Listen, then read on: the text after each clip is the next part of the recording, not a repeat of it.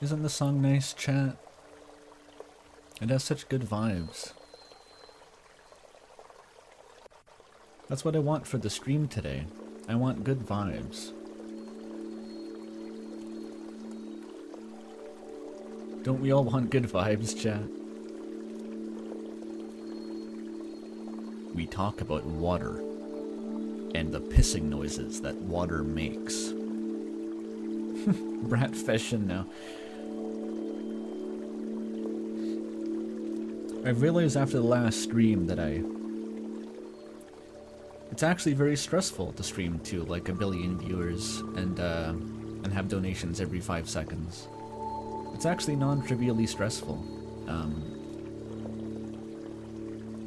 I'm hoping that it's going to be a bit less stressful to stream. Maybe it'll be the same.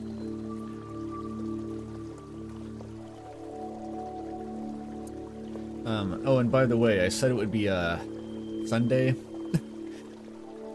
I was wrong. This happens often. I'm actually recording the new Delta cast on Sunday, which I had that mixed up in my head because I think Vivat Veritas was talking about availability, but she is like a day different because of Australian time zones, and so I just saw that message and I thought it was the wrong day. Oops. Yeah, exactly. It's Sunday in New Zealand, that's why. Who's getting me the Delta cast? I'm gonna be honest, I don't even know. I mean, like, it's listed, but there's so many of them that I don't remember. There's gonna be like 12 people, it's insane. It's gonna be a huge clusterfuck. I have no idea.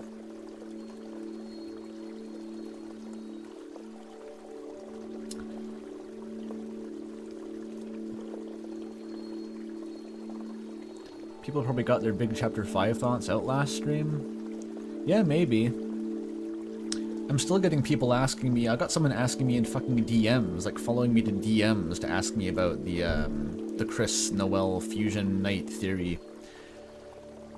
That's not going away. I did look at that just because it's astonishing how popular it is. Like, that video is sitting at 500,000 views from a channel with, like, a few thousand subscribers, I think. Wild. Truly wild.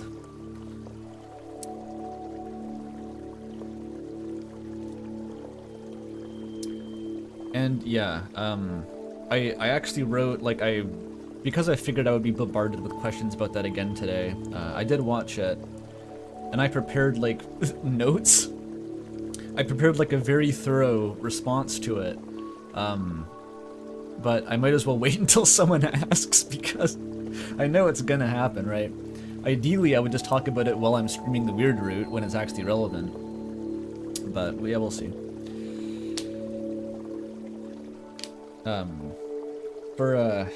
I guess a spoiler, I don't think it's a very good video at all. 20 bucks from Talisman, just to say, Mr. Cunningham, take my money and do your strongest. Thank you, thanks a lot. Not even a theory, just do my strongest. Oh yeah, the new courier fix, that's something I want to talk about. Leveraging the good vibes intro, yeah, let's just talk about fanfiction for a while. Courier New put out like 2 fanfics already since the chapter dropped, and I think the last stream I did, he already made 1. So I think I talked about it then, but there's a new one now, like a couple days ago. And it was called, like, I can't remember. It was in the Star series, right? There was Polaris, then there was Sirius, and now there's the other star. That's what the new one's called. And it was really good. It was really, really good. It had a bit of a twist. It had immediate, like, Ralsei gender discussion, which, like, topical to the new chapters, but I just didn't expect to see that necessarily in one of Courier's fix, so that was interesting. And a little bit of, like, Chris X Ralsei vibes by the end, which was, it always surprises me when you have, like, romantic undertones in Courier fix. Not to say that he never does it, it's just always, like, he always comes at it from a very oblique and interesting angle. So it always kind of catches me off guard, but yeah, very interesting. And oh shit, $50 from VidDog. Thank you so much. This one says, no better way to celebrate a quarter millennium of America than watching Deltarune lore. Is it? Oh yeah, it's the 4th of July. Oops. I meant to stream on the 5th of July. Could have avoided that, but no better way to celebrate the thing than watching Deltarune lore. As an American, I give you one free not answering questions about Crizel Fusion Night Pass on our special day. Well, thank you. That's not going to be enough. And okay, we got 20 bucks from Cooper Maxwell. Thank you for that. I just think that Theory got out super early, so that was able to dominate because it was really the only thing out with the hype of the chapter still fresh. And after that, it was able to keep momentum. Exactly, yeah. That was my gut reaction before I'd even watched it. I was like, okay, everyone's talking about this video. It sounds vibes-based, and it's like a day after the chapter came out. It was first to market, and it exploded. That's always dangerous. That's not even necessarily a good thing for the person who made the video, because now they are like the de facto like face of Deltarune theorization until like someone else makes a big video, and they're gonna get all of the flack for that as well as all of the praise. I don't even really envy the position they're in right now, but who's to say how they feel about it? Because that was, like, it was a 10-minute video that sounded like it was scripted in, like, 2 hours. It was, like, very just thrown together, and then it got 500,000 views in a week. That's weird. I did get some Jaru vibes from it. Like, it wasn't nearly as bad as Piles of Azrael's Dust. Like, that's a really, really high bar to clear. So it wasn't on that level, but it had the same kind of... It was just kind of T-posing through arguments based on, like, hyping itself up more so than actually trying to maintain coherence in how it was arguing. I should stop talking about it, because no one's actually asked. Again, Pirate Gaster's a thing now. Isn't that funny? I don't know why. People just keep... That's like the new Bergentruckung meme, I guess. Like the hitting death with a car meme. Is it now just Pirate Gaster? I don't know. Twitter moves in mysterious ways. I don't question it.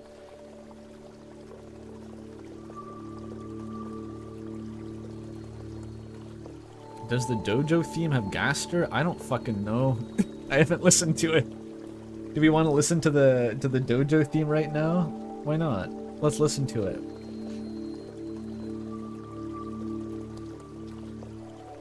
Which one even is it? Pirate Dojo. Ba da da da da da da da da da da da da. Da da da da da da da da da da da da da da da da da. It just sounds like pirate music. Maybe it's in there somewhere. I don't fucking know, dude. Oh, we got 20 bucks from Super Pizza. Thank you.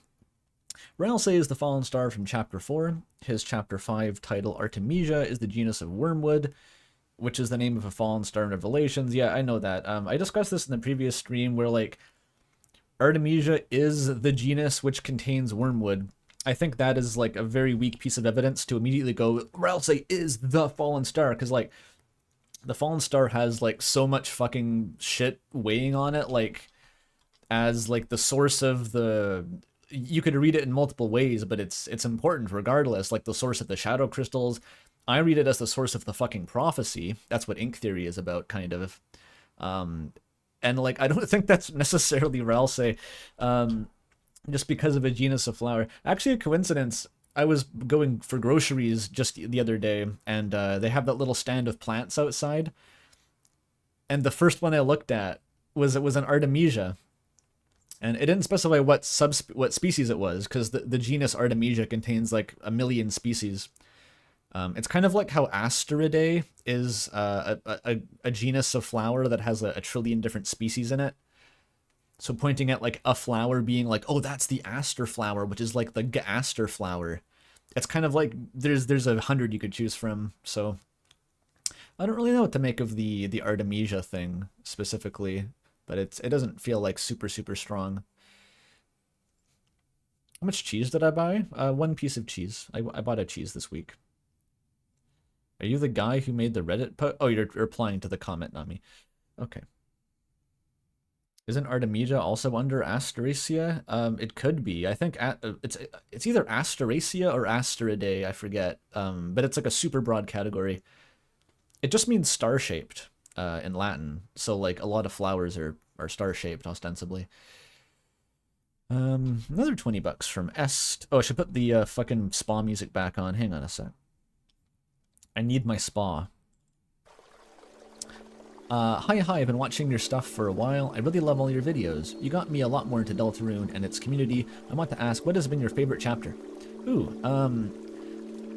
basically the order for ranking my preference to the chapters, up to chapter 4 had just been reverse release order. Like every chapter I liked better than the last, which is a very exciting, you know, turn of events, right? Every chapter was getting better. Chapter 5, I don't know. I talked about it enough, and like, I feel like trying to express any level of like mixed feelings toward a chapter, you get pigeonholed as like just hating it, and even trying to argue for like why you maybe felt a bit disappointed or a little bit thrown for a loop, you end up pigeonholing yourself as I hate it, because you have to keep reiterating the things you didn't like and ignoring the things that you do like. And I want to be very clear that I liked chapter 5 a lot. I didn't dislike the chapter at all. It was more so just I had such complex feelings after finishing it because of like how much wasn't there that I expected to be, that it kind of clouded out some of the things that I just legitimately did like about it. I don't think Chapter 5 is my favorite. I think maybe I would put Chapter 5 above Chapter 2. But Chapter 3 and 4 were like really, really special to me because of just how rich and otherworldly and mysterious they were. And how much they expanded the scope of what the game was about. I don't think it's going to be hard to match those, I think. Like, I like Chapter 3 a lot. And then Chapter 4 was like even more than that somehow.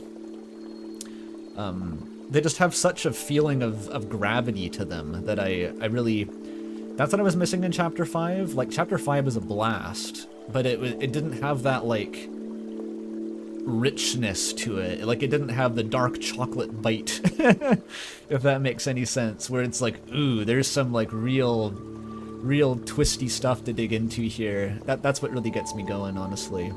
So, yeah, Chapter 5 couldn't live up to that, but it doesn't mean that Chapter 5 was bad.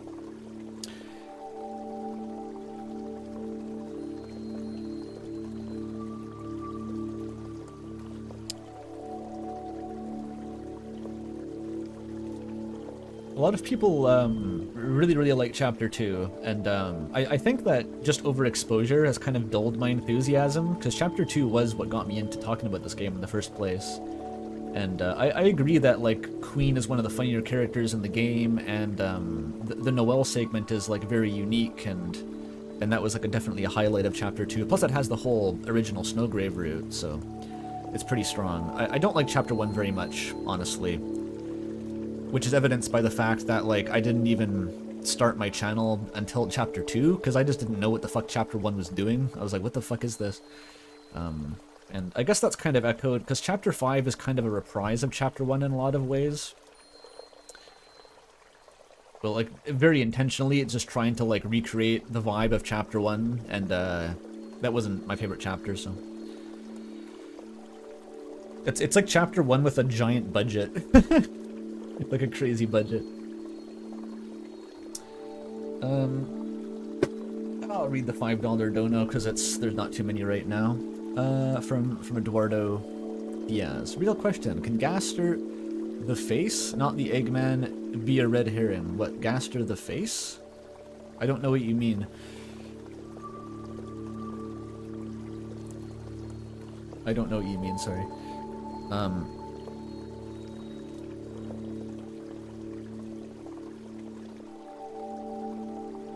I don't know, like, is Gaster a red herring? Fuck, I don't I don't know. How do I respond to that? Have I seen the new Spooky Dude vid? I never see the new Spooky Dude vids. It says there's a third route centered on the Twisted Sword. I mean, that's been an idea forever. People have been saying that the Twisted Route's going to be a thing since, like, I think, like, Chapter 2? Like, whenever the Twisted Sword was, like, in the game's files, people have been saying there's a third route that's based on the aborted Snowgrave, so that's not really new. I think it's actually pretty likely, it's just we're not going to see it until Chapter 6, because we kind of got talk blocked from talking to Sham again and actually giving them the fifth crystal.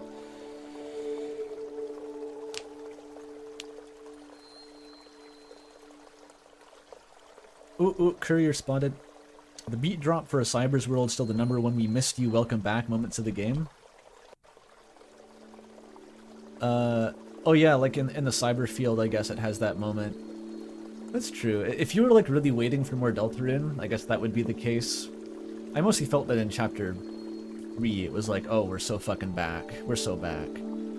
Because playing Chapter 2 was more of like, I was still like waiting to be convinced if Deltarune was like actually good or like anything to be hyped about.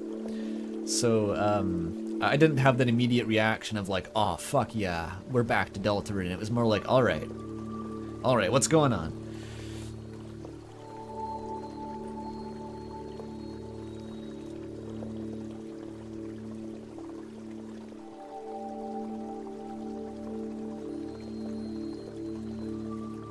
Is the night Chris's night? I don't know. I don't want to talk about night theories right now, honestly. They're exhausting.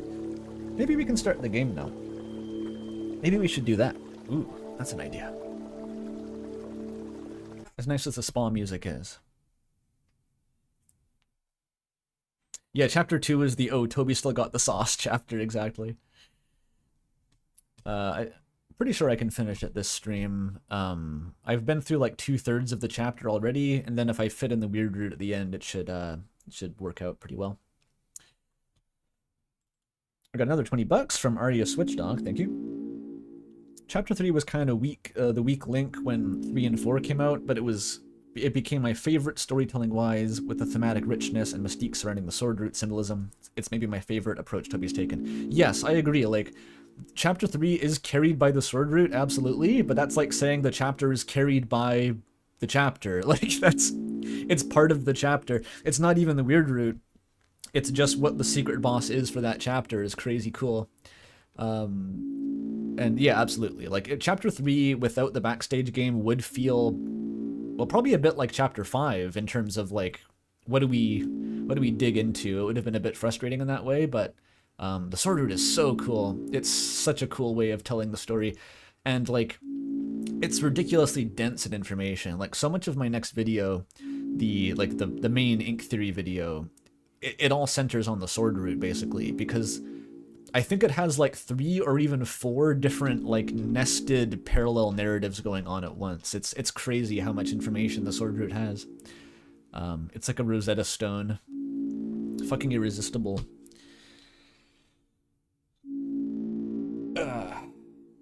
And that's even without getting into roots theory, which I don't really buy that the dungeon is like a map of Hometown, which honestly I only looked at that because it was part of the Crizel Knight video. It just references roots theory as like a lemma halfway through and then moves on, which was crazy. But so I finally looked at the map of the dungeon, and it's like, well, it's kind of the same, but like I don't know. It seems like you'd have to reach to really make the case that, like, yeah, this was intentionally made as a map of Hometown, because there's 2 roads leading north, and I don't know, there's just a lot that, like, you have to really expand your brain to find a relationship between the rooms. Oh, double donations. Ooh, we got 20 bucks from something in Japanese, I think, which I can't pronounce. Thank you, Japanese name. How do you feel about the theory that the knight may be opening dark fountains and the fun gang probably needs to stop them? So it took a second to sink in there that, okay, you were shit posting, that's good. I think it might be plausible. Yeah, I feel good about that one. I was just waiting to see where it was going. That's awesome. Okay, and another 20 bucks from Neil. Thank you, Neil. Hey, I've been following for a while and wanted to support. I've not gone out of my way to look on it much, so perhaps it's been discussed. But what do you think about Flowery's meta-knowledge about the Dark World and its layers? I think I think it's helpful that we know that. Like, I think basically we take that at face value, and the reason that Flowery has that is because he's in some weird state that isn't just a darkener or just a lightener. Like, he pretty much says that directly. It's like flowers are this weird in-between thing, and that lets us have special knowledge. So I think that's the best clue we've gotten so far as to what Ralsei is, but he also calls Ralsei the impossibility, which makes it seem like whatever exception Ralsei is to the dichotomy between darkeners and lighteners is like even weirder than being a flower. So I think that's basically it. For some reason, just like being in between dark and light gives you some sort of, yeah, penumbra knowledge, sure. All right. By the way, I've turned up my mic a bit. Last stream, I noticed my audio was like frustratingly slightly low last stream, which is not usually an issue. And I might actually turn down the game a tiny bit as well. Just to make sure. Let me just pull up the game though before I forget.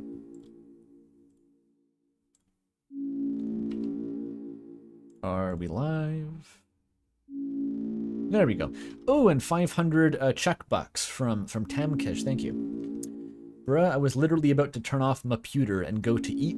Andrew, how dare you bully us criminals, Europeans, like this. The rest of this message is to fill out the allowed character limit. I have bought a super chat, so I'm going to use the entire super chat. This is just kind of what time I stream on weekends, I'm sorry. At least it's Saturday, so like, I don't know, if you want, you can stay up arbitrarily late and sleep in, but yeah, this is just when I stream. Pirate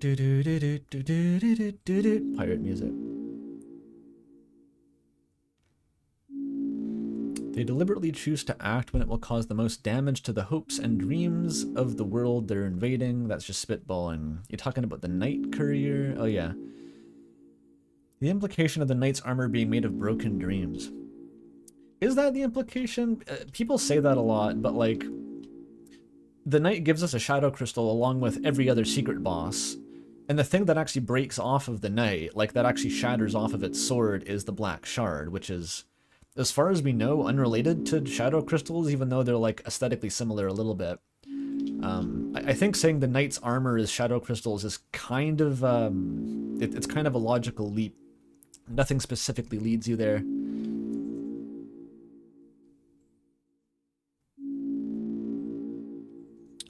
Yeah, or you could say the knight's tear was a shadow crystal and make the knight the fallen star. That's what I used to say. But every secret boss so far has just given you a shadow crystal one way or another, like fucking Jevil, just like, I guess it just teleports into your pocket or something. It's fine. We haven't learned what the black shard is, no. Although we know there was one next to the old fountain, like before the plot. How mysterious. And also, like, they just exist by the fountains, which, what does that even imply, Asgore? Like, are we saying they're breaking off of the night every time it makes a fountain? Is the night just leaving them like confetti? Is it shedding? Like, how... I feel like that's gonna bug me, like, until we know, like, logistically, how is the night leaving these shards behind? Because in chapter 3 you have to break it off with an axe. It doesn't just appear naturally. Why is it just leaving shards everywhere? That's weird. Asgore vague posting is gonna torment me. Yep, okay, let's start. Doody doody tweet up.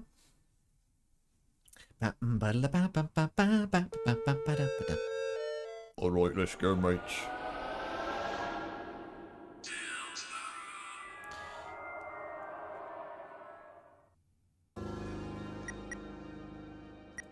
Slot 2, I think. Yeah.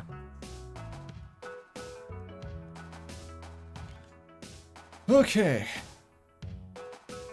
We're here.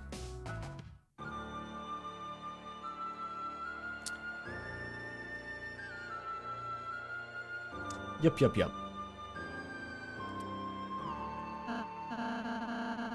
Alright, let me get some tea poured and I can work back into doing voices, I guess. Oh boy. I love any time I do a stream that gets, like, non-regular viewers, I just get people, like, complaining about the voices. It's very funny to me to, like, come to a stream where you've never watched before and be like, Hey, feedback. Can you stop doing voices for characters ever? I don't like them. It's like... okay. Thanks for the feedback, dude. Feedback. Very helpful. Oh, look, 10,000 clips. Excellent. From Manuel Manholo. Last stream I wrote a dumb theory I had before really investigating if it remotely holds up, and now I feel the need to say I don't believe it anymore. Here's 10,000 Chilean pesos. I like your content. Thank you. I forget which one that was, actually. There was a fucking lot of donations. I think I even missed some, like, $20 donations last stream. That's how many there were. It felt like a... kind of like a nightmare at points, I'm gonna be real. Just even trying to keep up. It was so much. Turn off Andrews in the thingy. Well, I suppose this is blocking the way. Perhaps if you reach the scissors on the side, we could... Oh, that's gonna take a while to come back to me, jeez.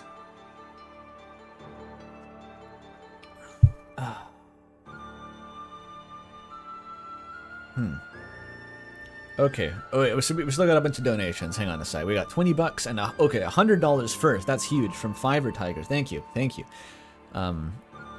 Thanks for all the great content over the years. Looking forward to the stream. The whole fake stats thing and the knight cutting the damage numbers has been driving me crazy. It's super cool, yeah. I think like physically cutting the numbers is just like it's like a physically intuitive way of showing that the stats don't matter to the knight. But the fact that the knight can ignore them, and also what does it even mean to have fake stats as opposed to real stats? That implies like you can get stats in a way that is more meaningful than just like editing them in with meta knowledge. It's very intriguing. And the knight just ignores that, which suggests the knight has like more meta knowledge. I don't know. Do we have meta knowledge power scaling? And 20 bucks also from VidDog. Other than every even broken I am more than glass, are there any lyrics in Flower Man that you think add interestingly to the symbolic language of Deltarune and Ink Theory? That's the main one for sure. I mean, just the symbolism of being trapped in a glass jar for Flowery literally being like fated to be a flower and to die if he tries to move outside of that role, because like flowers inevitably die if they're in a dark world. So I don't know, it's just very neat and very elegant. He's literally encased in glass because he's literally trapped by his fate. His arc is trying to rebel against that fate, even though it inevitably leads to his own death. Like, his vessel shatters. He is broken, but he at least broke through the role that he was assigned by dying trying to stop it, if that makes any sense. So, I think that kind of is it. Nothing else really comes to mind. But it's a banger line.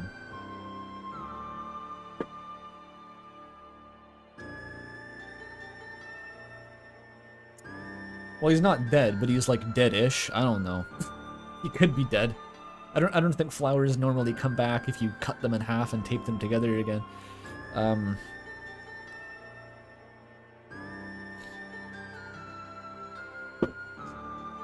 Okay, Ralsei. I'm a ba. It's kind of tense at the moment. Perhaps if you reach the scissors on each side, we could, get rid of it.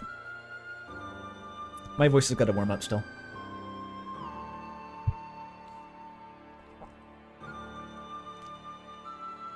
Grafting is a thing? Yeah, but for trees. I don't know enough about botany to say for sure, but... I don't know if it would work with a flower.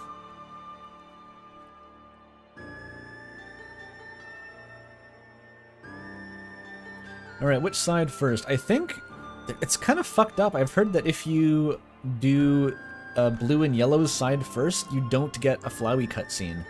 Which sounds like a glitch to me, honestly. Like, after the Asgore moment, when Flowey teleports down, like, it just doesn't happen if you do the side first. So let's just go this way. I always go right first anyway. You can take a break with Aqua. Wow. Oh, it's a different scene instead.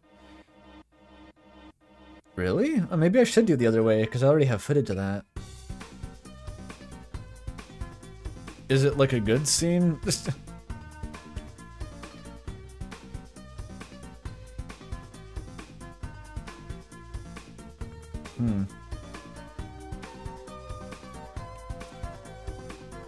Get the footage streamer.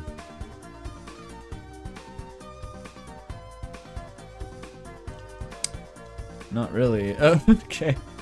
I'm tempted just to go right first. That's what feels most natural.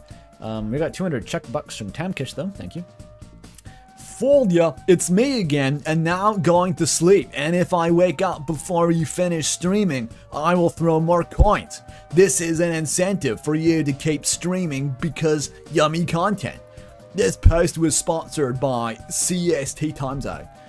Awesome. Yeah, I'll be streaming for like 10 hours at least, I think. It'll be fine. And then 50 sacks, or no, 500 from Birch Official. Shadow crystals are lost dreams, as explained by Sham. I think makes a lot of sense for why Spamton, being denied his dream, and Mew Mew, growing contempt with their existence, have them. IMO, it becomes tricky to explain the rest. I think they're all tricky to explain except for like Spamton's. And I've said this, and people still disagree, but like, the thing is like the game's still too loud. I'm gonna turn it a little bit down. Sorry, it's just hard to think if it's a bit loud. Just a little bit.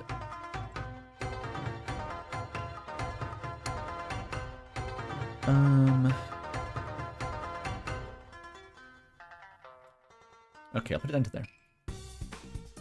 But yeah, the thing is, like, you can come up with retroactive explanations for the crystals being lost dreams. In any case, you can always do it. It's just a question of, like, how reachy you have to be. And it was the same way before we knew what shadow crystals were. Like, back before we had that line of dialogue from Sham that said broken dreams, people thought they were all sorts of things, and whatever it was, they always found a narrative that justified what their take was.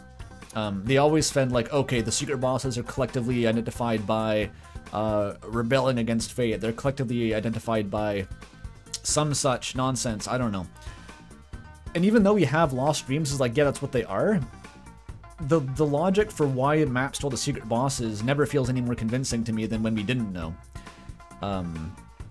Like, the lost dreams of Jevil, like, what, Sham's lost dreams? I got a comment saying, like, I solved it. It's the lost dreams of the school children who used to use the classroom. And I was like, what the fuck does that have to do with Jevil? And, like, Spamton is clear. We have the lost dreams of Mettaton. The robot works great. Gerson, it would have to be Alavin's lost dreams. It would have to be Gerson's. He didn't finish the book. Is that, like, how broken up is Gerson about that? He doesn't seem like the kind of guy who really has regrets, you know, other than the fact that Alavin didn't, like, continue his series maybe. But I don't know. It's just like, how watered down do we have to make the concept of, like, a broken dream to map it all onto these guys? Because that feels like kind of a major life event, to have something that is considered a broken dream that is powerful enough to, like, manifest as, like, a crystal out of pure, like, hopelessness. That's kind of wild, right? And then to say that, oh, that was because Mew Mew was, like, briefly during her boss fight disappointed by the fact that her body was rebelling against her or something, but, like, immediately afterward it's resolved. And, like, yeah, that was her broken dream. That was her canon event that created a shadow crystal to mark that moment. It's just like, meh. It doesn't vibe to me at all. And then, like, the knights too. Where does the fucking knights come from? I don't know. I still just prefer to think of them as, like, the specifics don't really matter with shadow crystals. And I know that's dismissive, but I had a comment from my previous stream that was, like, calling me out, saying, like, I don't like how you're so dismissive of these ideas. I think that you can actually apply some very good logic to the shadow crystals, and then wrote out a whole bunch of bullshit that didn't make any sense to me. And it's like, well, yeah, like, it's okay to dismiss the thoughts if you don't think they're going to be productive. Like, if you've gone through the logic and you've thought about it, and it's like, I don't think this leads anywhere, then simply dismiss the thought, because I just don't think it helps. I think it's within my rights to say that. That's all. And I'm, yeah. Blah, blah, blah.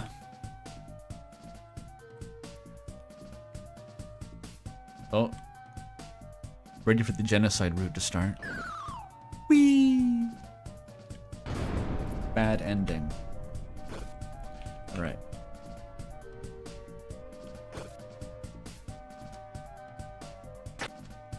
Oh, he's fast on my ass. Look, I'm a Dead by Daylight pro. You can do this all day. Oh, interesting. I can't push it because it's in the way. Someone had to program that.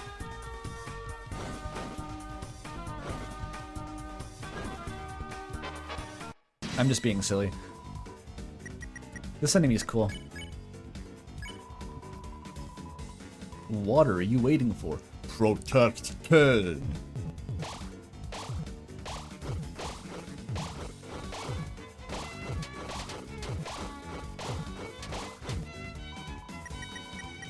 I think the trick is to focus on dodging for like the first round.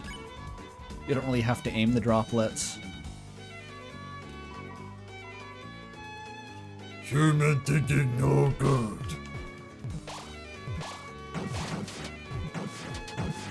These bullets going kinda crazy. Kind of to dig bedrock. Minecraft reference. This is the rating we come to you for, Toby. Only Toby Fox can reference Minecraft. And Roblox. And Among Us. Come on. There we go. Solid, solid.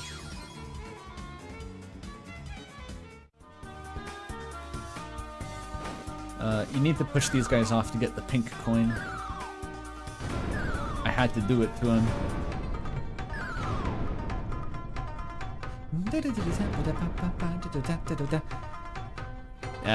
This story, you think he'll like it? They're here, Aqua, stop them. Trying to remember all the voices I was doing. Oh, I see 20 bucks there, hang on. I'm a Twisted Sword truther. Why is Chris okay with Chapter 2 Weird Root, but only gets aggressive when you embed the Thorn Ring in Noelle? Why does Chris have the Thorn Ring in the first place? We have to make Chris strong. What does this have to do with the Twisted Sword? I don't know. I think you're coming at me with like a whole bunch of like prior knowledge about what the fuck the usual argument for any of this is, and I simply don't know. So it's like I don't know what you're arguing for or against, probably. Why is Chris okay with the Weird Root in Chapter 2? Unclear. We know that Chris can't take the soul out in the Dark Worlds. I don't know if they're okay with it. We've just seen a greater level of willingness to resist the soul from Chris across time, but yeah, I don't know how to respond to that. I don't know what that has to do with the Twisted Sword either. Like, I think the Twisted Sword, it exists for a reason, and that reason is probably something to do with Aborted Snow Grave, and that's true kind of regardless. I don't think that's like really a controversial idea. Darn it, they use the doors. I'm always using them doors. Ooh, do you think you can dodge this?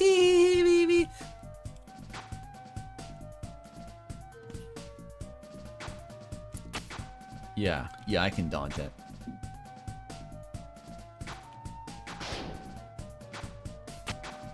Every one of those you cut down should give you like one letter of lore. One character. And then they're all scrambled, and it's like cryptographically impossible to decipher what it means, but it actually encodes the ending of the game. Ooh, you think Asgore likes my knives? Ooh, he likes fast spinning knives, okay. You just make it harder for no reason, yeah.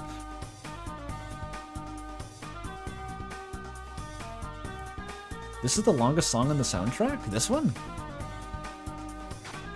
I don't recall that being the case. See more money. Hang on a sec. I got knives first. How did I dodge that one? Holy shit. 20 bucks. Sorry for another question about shadow crystals, but how did you see the one this chapter with Noelle smiling at Chris with arms full of flowers? Was that one? I thought I'd checked all the shadow crystal dialogue. I don't remember one about Noelle smiling with flowers. When do you even get that?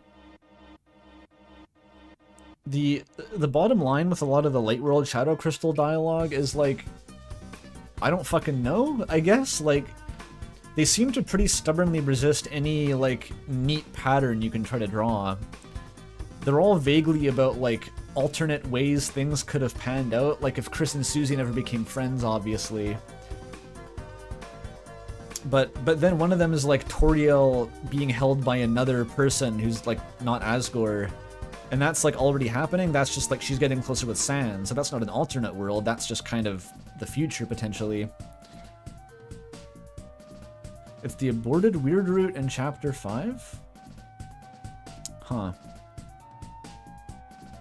And Noelle smiling with arms full of flowers. I just don't know. I just simply don't know what any of those mean. They seem so disconnected. It's just maddeningly vague. It's Toriel holding someone else.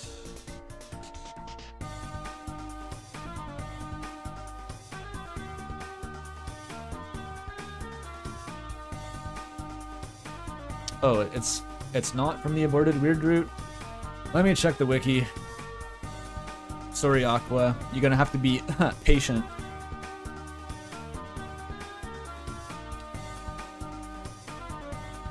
At least we have the wiki and the dialogue dumper all up to date now.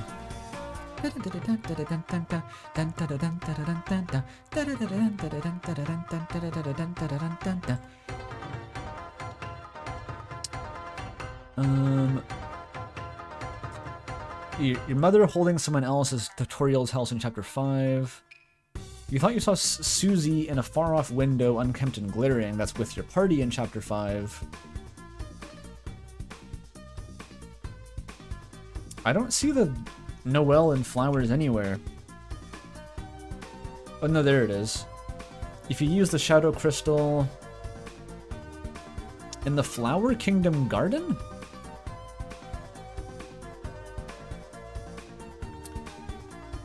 Everyone else disappeared and you saw Noelle smiling at you with arms full of flowers. That's in the Dark World. What the fuck? That's like in the Dark World that usually just shows you the Light World. So that's even breaking that pattern? What? That's fucked up. Okay, sorry, I was tabbed out. Have I missed any donations? I think I did. 20 bucks from Dr. Coteau. Favorite post-bop composer? I'm a fan of Joe Henderson, but I also love John Coltrane's ballads. I don't know anything about jazz, I'm sorry. I only know Dizzy Gillespie and like Miles Davis, but the Miles Davis doesn't do bebop. I don't know shit about jazz. I can't even pretend to know shit about jazz, sorry. And we got 20 euros from Gorgoylord. Thank you. Hi Andrew, glad you picked up the trans Ralsei hints, but the community's dismissal makes me want to go on a there's no god rant, ending with the concept of character analysis growing limbs and chasing Deltarune fans. Huh, that sounds passionate. Well, yeah, as of chapter 5, what I said, like, the subtext is now just text. I wasn't really willing to engage with the subtext per se, because it just seemed like I'm not really obviously equipped to like intuitively understand trans allegories. I'm not transgender, and I was happy to like leave that to people's, you know, headcanons previously. Chapter 5 just has a lot of very blatant textual evidence that you can dig into. It's like, well, if it's there, I'm not going to ignore it. So yeah, I think anyone who's still ignoring it after chapter 5 is, they can now reasonably be argued with, is the difference. Whereas before, you would sort of have to come to them hat in hand and hope that they bought into your vision, whereas now it's like you can just point to, you know, your spreadsheet. It's much more of a supported theory. Personally, I'm gonna wait until we hear from like Ralsei himself about like his gender identity before, like, you know, modifying how I use his pronouns and stuff. But I think the game could very easily be heading in that direction now.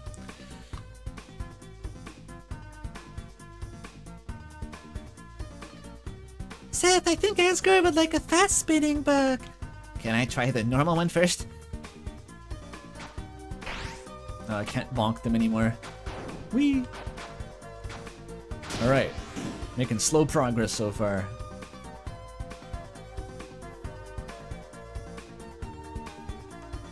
Alright, alright.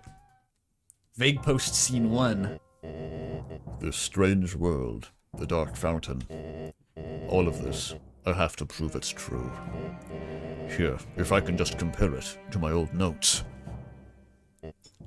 Huh? I can't read them. The words are mixed up. Damn it! Hey, boys. Hey, Fruity Juice. You've been working too much to play. I find it very... I don't know how I feel about these scenes. It feels a little bit clumsy to me that the way we have to get this information is just Asgore fucking monologuing to himself. And even then we don't actually learn anything. Like, part of me wants to think, like, if it was already going to be so vague and so implicit, why not just have these scenes be, like, even less verbose? Like, we just see Asgore hunched over his notes, but he doesn't even talk to himself, because he doesn't tell us anything anyway. I don't know. I'm not the biggest fans of these scenes. Hey, Fruit Juice. You've been working too much to play. Flowers blooms in your heart. Knock those socks off after a hard day. Diner. And enjoy some of your ideal world in Diner 2. Flowery, can't you see I'm busy here? If I can just prove this, I'll finally... Mysterious wind. Whoa, mysterious wind. What the... No way, it's your children. Hey, forget about your family's trouble. Smile again. Friendship's just a smile away. Asgore, sir, we're sorry to interrupt you. Don't be sorry. Show your gory your story. Canadian flowery confirm. Sorry. Oh, and $20 from Yozora, thank you. Always bet on flowery Ralsei. Oh, no, Flowey Ralsei. Okay.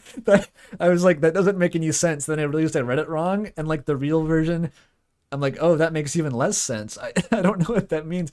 Isn't a Flowey Ralsei just piles of Azrael's dust? Isn't what that was about, basically? Oh dear, oh dear. Truth grave. Hey, don't be sorry. Show your gory your story. Right, Asgore, sir. I have a book I want to read you. And I have a tooth I want to smile you. One tooth, she grew one. My king.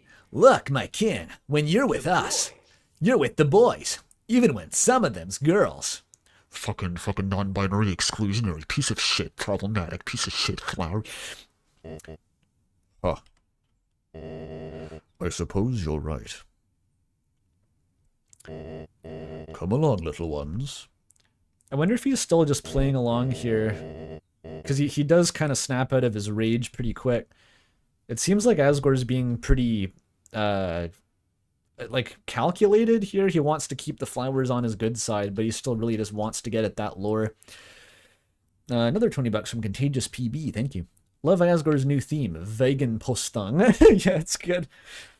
It is nice to hear, you know, a little bit of Bergen trucking again. I like that. It's just like that one quote. We don't need much more. I was discussing with some people whether there's quotes of Asgore's Undertale music in the rest of this chapter, and like a little bit maybe in Flower Castle Foyer. I hear like a little bit, but I don't think it's in the main Flower Castle theme. I think that's mostly just unique. But we have the big obvious quote in like the Flower King theme anyway.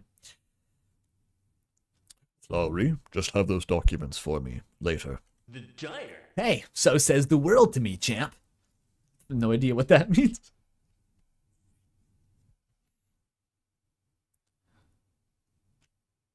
Oh, lore. Oh, my lord.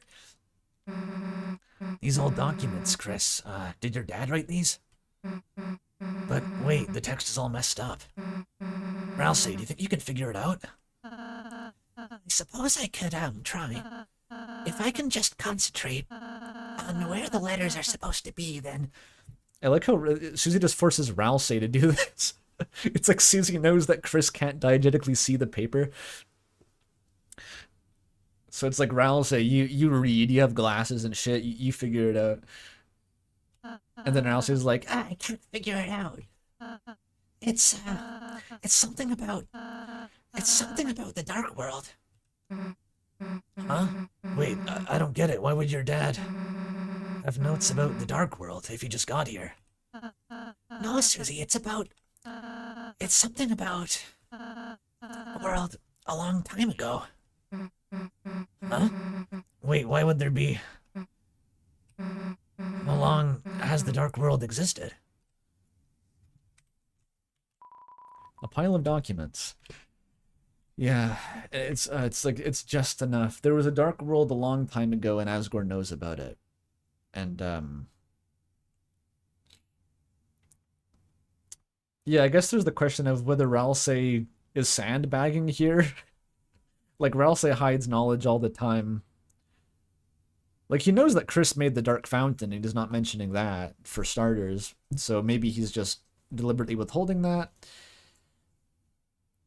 Unfortunate regardless. Because this, like, it just barely gives us a little bit of new information, where, like, we just know Asgore is aware of the Dark Fountains and when existed. That probably coincides with Dessa's disappearance. There's definitely a dark world. That's something, I guess.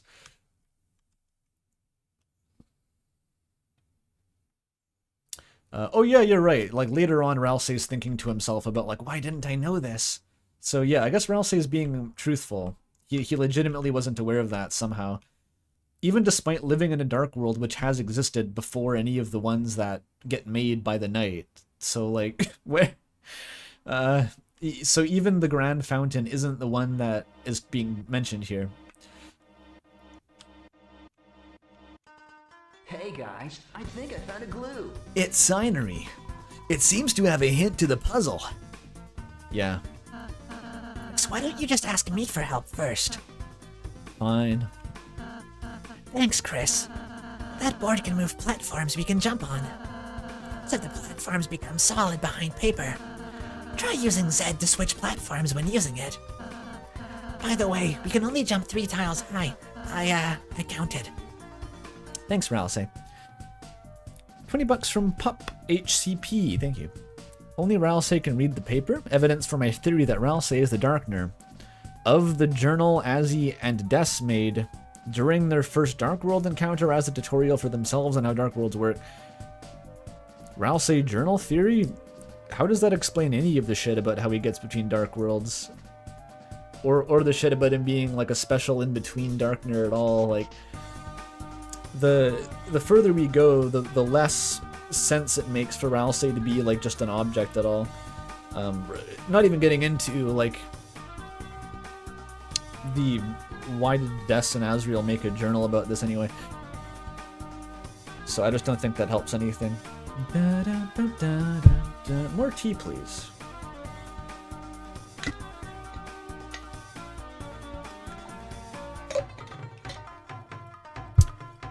Another $20 from Irving the Fourth. Ooh, goody. The Asgore scenes hold the purpose threefold. First, to show that Asgore is aware and drip feed us info. Second is to showcase the flower's desire to be Lancers for Asgore. Do you mean Lancers in the literary sense, or be like Lancer? Aren't Lancers like a narrative rival that is like a foil to the protagonist? I don't know exactly what you mean by foils to Asgore. And the third is the family's fighting again. Well, yeah. They, like, those scenes definitely show the relationship. It's like the flowers and Asgore parallel exactly what Asgore did to his own family. Like, the fact that people are trying to give him, or trying to be there for him, or like be in his life, but he's pushing them away because of his self-hatred, and he doesn't recognize that other people don't blame him and just want to, you know, things to go back to normal. Like, that's there. Yeah, that's obviously there. The Blorbo development is strong. Neglecting my simulacrums. Yeah, that's what he does. That's his vibe for sure. 1000% neglecting his simulacra. I think this is how you do it. 20 bucks from Tuberculosis to ask, do you have any thoughts or conclusions from a sometimes out of place use of Ralsei's face sprites? I don't even know what you mean. Why would a face sprite be out of place? I'm falling. I'm falling!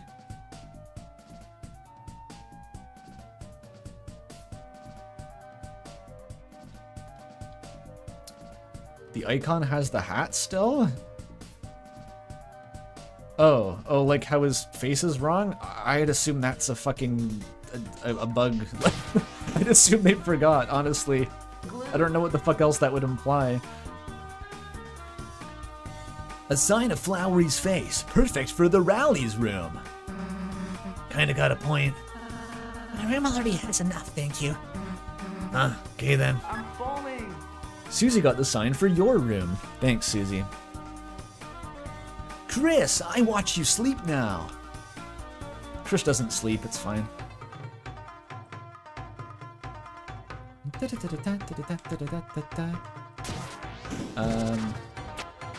Oh, I did it already. It's fine. I gotta try to keep some focus on actually making progress in between answering questions. Chris sleeps in the nice cozy bunker. How the fuck does Orange speak? Hey, I can't do the Toad voice that Joel does. Toad works really well, but I can't do it. What about, the opposite? Hey, does this work at all? I'm not sure it works. It's too calm. It's too calm. Maybe I can do a high-pitched version of exit. Yeah. Hey. Ralsei, did you, hear something just now? Maybe it came from over there. Hey, I'm yapping here. I'm Orange, this world's strongest and bestest human. A human tough enough to protect Asgore from his tears. A human that will always be by his side. Not like you three shrimps. All three of you are pathetic excuses for humans. You look more like a wrinkled blueberry, a wrinkled grapeberry. And the third guy needs to wear a hat. Sounded kind of like someone was talking behind a paper wall. But maybe it was nothing. Nothing? What do you mean nothing? You a heartless chibi boy. If your brain's not big enough for words, listen to my fist. Wait, it's an attack. I love that. Speaking of orange, there's an orange donation from a Heron Hero. What the hell is Asgore's actual endgame? If he wants to prove the Dark Worlds exist, why not exit Flower King like we see he can do already and show everyone what's happening in his store? None of this makes sense. I think Asgore knows that the Dark Fountain is like the key to solving whatever happened, but he just doesn't know how. I think it's less about proving that it exists and more about like imagine if we were trying to solve this game without knowing that dark fountains were a thing, and then we like suddenly in chapter 5 they were revealed to us and be like, okay, we need to figure out how these things work and why. We have to learn about these so that I can solve the mystery. I think it's reasonable that he would just want to go in for as much reconnaissance as possible before showing them off. Oh yeah, and also like capture the fucking knight and kill them and drag their body around from like the back of a horse through the streets, because that's a normal thing to want and do. Defeated Orange's bullet pattern. Was it supposed to be that easy? It wasn't easy. You just did it wrong. That's crazy. It's not easy. You're just too bad to realize that it's hard.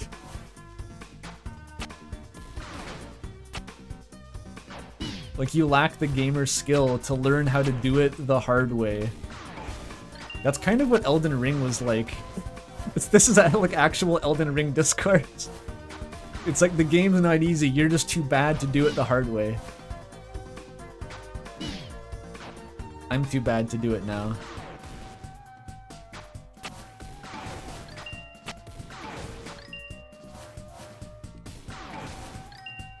These $3 per deflection is really padding my savings account.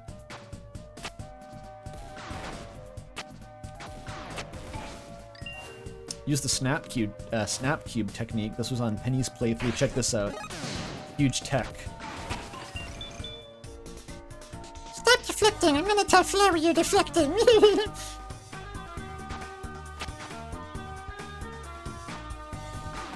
Is there more shit up here? No, there's not. I missed the secret on the right. Over here? Oh, I see it. I'm not sure I found this, actually. I probably didn't. We'll use the tech. Shit. Wrong tech. I'll do it without the tech. Ah! There we go. Oh, it's the choo-choo train! Yeah, I saw this on someone's playthrough. I love the choo-choo. The tech is just freezing the gloves. There we go. All aboard, choo-choo Charles! Hey, so lame. Everyone on the lame train. Hey, this rules. It doesn't. I choose you, Susie. This is a Japanese idiom I get. Thanks, man. I've never been choo-choo choose before. Chris, you're also choo-choo chosen. Flirting. Tell him what's up with them. It's probably about flowers.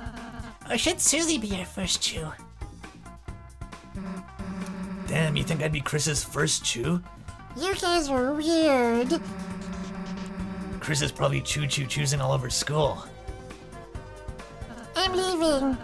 All right, of course. What the fuck? Yeah, it's a sound that mice make. It's like the Bombuchu in Zelda. Also, 25 bucks from Witchbird. Lovely. Wait, not yet. Was somebody saying something? Huh? I didn't hear anything.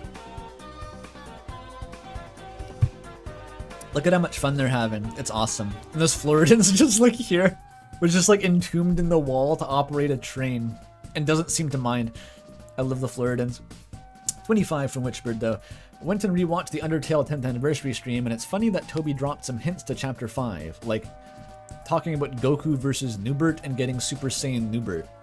That's if anything was going to get carried over from Chapter or the 10th anniversary stream, I'm glad it was the Super Saiyan Newbert. You think if you ride this train for a long time, you win? Probably.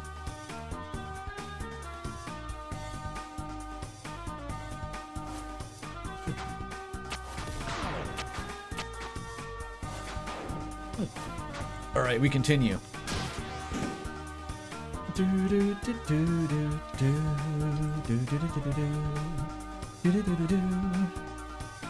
know, I'd be stronger if I wasn't hungry. It's true though. It's conspicuously off the table. You reach out to put it back on the table, and I like this because it's like it weirdly gives us completely irrelevant lore about the save points. It's like they're fixed in space, and if you try to move them, you just activate the menu. I don't know. It's irrelevant. It's just kind of funny. Why was Chris compulsively trying to put it back on the table? Like that was their first thought? Alright.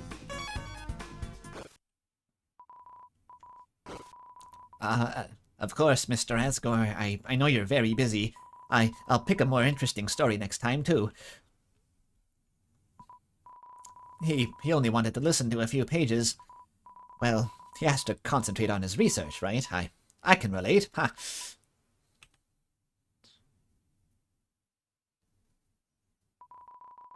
What the book are you guys doing here? Adventure things? Didn't Orange stop you? Who's Orange? Orange? Are you hiding behind the walls again? No. You are. Yeah, because you're gonna make fun of me. That's it. Orange might have been nothing, but there's another flower. with unbelievable powers. Try and survive this. Yeah, it's green. Oh, it's you. We never got your name. Green. Well, it's nice to meet you. Yeah, cool to finally meet up for real. She says like she's meeting an online friend in person. You've always been behind the counter. It's like we're not really even existing in the same world. Which I guess that's kind of how Undertale works. The behind the shop counter is like a parallel dimension or some shit. Hey, you're with Flowery, right? Then, wait, aren't you gonna... Oh shit.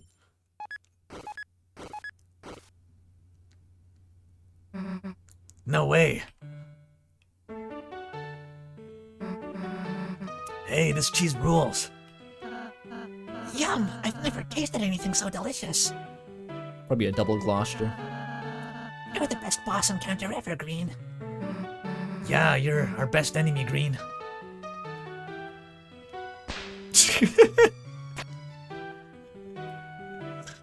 I love these interactions. Thank you so much, that was lovely. Yeah, thanks. Bye, Green. Chris is lactose intolerant. Why do I have to do everything myself? And did you really have to give them a shortcut back to the cafe?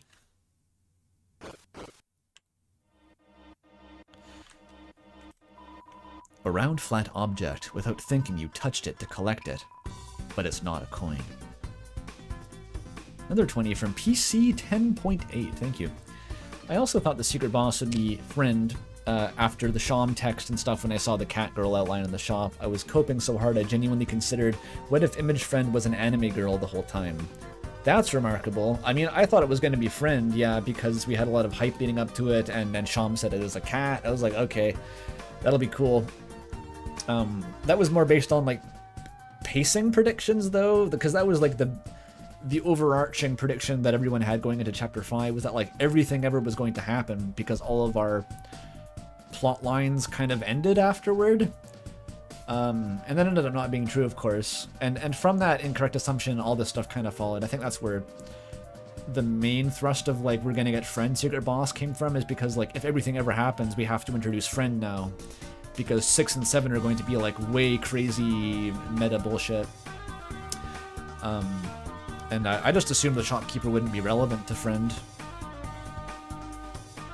But yeah, I talked about my shopkeeper misconceptions in the last stream already and got laughed at by people who said it was obviously Mew Mew the whole time. I don't think it was obvious. There's a lot of people who didn't realize it was Mew Mew just because, like, if it's not already on your mind going in, I don't think it is obvious. If you're already thinking Mew Mew, then, like, yeah, you'll put the dots together, but there's a big difference between, like, something making sense if it was you're already considering it and something actually jumping out at you. Because there is a lot of ambiguity. Like, the outline of that boss simply doesn't look like Mew Mew anyway, which is weird, but yeah, there's no point getting back into it.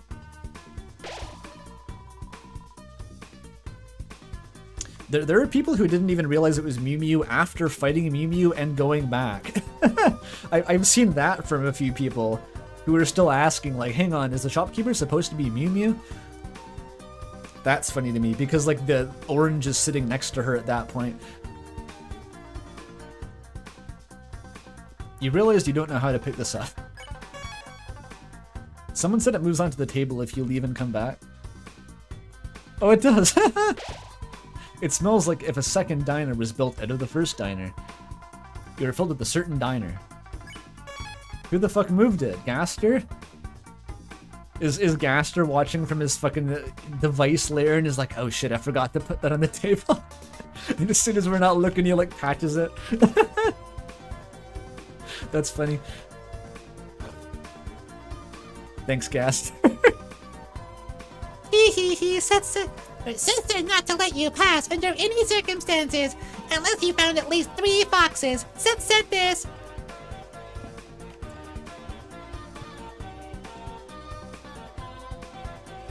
Ha. Fucking hard read.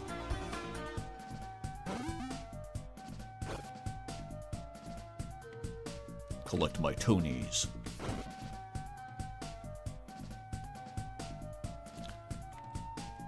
So if you push every one of these off, there's a funny interaction. I kind of want to get it. I can't, because Ralsei makes the face and it's silly, you know? It's worth it for the Ralsei. It does take about an hour, though. Oh no! You never fight two of these guys at once, even though there's two on the map. I guess that's good. They kind of work as mini-bosses, though. Their bullets are pretty overwhelming. Little dirt never hurt. I like these enemies' designs. They remind me of like the Elden Ring tree sentinels, kind of, with like the tree mohawks. Terracotta offers a battle prayer to the Great Pumpkin. I'm amazed that that's not copyright infringement. Awesome. Not that I care, but I mean, Toby Fox has a legal team, I assume. Human digging, oh good.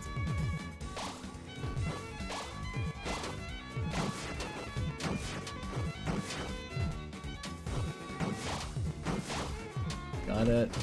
That's good. Alright. Oh, I didn't impact. Fuck. We'll get him next time. Toby Fox's 7 human lawyers. All of whom work for Materia Collective. Gold hair, give water, friend. It's kind of Jackenstein's speech. While simultaneously not being Jackenstein. There we go. Easy and free.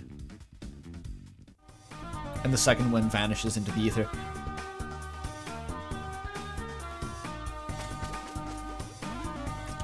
Great victory. Which one was the fox over here? There we go. I've never checked if that one has like a different sprite or anything.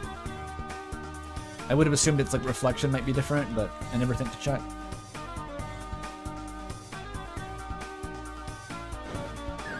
It does? Oopsie, I've never noticed.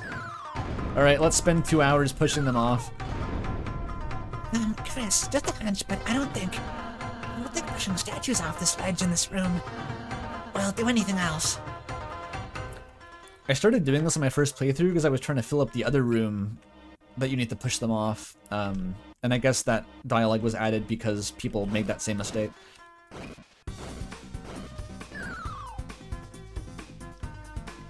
There's unique dialogue if you push all of them before the correct one. How would anyone have gotten that?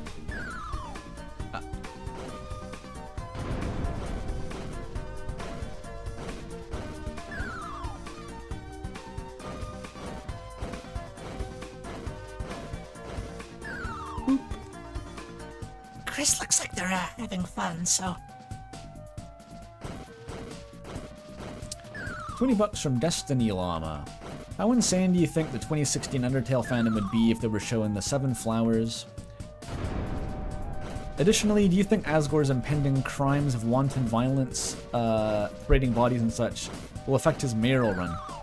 I think, honestly, the populace is very receptive to that. As we saw in the Opium War. But about showing the 7 flowers to Undertale 2016... I don't know, because that was just the meta back then. The weird thing about Chapter 5 that everyone says is, like, it feels the most like fucking fan content of any Deltarune chapter. And that's just, yeah, everyone is just doing that back then. So I don't know, I feel like it might have just been just not noticed because... How do I describe this? Like, it was already the meta. It was already just the thing that everyone did. They wrote fanfics about the 7 humans. So the fact that it would just be like the canonical version of that from Toby Fox, like it would have been big for people. I don't know. I don't know how to answer that. I never really cared about the 7 humans even back during Undertale's heyday. There's the one, you know, day-to-day courier fic that I liked, obviously. But I never liked soul color theory even back then. I thought it was like overused. I tended to chide people for like relying too much on soul color theory to explain things. Because like if we remind ourselves, all of the soul color trait theory literally came from the ball mini game in Snowden. It was that random. It was like you kick a ball into a hole and then a flag comes up and it's like, here's your horoscope. And then like all of Glitch Tale came from that. It was weird. Undertale was wild. But some people just latched onto it as like the most important way to understand Undertale lore, and I was like, this isn't relevant. Like, this doesn't actually affect anything. Oh, there's the mandatory Firefox crash. Let me reload and go back to live chat. Yeah, we're so back.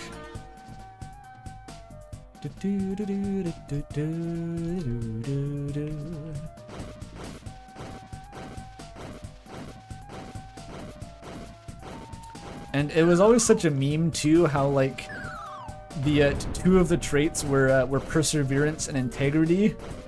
And it's like one perseverance is just like determination, but the discount version. I always found that so funny. Although, like, to be fair, there was no color that was confirmed to be determination. That was kind of a misconception, but just the fact that it's like, it just means the same thing as determination, but it's just like a shitty synonym was really funny to me. And then integrity is like, what the fuck is, what even is that, dude? I know it's a thing. It's a real trait that you can have, but just compared to the other ones, it was like so weird and niche. And everyone always struggled to portray it. Even in chapter 5 we're playing right now, like blue being the integrity one is like the most tenuous connection. Cause like how do you show integrity? It's like such an ephemeral concept.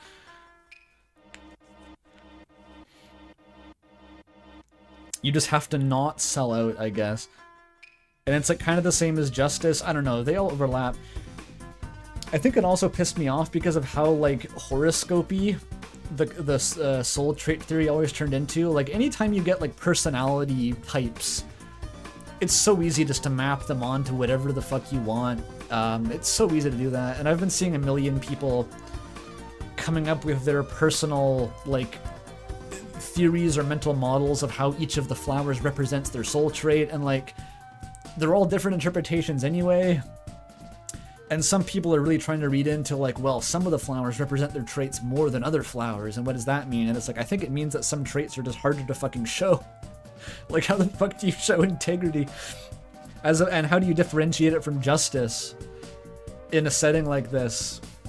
I just find it all so obviously not appealing to look into personally. Because it just turns into personality psych and or astrology, which we already know is like, you can just make anything fit if you use creative enough wording. They're kind of the opposite of their traits, unless they're not, unless they are, unless they're kind of halfway in between. Shrug, huge shrug. Okay. Great job, Chris. You did it. Did you have fun? Yeah. Yeah. Yeah. This is the best face sprite in the game. All of that was just so we could see this.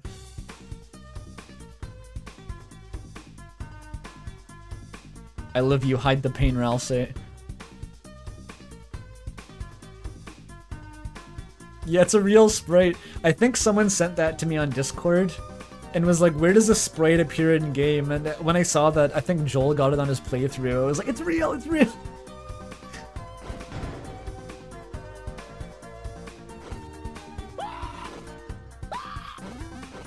I love that that gag is, it's not only called back to, but it's like iterated on. It gets an upgrade. Oh. All my hard work.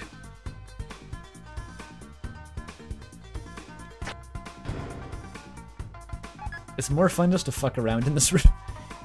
This is embarrassing for both of us, you know. Now hurry up and put me down. Or at least carry me in a more reverent fashion.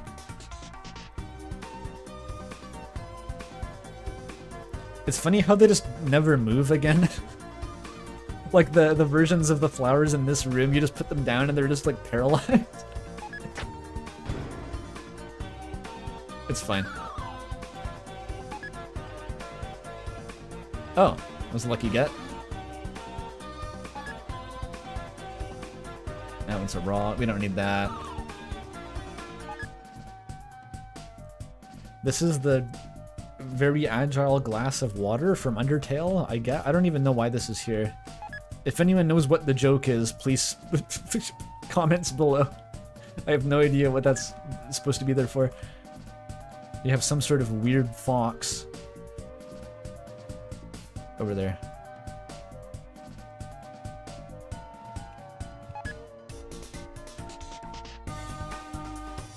It's more water cooler shit. Oh, it's the water symbolism.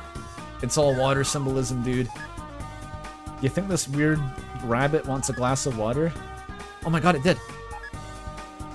It did, holy shit, it absorbed the water. We need to experiment. Can you kill Aqua permanently by feeding her to the dog? Wee-hee-hee, am I a puzzle? Did you figure me out? Sad, look, they saw me. I melted, ha ha ha. Okay, Toby doesn't eat the flowers, that's fine. I missed a donation, hang on. Another one for tuberculosis. Of deep pockets. Hey, I can't link the reference in my previous donation, but when Ralsei has the same sprite, which feels out of place, fighting a gold bullet pattern. A gold bullet? I have no idea. Can I DM you? Yeah, sure, DM me on Discord. Because I have no idea what you mean otherwise. Let me just reopen Discord real quick.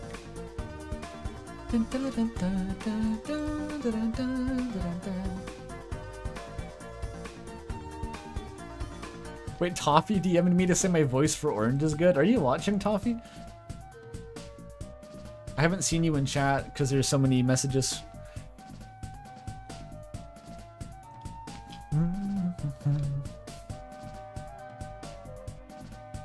I'm not saying I have DMs open. I'm saying that that one person can send me that one screenshot because it's necessary. I'm gonna close Discord after this. Oh, hi, Toffee. Hi. Oh my god. I made Toffee read one of the new Courier fics by saying it had Kralsei in it. That was what it took. I was like, hey, this one has like, you know, Chris and Ralsei vibes, wink wink. And they actually read it. Huge win. Hey, Switch my small fluffy fucking tail. Thanks, Toffee.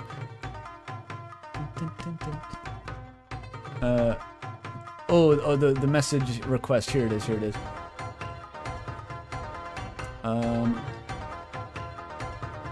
What the fuck is it? It's a whole video? This is like a weird Easter egg. Okay, let me look at this, Jesus. It's only 40 seconds long.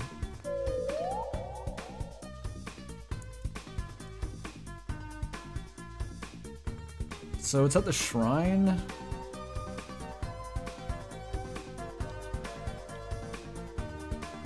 And oh yeah, the weird gold, like, money ghost that appears. I forgot about that guy. Is it if you max it out?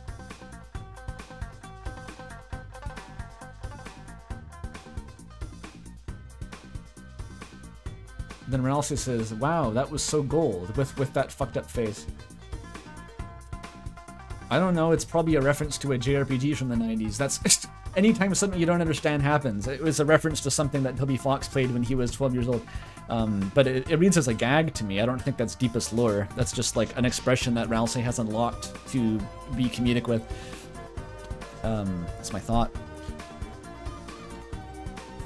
I guess I'll backtrack and try to get that interaction myself. It's an untranslatable Japanese idiom, as always. You guy! Crush the fox with a rock, I must. Maximum pain he must endure. It's my shitty Yoda. God, that's so bad. 999 damage. Swoon. Where were you when the fox was kill? Oh, I can't throw him off this way.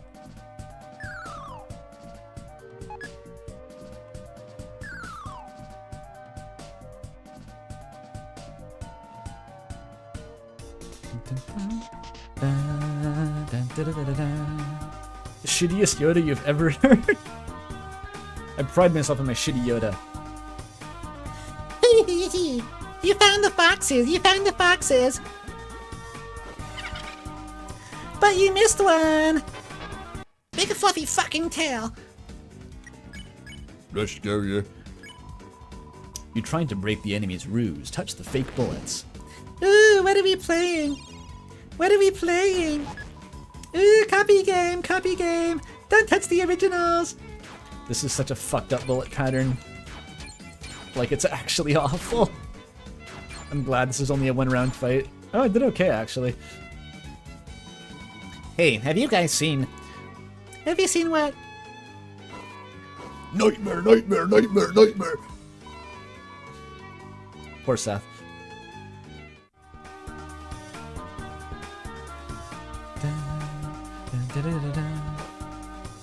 Their tails make them look like nudibranchs. They do kind of look like nudibranchs, a little bit. For a treat, they can look like nudibranchs.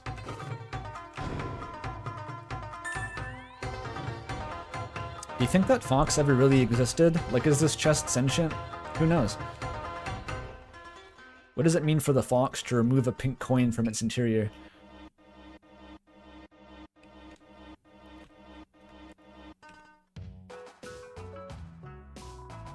You can now take a break with green.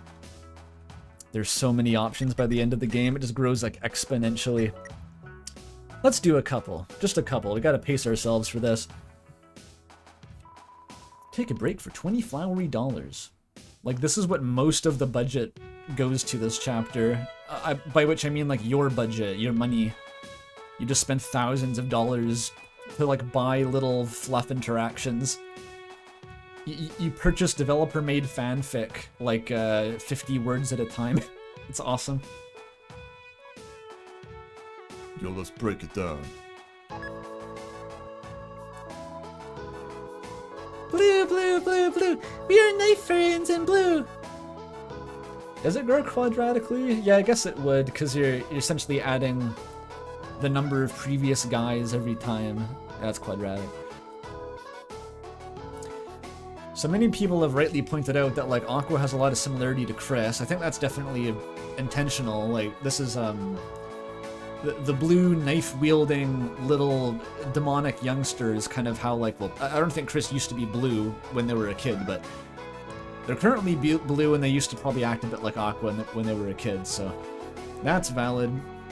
The problem is just, like, trying to map any of the other flowers onto, like, similar parallels, because, like, some of them kind of work, and then a lot of them are just kind of like, like, fucking orange or green. I don't know, but Aqua definitely works. Like, the soul traits work and are meaningful when convenient at the time. I don't know how else to put it. Like, I'm such a fiend for consistency. I just want patterns to be consistent.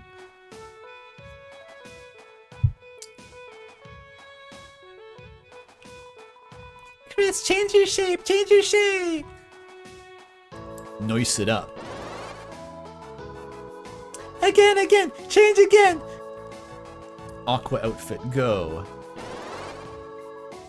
Wait! Why can you change shape but not do magic? Chris, magic, magic, do magic! Because I am a human, and by the lore of Deltarune. Busting it. Chris looks so deeply ashamed here. Are they genuinely insecure about not being able to do magic? Maybe. Don't do that anymore. Not even Aqua found that amusing. That's rough, buddy. And 20 bucks from Aria Switchdog. Thank you.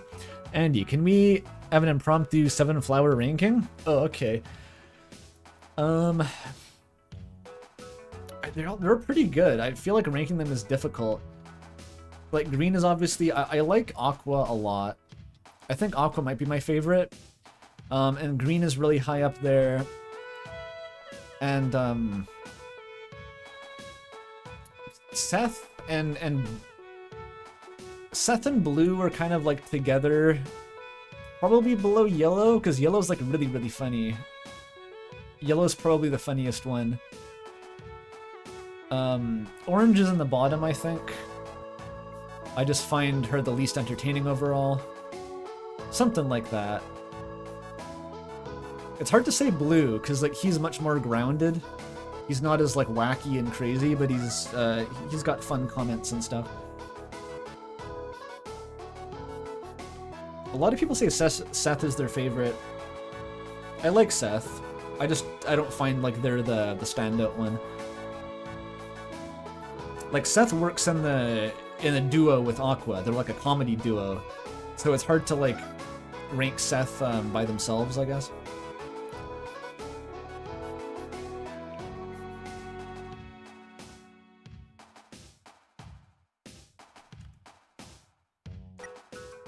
Let's green it up. Aqua and green, call that aquamarine. Green, Seth told me to be more like you. Can you show me how to use the origin of fire? This line is awesome. Show me how to catch Snowgrave. I want Snowgrave. Origin of cheese. You have to use the rennet to break down the proteins. Huh, food? What is this? Do I get to use my teeth on this? This is amazing! I'll keep it in my mouth to show others. The origin of fire. Does Ralsei know the origin of fire? Probably. I can tell. Look at that fucking duplicitous face. He knows all about the origin of fire. Prometheus. Yeah, like, I'm aware that Seth is like a pretty direct reference to Illusion of Gaia at this point. Which, like, obviously, if you get the reference, they're gonna be probably more of a standout character. But I've seen people say that Seth is their favorite, even without the Illusion of Gaia thing, so... I don't know, people just... different things appeal to different people. Huge insight. People are different. Oh my fucking god, philosopher streamer.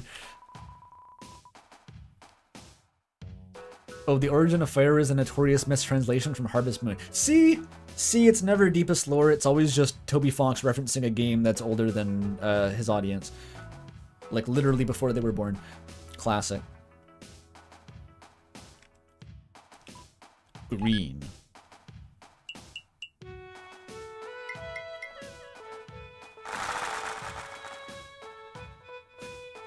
Worth. Alright. I'll take a quick piss break, actually. I'll be back in just a sec.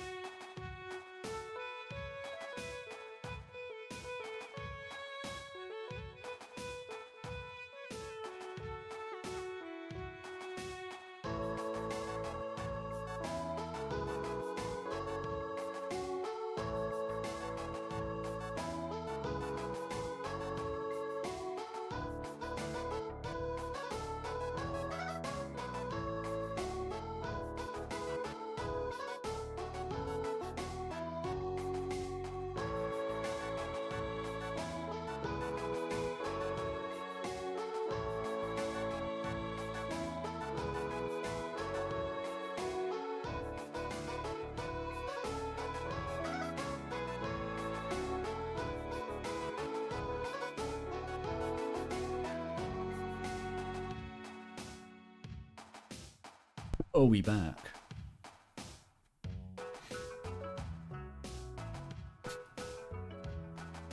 Y'all haven't been using the Twisted Sword since Chapter 1?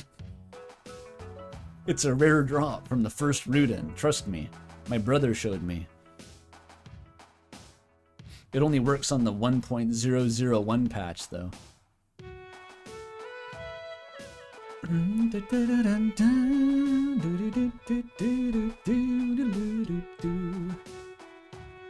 Alright, we're out of breaks. We persist.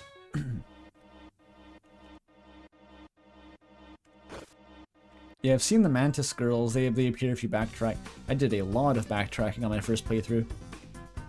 A whole lot. Got it? Oh shit. I was already getting Omega. Omega Flowery. Last Girona.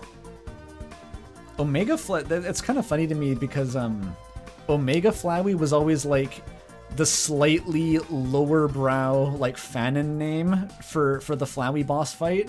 And back in the day, I was like the snob who would always say Photoshop Flowey because that was the one that was actually like referenced in the files or something, I think.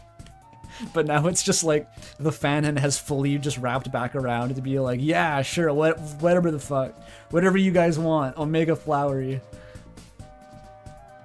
The silhouette of truth drawn on the paper. Be careful not to let it bring you harm, old buddy. The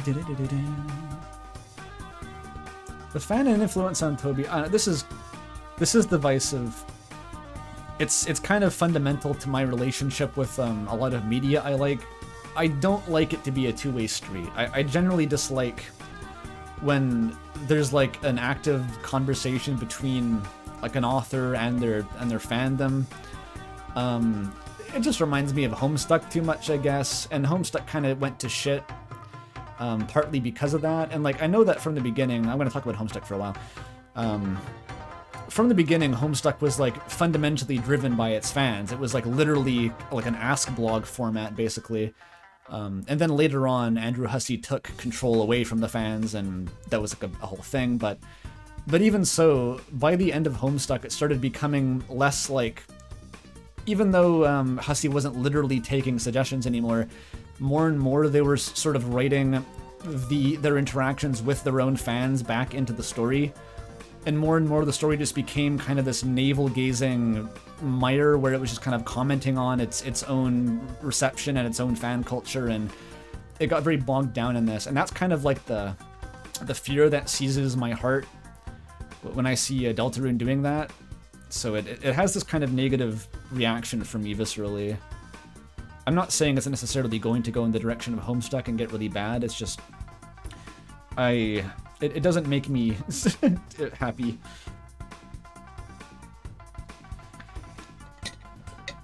I've always said my favorite thing about Toby Fox, or at least about his writing, is that he isn't Andrew Hussey. And I say that as someone who really liked Homestuck. I liked Homestuck a lot, up until Act 5 anyway. But it's a very, very different vibe than Deltarune has traditionally been, where it's very self-contained. Where did the term Omega Flowey even come from? It's just like fan-made. It's just like, yeah, the big Flowey you fight, you know, Omega Flowey, that one. Like, it literally came from nowhere. No, I like Act 5. Up to and including Act 5. I gotta specify. I'm the guy who says stop reading at Cascade. I'm that guy. Oh, there's no puzzle here. I just keep going. It was in the file names? I don't actually know this for sure. I just remember back in the day I was operating on the knowledge or the assumption that it was called Photoshop Flowery somehow in the files, and that Omega Flowey was fan-made. That's a bad take about Homestuck? Of course, but it's my take. If you want good takes about Homestuck, ask yourself. I read the whole thing in 2019 with no prior engagement with its fandom, so I have a unique perspective on the comic. 10 euros from Futch, that's close enough to 20 bucks. Ralsei revealing to us that he's more powerful than he lets on with fire magic, and what he says to Flowery is hard to reconcile with how he flops when fighting the Titan. Why doesn't he go all out? I don't know. Even Ralsei seems like at all costs he will not use that power. We don't know exactly what he thinks will go wrong, but he's not fucking around when he says he thinks it would make it worse. Like, it's hard to say what would make him actually do that.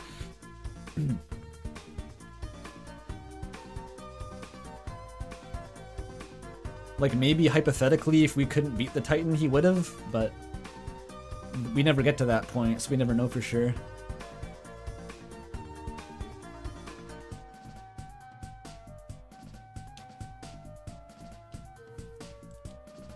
Alright, let's, platforming. Can I jump on that? Oh, there we go.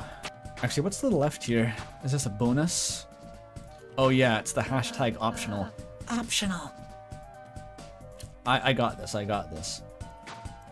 It's a boy's treat for guys like him. I think... Is it like...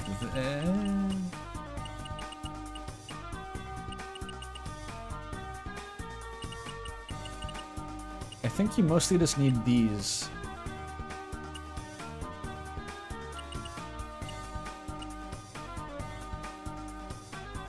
Maybe that works.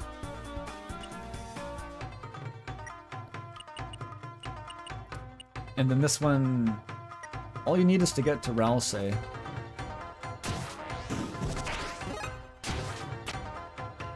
Oh, but okay, that's the issue. Right. So we can't have it in the way. Actually, that works. Hang on. And then, like... Just that, I think? Yeah, I think that works.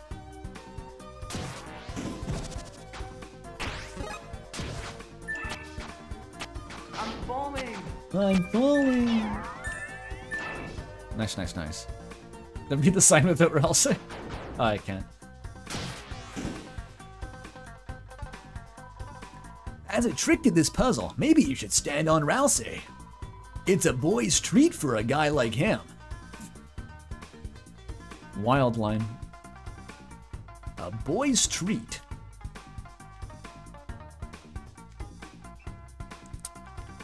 Oh wait, I cannot escape the room.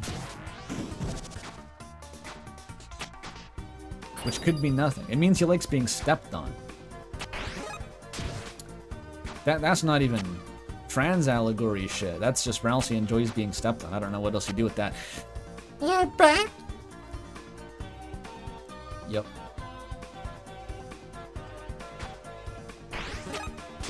You know... Oops. Wait, come back. Oh, the dialogue never comes back. That's funny. We got 20 bucks from Simon Plays Games. Deltarune being about player agency makes all the fandom jokes fit in IMO, but it's a different vibe from Undertale, which just had jokes about IRL culture but was self-contained. I don't need the Uma Musume and Roblox jokes. Yeah, no one needs those. No one needs the Among Us jokes.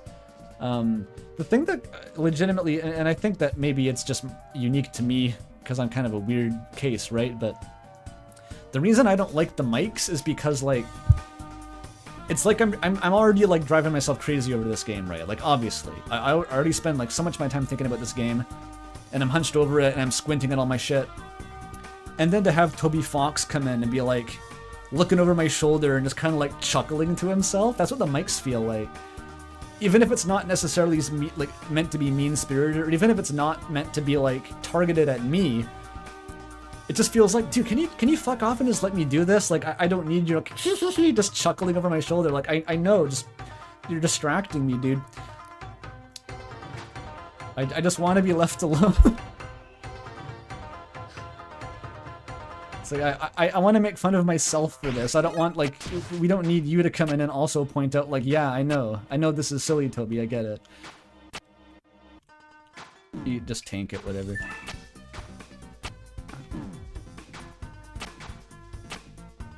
I'm serious. I didn't even get the joke that you were just covering orange up this whole time. Oh no, I fucked it big time. I fucked it. Oh no, you can go back up, it's fine. Woohoo.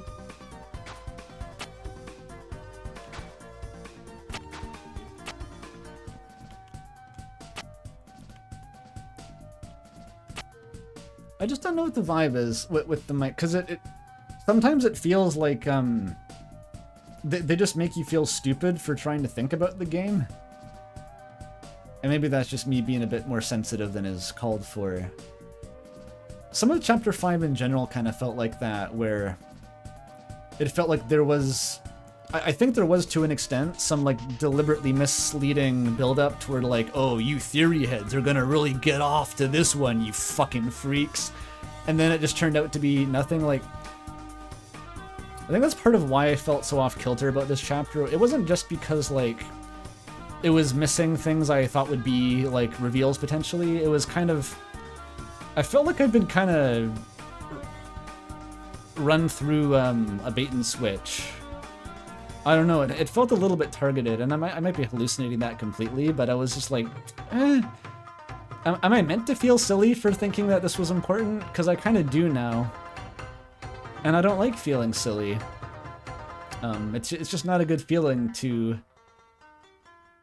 I don't know, to put a lot of care into something and then not only have that not be the case, which is like, that's fine, we can roll with that punch, but if it's like, if I'm being made fun of for like, dude, this guy thought that there would be stuff that was like relevant in this chapter, fucking moron.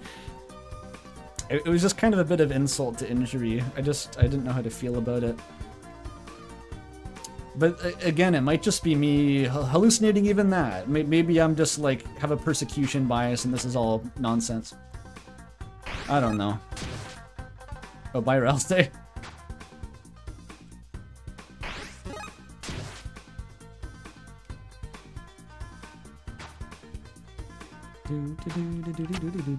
Because, like,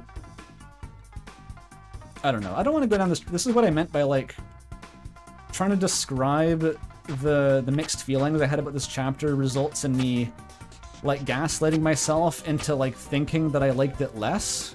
Does that make sense? Like, if I keep trying to describe why I had these weird feelings, I end up just convincing myself that, like, that was the way exclusively the way I felt.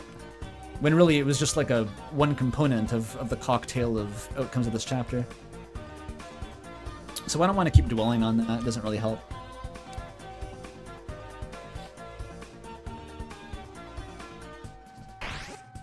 Do I need to heal? I maybe should. This is where on my first playthrough I didn't heal and I went into that fight on low health, and if you die in the next fight you get sent back so fucking far. You have to redo the entire like fox puzzle. It's actually brutal. So I don't want to fuck around here. It's like the only time in the game where I feel like you get legitimately punished for dying. There we go. Have some slop.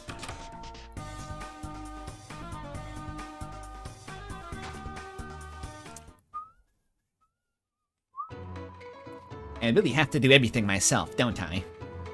I realized last time we lost because you could act. So this time, it's time for my counter tactic. Infinite, invincible, actless, eternal, seeing double. And I'll help. Aqua, go. Okay. I'm helping. Orange, what are you doing? I'm just helping. Leave this to the big flowers. I feel like I'm lapsing into Half-Life Scientist by accident. Why are you being mean? You're making us lose. Then maybe you should lose. It's hard to keep the voices straight while dodging the attack. I'll win despite her.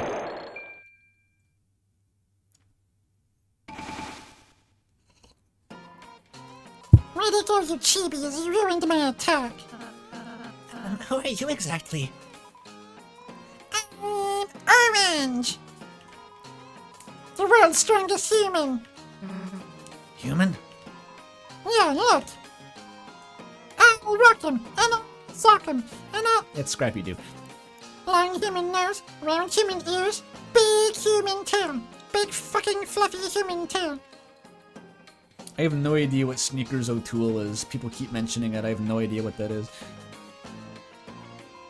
What are you laughing at, Chibi? Oh, she's just a cute little mouse. Humans don't have tails, right, Susie? Calling that out to Susie is wild. This is a hard interaction to unpack, actually. Because Susie comments on this after. They don't? You're lying, just like a Seth. You're just jealous you don't have a hat to hide your stupid face. Hey, If I am human, I'm brave, hairy, and your dad loves me. You got a problem with that? Talk to my fists. And your dad loves me is crazy. The number of times this chapter just references your dad is awesome. It just spams that. Ralsei is weirdly mean to Orange. Yeah, it's strange. It kind of reads as like the kid who always gets bullied finds like the one person who's even more pathetic and takes it out on them. It's it's almost like because Ralsei's already going on his Joker arc this chapter.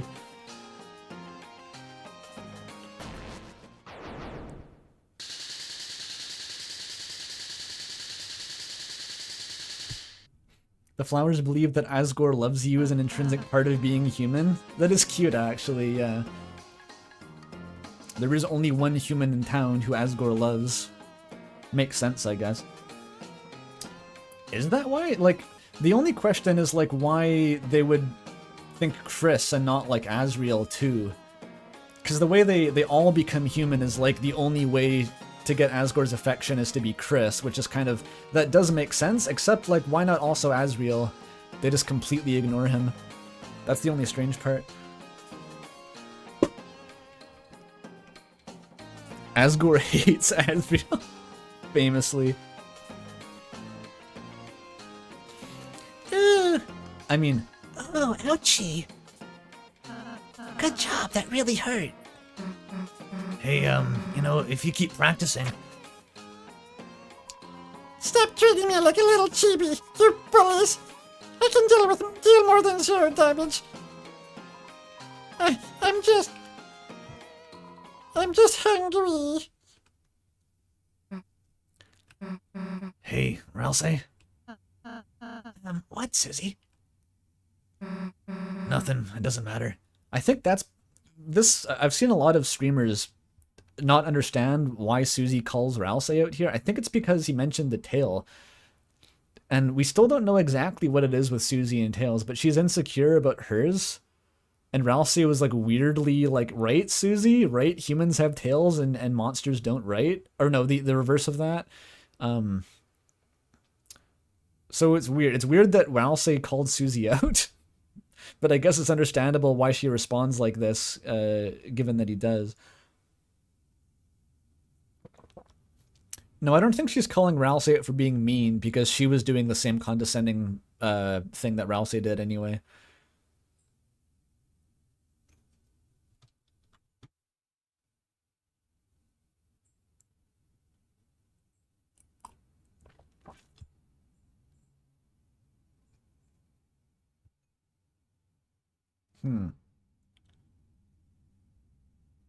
Susie was trying to be encouraging. Well, so was Ralsei. They were both being condescending.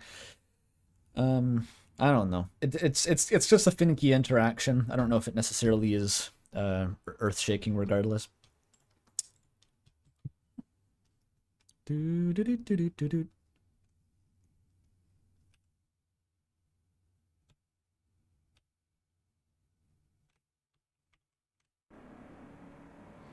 Half-human Susie. I think that was just a way of explaining her bleeding. But everyone just bleeds. So if you accept that, then you don't need fucking half-humans to be part of the lore. I think that Susie being raised by humans could be an interesting angle. That would explain a few things. But I don't know if we'll ever see Susie's family at this rate. The Green Sun from Homosuck.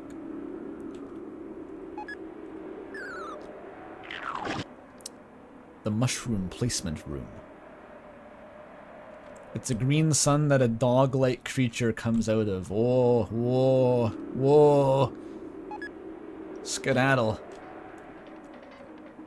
Fucking frame perfect, Andy. Check this out. Easy. It's funny how that the Crizel Knight thing is... It's kind of just reinventing Bec Noir. Or Jack Noir, some variant there. But I was expecting that to come up, but the video never even mentions it. I thought that it would be saying, like, it's just like Homestuck, but it never comes up. It's kind of wild. Do.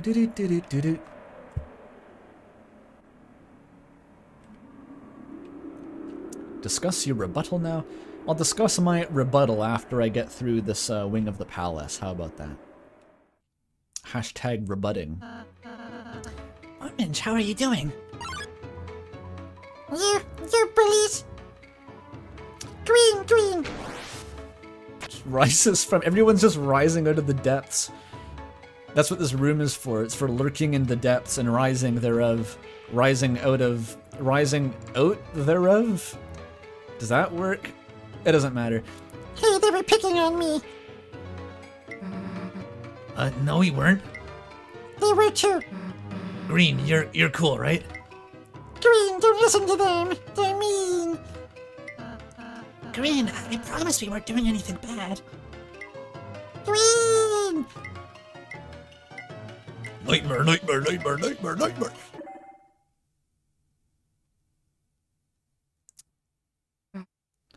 Green came out of the depths to be in between. The depths. The depths. Welcome back, the depths. We disappointed Green by fighting. Thanks for $2. Yeah, let's just go. And they walk back the way they came? Like, where are you going? Oh, that's not the right direction. No response. Quickly, use the shadow crystal. No one has tried this yet. Oh, I don't have one because I gave it to that fucking cat.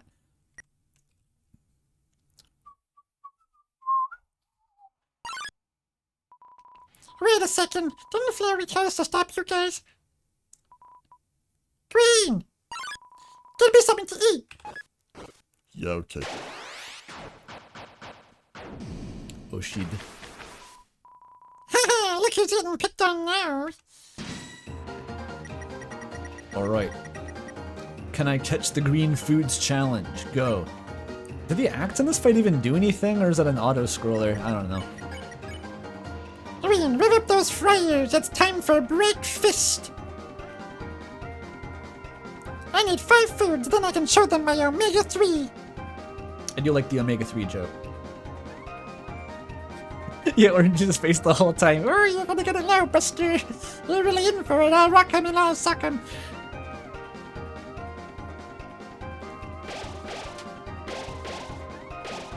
Yeah. Frame perfect. Pixel perfect. Fucking barrier skip. Okay. Getting very hard to stay still. Let's green it up. We're feasting it. Everyone ate Green's feast. Thanks, Green. Why did they get food too?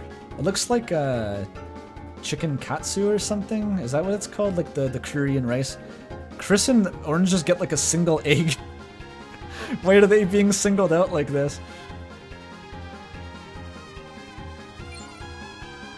What, you hitless chibis think you can block my favors? My flavors? Hehe, well, go ahead and try to keep up.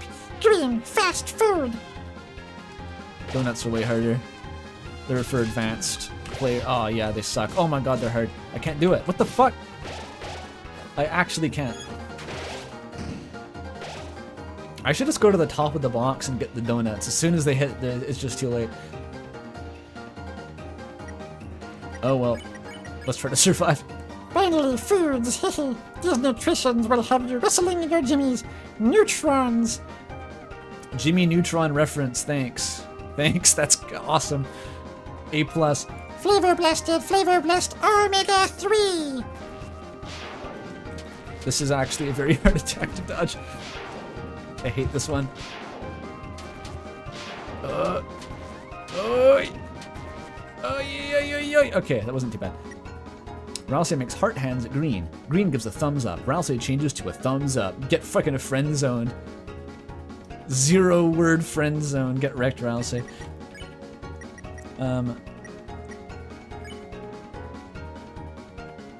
Can't feast. Wait, why can't I feast? 84%. Oh, never mind. Oh, they're all 84%. Well, fuck me, I guess. This candy is the glue that keeps us close.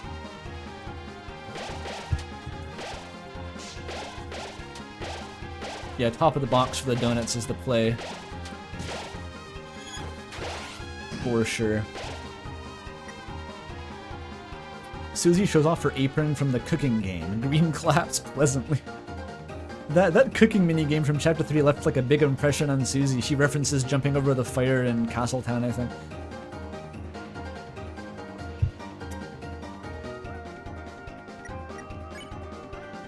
I think I found a glue. Okay, let's see Ralsei's microaggressions come out here. Everyone tried to get along with Orange. Look, Orange, if you're hungry, it's your favorite. Here comes the airplane. Yum, yum, yum, yum. Ralsei's such a dick here. Are you trying to make me feel stupid? Green, fast food now!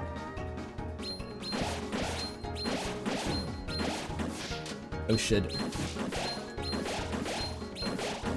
Bottom of the box for these. Alright, I held it off one more turn.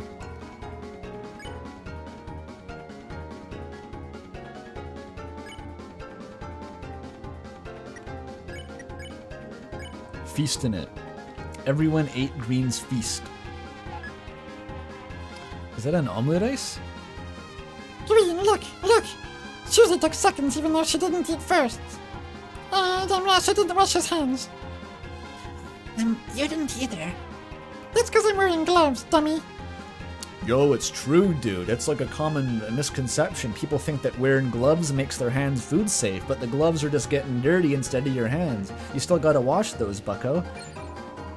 If you chibis keep bullying me, I'm gonna tell. Oh shit. Gotta lock in. I mean, I'm already getting the Omega regardless.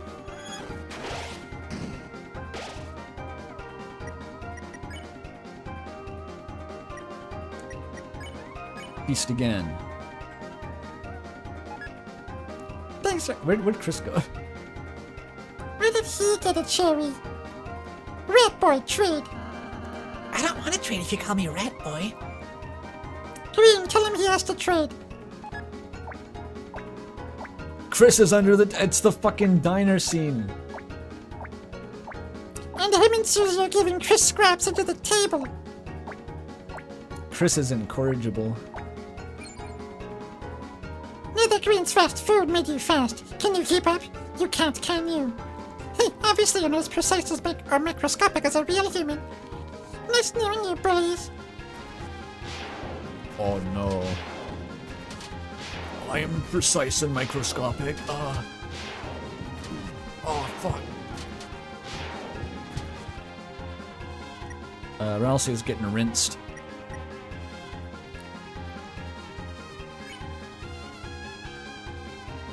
Yeah, Therian Chris is has been way heavier-handed than even the transgender Ralsei vibe. That's been since Chapter 3. It's just like non-stop.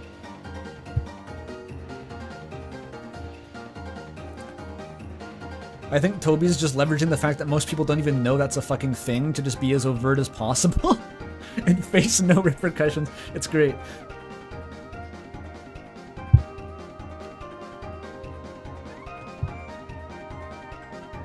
Oh, I'm in the sub-menu, that's why I can't move left and right. I got it. Not enough TP, damn. Green, fast food now.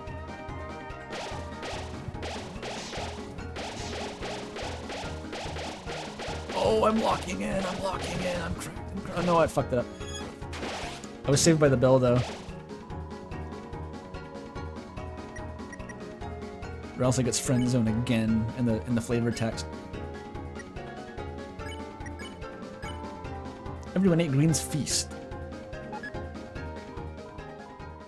What? Green? This time you made my favorite. Ooh, cheesecake. You're the best, Green. What? Cheesecake? What does that mean? Why are you laughing? Nothing. It's wonderful. That's your favorite food. You're bullying me, aren't you? Oh, sorry, I used my bully voice by accident. That's it. Enough singling me out. You wanna catch these hands? Then catch my Omega. Oi, oi, oi, oi, oi. Oi, oi, oi, oi, oi. Oh, fuck. We're good, we're good. We're good, we're good. No, we're not good. We're bad. That attack sucks. We're fine though. Hey, what did you think of that? Ralsei just died. I guess that speaks for itself.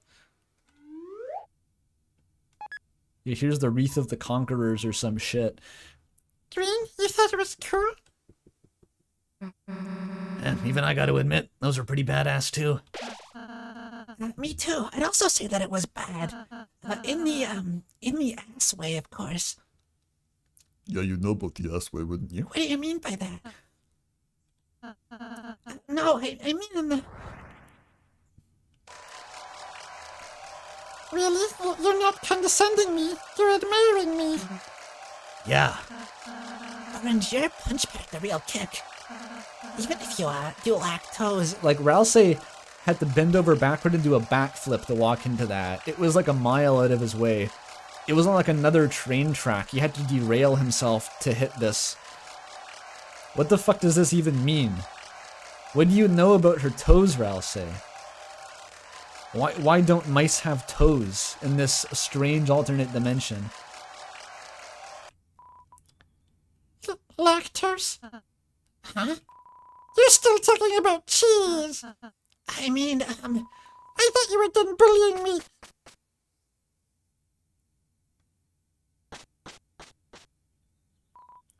Yeah, I'll get the other Ralsei toe reference shortly, I'm sure.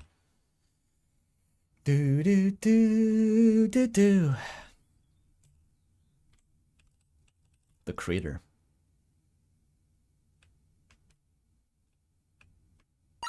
Oh, fuck, it's green. Was that an Undertale battle pop-up for a sec? I didn't even notice that before.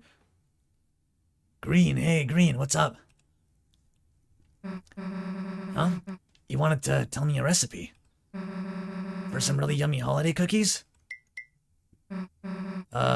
Sorry guys, I'll be right back. Sorry. I suppose we should, give her some space. Yeah. I don't think there's any way to get an alternate interaction here. You either just choose Ralsei or you get like a little tiny extra bit of Susie checking your hair for fleas. Yeah. It's nice that she's got someone in the real world. Besides you, of course, Chris. Good save, good save. Chris, no doubt, feels crushing insecurity about this already. Thanks for making it a bit worse, Ralsei. How their one friend is kind of drifting away into a romantic relationship. That's fine. Maybe I'll go look for some flowers too.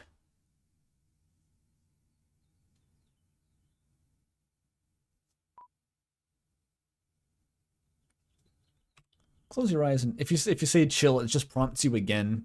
It's like chill, even though you think it's really important to look at Ralsei, even though it's actually really irrelevant that you look at him right now. Let's think about Ralsei. All right, I have to do a whole ass soliloquy in this stupid voice. Let me pour some more tea. I'm busting rhymes, not your everyday soliloquy. Like Chef Boyardee, these rhymes are truly cooking. Something. The alphabet.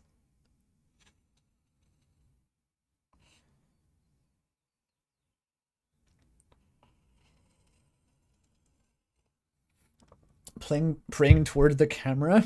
True, it's it's part of the angel religion that you always pray facing the south, like in Islam, but different.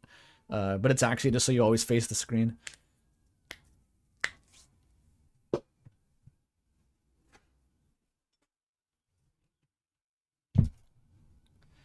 Please let it change. Please let everything be all right. Please have mercy on them. Have mercy on Susie. Emerging from the dance, as they do. Flowery, you... Got a lot on your mind, huh? Oh, look, it's that mysterious YouTuber known as With a Y, whose identity is very secret, with 25 bucks, thank you. Late congrats on the big 100K. Yeah, thanks. It's I'm sure within a couple months from now we'll actually have the the 100K celebration video up. That's the problem being me. Nothing happens quickly. But yeah, I appreciate you saying so. And I didn't know you had that kind of game, by the way, in reference to the podcast you did, where you just yapped about Courier New the whole time. I mean, you stole my bit, obviously, but it's rad that you're into Courier. Who's in chat, by the way? That's usually fun.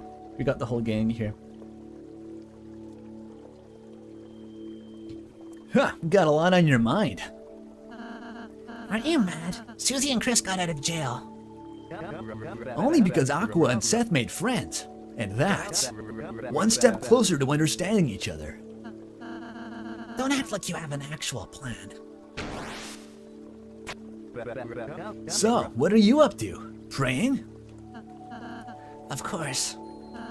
Every chance I get, I pray. Ha! You've got a kind and loving heart, Rally. Thanks. How much you think doing that helps? This is when I started really liking Flowery. It's he has a surprisingly disarming way with words in just like a few instances. Like, this is just such an elegant line. How much you think doing that helps? I think he's really well written. I have to believe. It's all I can do. You sure? Maybe you already have everything you need. Why not just put your faith in yourself? Do you really have so little self-awareness? My faith is nothing like your arrogance. You have no way of defeating us, of defeating anyone. You know, if I let myself go like you, I could burn you down in an instant. But you haven't. Only because it would make everything worse. It's because you want to see if I can win, right? If I can stop you and defy fate. No one can do the impossible. Says the impossibility himself. Hey, smile again. I know no matter what, you guys are gonna save the world. I suppose so.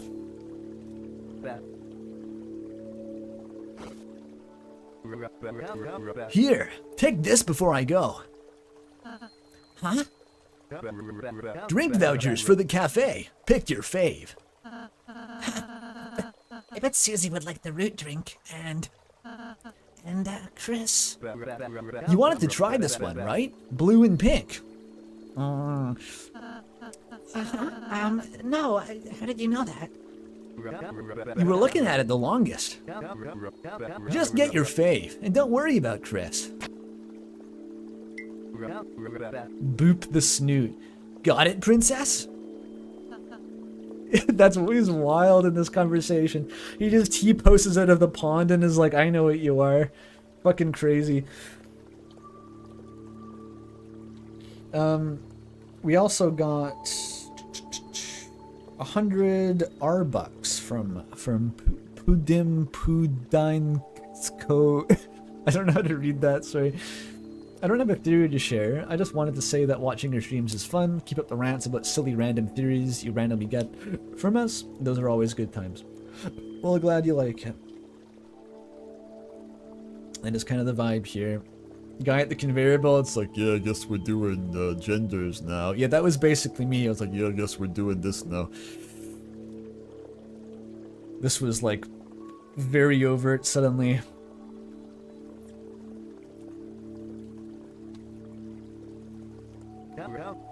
Ciao. I don't even want to try like giving alternate explanations because it's just like you're spitting at the sun at that point. Like it's you see what's happening here. It's gonna come for you eventually. What are you two doing?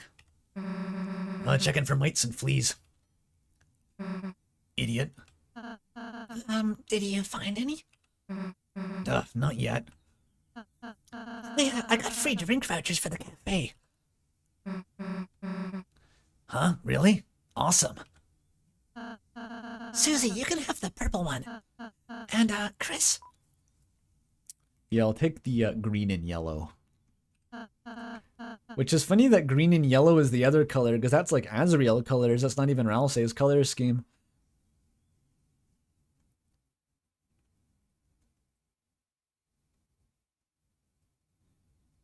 Susie forces Ralsei to take the one he wants anyway. I forgot about that. I have tried both of these, but I forgot the other outcome.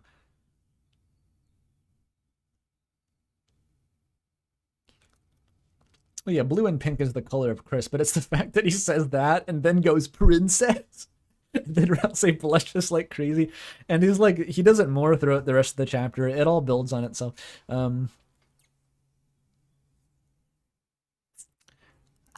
Of course, Chris. Great, then I'll take the blue and pink one. Chris has me in his mind too, Flowery. This is a weird line. Chris has me in mind too, Flowery.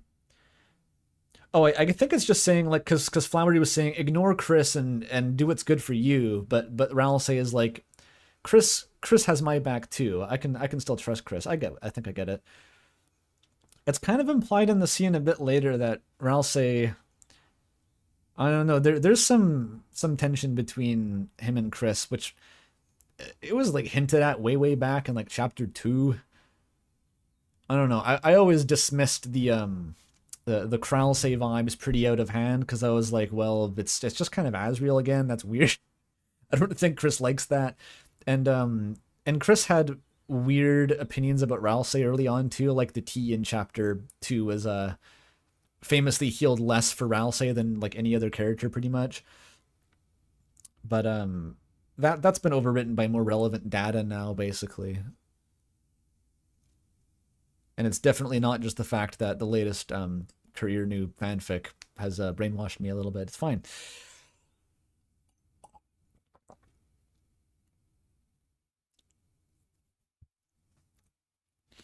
Yeah, does the power menu change to the new one for Ralsei specifically after this cutscene? Because that's like even more heavy-handed if so.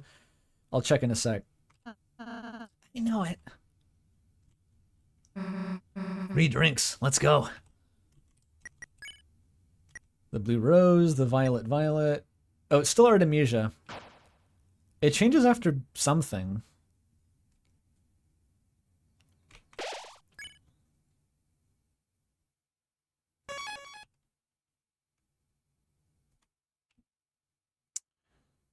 Do do do do do do do do do. It's after the very end. Okay.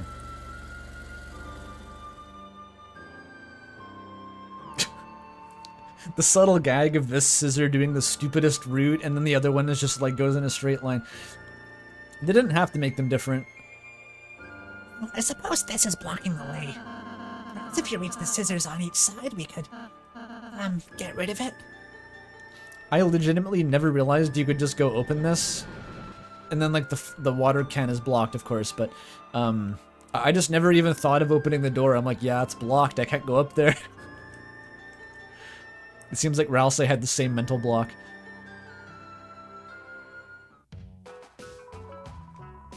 You can now take a break with Seth. Give me a sec. I'm gonna go preheat the oven. I have a frozen pizza. I prepped so much better this stream. I don't have to take like a half-hour break to make pasta.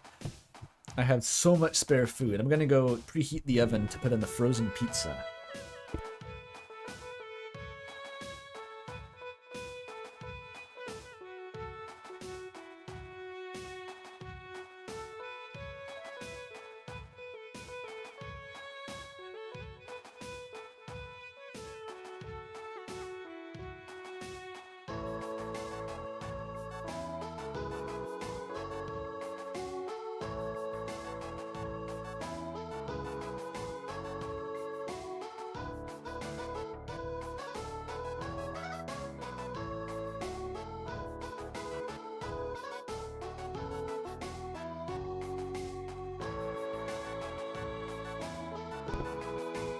First chat message I see. This music is like if Persona was Japanese. Awesome.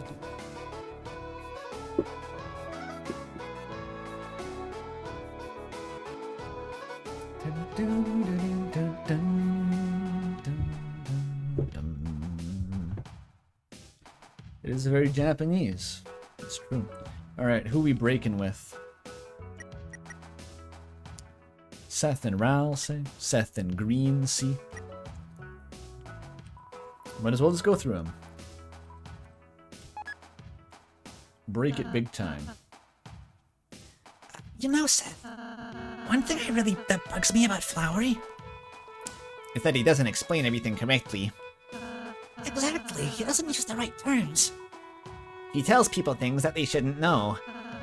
Yeah, it's like he knows more than he does. You really get me. We should be the leaders.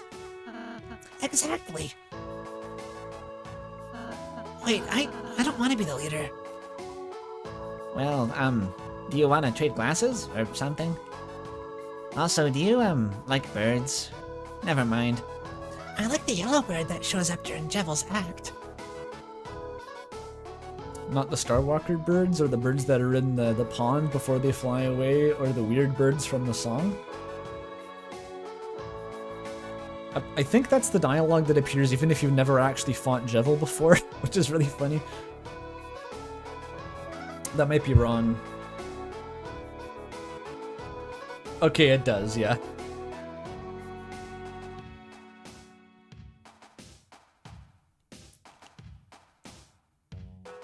The Jevel bird is just, when you use spin, it like makes a little... Or no, I think it's Jevel's attack? Maybe both. Like you have a little duck going around your head to like show confusion or something. I think that's what it means.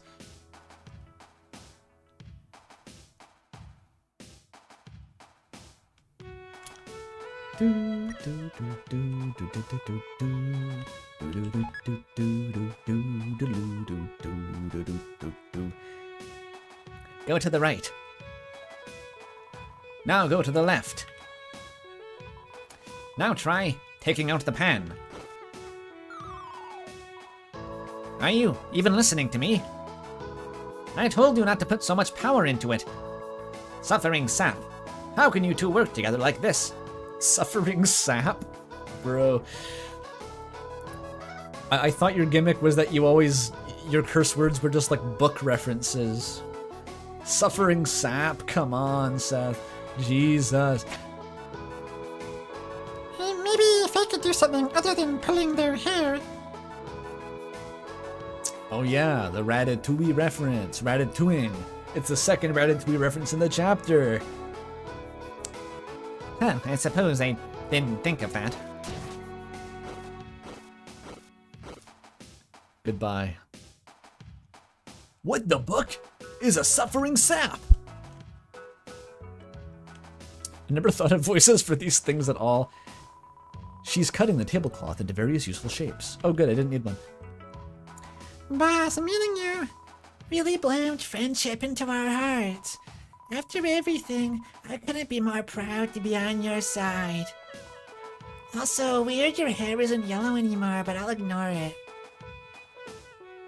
Is the joke that they just think we're still flowy? I don't know. These guys are zooted.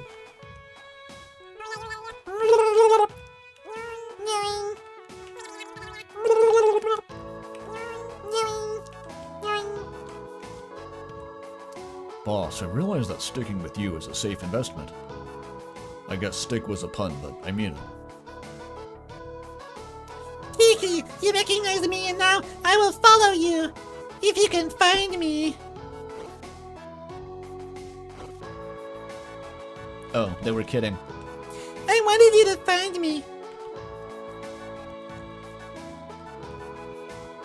Friend made bloom. Now I protect friend. My friend's name is Cup of Water. Bottle water. Why did it blush on its ass? I don't know. Those guys are freaky.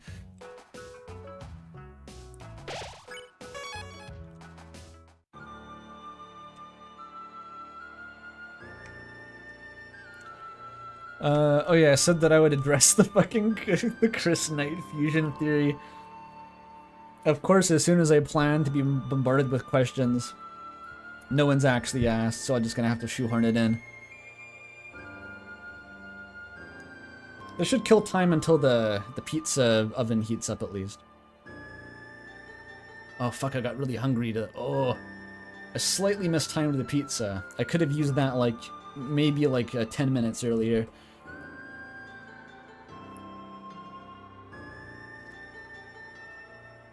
No, I'm too hungry to do it now. It has to wait till I've had the pizza.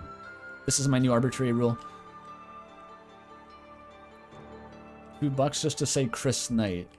Yeah, nailed it. Maybe I can actually backtrack now and find that, Oh no, I haven't unlocked backtracking. Yeah, shit. Oh, never mind. I think I'm also locked out of, going to the Hop Chef. I realized someone said that if you don't get the warp door before you get to the castle, you never can go back there. So that sucks. I can't do the voice for the Hop Chef now. My Freude champion will remain unspoken. Oh, you busted my butt. It would have sounded like that. Oh, you can still do it? Okay, that's good. That's good. Asgore always shares dirt, soils, and loams with us. Today we'll return the favor, a garden of finest sand. The perfect debut for a cowboy's show. I was doing yellow more like this before. I don't know.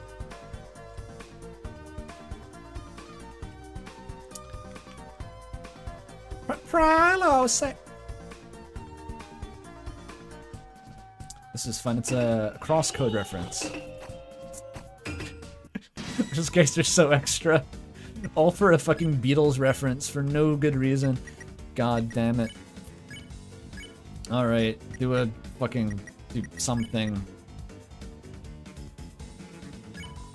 You told Shinobito to come to your side, but the enemy was too nervous. It's just Megosp, but a Beatles reference, yeah. I missed it. I was trying to think of what the tune of the song was, and I forgot to actually read it. I didn't know that Blackbird was a Beatles song, by the way. I was confused, because that was the first one I saw, and I was like, I know that song, but that's not by the Beatles, is it? And I just gaslit myself. Ah, that does so little, holy shit. We gotta put some factions and reactions into it, I think.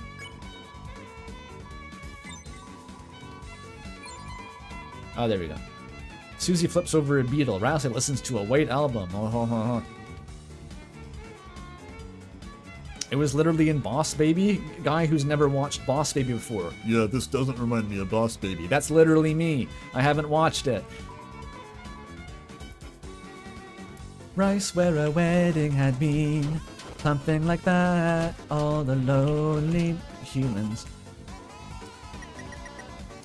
Shinobeetle spreads diatomaceous earth caltrops. This one speaks to me because I had to put diatomaceous earth around my room once because I had like fucking fleas. It was weird.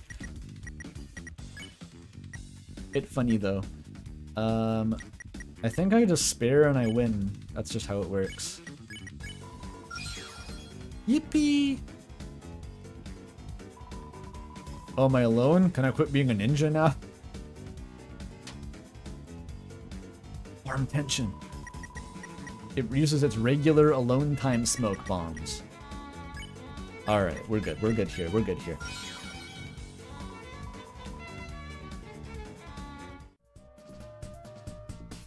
Checking for mites and fleas. Diatomaceous earth is cool. I looked up how it works. It's not a poison. It's not a chemical agent at all. It's tiny little pieces of like coral, like plankton, but like skeletonized remains that are made of limestone, I think, or like calcium or something. And they're so small that like they physically just shred things that are small enough. They're like spikes. And so if insects walk over them, their exoskeleton gets pierced and they kind of desiccate or like bleed to death or something crazy. And it has no adverse effects on anything larger. Oh, don't forget the secret. To buy more break time, obviously. Oh yeah, they're literally diatoms. Yeah, like that's why it's called that. Good point.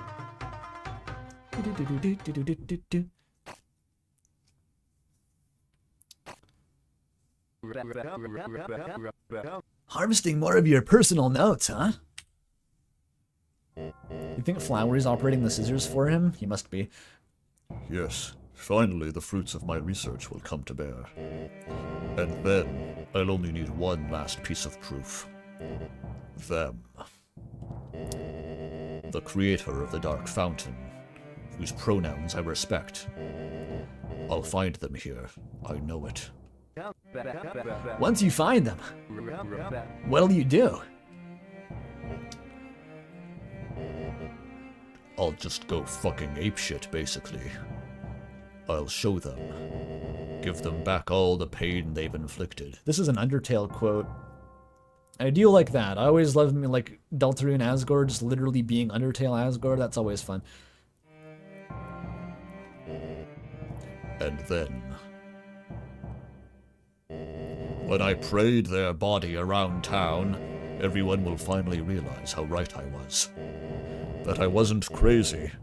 That they weren't conspiracies. It's so funny that he's quoting this. They weren't conspiracies. My conspiracies were right.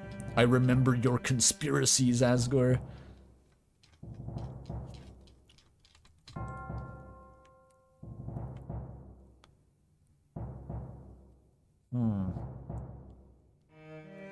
They laughed at me and so, yeah.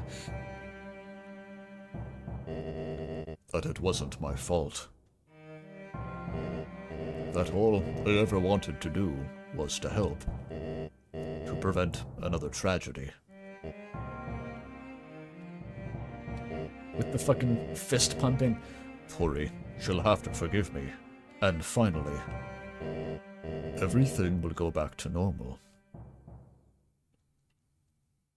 My king. Even Flowery's like, ooh, haha, yeah, man. That's classic gory for you. Blue.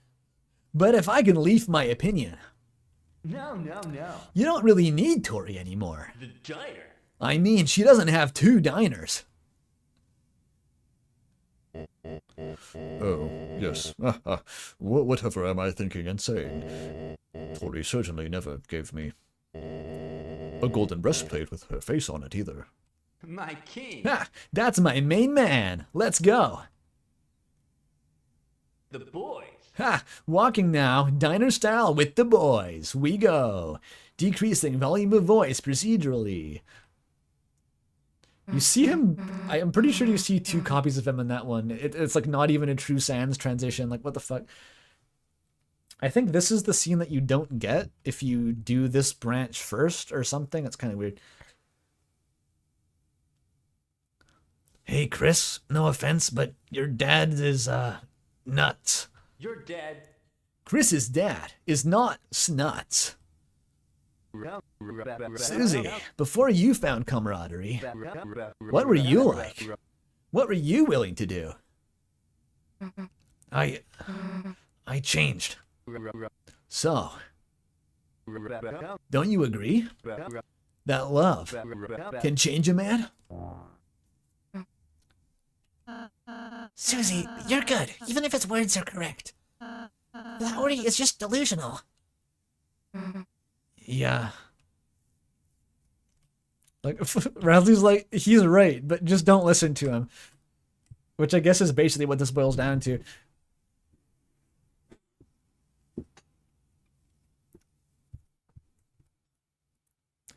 There's nothing wrong with him. He's just annoying. Yeah. He's just annoying because he's breaking all the rules that I know that I can't due to my own arbitrarily self-imposed moral compass that I project onto others implicitly. It's okay, Ralsei. We all do it.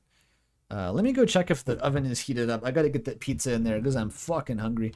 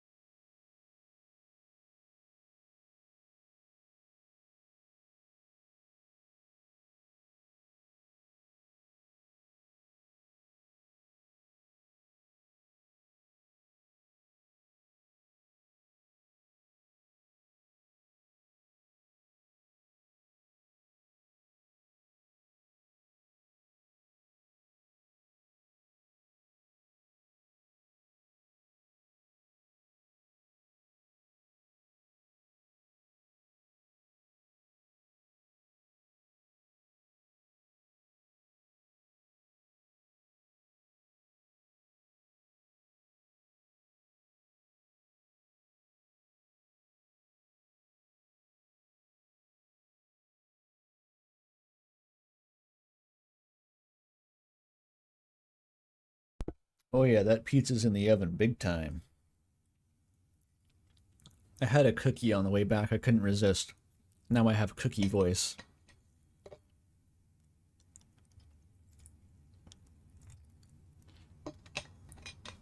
I got the President's Choice brand of frozen pizzas recently, which I don't usually get because they're at a different store. And I think that might be like a Canadian brand, but they're really good. President's Choice is this weird anomaly where it's like a supermarket generic brand, but it's just like notably better than most supermarket food. You wouldn't think that you would have to like shill for fucking store brand, but like it's just really good, I guess. Yeah, chosen by the President of Canada, exactly. I don't know what the president of, I don't know what president is referring to. That's just what it's called.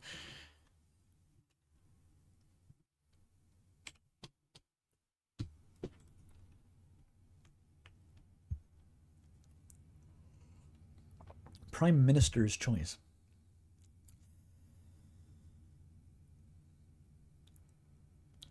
Let me get a little bit more tea. Oh yeah, Kirkland is Costco's brand and it's really good. Yeah, I never go to Costco.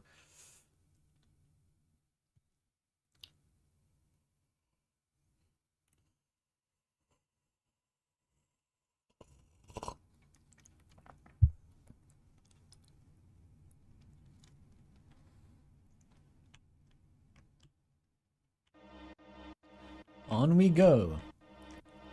To the suicide forest. Ah. The space in between. I can't fit through the space in between. There we go. This does literally nothing. So many papers. I wonder, can you get through here without breaking a flower if you just tank it? Oh no, they break anyway. Never mind. Might as well destroy all of them. Fuck it, who cares? Fucking guns! Okay. There's basically no reason to kill the guns. But like, why wouldn't you? Just go ape shit.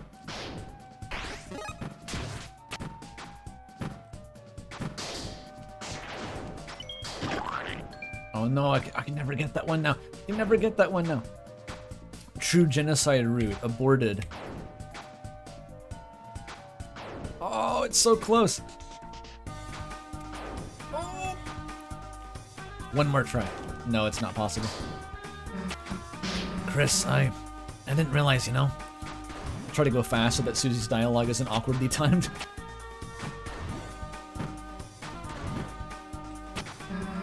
Your family's got it rough too. It can go for so long between those two lines that you forget what you said in the first place. Yippee! I love the money rune. Yeah, wait. Is anyone surprised that Susie doesn't have a good home life? Is anyone surprised by that?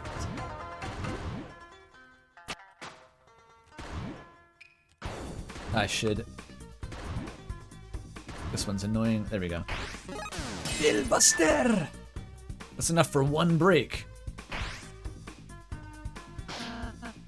Documents.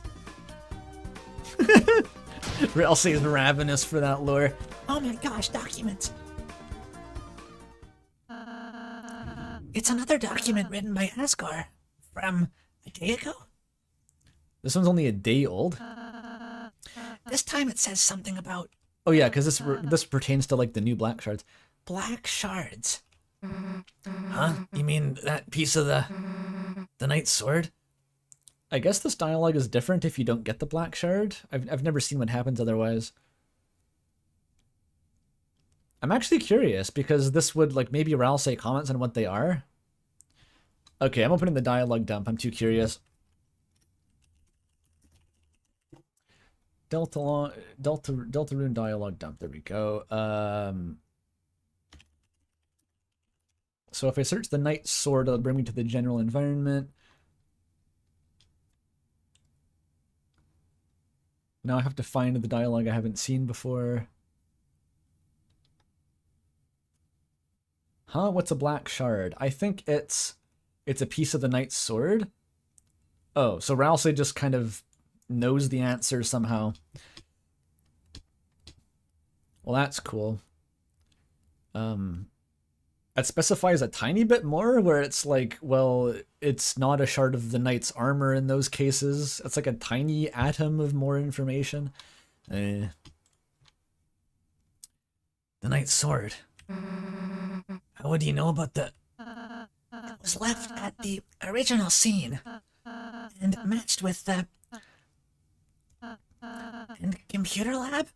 Just cuts out Ralsei, doesn't even read it fully. Dude, you just finish your sentence. It's already vague. It wouldn't have helped. So what would it have been? The something in the computer lab. So there was a one even, like, the original scene, the old one had a black shard. The computer lab did. So was there one before that? Or did Asgore find it at the church? Because Toriel didn't invite him in, probably. Like, when did he even find these? That implies that Asgore is just, like, coming behind us and hoovering up all the evidence that we missed. That's kind of weird. Like, this is one of the more difficult things to reconcile logistically is, like, I said this earlier, like, why is the knight producing a black shard every single fucking time it makes a fountain? Like, why does it just need to do that? Does it shed them naturally? Is it the act of making a fountain that produces a black shard, or is it leaving them on purpose? Because it doesn't leave a black shard in chapter 3 unless you defeat it. It's just very weird. Like, we don't know the mechanism that actually brings about the black shards being left behind. Like, because that's relevant to the original fountain. Like, because there's a black shard there. Does that mean that the knight had to make it, or does it mean that the knight was there? Because those are two different things. They're actually very different things. Like, if the knight had to make the fountain, then say you want to go Death's Knight, and you have to say, like, well, yeah, Death fell into the fountain and became the knight, but the knight had to make the fountain, so that doesn't work anymore. Or could it have been the fountain existed, then Death went in, turned into the knight, then came back out, and then dropped the black shard? Like, that's what I mean about the logistics become weirdly relevant. And we, of course, know nothing about how this works. Timu's sword theory.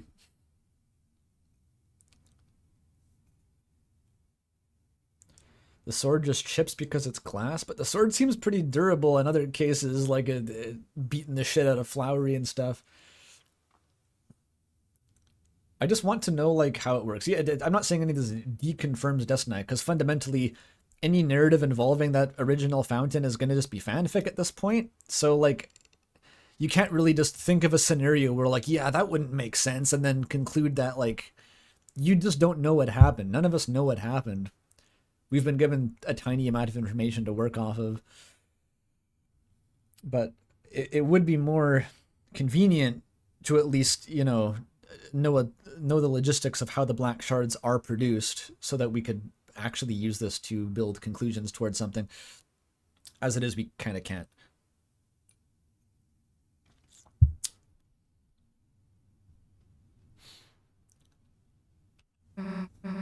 Huh? So, wait, that Dark World from a long time ago and Cyber World, they were both made by the Knight? How long has the Knight been making fountains? Making people disappear? I don't know. This doesn't make any sense. Knight, I thought they only showed up alongside the heroes, right? Then the Knight duels heroes strife by strife. That was what the prophecy said. That's what Ralsei is referencing, I believe. Chris, did something happen all that time ago? Yeah, no shit, Susie. This is the fabled casual Deltarune fan realizing in real time that something happened all that time ago. Thank you, Susie. It's so funny. And that's what made your dad end up like that? Yeah, the something that happened at that time is what made my dad end up like that. Exactly, Susie. Very insightful.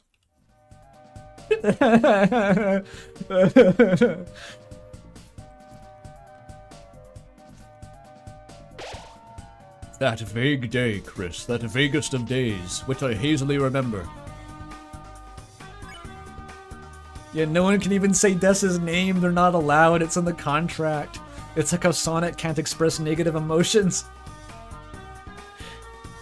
It's like in Game Clam 3 how Miss Star White isn't legally allowed to use the name of the Game Clam Slim after the court case.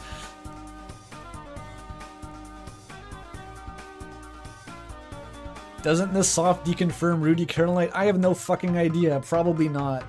Nothing is confirmed or deconfirmed. Like, if anyone had a Knight idea before this chapter, they can still have it. Like, there's nothing strong enough to actually break anything conclusively.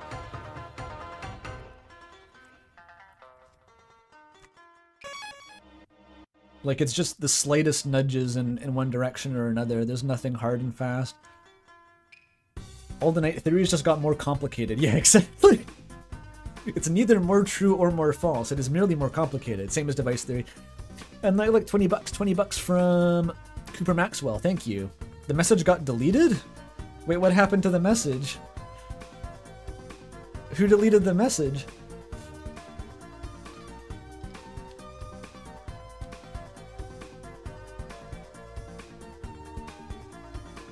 Did Cooper delete that? I'm waiting to hear back from Cooper.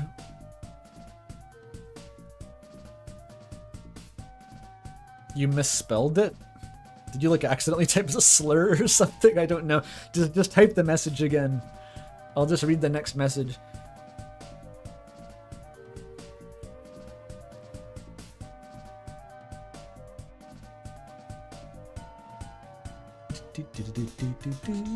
That pizza's gonna be any second now.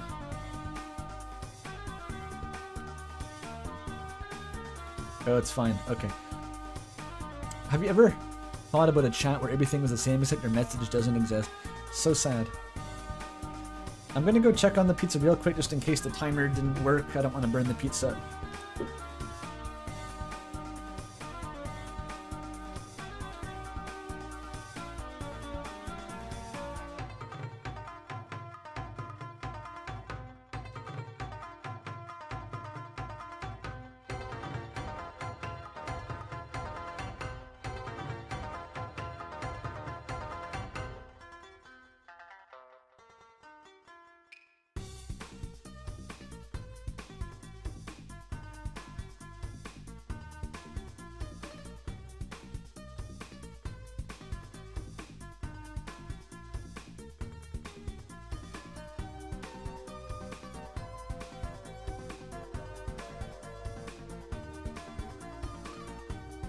Alright, I'm gonna give it a few more minutes. I don't think I preheated the oven quite enough.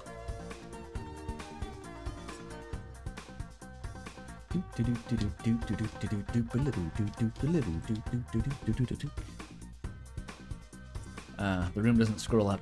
So sad.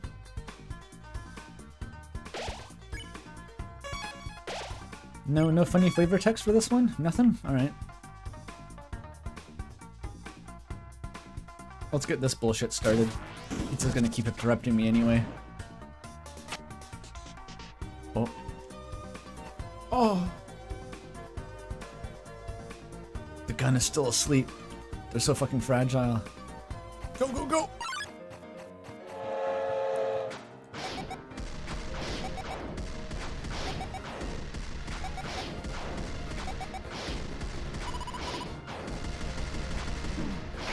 Kill! Oh, I can't kill. Now I can kill.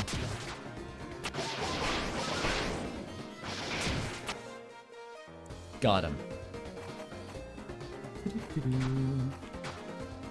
Okay, okay. We're back to killing. Ow.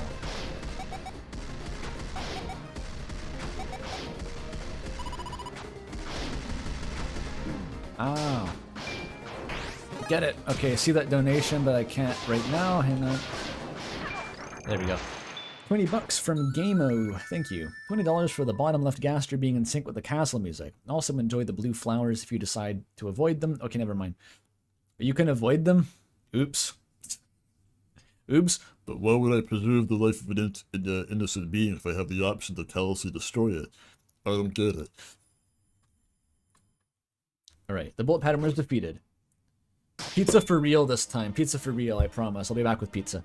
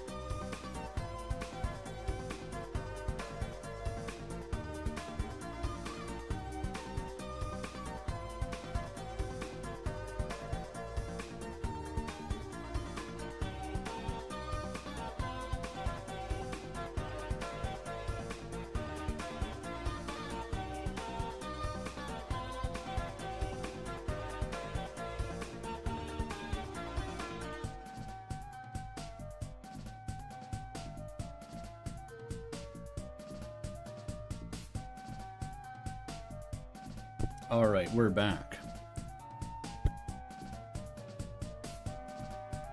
I have a pizza now. I'm trying to figure out how this will work. I see a vision in my mind of this being like the pizza and Crizel Knight response hybrid segment that might just be weird and bad. I don't know if I can talk about Knight lore while also eating pizza. I do want this pizza. Did I get any for you? No, it's me. It's me. It's spinach and cheese. You wouldn't even like it.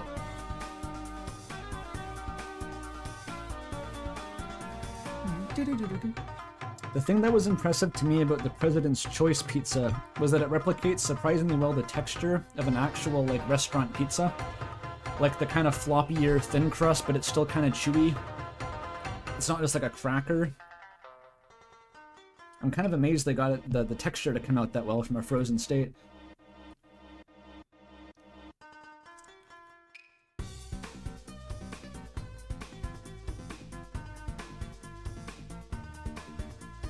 Cool ad, bro. I'm not sponsored. I get nothing. I'm just saying it's pretty good.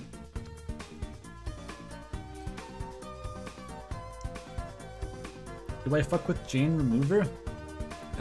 She featured on Wall Socket, right?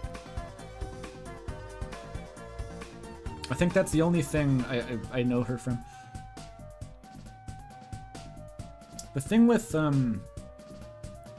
various artists such as that, I don't even know if Jane Remover is like hyper pop. That's just the genre that comes to mind. I listened to Wall Socket and it was like one of my favorite albums. I loved it. And I was like, surely this means that I'll like hyperpop, right? Because that's vaguely what Underscores, the artist, does. Then anytime I've tried to listen to anything other than Wallsocket, I haven't liked it at all. So I don't think it's a genre thing. It's just the album is like a weird exception for me.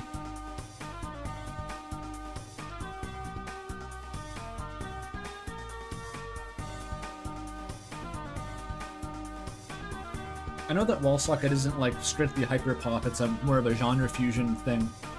But have I listened to her new album? You mean like Underscores? I've listened to a couple new singles and they didn't really speak to me at all. Which was kind of interesting.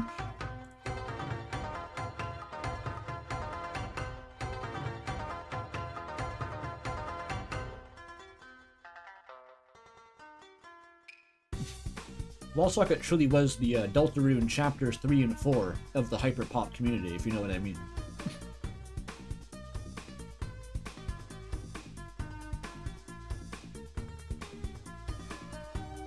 I might like Ives. I mean, I might.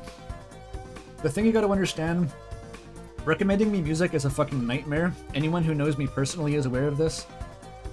In general, if it's like a song with lyrics in it, there's like a 95% chance that I won't like it, and the fact that I liked Underscores or Wallsocket was like a weird exception. So in general, it's probably not productive to to say, hey, you might like, because I probably just won't, I'm sorry.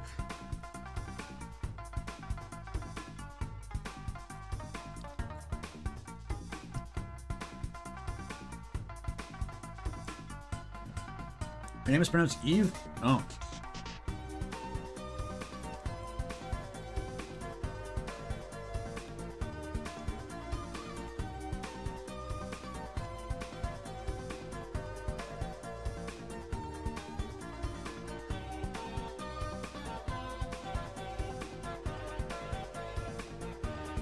I got a good music art recently. For this new weird artist called Paon. P-A-O-N, maybe like Paon, en français. She seems to be French. Really cool album. It's like kind of jazz, but also kind of like crazy style, and it has like these weird dissonant choirs. I liked it.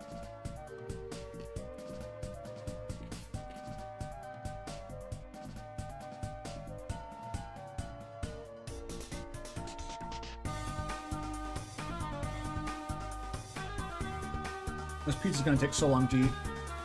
It's hot. It'll speed up because it's hot. How do you spell that? I did spell it. I'll type it in chat.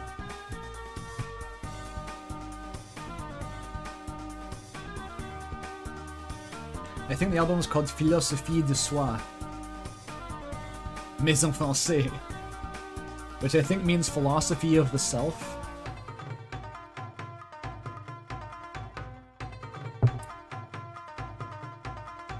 I'm not gonna know any of these fucking artists. I don't know anyone. I'm like a cretin. You know the Christmas cretin from the Grinch's Ultimatum? That was me. 20 bucks from Sleepy Creature. Thanks for that. Okay, so Mad Mew having a gray copy and Spamton's strings is weird. She has strings? I didn't fucking notice. I'll fight her this stream. We'll find out.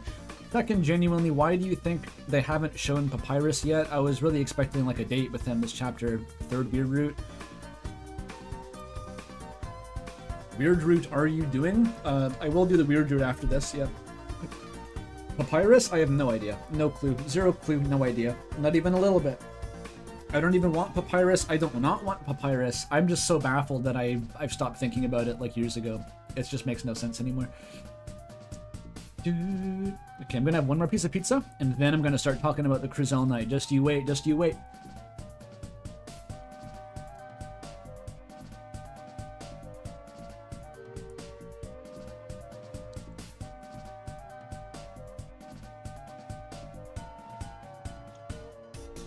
Why does Spampton want Chris's soul? Is the only Darkner who ever mentions it? Good fucking question. We still don't actually know what happens. I mean, like, the closest we see is Mew Mew, right? That's a Lightner merging with a Darkner. Nothing special happens. The Darkner can't go to the Light World. Or at least, like, she never tries. But yeah, no one ever brings that up besides Spampton. Spampton is still, like, the most mysterious character or something. It's crazy how much lore there still is surrounding Spampton. Ever since Chapter 2.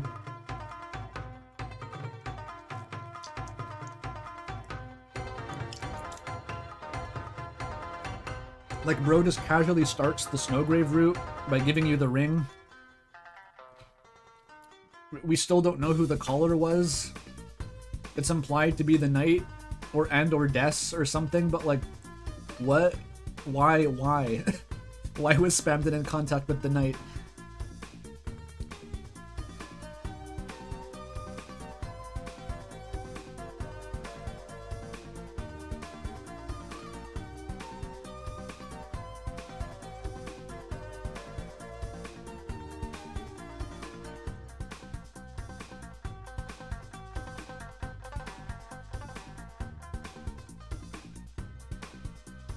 It's implied to be the knight based on some, we'll charitably call it higher order logic.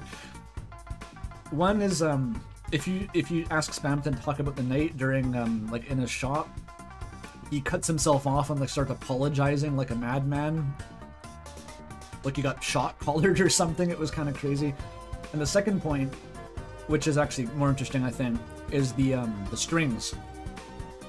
Because this is more evidence that points toward Des than the knight, but it's, I mean, if it works, it works. After Spampton's fight, I think if you beat him violently, you get the puppet scarf as an item, which is like a scarf for Ralsei, but I think if you check it, or it's like some bullshit where it's like unused Noel dialogue for it, there's some reference to it being made of guitar strings. Like, it says it's like guitar strings. I'm not even editorializing, really. Like, the words guitar strings are used. Add that on to the fact that, like, pulls the strings and makes them ring was already, like, potentially a guitar reference. All the guitar references route back to Des. And so that's sort of like, it's like a hybrid piece of Des Knight and Spampton Knows the Knight evidence. Very versatile. It's Noel flavor text, right? Which probably is unused then. I don't think you have Noel at that point in the game.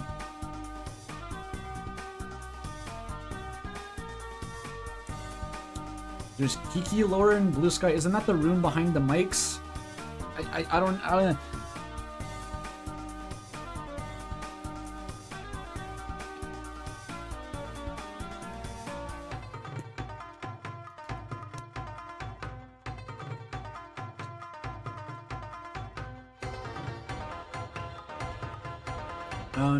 Gargoroko with 200 mixes. Thank you. Do you know the places where you can use the Shadow Crystal? Hang on. Do you know the places where you can use the Shadow Crystal? The first one is with Toriel. The second one is in the festival / lake. Same you saw Susie. And the third one is the Flower Kingdom Garden. Well, the garden is the only one I didn't know about. And that I talked about this earlier in the stream. And I just don't know what to make of that then, because in all the Dark World locations before, it's just showing what happens in the Light World. But that seems to have like the Light World effect in the Dark World, where it shows some of the weird vision. I don't know what to make of that at all.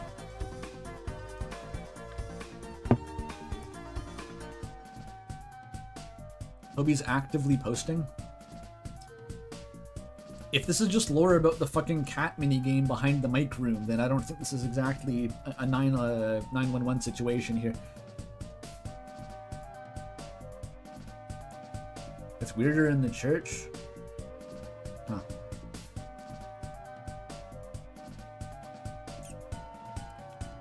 Oh yeah, I guess the prophecy mural's in chapter 4, but I figured that was like of overriding importance.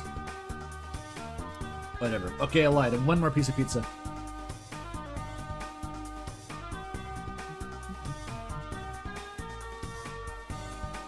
Oh, Kiki is Toby's actual cat. Huge lore.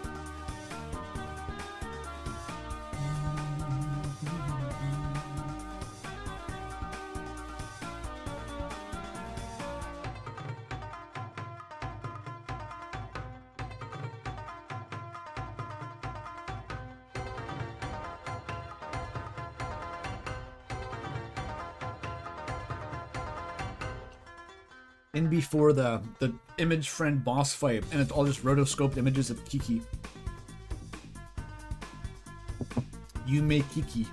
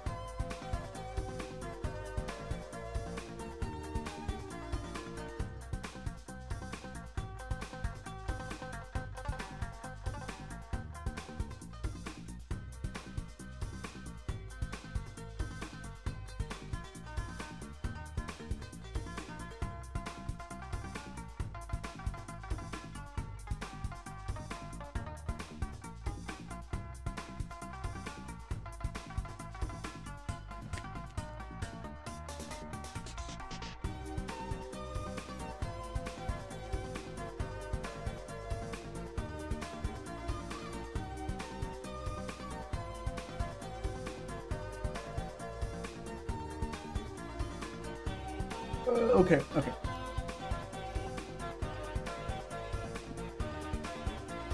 Okay. I'm gonna do it now. As soon as I get the pizza out of my teeth. Oh shit. It was fake, I'm not doing it. It's fake.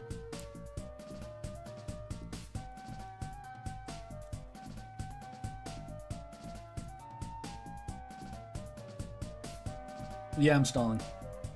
Alright, so the response that no one even wants in the end. No one even asked for this. Excellent. But in the previous stream, I was getting like a million people excuse me, a million people asking about this video that came out.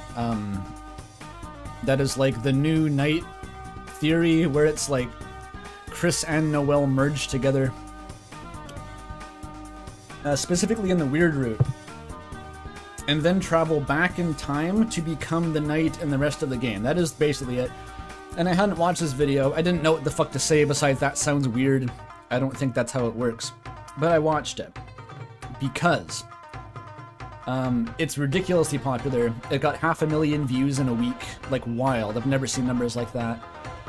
So this is the thing du jour, and I might as well make a response. So I went and watched the video, and I took 3 brackets, 3 pages of handwritten notes. Just point by point. It's an 11-minute video. My overall impression was that it had 1.5 to 2 legitimate good points, and the rest of it was all kind of vaguely manic padding, and a lot of like hyping itself up. The presentation reminded me a lot of like the Jaru Azrael's Dust theory, where it was all just like, and you won't believe what happens next. We never knew. Everything until now has been wrong. It was like, that kind of gets on my nerves, but like, yeah, it was like a couple of good points, but they were buried under such a frustrating amount of just overt reaching or scrabbling for tiny details and then ignoring other bigger details otherwise if they weren't convenient, or just general like horoscopic nonsense that it just completely buried the good points. And like, if I remade that video to make the same argument, it would be 1 minute long, and it would say, I'll see what the good points are first. One, this is like the biggest point I think it makes. During the Knight's boss fight in Chapter 3, the single act you have access to as Chris is Hold Breath. And this has no particular explanation otherwise. It was always kind of mysterious, like, why are you holding your breath? And what this video was saying is that's actually a reference to the Knight is made by the end of the Weird Route, and so it's kind of like the last thing Chris remembers before becoming the Knight was holding their breath as they sank underwater.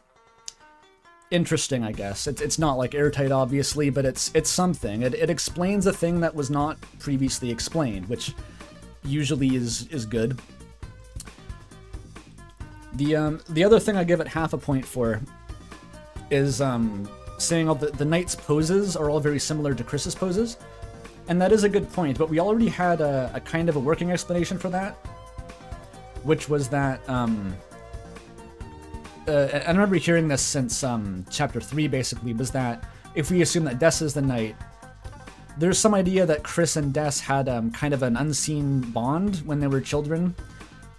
Like, they perhaps knew each other on a level that isn't totally clear to us right now, but there's hints at that. And so the idea is that, like, Des's mannerisms kind of rub off on Chris, and that's why they have this kind of similarity in how their mannerisms are. Which, that's not the most ideal explanation, but it was something, and people were operating on that logic for a while, so.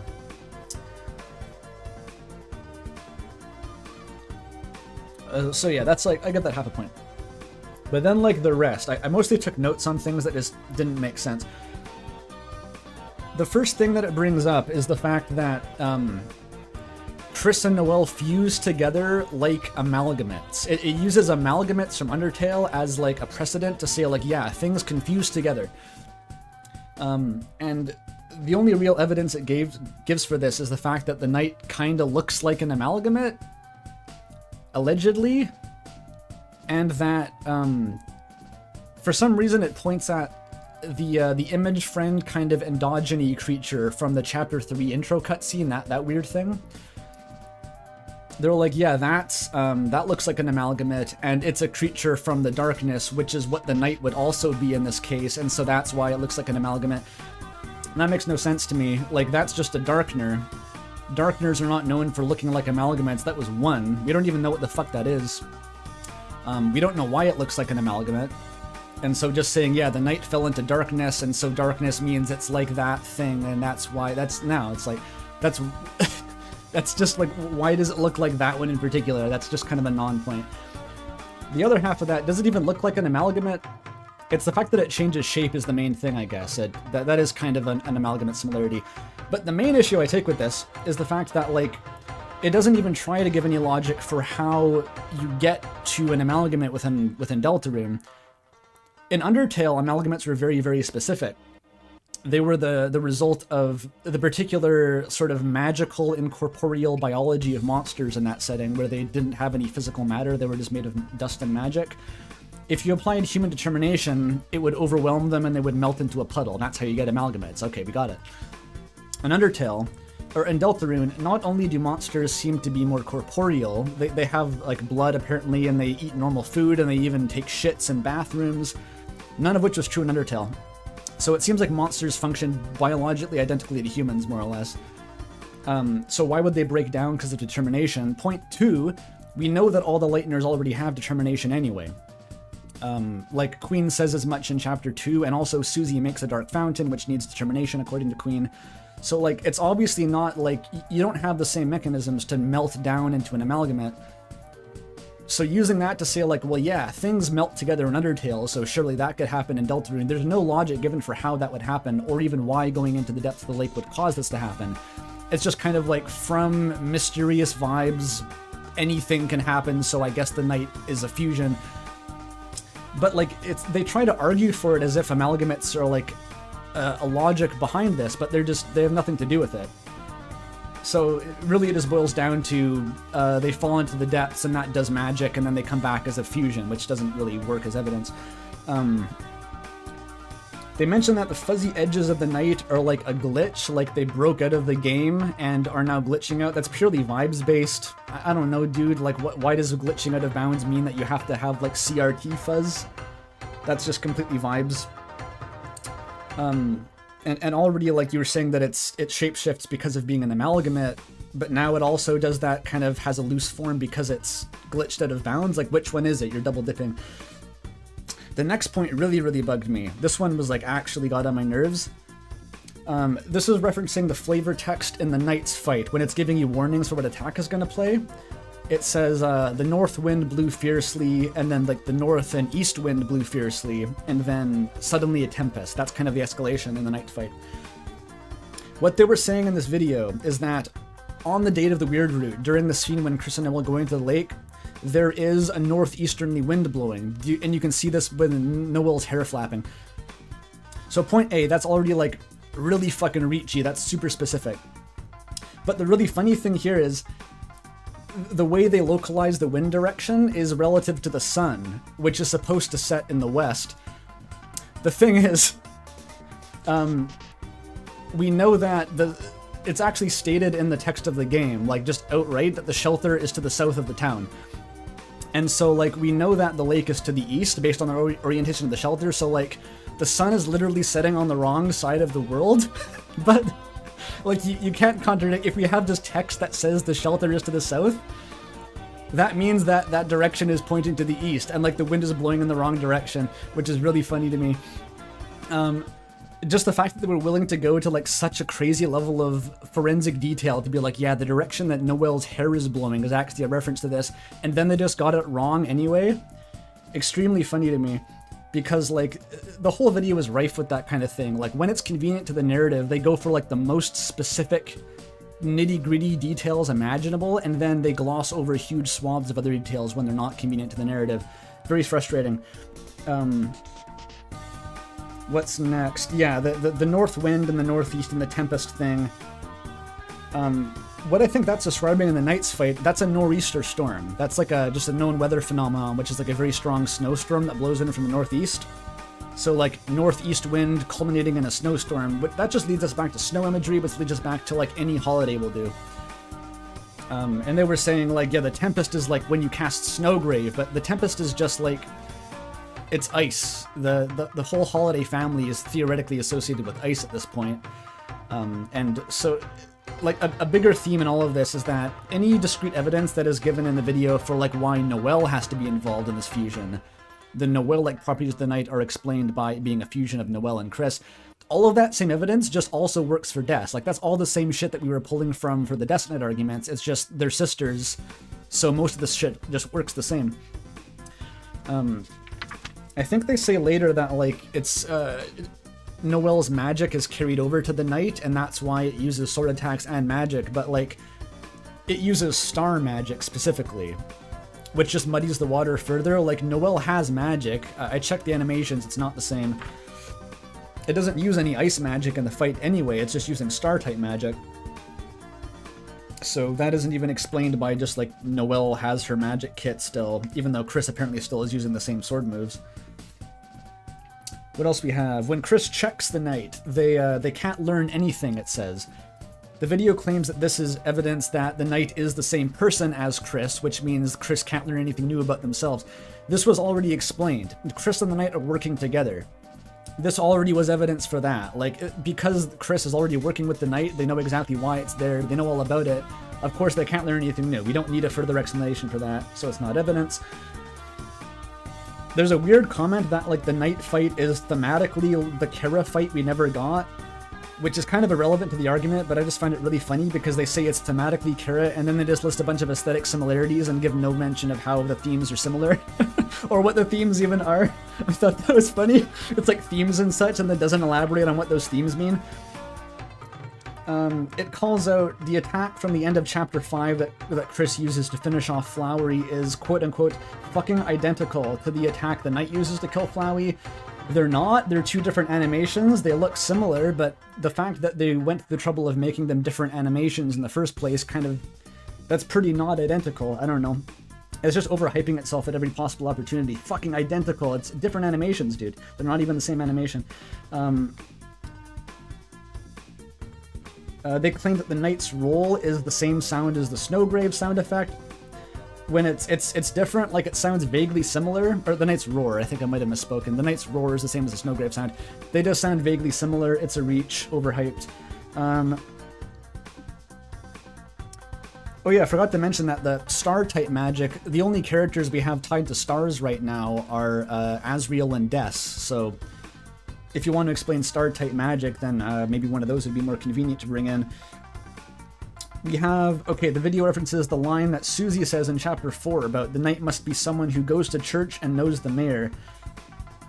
When Chris already knows the fucking shelter codes, why do we need to explain how the Knight knows the shelter codes by bringing Noelle into this? When Chris already has access to the shelter. Like, they just forgot. Like, Chris is already a fusion. We don't need to explain why Noelle has the codes because he knows the mayor and goes to church. Like, when is it indicated before the weird route that Noelle would have found the shelter codes? That doesn't even make sense. Like, just knowing her mom doesn't mean that she's gone out of her way to find the codes. And it never even mentions the DELTARUNE codes besides that. It's just kind of throwing shit out there that doesn't even contribute to the argument. It's just fluff. Okay, it brings in Root's theory randomly and says that something? Oh yeah, it says that if you, like, Root's theory is the idea that, like, the final dungeon in the Sword Root boards is like, it's like a map of Hometown basically, which I haven't watched that full video. I think it's tenuous regardless. Like, Molly's talked about it and said, like, yeah, it's kind of reaching to make that conclusion. And, like, even by that logic, what you get is the lake is the same room as, like, the weird, like, the black NPC that mirrors your movements. So that's a whole rabbit hole. You have to bring up, like, data mine stuff that it's actually supposed to look like a black deer, but it's overwritten by the tutorial variable. I don't even know what that contributes to it. It's all vibes-based anyway, and Root's theory was already a reach, so it's just a big clusterfuck to bring in for no reason. For some reason, the video brings up that Noelle is a Jesus parallel, and that means that the Knight having stigmata is the same, but then goes on to say nothing about, like, why Jesus is relevant to the Knight, or what a Jesus parallel means to any of this. It's just like, yeah, well, Noelle gets crucified, I guess, and the Knight has stigmata, so that means they're both Jesus. Like, I guess it counts as evidence. It's just really funny to say that and then not have any opinion on, like, what that actually means. It's just like, yeah, they both have Jesus stuff. It's like, okay, I guess it's Jesus. For some reason, it says that the Knight was, I think this was at the end when it goes, like, really off the rails. The end of the video was actually surreal. It just kind of veers into this unrelated fan fiction about, like, how the Knight is the angel and, like, how everything is going to happen in the rest of the game, which that reminded me a lot of Jaru too. How, like, it starts off kind of making an argument and then just goes off into complete speculation and just kind of tacks that onto the end. Which, like, congratulations, whoever made that video, you got your fan fiction platformed to an audience of 1 million people probably, without any justification. So enjoy. You did it. But, yeah, it started saying that, like, the Knight was the one who was prophesized to open the angel's heaven. It was basically making the argument that the Knight was the angel. That was kind of the back half of the video. The Knight is never mentioned to make the angel's heaven. There's nothing that says that. The only thing that mentions the Knight in the prophecy is that it will duel with heroes strife by strife. That was completely made up. Kind of shocking, actually, that they made it into the video. And then, like, saying that the angel is a trinity of the player's soul, Chris, and Noelle, and that's what explains the angel parallels. Like, okay, I guess you explain why Noelle has angel parallels, but what about the Chris angel parallels that don't exist? Like, all of Chris's parallels are satanic, basically, or demonic. Like, people always say that Chris and Noel are contrasting each other as, like, the angel one and the devil one. So we just have Chris also part of the angel, but, like, they don't get any foreshadowing. Only Noel gets that. And this is the best part. Like, the fact that you have the player's soul is in here. What the fuck does that even mean? In case anyone needs a reminder, the player's soul is the thing that we control in Deltarune. So what that implies is that throughout the hypothetical, like, future time loop chapters, we will be controlling the night to do the things the night does and make the pact with Chris that makes them work with the night. We'll go all the way back and we'll choose to do all of that?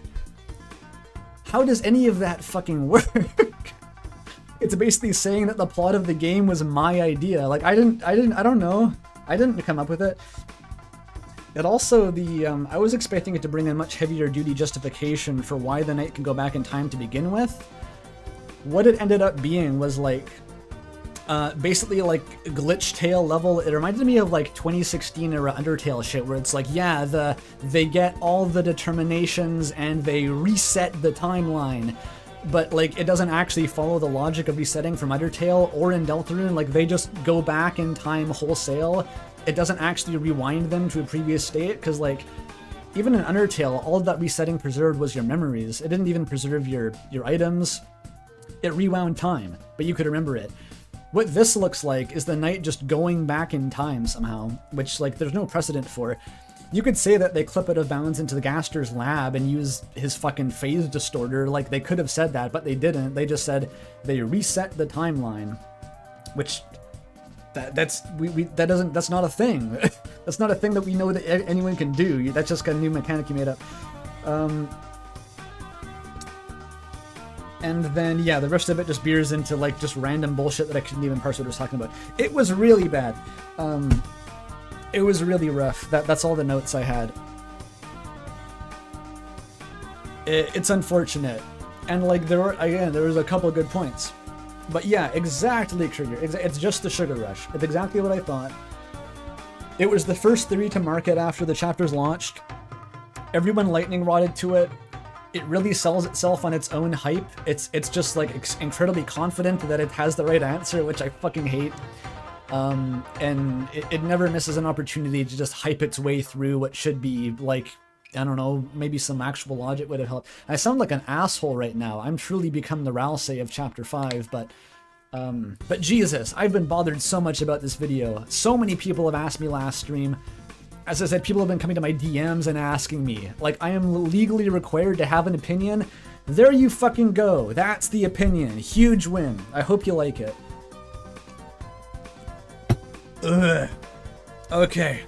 I still have half a pizza left. I didn't eat any of the pizza. None of the pizza. I'm gonna go back to eating pizza.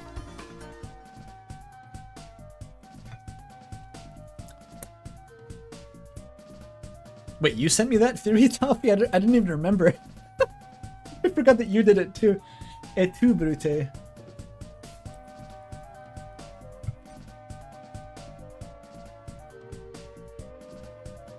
What was the name of the theory? I don't even remember.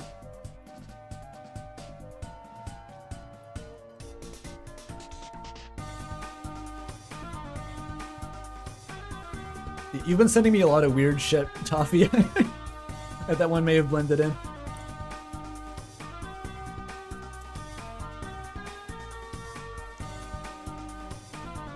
It was something like the new chapter solves Deltarune. Yeah, probably. It was something like that.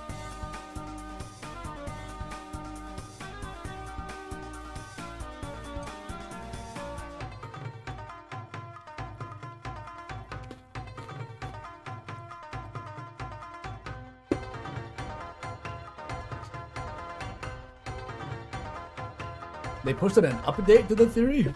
Is this going to turn into like a live Twitter reply chain? That's some Elden Ring shit. That's how Elden Ring YouTubers act. It's really funny. You get like 4 video long reply chains to each other's takes.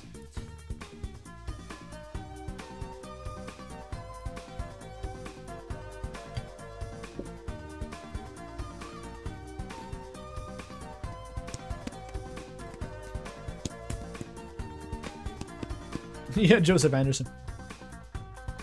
If anyone still cares about Elden Ring takes, I really liked, I think Feeble Kings. Because it went from, like, Joseph Anderson had the hot take that Elden Ring bad. And then some other guy called, like, Lupine or something came in and was like, actually Elden Ring good, and Joseph Anderson's a little bitch because I'm a challenge runner. And they were both, like, completely insufferable opinions. And then, like, the third centrist guy had to come in and be like, actually, I have the correct take. And I actually really like that guy's take. It's like, yeah, be the centrist, be correct. Pop off, king.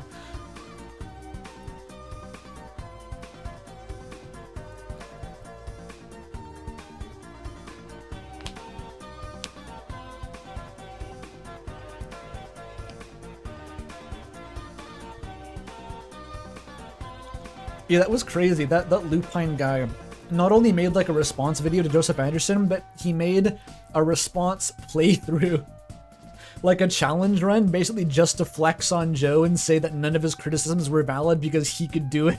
It was incredibly stupid. Just like completely ignoring the intent. It's like, you're making him more right by arguing, dude. This is stupid.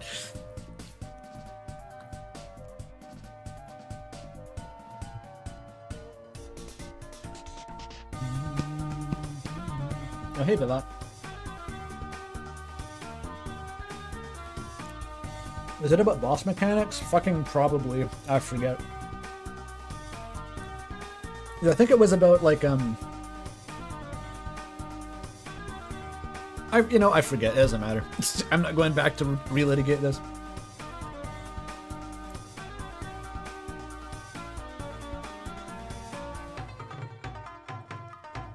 That's not the Elden Ring, is it?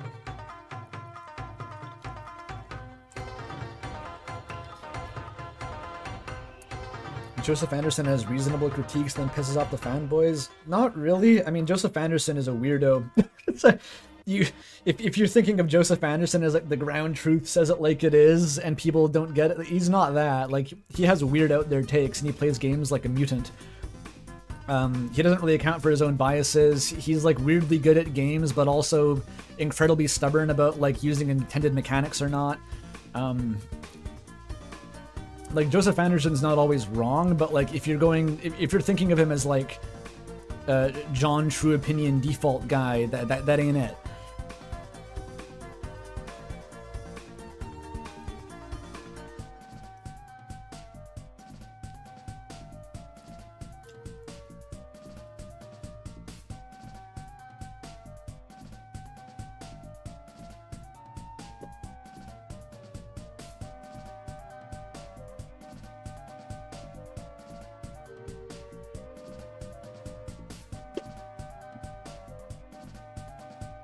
You like the way he plays Ace Attorney? Oh, we'll see my Ace Attorney gameplay in just a second. Once we meet the best fight in the game. Not controversial at all. Everyone had a very similar and homogeneous player experience with this trial fight, and there's no discourse.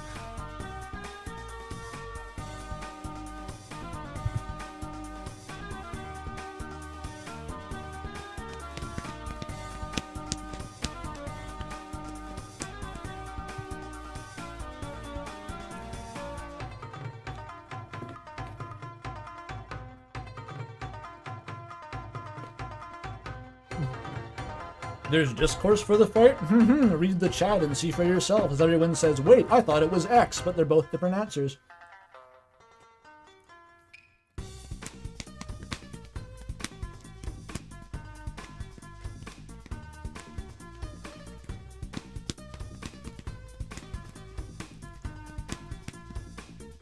Have you seen the Joseph Anderson clip where he pits the Deltarune OST against Undertale? I haven't. No, I haven't watched Joseph Anderson streams for a long time. Does he like Undertale better? I mean, I don't think I've really made this opinion public because it's not going to be popular, but I still like Undertale's music better than Deltarune's. Which, it's obviously not a fair comparison. There's a reason I don't compare things to Undertale, is because Undertale just always wins. Doesn't really matter. Like, Undertale is basically what defined my concept of like what good things are.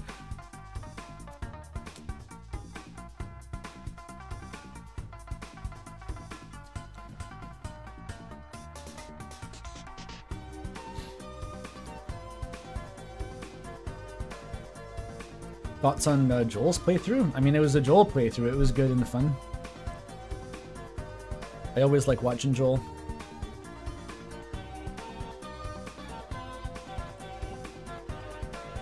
Yeah, Outer Wilds is my favorite game, not including Undertale, because it wins. That's exactly it. Like, on the top 10 ranking, Undertale goes in 0. Because it's just not... There's no point comparing it to things. It's not the same playing field. No, I just kind of fell off of watching Joseph over time. I didn't, like, decide he was cancelled or anything. I just eventually stopped watching him as much.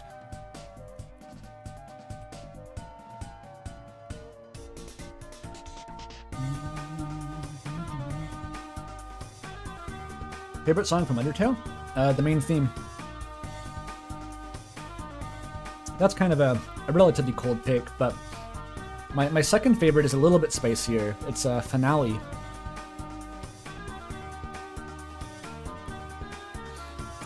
Like even above Hopes and Dreams and Asgore and Megalovania and all of that. I really like Finale. I just wish it was longer, it's so short.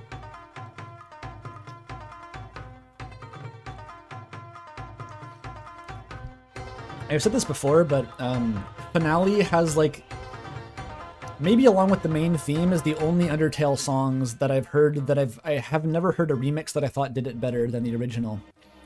Most other good songs in Undertale, there's like one remix you can point to where it's like, that's an even better version, but Finale and the main theme doesn't exist.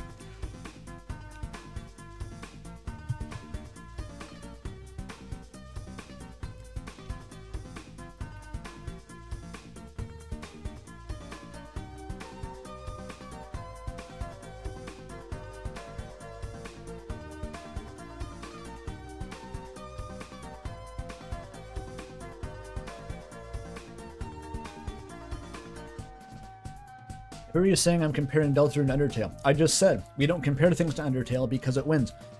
When Deltarune comes out, it's not going to be better than Undertale. And I can say that because it's not a fair fight. It's not competing by being a better game. Undertale destroyed my life and rewrote my brain. I've now, like, my brain chemistry is settled. Deltarune literally can't physically do that to me anymore, so it's not going to win. This is why it is a pointless contest.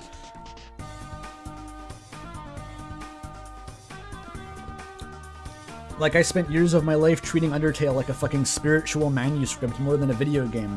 That's not... You don't put that on a top 10 list.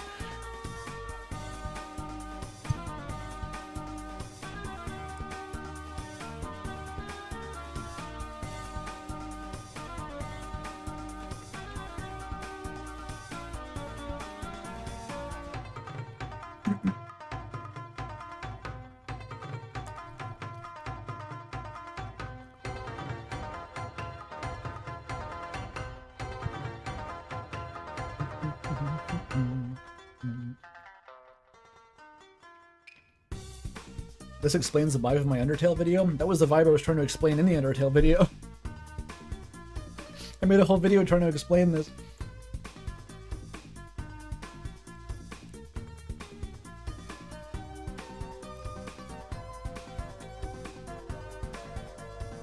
I'm saying I'm biased? Yes!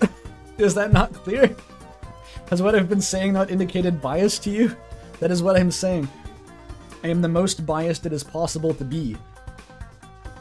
I'm the kind of bias that, like, I don't know, family members are such that they're exonerated from having to testify against each other in court.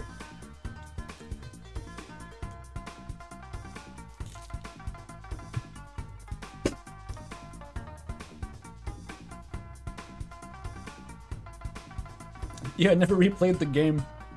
The fact that I even have multiple save files in Deltarune already means it's losing.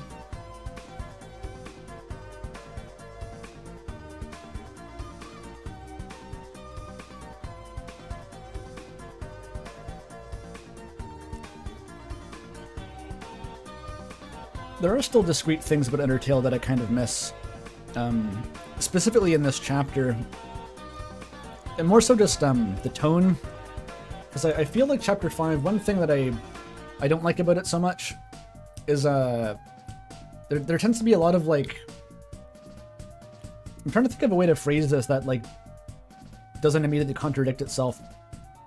Something about the way that characters, like, express themselves or are written, it's just very intangibly different. It feels like a little bit louder, I guess. A little bit more direct. Where I don't know, Undertale just has this, like, kind of remarkable minimalism throughout it.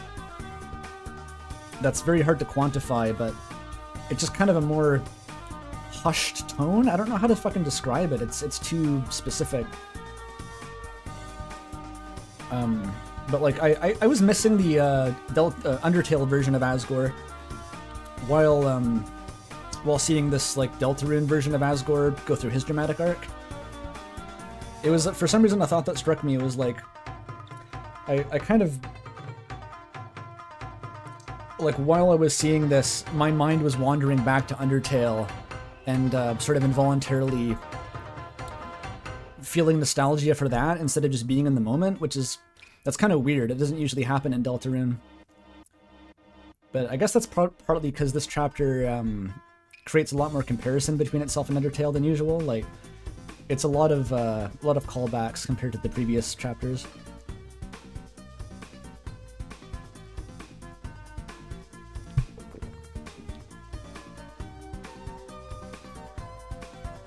Courier coming in with the patrician take or whatever. I think as Deltarune goes on, Toby is also using it as a way to reckon with his own increasingly substantial legacy, and it's making the script feel overstuffed in places. Yeah, it could be as simple as that. Just, this isn't like a seismic shift, just like a subtle kind of strainedness at times. I don't know. It's subtle, but I was feeling it regardless.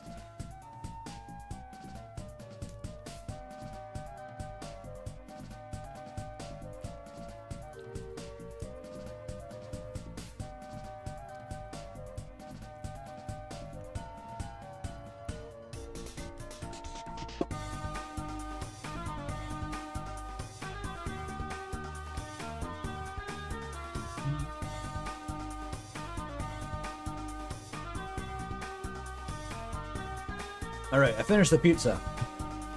We can get out of gay baby jail now.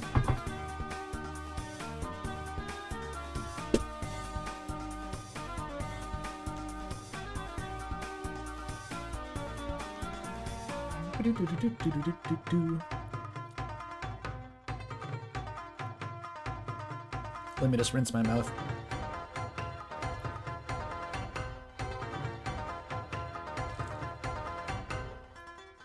Oh yeah, we've absolutely tapped out of this the chapter 1 Dark World formula here. The fact that chapter 5 did that is already a surprise, but like we're definitely at the limit now. The game can't keep the happy-go-lucky facade going, and well, Susie literally just states that explicitly at the end of the chapter, so yeah.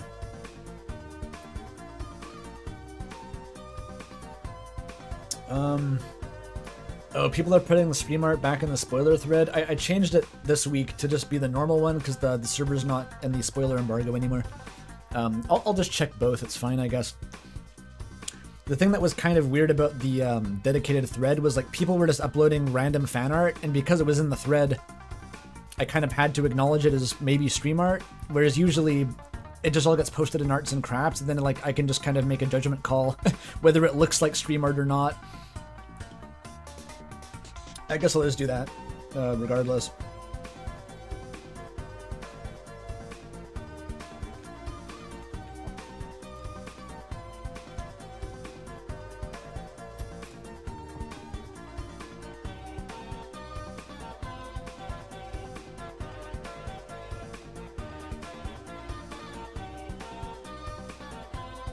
Okay, well, we're less than 4 hours in, and I've had my pizza. I'm ready to go. Let's rock and roll.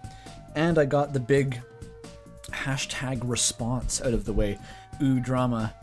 Ooh, hot takes. Ooh, I'm gonna get clipped by that one RTVS highlight channel, and that clip is gonna get like 60,000 views, and a bunch of people are gonna watch it out of context and say, wow, this guy's such an asshole on stream. All he does is complain and tear other creators down. That's all he does for 12 hours. That key, do you think it goes to the yellow door? Only one way to find out. The sound is so spooky out of context. It's like, where is it coming from?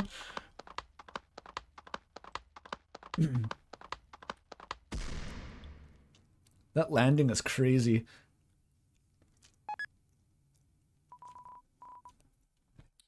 Okay. I'm gonna have pizza voice for like hours. Rilo sec, not so fast, y'all. This yellow key ain't gonna know human criminals. Here, my name's Yellow. I saw y'all humans. You crucified blue special flowers. And anything that hurts all blue, that's the ultimate crime. So listen up, you got one last excuse. For justice has its way with you. I kinda hate this voice. It kinda sucks. I'm gonna change it.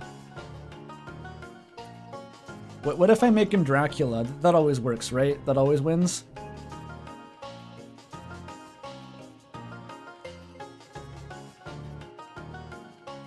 My style of voice was like this.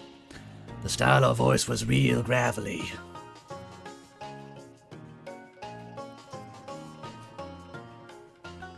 Or we can do Dracula. Dracula is always funny. The Starlo voice sounds too much like Susie, so yeah, I can't use that. Dude, that wasn't us. Oh yeah, Ralsei says his hands up. Huh? Well, it certainly looked like y'all. Really? No, no way. It was just flowers that looked like us. Flowers, but y'all don't look a bit like flowers. Neither do you. Well, darn my socks. Ain't that so? Sorry for the trouble, y'all. Take along this key. Cool. Wait a darn second. If you ain't crushing Blue's flowers, mind explaining who did?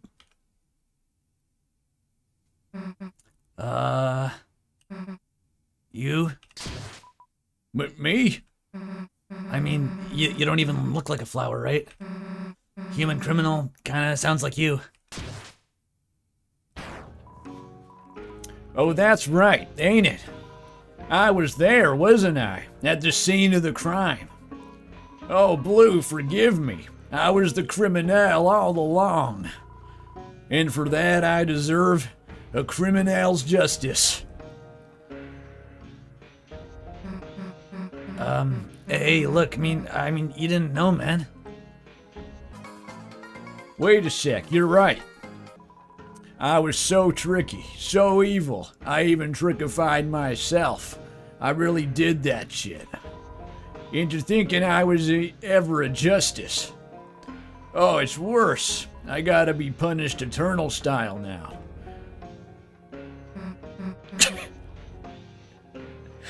This is one of the crowning jewels of the chapter, the yellow suicide watch art. Well, the key got... We should, check on that guy. Yeah.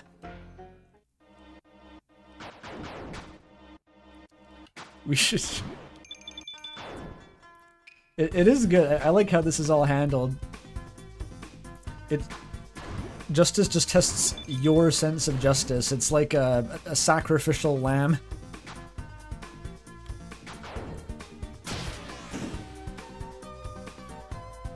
Hope y'all don't mind me joining in yous drowning yourselves. Yeah, I've seen that.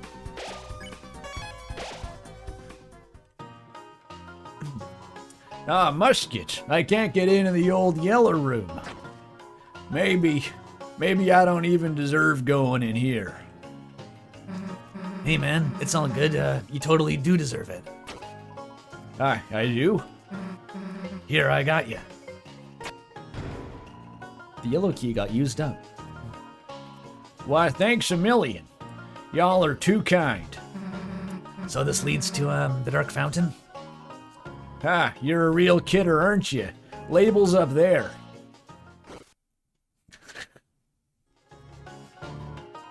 Anyway, really gotta get my punishment now. Y'all have a great day. Toodly K.A.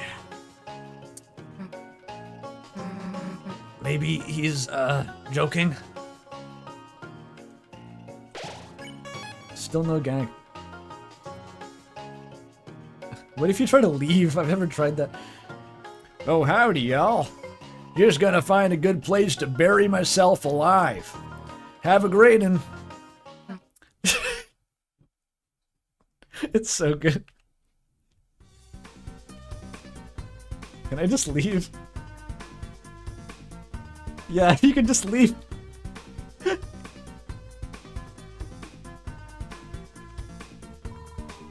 This is Yellow's turf. Anything you find might be used as evidence of justice. What does that mean? Maybe we should get some stuff as an alibi? I thought you would have to, like, prove to Yellow that he himself was innocent, but, like, it ended up being not that. Susie, look!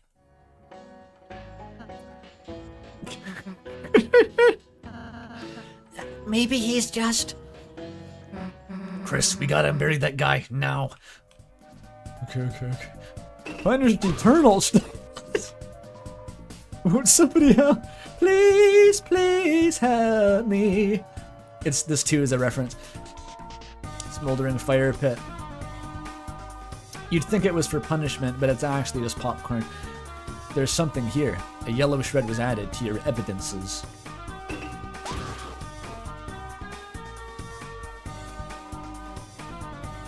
My scissors stolen!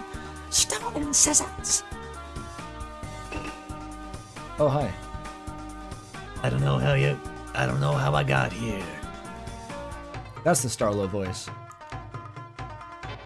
Oh, wide hitbox. She blocks the way, sorta. Kaka wants to play. T-pose for dominance. Instant value. Get away, you stupid dog. Gotta farm tension points. I think the Scarecrow is just nerfing the pattern of the Kaka.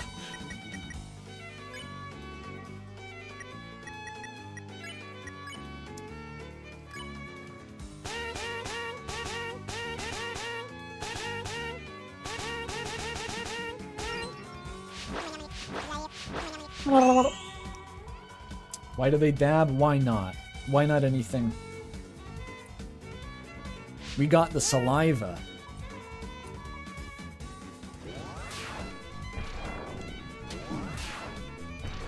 This got me thinking again about the, okay, this is actually really hard.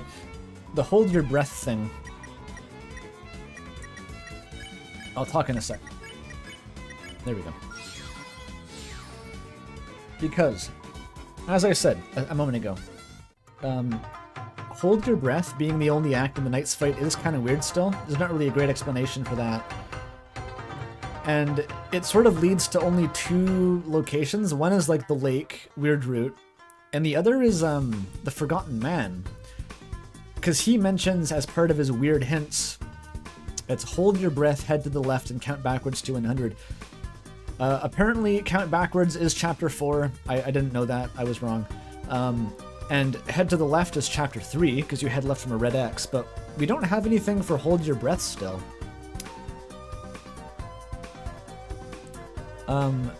And like, I've heard people say, well, it's chapter 2 and it's because the dumpster is stinky. That's really weak. I don't think that explains it. But like, yeah, what is it? It's just kind of a dangling thing. Unless the Forgotten Man was referring to the weird route, which would be extra strange because the weird route doesn't even let you get all the eggs. The chapter 2 one is impossible, so those are kind of like opposed in a way. But otherwise, it's just like, the hint doesn't help at all.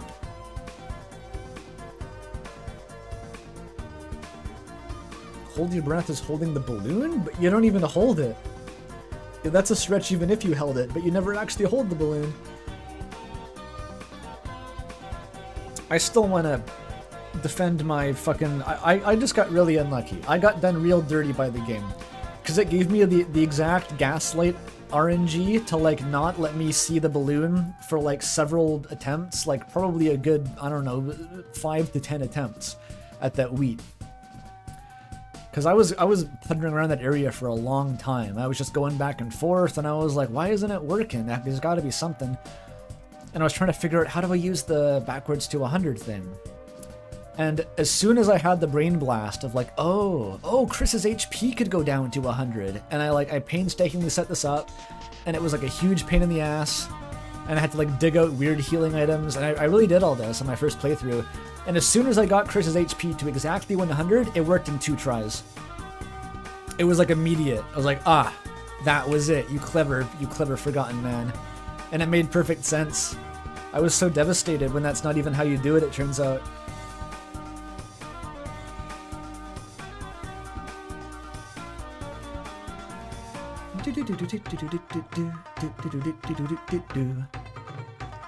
$5 from Robbie. I guess I'm reading this, whatever. Closer we get to the end, the more I wonder what happened in Toby's dream for him to dedicate 15 years of his life to making Undertale on the way. That's the question, isn't it? It's probably something to do with whatever the fuck's happening in the weird route right now. That feels like a bit more fever dreamy than usual.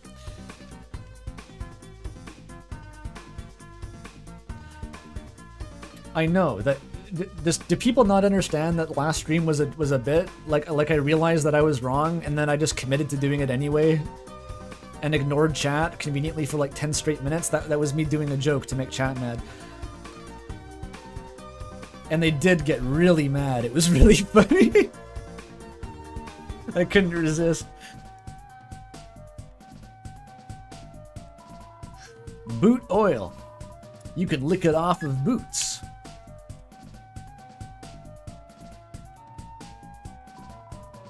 Asgore, a special hot sand bath. Before punishing your enemies, take a load off, Tiger. The secret room. I found this, but I forgot about it.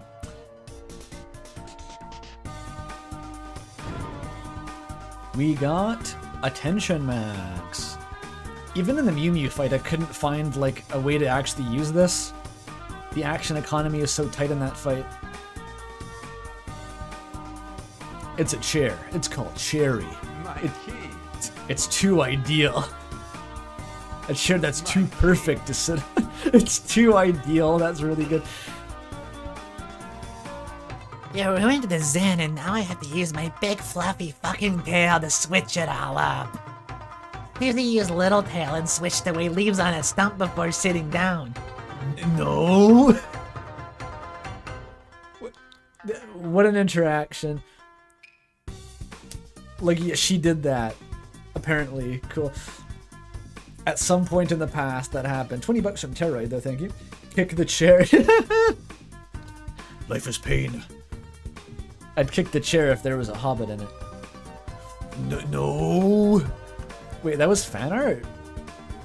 This is a reference to a fan animation? Whatever. Fine, that's fine. It's fine. I think I gave this guy like a bullshit voice, but like Snapcube's voice for this character is so fucking funny, and I don't think I can replicate it because Penny has like crazy voice skills. I was like, I am the Zen looker. No, I super can't. It was like breathy and super high. No, my voice doesn't go that high at all. It's like especially because it's strained now. I'm the Zen looker. I look at Zen. I've patterned myself after the world's greatest looker. And stop walking around. You're fucking up the Zen.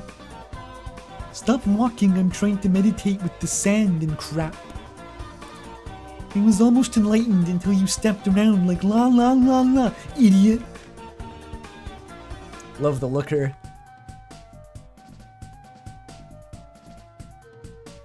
Yeah, my voice is too bit up to even try to do the Penny's version. Greed was gonna make a delicious hot snack, but never delivered. Sounds like evidence. Floridin was added to your... Hey, not me, not me. I'm not a strong boy. Don't treat me like one of your items. Lancer reference. Here, evidence! I did it! I did it! Scissors were added. Thanks.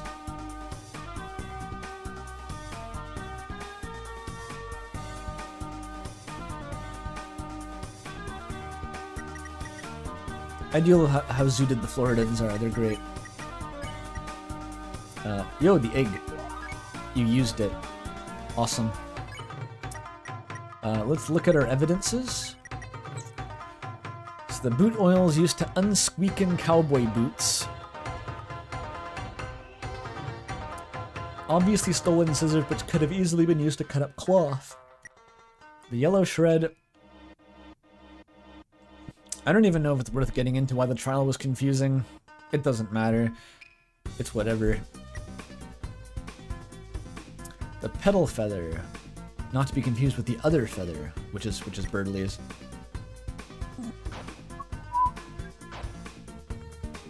The gastrophone is evidence of Chris knowing the night. It's a very different thing.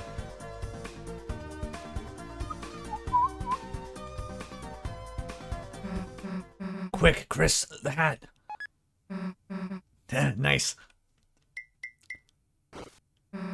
Damn it, wait. Yellow, he must be under there. Underwear? Or else they start digging.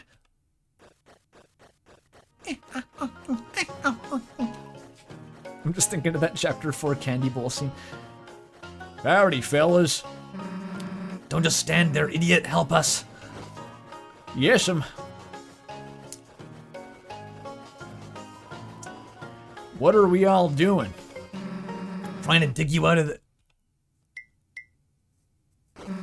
Wait a sec. Hey, man. I thought you were buried alive or something. Oh, no siree. I just left my spare hat here, as in a marker for where I'll be buried later. Nice. Y'all dug a perfect hole, just like little old me. Actually, you don't, need this. Huh? What's that? Look, we wanted the key, okay? You're a nice guy. We didn't want you to bury yourself. Oh, my 10 stars. Y'all are just too kind. No burying. I'll take that to my little cowboy heart. Now I gotta go to the next room. Y'all take it easy.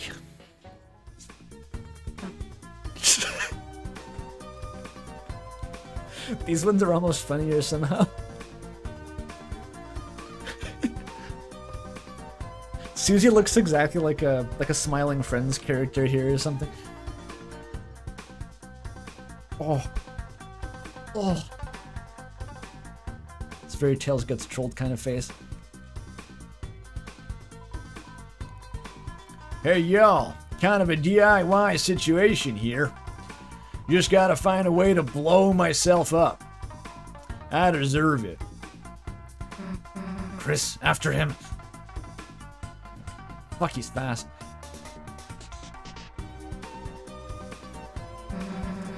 The hell are you guys doing here? What do you mean, us? We're renovating the punishment rooms, so they have actual use for Asgore. Why the book are you here? Who let you past? Dude, Yellow's gonna blow himself up. Oh, really? Yellow, don't start with that me! Why was Seth just here making the Mickey's dick smashing machine? No one ever really comments on that. I'm sure it's fine. It's a purple book. Purple book was added to your evidence. It's a series of papers detailing how to turn guilty self-punishment into amusement park rides. A deadly train track, a roller coaster track, depending on optimism level.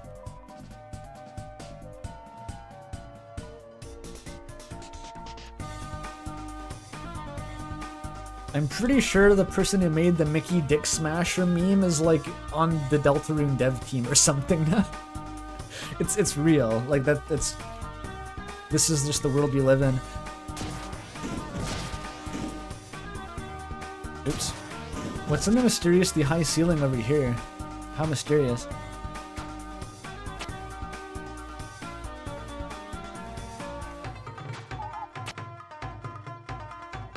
This room's kind of fucked up. Fucked up low-key.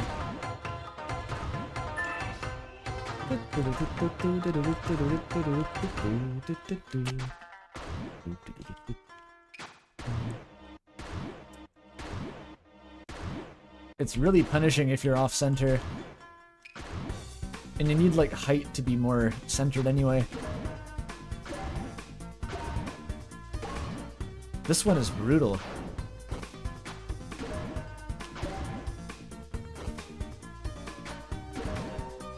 It's just the last jump. There we go, okay. It took me a long time on my first playthrough.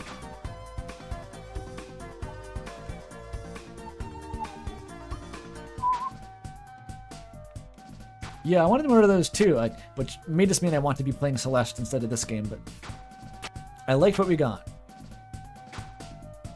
Make sure to kill all the flowers. You're going to be punished to the full extent of the law regardless.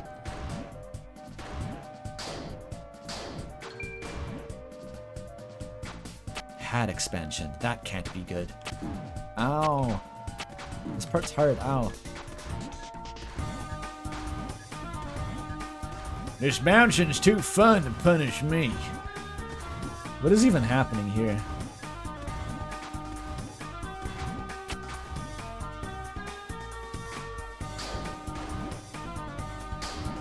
Come on.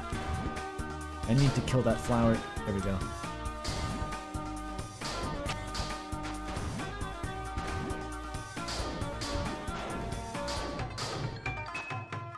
Got it. I got money for doing that for some reason. Crime pays, but botany doesn't. That should have been the title of this, like, sequence. Like, a big title card pops up. And it's just Tony. Here's the spiritually depraved and misery-inducing landscapes of hometown. I can't do the accent. Lying down on the tracks is too comfortable. Holy shit, holy shit, holy shit.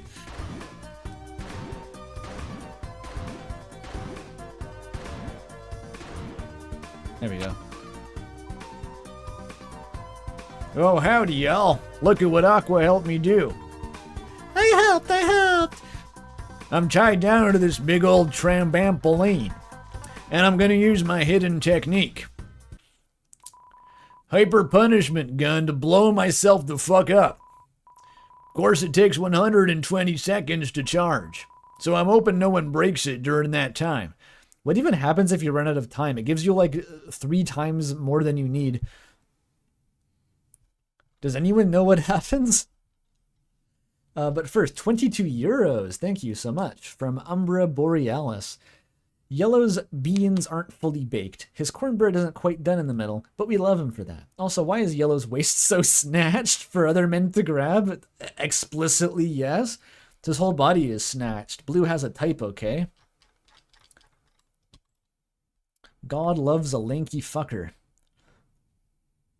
So I'm hoping no one breaks it during that time. Oh, wait, no, we still gotta wait. $20 from HH8302K. Hell yeah. Thoughts on boundaries being diegetic limits on the soul's agency, while NPCs have full agency to go outside the bounds and can lend it, i.e. Ralsei's pulling us over the spikes with the weird root weaponizing this to break the prophecy. That's a very philosophical question to bring up during the cowboy suicide prevention scene. It might have relevance. I mean, it would. It draws. You're drawing a parallel between Ralsei towing you over the spikes and Noelle towing you into the lake. I can see that. I mean, you get railroaded pretty hard regardless as the player, and it's hard to say like how much of that is because you're the player, and like we don't know what the perspective of an NPC looks like. I think that's the fundamental issue, is like we don't know what the other side of the tracks is. So we can't really say whether we have more freedom or not. Theoretically, everyone should be constrained to the same degree. Yeah, I don't know. Time to save the cowboy.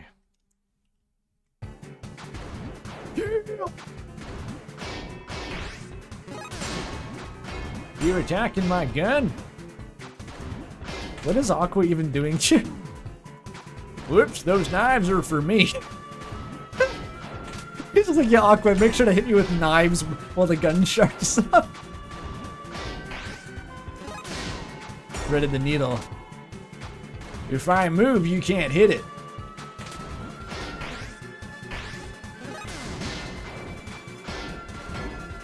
Trambampoline. I wonder what the point of the trambampoline was in this whole scheme. Probably Aqua's idea.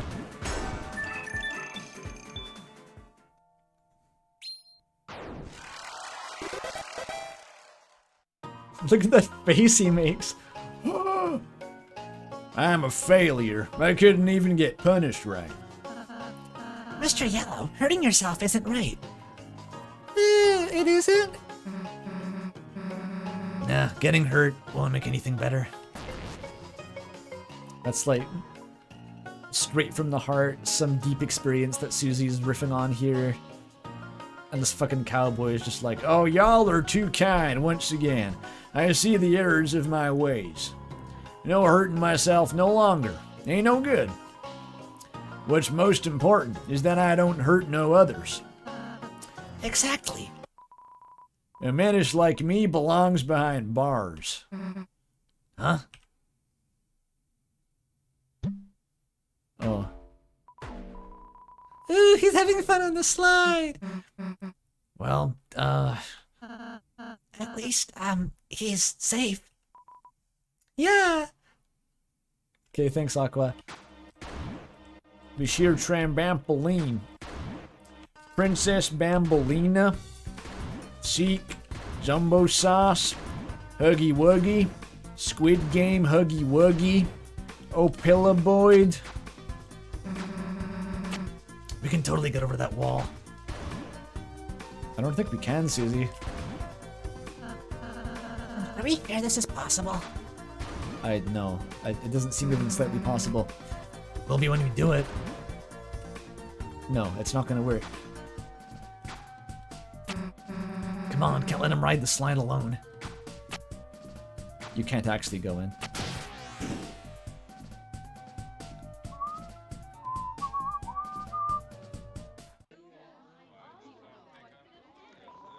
Shh! The show is starting. Our instructor, dancer in love, watch quietly. It was a popular fanon thing back in the day too to assign the red soul love as its attribute. And not only is like Blue the weird integrity one, but like he's also being assigned love in like an addition to integrity just to make it more confusing. It's awesome.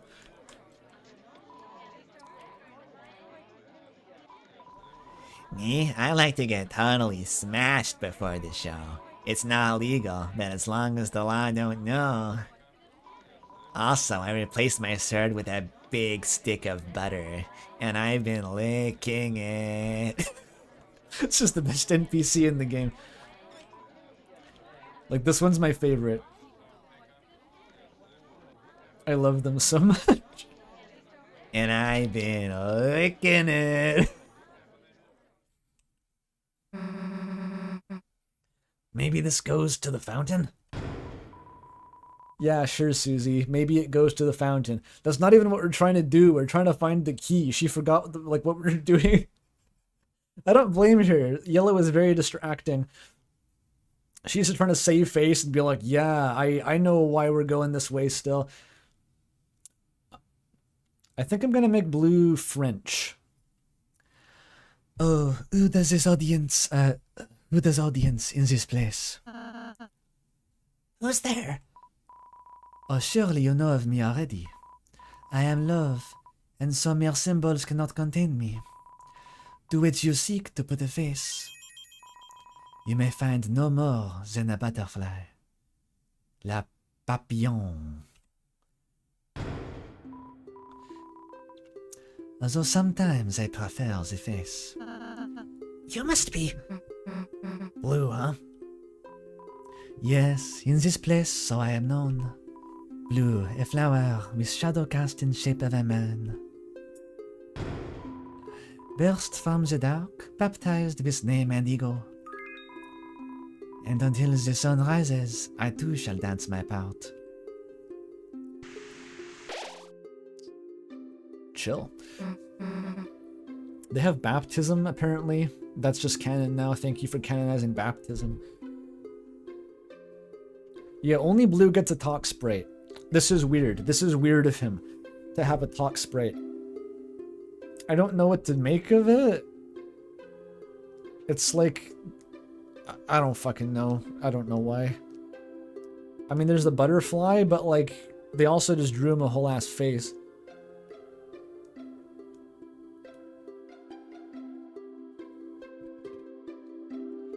You healed us. Are you supposed to be stopping us? Blue! Flowery may have directed me so, but in the margins of my role, I played comedy, not tragedy. This dialogue actually seems quite relevant. Based on, it ties into what Ralsei says a bit later in the Hot Spring about like, even though we have to conform to the prophecy, it's like the margins of the role. Like there's enough flexibility even while sticking to the script that you can influence essentially whether you're going through a comedy or a tragedy despite the events being the same. Very kind of overt prophecy philosophizing here. As Monsieur Butterfly says, flowers are not weapons of war. We are mere messengers. Messengers of love. And each of you, are you not here because of love? What? Susie, whose every breath holds Noel's name. Hey. Ralsei, whose every step is followed in love. Huh? That's a harder one to unpack. Who is the love for? Is it a generalized expression of love for... We know that Ralsei is, what do you call it? Like, he's never had friends before. He's glommed onto Chris and Susie. Like, they mean everything to him. I don't think that's an act or anything. I think Ralsei's just like that. Or is it spicier than that? Wiggles eyebrows. And Chris.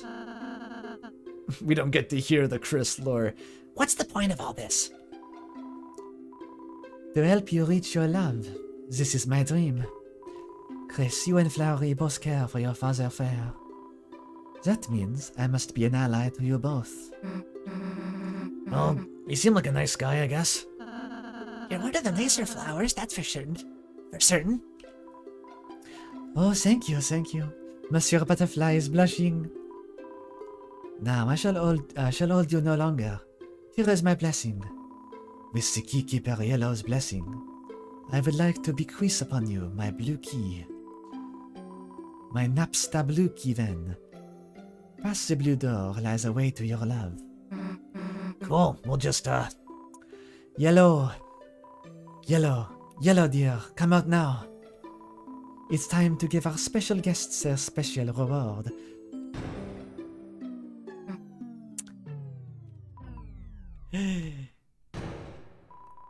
Where's Yellow? we, don't know. Blue bouncing butterflies. Yellow dear, our guests are waiting. We should probably make sure he doesn't, Yeah. No way to the fountain. Where's Kinger? Hushed voices wither with excitement. It's probably a good performance. The quiet cut-flower silence of a man who was waiting to die. I didn't take in any of that, but I think you're in trouble. I forgot if you talked to me, but I think you're in trouble. I love the... Does their sprite get, like, wider after the show? They're just melting. Performance, wonderful. Blue is love. Love is multitudes. Fucking slay this princess NPC over here. I hope they have a good trip sitter. The butter sword is their trip sitter. And I've been licking it.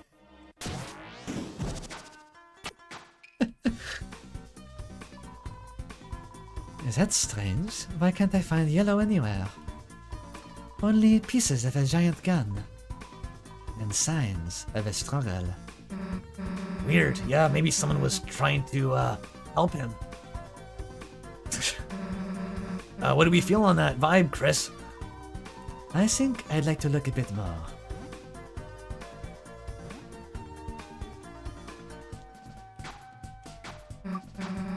See? I knew we could get over this wall. Damn it, Susie. Well, I can't mind seeing her so happy. Oh, Susie. Okay. Yellow's corn-scented rope left on the tracks. The corn-scented thing is like a... It's like Starlo again? I don't know if that's an intentional reference, but like the cowboy character being a corn. That's just Undertale Yellow.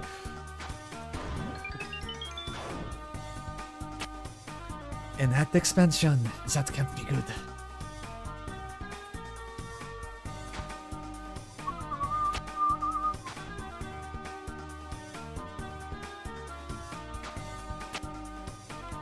Is Yellow lobotomized Starlo? Can you beat the lobotomized Starlo allegations?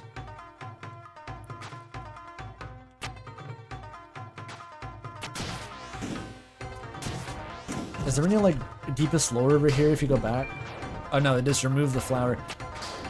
Actually, this confused me because I remembered Susie can make those flowers regrow in the final room, but this one you just can't for some reason. Whatever.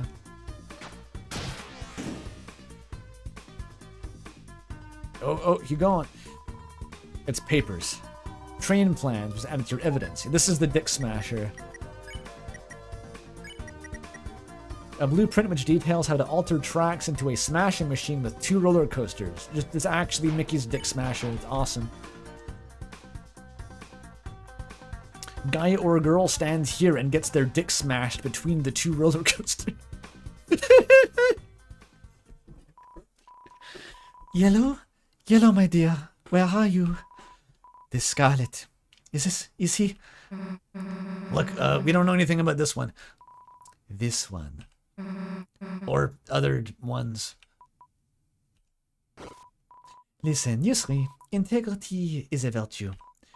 Now, is there anything you would like to tell to Mr. Butterfly?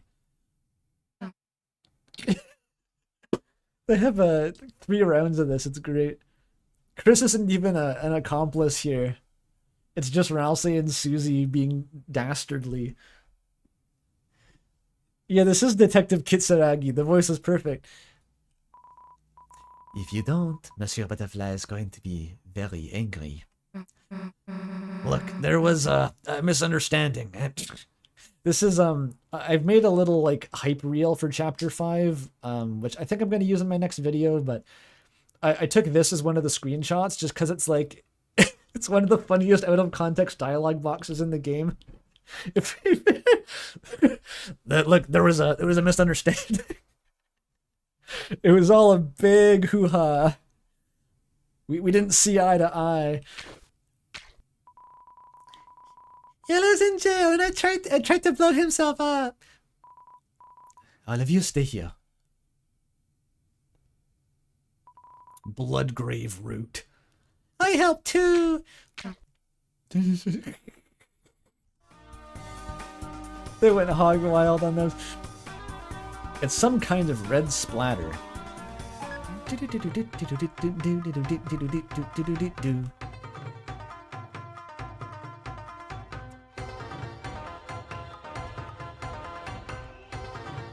Blue's faces give Carol sometimes?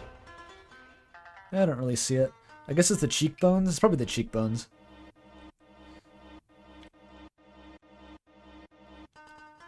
I was gonna say a thing. I forgot though, it's fine.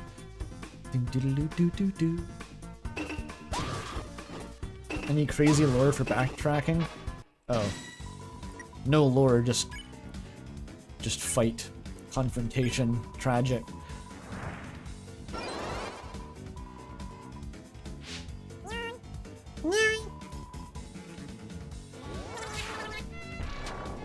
This pattern is kind of difficult. Uh-oh, uh-oh. Uh-oh. Okay. Hoop is really good against Kaka. I think Ralse's action is better too. I'll min-max this. I want to make it optimal.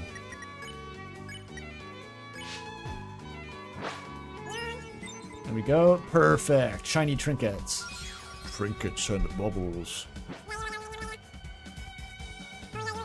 Spit at me, do it. Do it now. The Kakas are just kind of if the Bloodborne crows were cute. That's their whole concept. They're already kind of cute.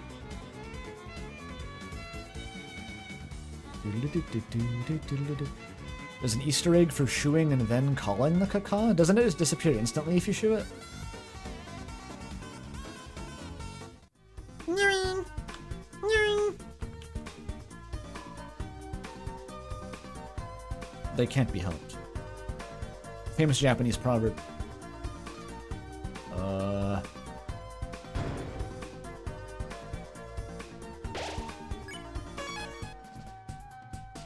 Oh, you can do them both at once, or at calling and shooing. Huh. No, it doesn't become lost if you shoo. It just spares it. Favorite Beatles song? That's a weird one. I know more Beatles music than pretty much any other band of that era because my parents listened to them a lot, but what is my favorite Beatles song?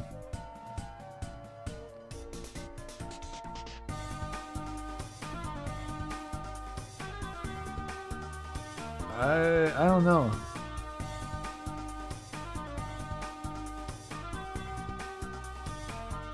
Eleanor Rigby is pretty good, but I can't really choose. I feel like I've heard them all so many times that like I never even had an option to consider how much I liked them. They were just there, and I accepted their presence because it was always just like my mom playing them and stuff.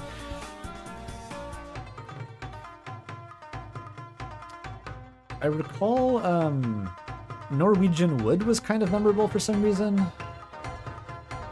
I think it had that kind of raga rock vibe that stood out a bit to me. And for some reason, I remember from the Yellow Submarine movie, I really liked the Sgt. Pepper's Lonely Hearts song. But I don't know, there aren't any that really stand out a huge amount.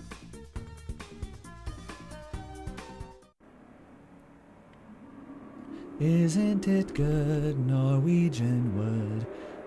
It's got that Mixolydian scale vibes. It's nice.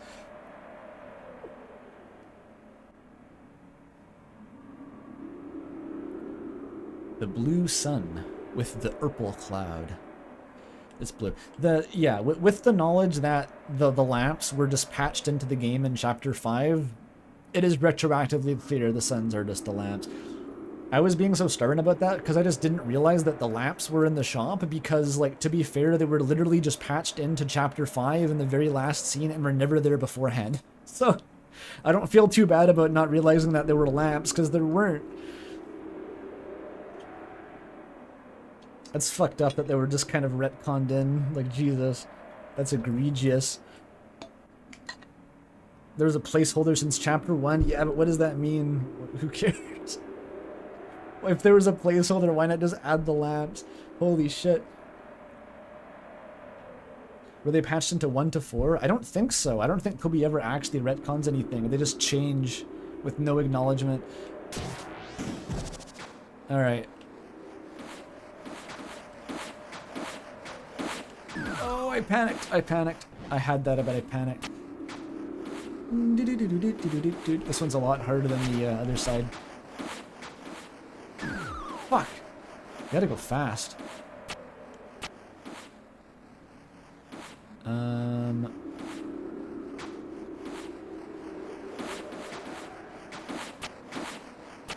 Or just get on a better cycle. Yeah, there we go.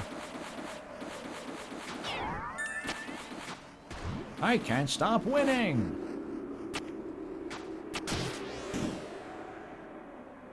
Yeah, Rousey could have burned all those.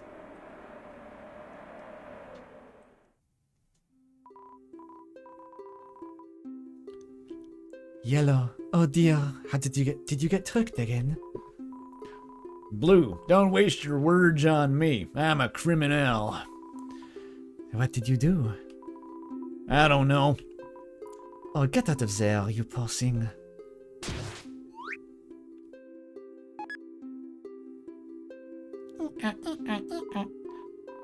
There, Yellow. These two are just like immediately and openly in a relationship. Excellent dynamic, why not? Ah, Blue, what are you doing? You're helping a criminal. They're gonna arrest you too. Who? Who puts you in there? Me? Would you arrest me, Yellow? Never. He means it. So, who made you feel this way? You three. Sorry about the mix-up earlier. Hey, no problem. It's all good. We're gonna go now. You three fooled Yellow, didn't you? What? I was foolered? Justice don't got no patience for foolers. Quite so, I'm afraid. I'm afraid we'll have to punish you, dears.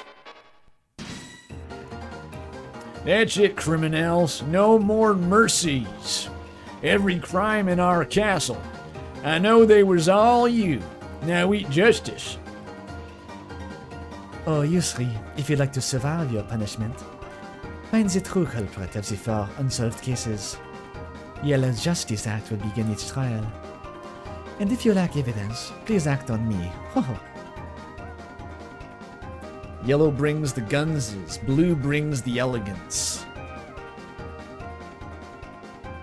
Yellow's battle sprite is very good. It's straight up a JoJo pose, I think. There's a lot of JoJo references this chapter. Doesn't Flowey use a bunch of like sprites basically traced from like JoJo's fighting games?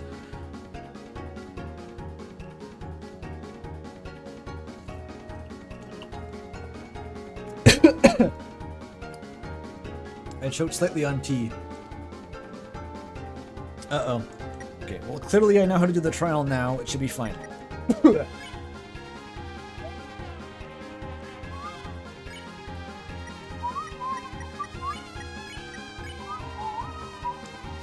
revolves, the world or I? That's another fucking reference to that. I didn't even know there were this many. Blue and yellow legitimately have like some of the more difficult patterns. Okay, this one's actually... Oh, I remember it being harder. Never mind. Justice for all. You begin the trial. State your case, victim. I was crushed flat without permission. Usually I only do that on weekends and with explicit consent. It's cool though. Cool and illegal. What criminal could do such a crime? Find him. I did it! Hee hee! It sucks that you can't just go like full 70s cop and just like convict everyone. Just like, yeah, they said they did it. We got him. Or I guess the 70s cop is more like you punch them repeatedly until they say they did it, and then you put them in jail. It should let you do that. It would be like realistic.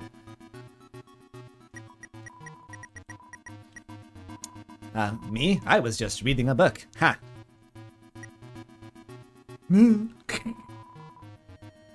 Yeah, the dialogue is mostly the hint here. Can I even reconstruct the logic I was using to get these wrong? I don't know. I don't know if I even can. Because it was like... I just didn't make the connection that like you can crush flowers in a book, so I was like, oh, the smashing machine maybe. That's how you crush guys, and this was next to Seth anyway. But maybe this does work? I can't remember if this works. I know that the book works. Oh yeah, the egg is here. I didn't have this before, actually. I didn't have the egg unlocked. What does it do? You'll know what it's evidence for when it happens. Yeah, that was always kind of the case. The floral scent? Yeah, I also didn't notice that the victim was like a flower. I kind of forgot what the victim was. Is there an eye on the book? Oh yeah, there's like a big weird eye. Why is there an eye on it? Kind of scary.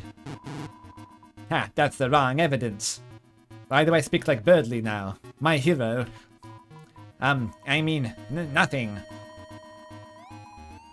It felt as if the perpetrator was correct.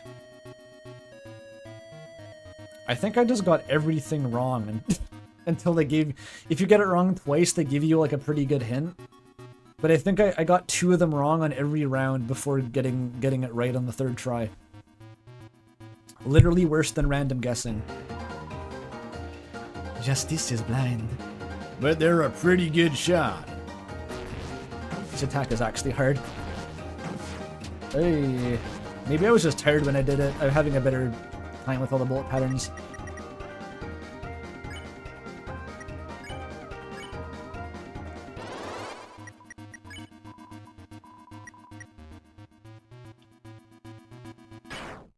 There we go. Meh, what's your proof?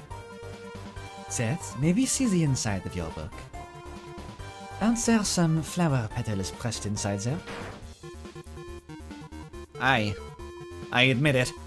I wanted to try pressing flowers. I heard it was scientific. Straight to hell with you. You're going to the 9th layer. Great work, Blue. Well, you folks proved one crime, not yours. But what about the rest? Playing Smash ain't ever right. They did want to be smashed. See, it was with consent. This one is fucked up. Jesus, okay. We're fine though. We can start the trial. Just ice. I'll be the victim this time. My favoriteest, yellowest shirt done was vandalized. Half of it's all black and smelly. What kind of sick criminal messes with a man's shirt? Find him. Hee hee, burn, burn! Who's the liar? Was it on purpose? I was reading a book by lamplight. Green has the best poker face. Does the oil work for this? Because you said it was smelly, so I think that's meant to disqualify the oil because it has a smell. I didn't really get how just like, this is a piece of the vandalized shirt, but I didn't really understand how just showing the thing that was vandalized is evidence of who did it. It's the popcorn connection though. Like, this is just the most related to the crime, but I couldn't tell how it was actually evidence. What? Green? You wanted to make popcorn? So you mistook the corn-patterned shirt for actual corn? Ooh, did it work? Yeah, it did. No, you idiots. Yellow, your shirt was burned to a crisp. Oh, Green, I know you didn't mean no harm, but a justice is a justice. Straight to the 8th layer. Any regrets, Yellow? Well, I did want to taste that. I missed it.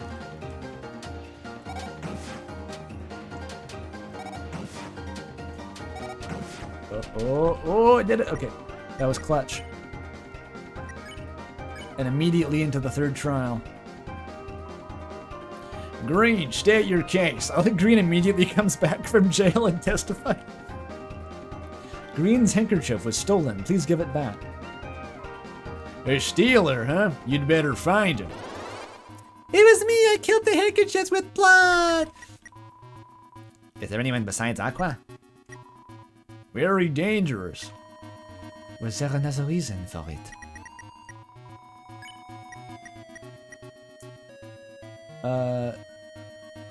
I noticed that, like, just earlier in this sequence, Aqua's ribbon is green instead, but, like, it was red from the start, wasn't it? Like, originally it was red. Did I hallucinate that?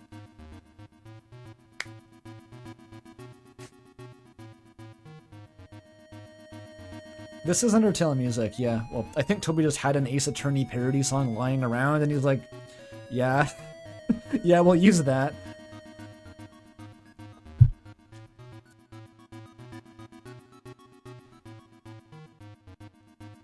The ribbon was green for a while. But at the start? Red, then green, then red. So it turned green and then she had to turn it red again. That's so fucked up. Whatever. Actually, did the scissors work? I bet the scissors also work. Let's see. It doesn't work? Scissors to cut up cloth? To cut the handkerchief into a, like... I feel like that should work. Because she did steal the scissors. That's not what this trial is about. It says I'm innocent? Can you just choose the right evidence already? Someone needs to put this war criminal behind bars. Felt as if the perpetrator was correct. Who revolves the world? I've clocked this one now. I think this one I was just scared of the flowers way earlier than I needed to be. It takes a while for them to detonate. Identify yourself. I killed the handkerchief with blood. Yeah, it was me. I killed the handkerchiefs. You didn't, Aqua. You are wearing them right now. Yes, I wanted to make red ribbons. One color is boring. I also wanted to make a violent crime scene with food coloring. Good job, Aqua. I'll punish you now. Yay! You go to the Bulges. So that's how the red splatter was food coloring. Hear that, ESRB? It was food coloring. There is no blood in this game. Because monsters do not bleed. That would be a good bit too, like they're wrong about what humans are like, but they also don't know how monsters work, so they're quoting like Undertale lore. Why didn't you do that, Toby? You already were referencing Undertale constantly. Why not just make it even worse and more confusing?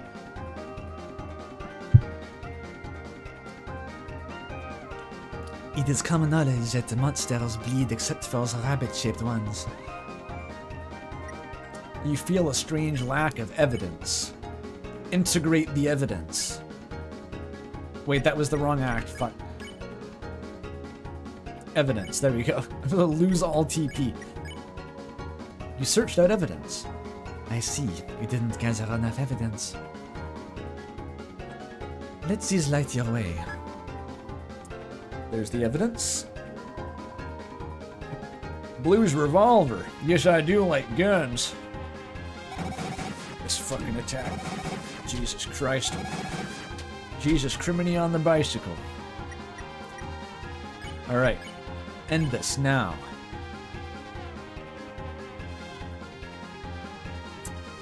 Hey, I did bad on this trial, but at least I didn't take 3 tries to do the one on Flowery's boss fight. I think when Joel was playing this, he got like all of the wrong answers on like the gimmick trial while fighting Flowery somehow. What? I'm a victim again? My secretest pedals done was stolen. How could that be? I never done told nobody about those. These was for someone special. Ah! I'll never forgive who did this. Never. Yee, I couldn't find them. Too bad. Gee, I wonder who it is. Admit it, you 3. You took him. I know it. The obviously correct answer.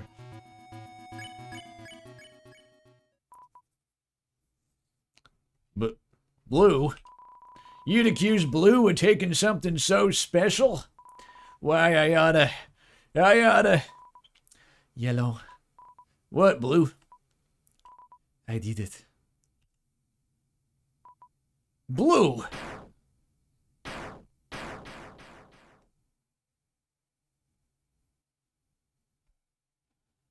So dramatic. Blue, you done did take my special pedals? Alas, that you would find out this way. Then I got no choice. If Blue's a criminal, steal her. Then I... Yellow, dear, you're holding the gun the wrong way. No, I ain't. I don't want to be a justice if I gotta punish Blue. He's like crying. This part is crazy. Don't worry, ESRB, there's no gun. It's just a bunch of chlorophyll and maybe sap-related substances that'll fly out of my fractured skull, like JFK. This is a 40-centimeter armor-piercing Abrams tank round. My head'll be reduced to a plasma.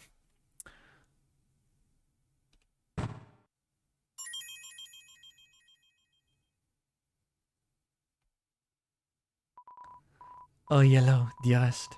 Slip not reference. Slip not into such fragrant melancholy, and count the petals of your mind's eye. Why would I endeavor to make such folly?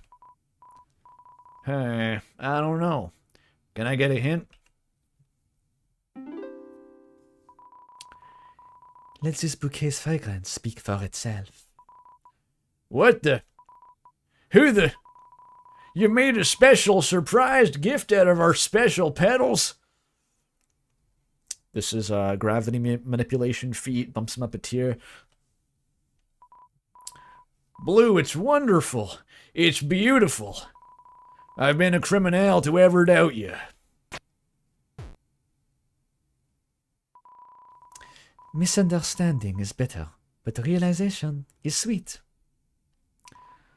You know, you three is a right and kind sort.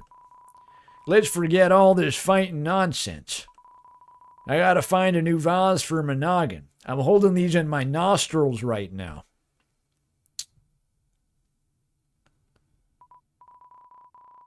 Wow, your flowers are gay as hell. Oh, a man of the law whose judgment wavers like chaos.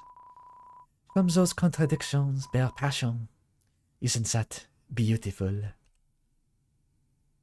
Thank you, the shifting mound. By the way, you three. Yeah? No more tricking yellow. Got it? Yeah, definitely. Wonderful. Then go forth, with love in your steps. My people need me. Well, all's well that ends well, right? Ah, nice Shakespeare reference, Susie. Too true. I say this often. Immediate backtracking. I don't even... No, there's nothing here. It's fine. Do do do do do do do do do do do do do. There's a million choices here. I might reload to show some of these dialogue choices because like there's a lot of good options. I did save, right? I need the save point. Susie, by the way, would you like any advice about which flowers might be best represent your love? Huh? Yeah, sure.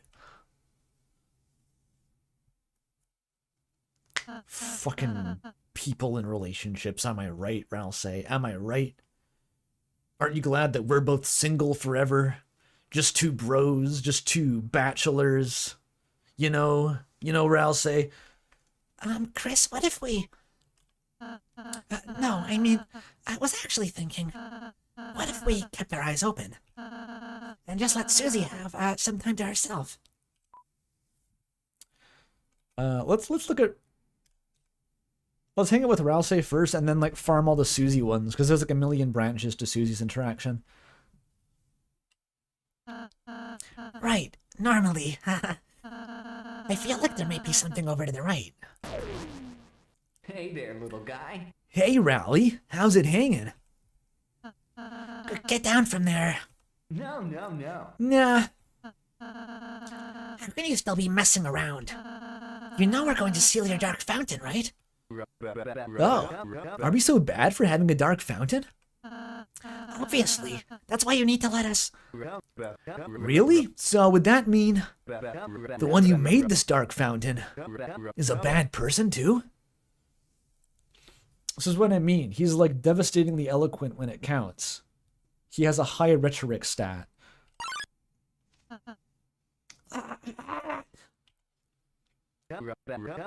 What? Cattail got your tongue?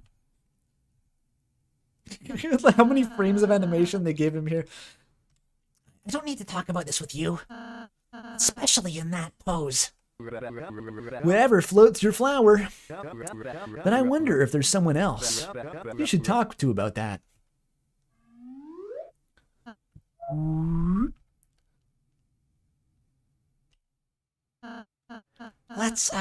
Let's go, Chris.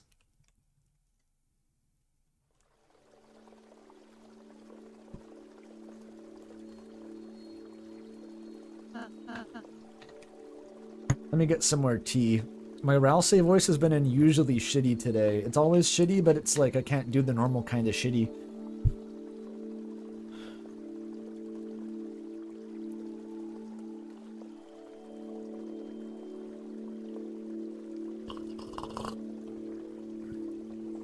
So yeah, if you choose any of like the right side dialogue choices, it just ends the scene. I tried all of them. They all just do the same thing. It just immediately skips the scene. It's just a trap. Don't do it.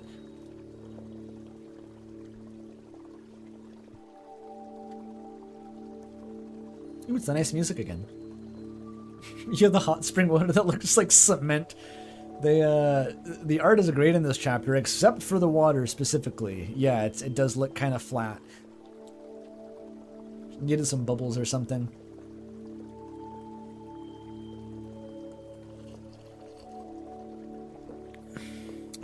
We got 20 bucks from HH number something to ask, what do you make of the cutscene with Asgore recounting That day, being accompanied by something visually similar to the sprite rose with an ominous stab? Yeah, it's the same stab sound as you see on the Weird Route. That is like by far the weirdest thing about that cutscene. I don't even know what that implies, because is it like just a stabbing effect? Did someone actually get stabbed? Or does it mean the Weird Route mechanics have like precedent that already happened somehow? Like what the fuck does that look like? Is this just a type of thing you can do, like with a different thorn ring? It's impossible to think about. And like if someone was stabbed, like that's where I came up with that like the random crack theory about like, yo, Des got stabbed with a knife and the knife made a dark fountain at the same time. And the dark fountain exploded like inside her and turned her into like a titan, because the titans are like personified dark fountains. And like, dude, sick dude. It would be kind of sick. But like, why was like Chris stabbing her? Why was that the plan? How did that even happen, if so? And like, did Asgore witness it? Like, if Asgore just saw someone stabbing Des, like, why is the perpetrator such a mystery? Like, how does Asgore know this, but like not know anything?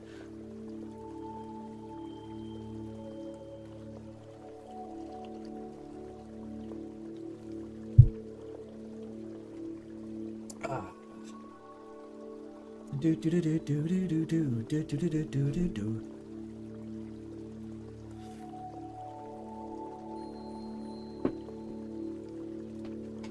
Oh yeah, Chris was hiding in the closet. I didn't realize it just reinvented that. Never mind. Never mind. Des stab fountain is deleted now. It's cancelled. Chris? There's a hot spring here. Did you want to try it? Okay. Fully clothed in armor. Ugh. Relax. They could have drawn like a fucking, I don't know, they spin around, then they're both wearing towels or something. The fact that they're both just fully clothed is just kind of disgusting to me. Like in a wizard robe and scarf. Do not relax. Just two dudes in a hot tub, 5 feet apart, because they're not gay. Let's relax.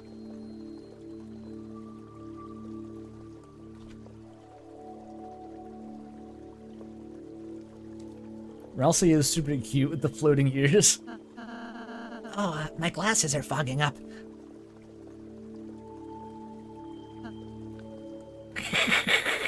In case you forgot what his eyes looked like, Jesus. He's got like the pink highlights on his eyelashes or something going on. Wild.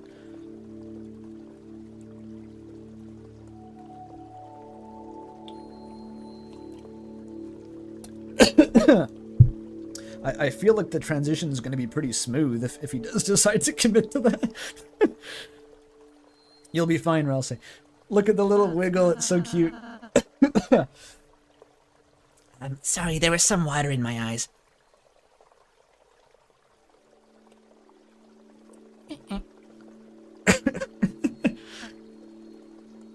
Dot, dot, dot. He's like a little squid. Was there anything else you wanted to talk about? Dark Fountain. Right, how do I, say this? I don't think there should be more dark fountains, Chris. No, making them is bad. It's very bad. The more darkness gets released, the closer the roaring becomes. And if that happens, I believe it will mean the end of the story. So this is actually pretty relevant here because we've spent the whole game speculating what actually triggers the fucking roaring. Because in Chapter 2, it's just like, if you make a fountain in the Dark World, roaring happens. Got it, okay. And then it's like, well, why are they stealing the fountains anyway if it only matters if you make 2 fountains inside each other? And in Chapter 4, the knight makes a titan, and that doesn't cause the roaring, it just makes a titan. And it's like, okay, well, if you kill the titan, it doesn't cause the roaring. But now we finally hear, like, the broad scope answer is just, like, in general, having too many fountains, like, increments a global timer, which, if it rolls over, will trigger the apocalypse. It's like global warming. Which, I guess, okay, it's all just a big analog system. The end of the story. But, Chris, yesterday, when you played that giant piano, your performance, it had something beyond the notes. This is very interesting to me, too. Oh, we got 20 bucks as well from B. Hang on. I make the roaring. Okay. I don't know what the reference is to. I forget. I'm sorry.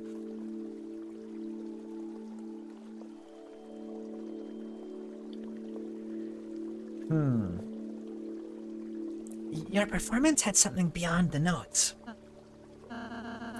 After you left for the festival today, I tried to play that song too, on the piano in Castletown. But I couldn't do it like you. Even if we pressed the same keys, your fingers just know something that mine don't. Unpacking this is, I feel like it must be very important. Because this is kind of what Blue is saying, I think. I think this is paralleling that, where pressing the same keys is like, the same beats are still going to happen in the story. The same events are prophesized to happen. But the way you play them can vary. And we already knew that. That's what Blue was talking about. But Ralsei signals out Chris here as like the one who is capable of playing them differently. Like, and that may mean like the player, because we have some ability to influence the story, or it could just mean Chris themselves. It could be either or, depending on who ultimately has the agency here. I feel like this makes more sense for Chris, because the soul is more like broad level. You make choices, but Chris actually chooses how to articulate them, chooses like the fine print of what orders are executed and how they're executed. I don't think this is talking to the player necessarily as much as actually just Chris.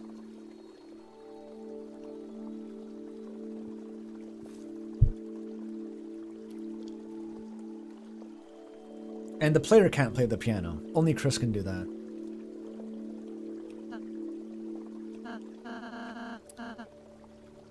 So I think I get it. That what Ralsei is saying. I think that Ralsei knows that Chris is possessed by the soul. I think he knows that. Because of the whole, like diverting the soul's attention with cutscenes. I think Ralsei is telling Chris that like even if they're the broad outline of their actions are chosen by the soul, that the way they act is still meaningful. That's actually really sweet. Yeah, that just kind of clicked into place. Perfect.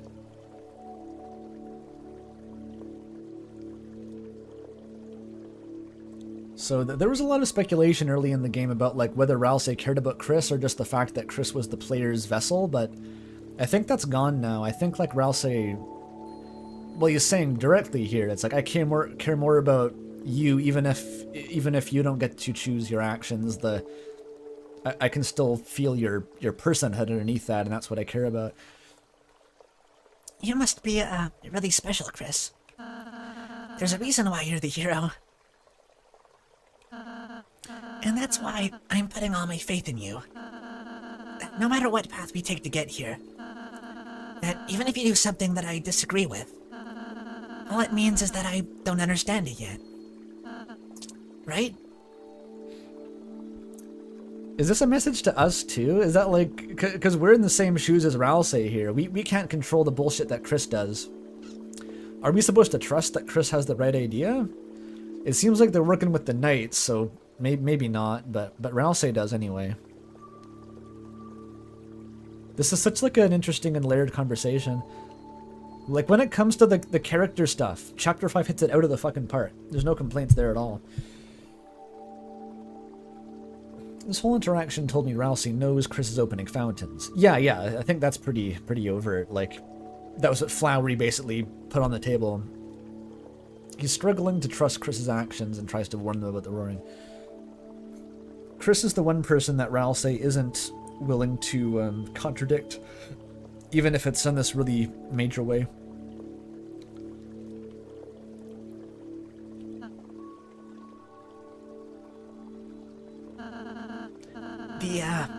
My voice is all... fuck. The end of the story.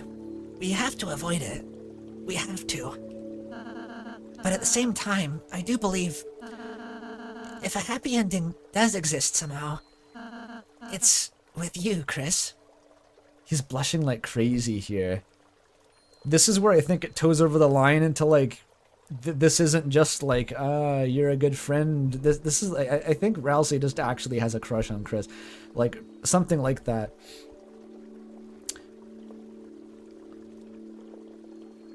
Ralsei fans fed for years.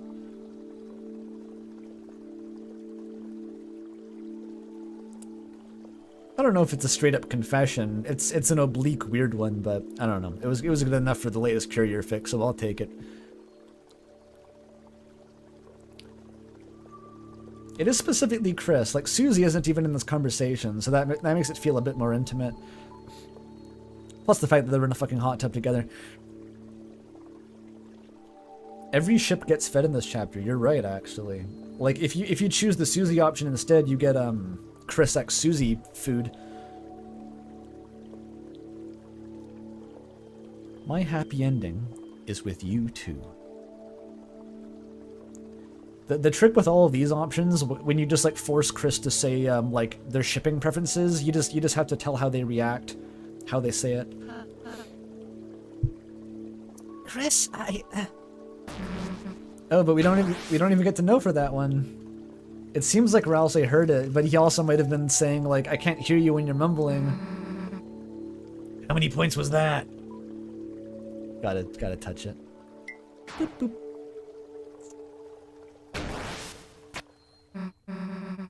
Hey, let's get out. Pretty sure stupid spreads through water. Sure. Susie, you know that part of the Amazing Digital Circus where Kaufmo knocks on the door at a really bad time? That's kind of what you just did right now. What the fuck's the Amazing Digital Circus? You try to climb the stairs. It's not stairs. Chris thought it was stairs. Okay, I'm gonna reload and do the Susie option because it's also very relevant. I know we had a very good talk, Ralsei, but I'm just gonna reset the timeline so it never happened real quick. I hope that doesn't bother you at all.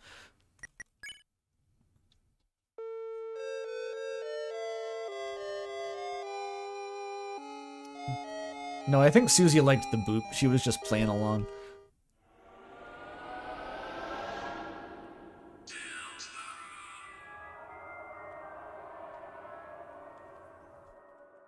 Okay, come on.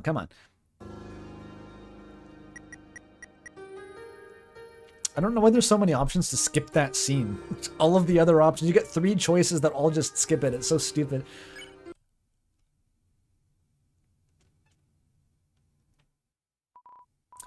Susie, by the way, would you like any advice about which flowers might best represent your love? Yeah, sure. What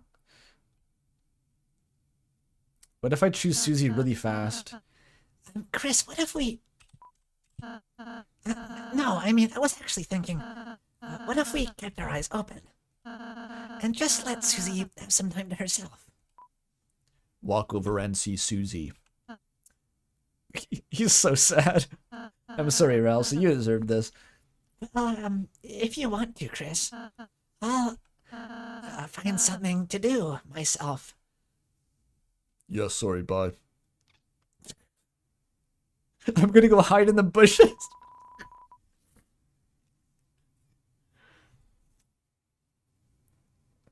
I had this whole sort of oblique confession speech planned, Chris.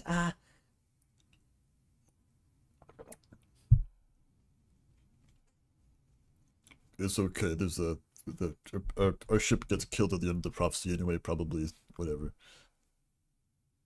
Susie, all flowers can be messengers of love. Think which flower represents a memory which unites you two. A language only the two of you understand. So, like, that pink one could be good. Because it's like the one I ate in front of her house. I could say, like, hey, sorry about last time. I brought seconds. See, she has the natural Riz. She's like, just has maxed out stats, but only for Noelle. She cannot stop winning. All these tips and tricks are completely redundant. She's basically just playing on God mode. Oh, just perfect. Blue. Is these flowers blue or lapis lazulis? Oh, yellow, let me help you, dear. Susie, you have grasped the nuances now. Adieu. I guess this flower's okay. I guess I should practice giving it.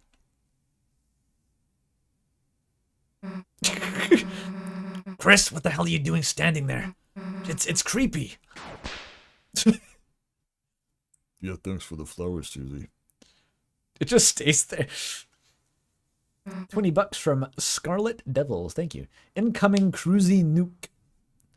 Despite the third wheeling that happens in Chapter 5, I feel it was kind of laid out that Chris, to some extent, has feelings for Susie, or some affection is there. But I'm always betting on Cruziel. Yeah, there you go. I agree. Yeah, I think... I don't think I've actually mentioned this publicly. I literally think that my next video, probably besides the Ink Theory part 2, is just going to be a fucking shipping roundup of Chapter 5. Like, I'm not even kidding. That is like the most relevant thing that comes to mind to talk about. Just literally scrape every piece of shipping fuel from the chapter, and probably the whole game while I'm at it. Why not? Put them in a spreadsheet. Make like a new version of the Night Conspiracy diagram, but it's just for like relationship status, and hope that it works. Why not? Because I'm of course like the agnostic master. I only care about Azzy Pants. So if it's not about that, I'm completely unbiased and can be trusted to give objective rankings.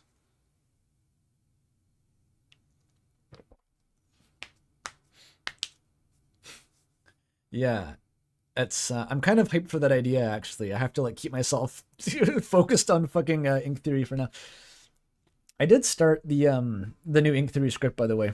I know how I want it to open, and I was trying to like, I'm gonna have to figure out how to use like fractal visualizing tech, because like I need my own like high quality footage of the Mendelbrot. Like this thing. It'll fade in a sec. The ones that I've always used are just footage that I've stolen from like other YouTube channels, but like I kind of need to have my own footage, I think, because I want to make fractals like a prominent visual metaphor for how I'm trying to analyze the game.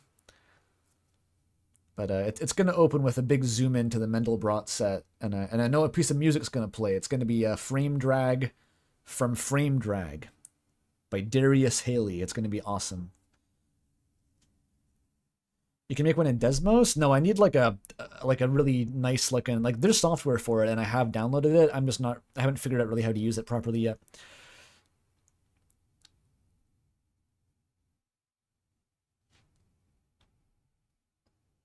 You remember doing it in open frameworks? Again, I have the software. It's just I need if you try zooming in naively and just screen capping it, it lags. It can't render fast enough. So I need to find a way to like actually like pre-render the camera movement, which it has options for, but I just haven't. I messed around for like an hour months ago, so I've barely looked at it, but I just need to get that fractal. It's so clear in my mind. But I think overall, the part 2 is actually going to be significantly shorter than part 1. Because it's not so much just marching through big blocks of evidence, it's just kind of the conclusions mostly. So I'm expecting it'll actually be quite a bit shorter, like maybe half an hour or something.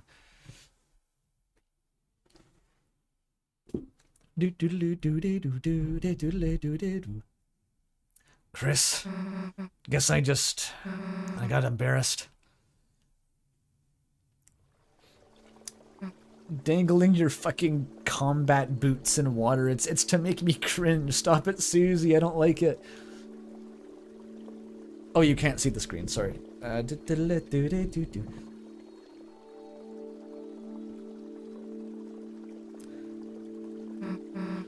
Hey, earlier at the beach with Noelle, I guess you were asleep, right?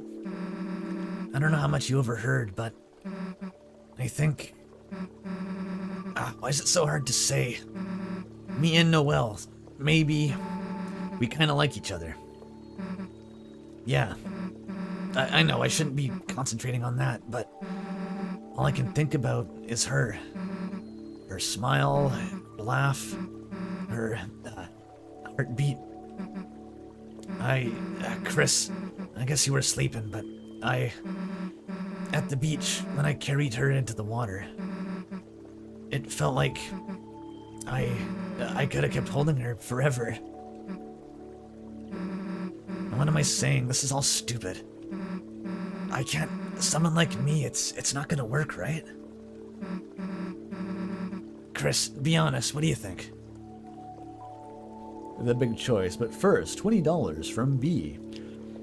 You can genuinely tell Toby read Homestuck because of how absurd and long-winded some of these romantic love and platonic triangles are. Between chapters, I always forget how gay this game is. I make the roaring, okay? It is pretty gay. I mean, most of the shipping really took off, like textually, in chapter 5. This all kind of set the fields ablaze with jealousy, so to speak.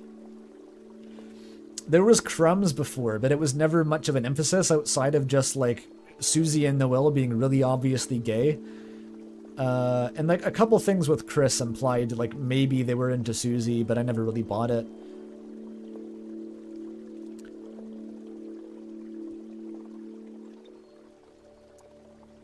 So, if I recall, if you say you and Noelle work out, Chris mumbles it, like they don't want to say it. Whereas if you go, you should carry me next, Chris will actually comply.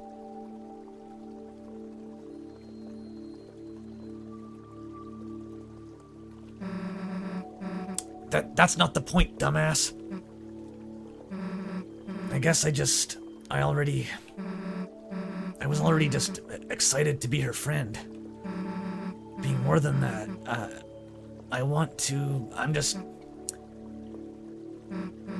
It's so hard for her to say. It's really cute, actually. Chris, did you ever like anybody? Yeah. Hey, don't be embarrassed. It's cool. I can't even imagine what your type is, though. I love how much that summarizes it. I kind of like just type to like encapsulate like all possible sexualities and other preferences. It's just like, yeah, some type of being.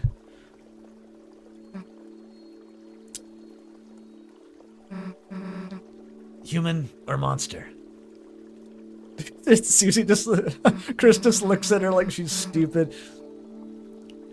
Hey, don't stare at me like I'm stupid. I'm pretty sure it's monsters.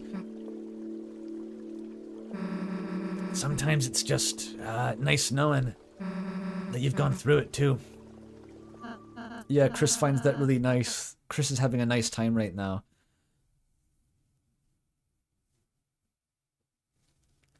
Hey, you two, I don't mean to interrupt, but would you need to go seal the fountain? Yeah, that's right, isn't it? Come on, Chris, let's go. Yeah, I want to see some other choices there. I took a bath. Good job, Ralsei. Did you two have fun? Towel. Oh, Clean. I'll go back in a sec, but 20 bucks from Roby. Thank you. The lake scene was so good. Noelle soft confessing her ideation. Oh, that kind of ideation, I see. Then changing her mind after feeling Susie's heartbeat. Susie carrying Noelle over the lake, but never letting her touch the water in contrast to the weird route. Yeah, those two scenes together are definitely more than the sum of their parts.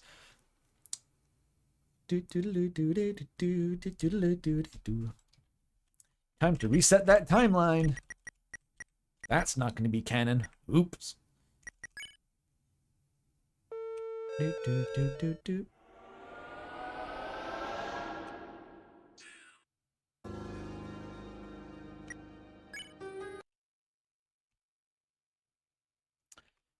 If anyone remembers how to get the line where Susie talks about person Noelle, I could use a refresher.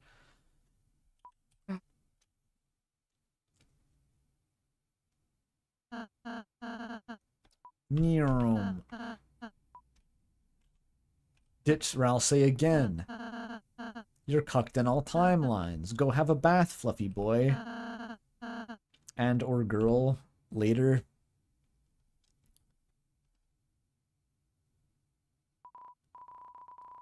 And we skip this. Where do you find the dialogue dump? You Google Deltarune dialogue dump. It's pretty good. I guess I should practice giving it. Then she goes, "Do that!"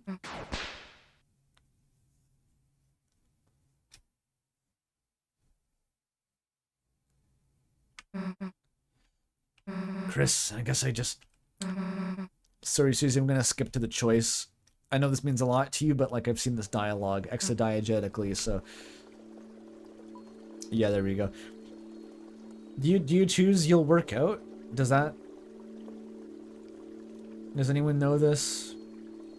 Any Suzel weirdos have this like memorized? I mean, cruisy? Yeah, okay. Dude, when you mumble, I can't hear you. If you're gonna say something, just say it. Okay, which one of these is it? This is weird. Like, what is "you're not stupid" even in response to? I feel like that comes out of nowhere. Oh, you go to the right. And it's cute when you're embarrassed. So just kind of angle into flirting with her.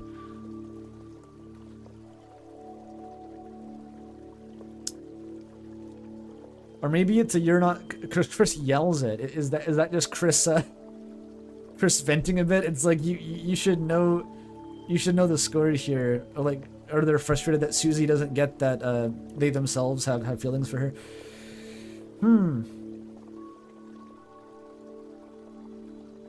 It's a bit hard to read. It's cute when you're embarrassed. Did they say it? Dude, you're speaking too fast. Speak normal. Susie good? How many choices do you have to get through here? Okay, is it Susie good? I don't want to fuck it up. I'm seeing different contradictory information. One person said to go right. Susie good. Okay. I guess I was already just excited to be your friend.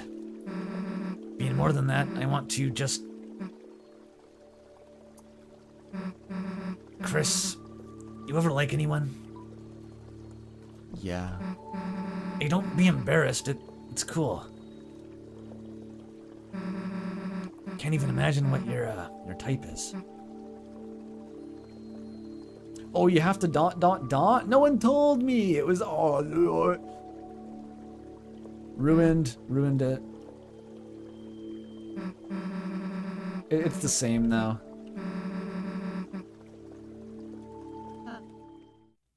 Reset the timeline. Another one for the pile.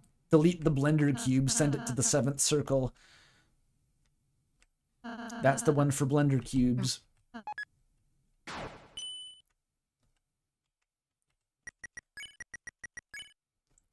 Do.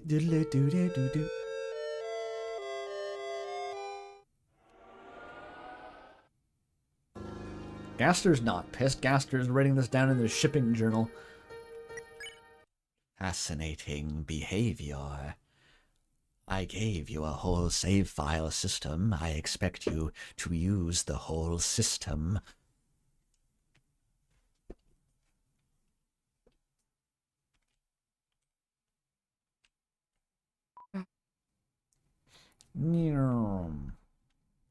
This is like the 4th time I'll say sorry.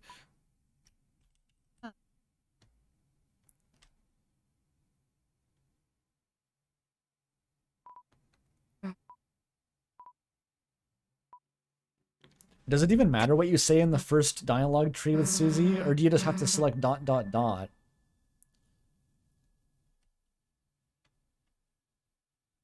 This is actually like one of the deepest dialogue trees in the game, I think. If not the deepest. There's like, what, 5 choices? Maybe 4? Chris, guess I just got embarrassed.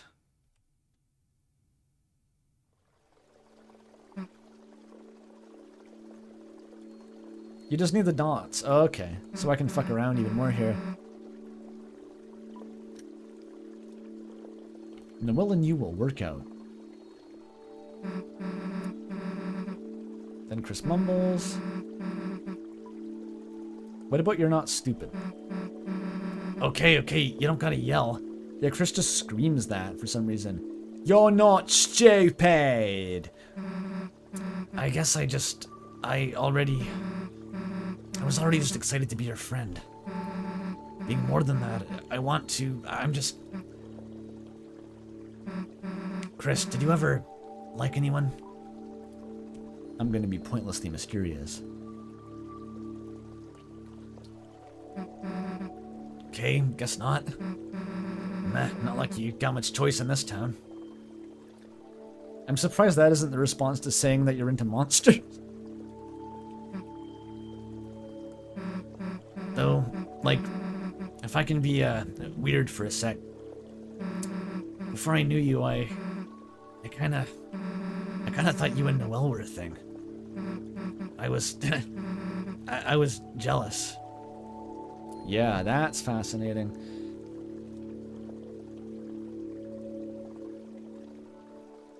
Which, is the word weird just a fucking dog whistle? It's like, remember the weird route. The weird route is the Crizel one.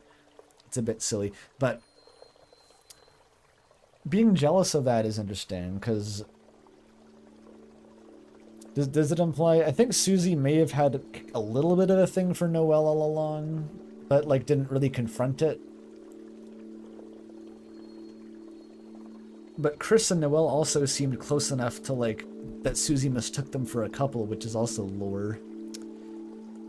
Yeah, this is probably why Susie bullied you. And this is why I think that fucking Holiday Girl blog post about, like, Susie and Chris in the classroom and Noelle was eavesdropping, and Chris said, like, something that got Susie off their case immediately.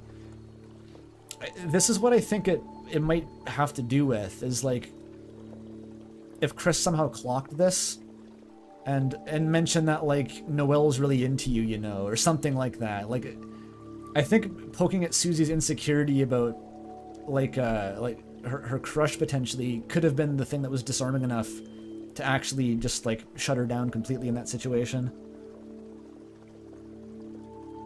I don't know exactly what it would be, but like I feel like this is the key somehow to understanding that interaction.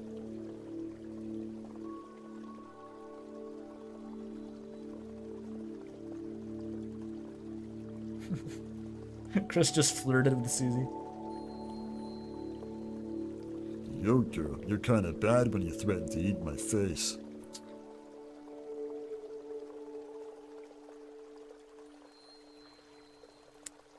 Where do y'all find that? You're talking about the blog post? It's on the Spamton sweepstakes somewhere.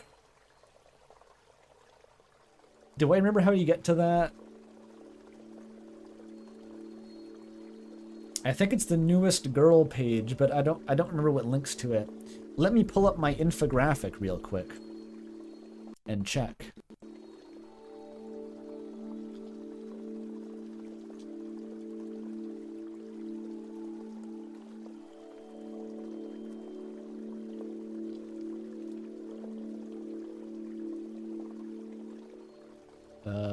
Where's my sweepstakes? There's the infographic.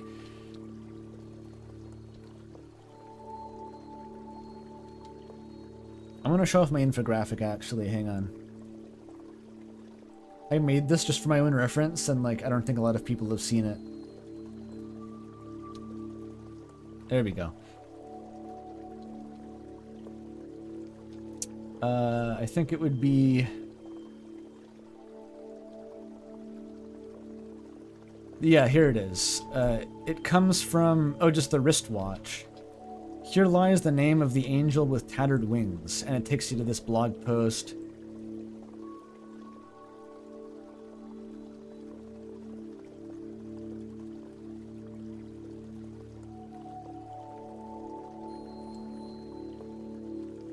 Did I not capture this whole page? Oops. Oh well.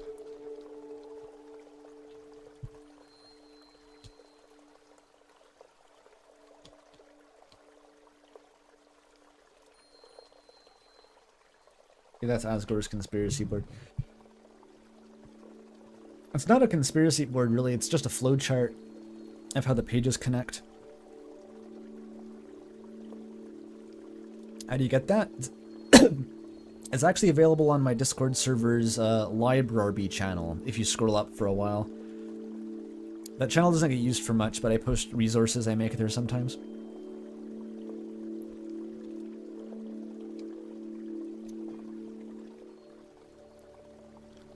I was, jealous. Yeah, sounds stupid saying it out loud, right? Still, I know you kinda know her. So just tell me if you got any Noelle advice, okay?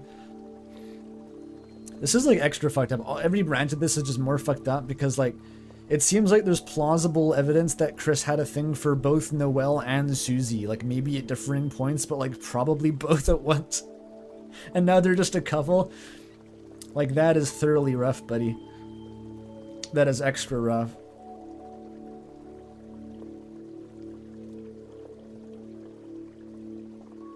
That kind of renovates Chris's character a little bit in my eyes. I always read Chris as like, nah, they wouldn't have any interest in an actual romance or anything like that, but no, I think they're just the terminal yearning type. They just keep it all under the hood.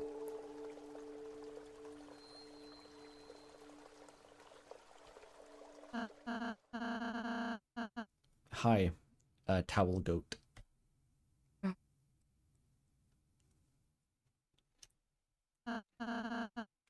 Yeah, you took a bath.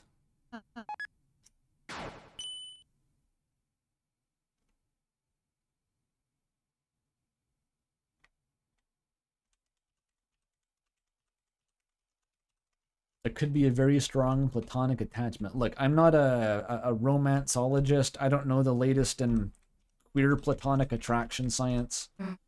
I'm just trying to use the vocab I have to describe what I'm seeing. Man, Blue is really awesome. You think you'd want to come to our castle town? Oh, I'm sorry, Susie. I forgot to tell you. The 7 flowers. They're very delicate, and if they don't get taken care of... Okay. This is probably going to be their only dark world.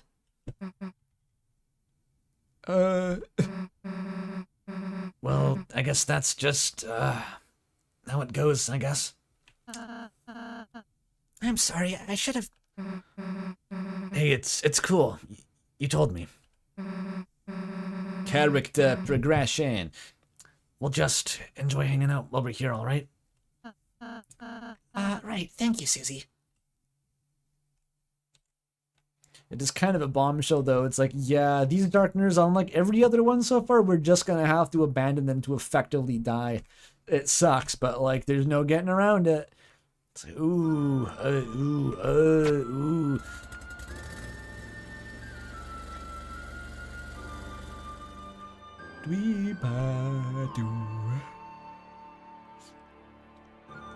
I still can't fucking backtrack. Whatever. Get out the can.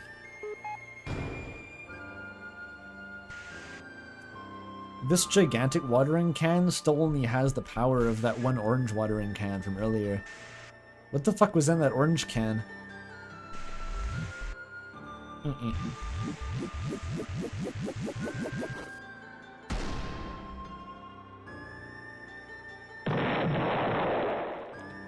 Great success. I think I can get the pink coin out here. Fucking impassable hard light wall. Dunk, dunk, dunk, dunk, dunk. 1, 2, 3, 4, 5. Got it. You know what's fucked up? You can get into this room like a different way, but I always forget how.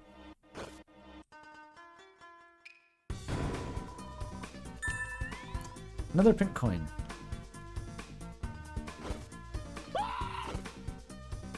You can just keep doing it. Awesome. How many coins? 13. Plenty of coins.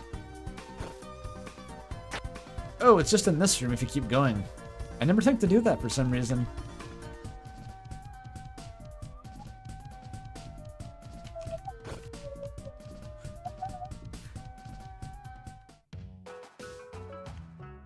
We can take a break with yellow and blue.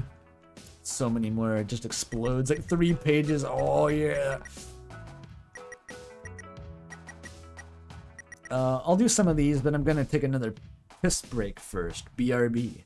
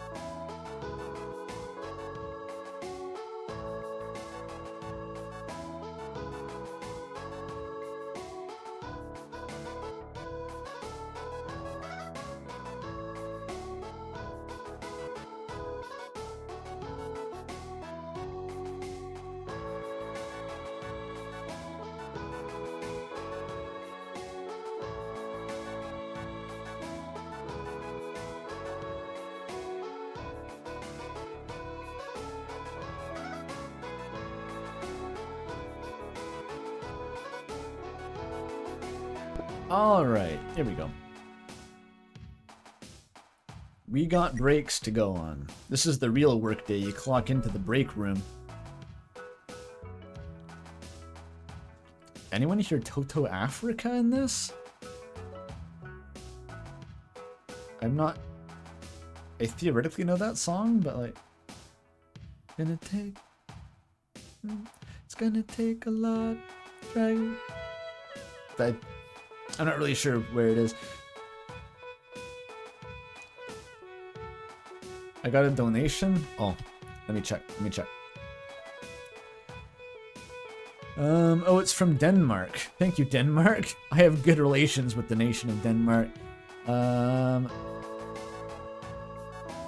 I based my own Ralsei voice off a friend of mine, who is, to put it bluntly, very soft-spoken. I have zero clue how to voice Ralsei for most of this chapter, because anger isn't a thing that she does.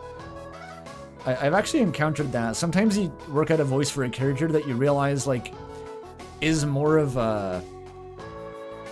What do you call it? It's more of an affectation than it is a voice.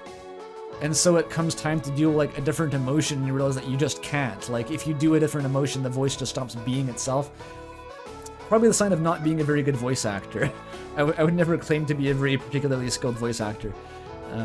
But it happens, yeah.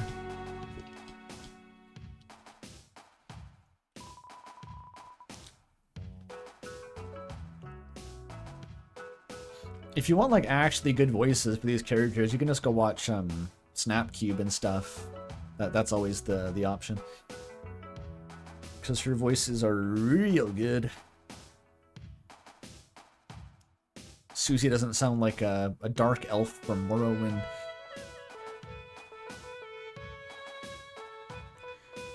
It is pretty hard to express emotions in the Dracula Flow voice.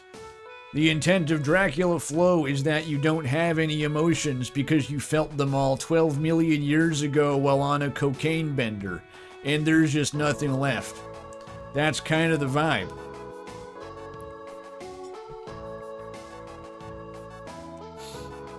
Yeah, let's take a break. I actually like Joel's Ralsei voice better than Penny's, I think. It's a very kind of stuffed nose kind of dorky voice, but not the usual Alfie's one that I do. I can't really replicate it, but I like it a bit better than Penny's.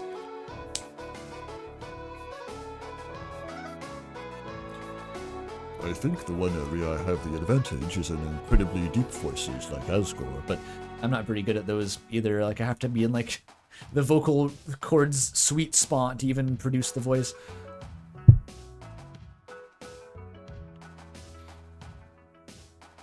Yellow, is knives a justice? No, Aqua, it ain't ever justice to play with knives. Here, real justice is playing with guns. Oh, thank you, Yellow. I'll go show Seth. Glad I can help you be a little bit more proper.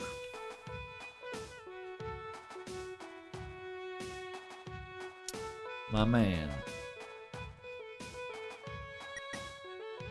Aqua and blue. Go. Is Guns with an apostrophe an Undertale reference? I don't even remember that. Blue, what is love? Baby, don't hurt me. Don't hurt me. Ah, my sweet dear, love is how the world revolves. Like 15th reference? I don't know. A revolution written in feathered pen, clashed by feathered sword. That's a reference to the Wingblade, I believe, for some reason. Which, it could be a deeper reference to, like, you know, the white pen, the roaring, and all that shit, but I don't know where the feathered sword comes in. It's the most direct reference to the Wingblade.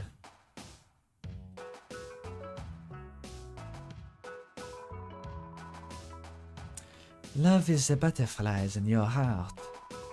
Let's sink to your feet and dance. Oh, dance.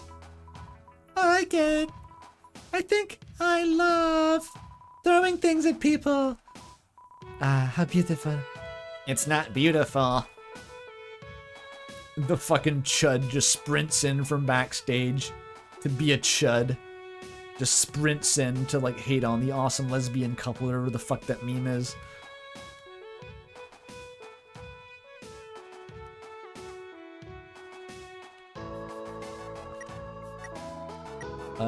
Oh my god, they're all new. Beth and Susie, go. You're both purple or something. Fuck it.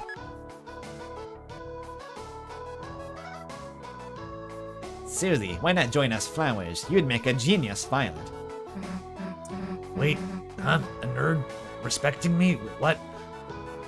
Susie, look at our side. Look at it. Hey Seth, I put my ice creams in the microwave. Now I can't find it. Granny creams, hot butter ice cream. If you joined, you'd easily be the top 3 smartest. Seth, your hero Birdie also quite likes her. Rousey coming in with that? Rousey with that? What the fuck, Rousey? Your help wasn't asked for. Well, what? How dare you be liked by him? What? No, he doesn't, and I don't like him anyway. What? Now, how dare you not be liked by him? But you can still join our side. Seth, I found them creams. They steam. I'm good. Rousey shit stirrer arc. Drama tuber Rousey.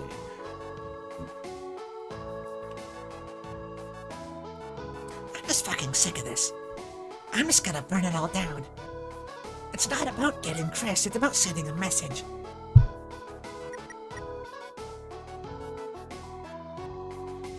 Seth and yellow.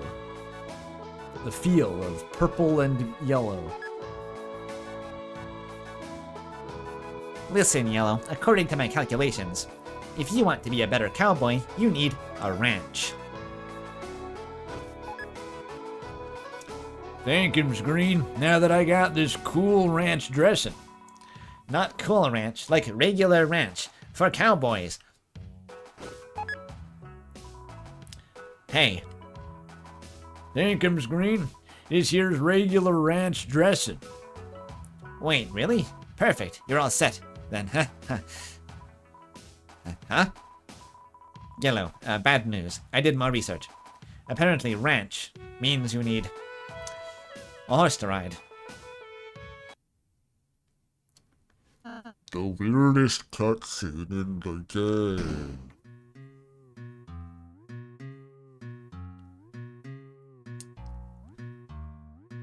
Top 10, Chapter 5 screenshots to kill orphans who liked Undertale in 2015 with.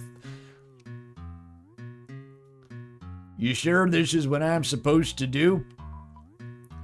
Yes. What the fuck? It is a shitpost. The whole chapter's a shitpost. Alright, Seth and Blue. Is this the one where they discuss like gender theory? There's one of them that just like Toby Fox explains to his audience of fat fucking chuds what non-binary people are. Take a break for 20 flowery dollars. Alright, let's break it. Blue, my analysis determined you're too emotional. If you don't stop sugarcoating everything for everyone, no one is ever going to become their ideal selves. I see. Yes, Seth, you have quite a substantial point. Seth, if I may offer you some criticism, however. Your brutal over-analysis of everyone's behavior, could it not also hinder one's botanical development? In other words, could your behavior not be considered cringe? Well, what? No, it's not. It's not. Guys, it's not cringe. I'm sorry, I misspoke, Seth. Your analysis is much needed. Thank you. Finally, someone tells it like it is. Seth, don't wet your face with cry. I think it's good that you're cringe. You do? It makes me want to throw rocks at you, which is fun. Maybe throwing rocks? Can I help? What? Throwing rocks? That's your violence. I'll arrest those rocks before no one gets hurt. Everyone piles in. But wait, we got 20 bucks from Game Boy XD. RAR XD indeed, thank you. I've always find it kind of hard to tell when Toby's characters referencing each other actually means anything, because I always think back to Undertale with Gift Trot and the Omega Flowey foreshadowing with characters that have zero relation. Yeah, I guess people did try to make a big deal about that at one point, I think. The fact that Gift Trot's face looks kind of like Omega Flowey, but I don't know if that was even foreshadowing or if he just drew the same shape twice. Like, it might just literally be an accident.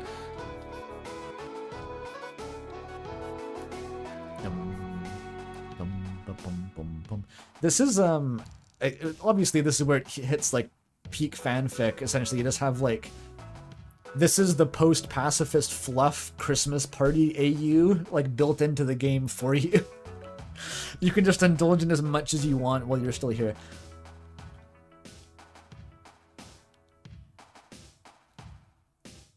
Like, this is the scene from 1 by 1 where Frisk and Asriel climb Mount Ebott, and Asriel makes a pun about boss monsters having strong souls because he's barefoot. Like, it's that. It's all that.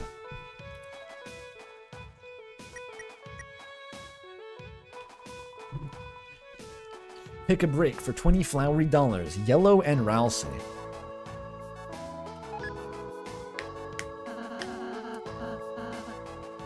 Oh, fucking this interaction. Why is Ralsei asking about this? Could Ralsei have thought into any lead-in? No, he just wants to buy drugs. He just wants Kush. There's not even like a plausibly deniable reason for why he is asking this question. Do you have any smoked herbs, like oregano? Smoking herbs. That's illegal, son. At least south of the Canadian border and in certain states, depending on jurisdictionary bullshit I forget. I mostly just do crack cocaine and fentanyl anyway. Huh? Well, I didn't mean... It's cannonballism. Herbs is our friends. Except parsley. Yeah, parsley, cut stab, nap stab look. For some reason, I'm referencing nap stab look from Undertale. I mean the cop from Deltarune. Justice does turn a blind eye to parsley. Fuck parsley. Last guy to talk to me about parsley got choked out by a pair of Givenchy gloves. Last thing he ever saw was the price tag on them. Slowly faded into the late world, and I let the angel take him. We got 220 tries from Komaegi. Thank you. First time catching a stream. Won't be able to stay for long though. And I love your videos. Looking forward to Ink Theory 2. Well, thank you. I should hopefully be working on that pretty much immediately following this.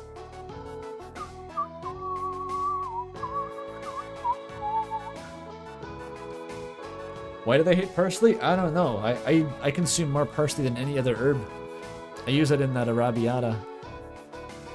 I grow my own parsley. I farm that shit. I just repotted both of my cherry tomatoes yesterday, actually, because they were getting too big. I had to move them to, like, big buckets. They haven't grown anything yet, but they're getting bigger.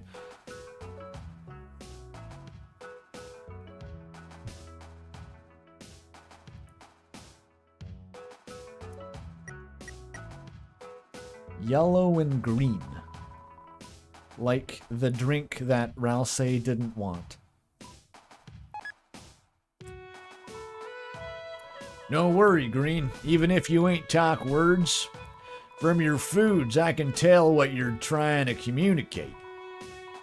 For example, there's a message in this alphabet cereal. It says, ooh. I'm pretty sure I've heard that one before. It's a reference to the Undertale soundtrack. Just out of nowhere. Susie, yeah, big fan of from the Undertale soundtrack. You idiot, that's not the alphabet. Look at the gap between the O's. It's a type of morsel code. Nice. The stuffed shell is the ocean talking to me. Why is the fucking conch back? Why is the conch here? Fuck off, I need that for Gaster lore. Put it back, put it back.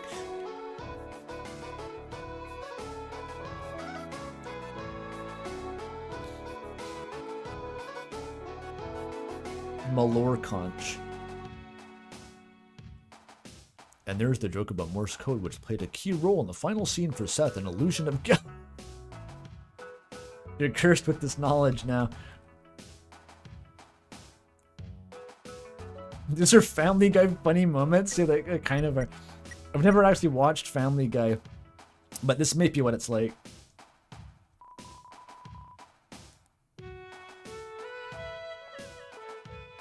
Oh, that's literally a Family Guy joke. Oh, never mind.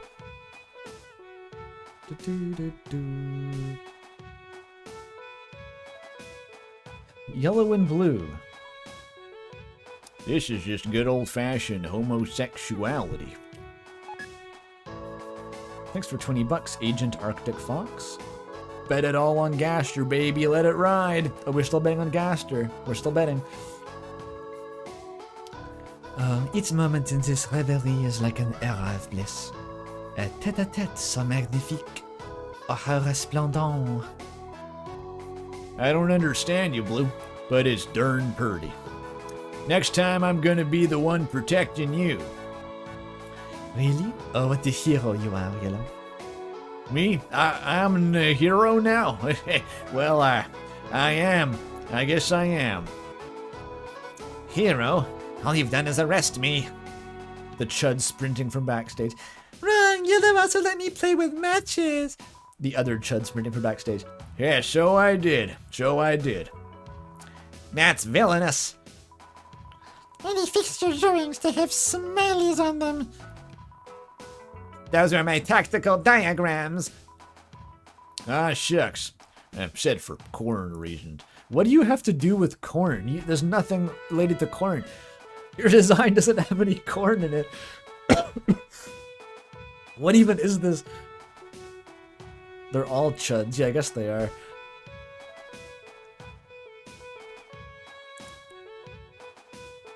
He's yellow.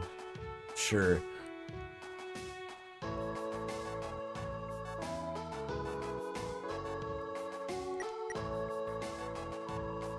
Blue and Susie go.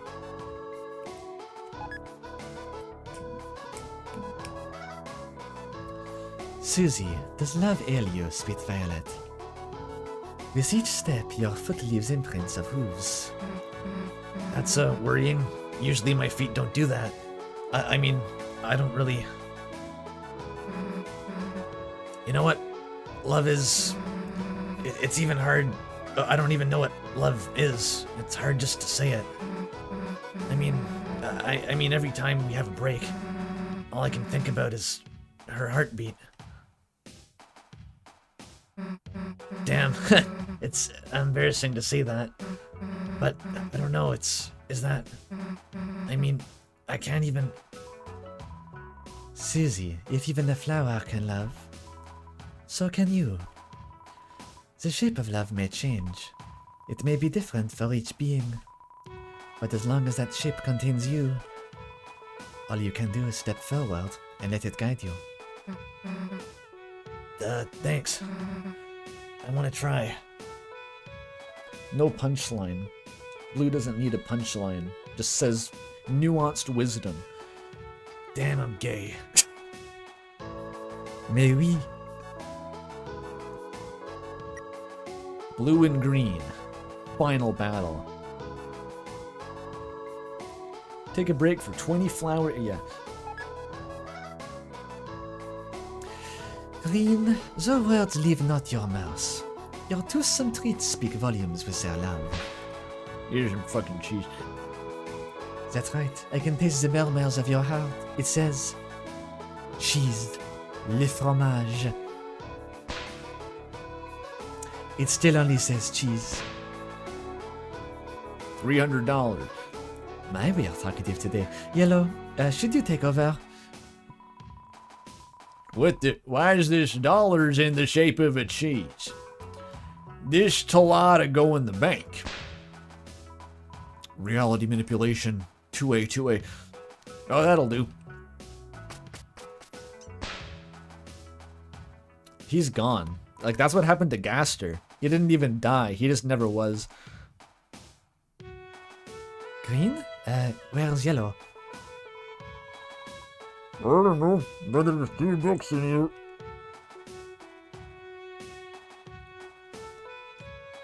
That happens in JoJo Part 3? Oh yeah, that's what Cream does, right? Fucking stand named Cream. I say as if that's the stupidest stand name. Oh, I never went to the vending machine here. It only accepts tickets and flowery dollars. Let's do it. Let's get the freebies. Free drinks were dispensed in a non-item way. Awesome. Now we all got our free drinks. And free straws? Let's go. Damn, I'm already out. Can I have a sip of you guys's? Stop it. You gotta be quick on that one. You gotta be locked in.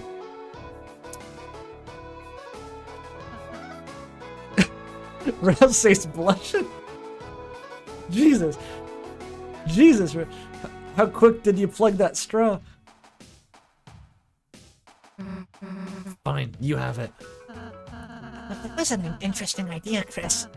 Biting the opposite end of the straw. How did they do that?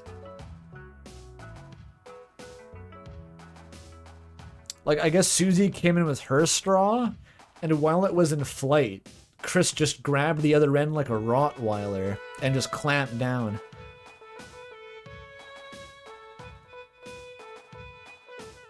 That must have been it, because otherwise you can't, like, they can't put their head inside the cup.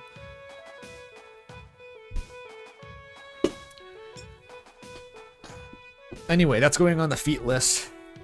Speaking of the feat list, we'll get Orange unlocked in a second, and then we can get Ralsei to hang out with her. I probably should actually get drinks, though. I can talk to the machine. So far, talking to machines doesn't do anything. Flowers. That's because you don't believe in yourself. What? Flowery, where are you? It's me. I'm not here. I'm just a voice-activated recording. What a predictable creature. Also, I predicted what you were going to say. A great style. Wait, you really mean it? You like my style? When would I say that? Keep talking. Falling. Ha, you really know how to make someone Hey, Raleigh. feel special, don't you, Rally? I'm falling like I'm falling for you? Is the machine just openly hitting on Ralsei? That's awesome. I didn't know it did that. I'm just standing here. And recording.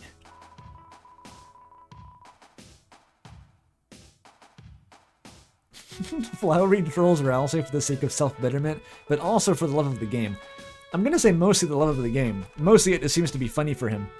It's kind of like Sans a little bit. Like, yeah, if I gotta battle this fucked up human until the end of time or something, I'm at least gonna have a lot of fun jerking them around. Maybe that sounds lewd. Jerking their...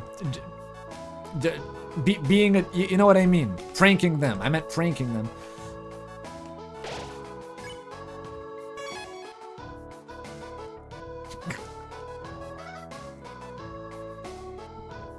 Which recruit am I missing? Oh, it's the fucking beetle. Yanking their chain. That's it. I was like, jerking their chain sounds bad. It's yanking. You have to yank the chain. Let's go find the fucking beetle.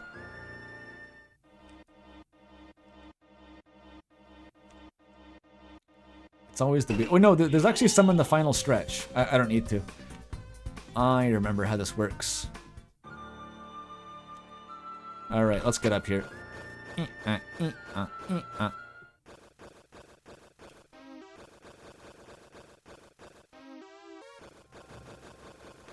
Hey, that's okay. We can play later. This is just the Asgore sadness hallway. Well, more time to practice. Yeah. Are you sure? Not even a pirouette?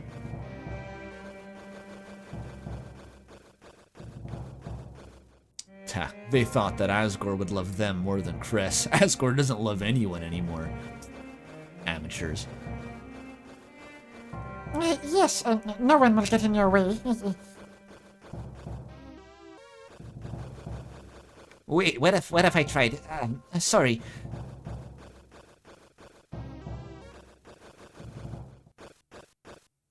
Yeah, it does want you to think you're going to be fighting Asgore. I mean, I wasn't My human. married to the idea of an Asgore fight. It kind of felt like we would get a little bit more of him. So, how are we humans feeling about helping Asgore? I just need to keep studying harder. I just need to protect him more. That's great. Ha! Very good, everyone. He's so, like, emotionally attentive to Ralsei, but, like, the other flowers, it's like, yeah, just keep trying harder. He'll love you eventually. Asgore, all of the others have a gift and pride for you. That's my dream. Everyone's hope, everyone's spirit as a human. Smile again. If you gave it a chance, I know it would make you smile. Flowery, isn't it time you let me visit the Dark Fountain? The ones who made it, I know they'll come back to it. And when they do, I'll make sure they never make another. Blah. Sure, I can bring you there, old buddy. If it's your special dream. Perfect. And this time, Flowery, nobody interrupts me. You got it, King. Upsy daisy. Like a flower.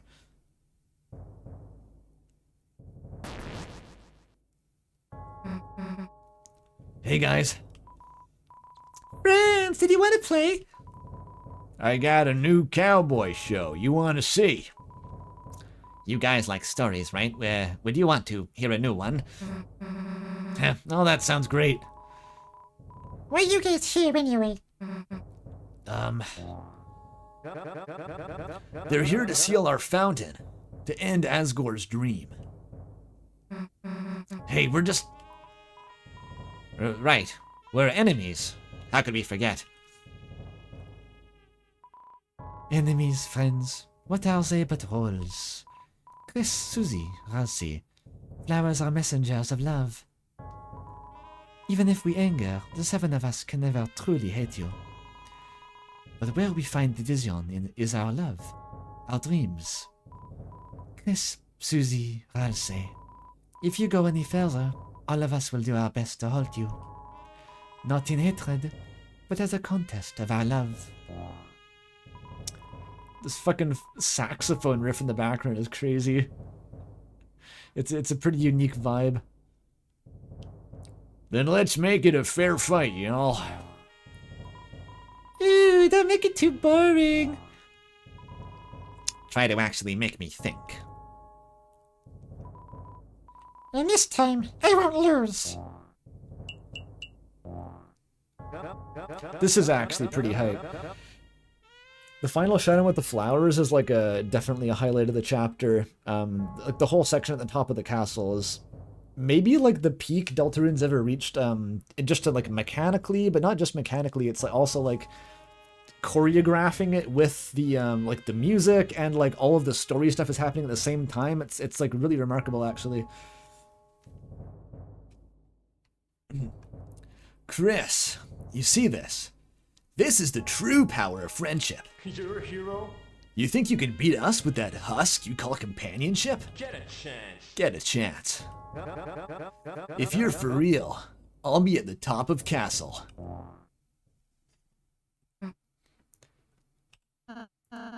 We can't give up now, Susie. I don't know if facing them is right, but that's why you're in charge, yeah? So I can just say that I was following orders when the war crime trials happened. Anything you want to do, I got your back. Just promise me. We won't hurt them, okay? What if you do try? I've never tried. Does Susie actually stop you? Chris! Let's go, fuck squad!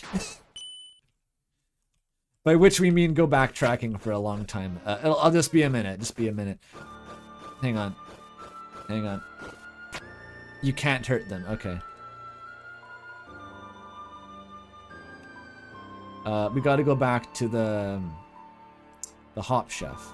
Oh, you can open it. Someone told me that this door is locked forever if you don't find it. Yay, it's the Hop Chef. Yeah, I am a Hop Chef. I am doing the Freude jumping from my happiness. Look, I have made a delectable sourdough. And no one has ever destroyed it, yeah, yippee, yeah, yeah. Oh, Freude jumping. Oh, Freude jumping. I just wanted to do that voice. It's a loaf of undestroyed bread. You know, if this was our first adventure, Sissy probably would have destroyed this bread by now.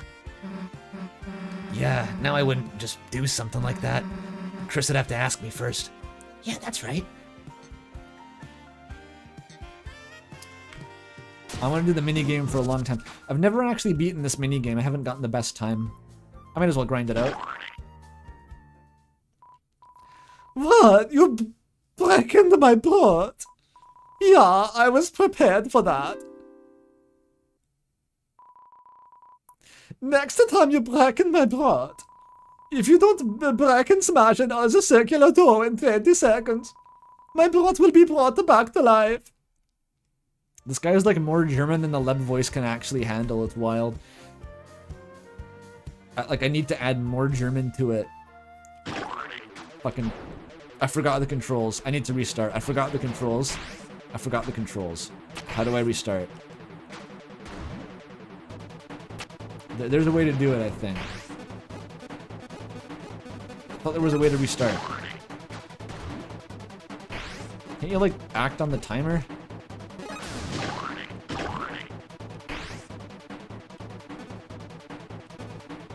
Nope.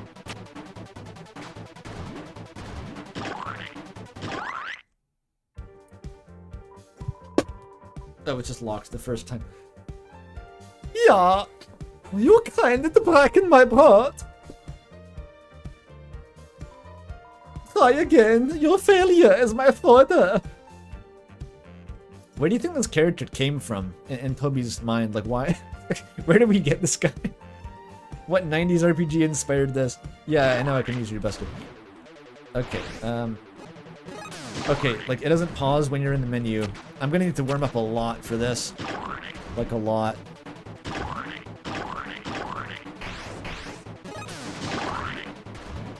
There. It's optimal to rude bust on that one, I think. This one sucked.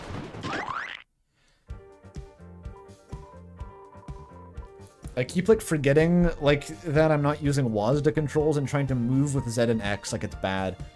Oh, my blood! Untergang by the Funtergang! We did it, team! Wait, didn't we do something bad just now? It's fine, look. Yeah, your holy prophet healed my bite into the tree cake.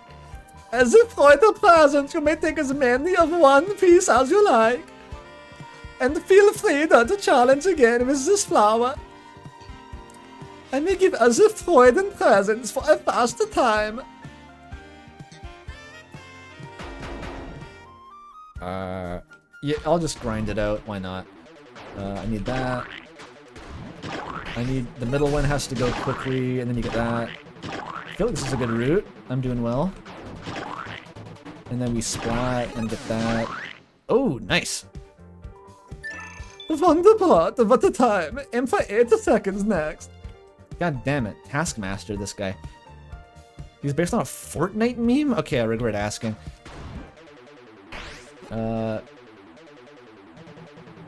It doesn't pause in the fucking menu. Damn. Okay, so what's the route then? I want to get the one in the middle first, probably. And you get that one going up here. And then you're here, and here, and here, and here. And then maybe hit that one higher up when you're passing. Or maybe the lower one and then bounce back up. Yeah, let's reset.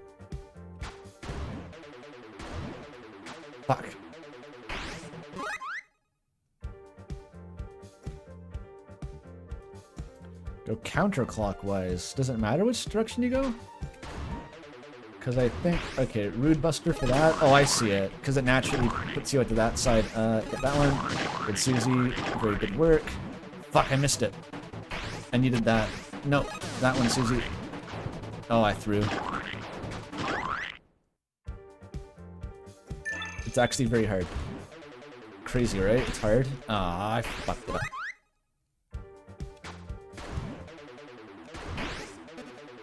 What? I can't reach it! You seen this bullshit? It's like, oh, there it is. Okay, fuck me. I've got to lab this out. There. Don't get stuck in the... You gotta, like, go high, but not too high. Up too soon. Fuck! It's so precise.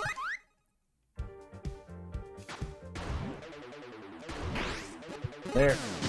Fuck, okay, you can't go too straight up, otherwise you get stuck in the hole. You have to go a bit to the side, but, like, you have to get enough height to bring it up on screen. So like that, there, and there, and there. Get that one with Rude Buster. It's on cooldown. It's all over. Okay, I need to not hit the flower on the right too quickly, otherwise I miss the brat. So that... No, I need the perfect arc here. I need to sail right through this dough, and then, like, wait. Because you need to sail through the dough, and then get both of those, and then you get that with Rude Buster, and then go to here, here. I need to swing on the way down, and then I can get these, and those, and maybe Rude Bust. I don't know. That time sucked. But, like, this first jump is by far the hard... There we go, that's what I wanted. Oh, and cooldown still. Fuck. That's not fast enough. Okay, that's what I'm supposed to do, but, like, how do I get that one now? If I'm going up here.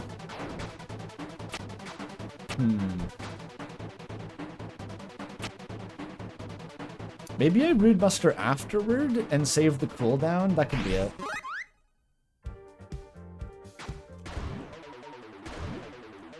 It's not gonna work if I don't get that initial jump right, though. Fuck.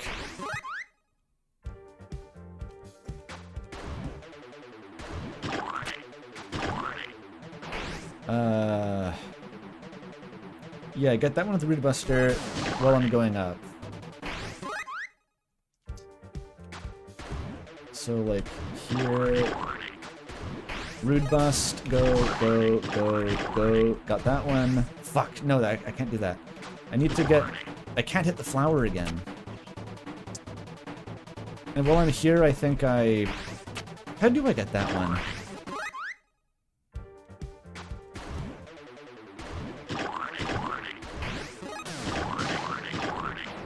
Okay, I slashed too soon midair and I couldn't get that other one. I think I'm getting it. Fuck.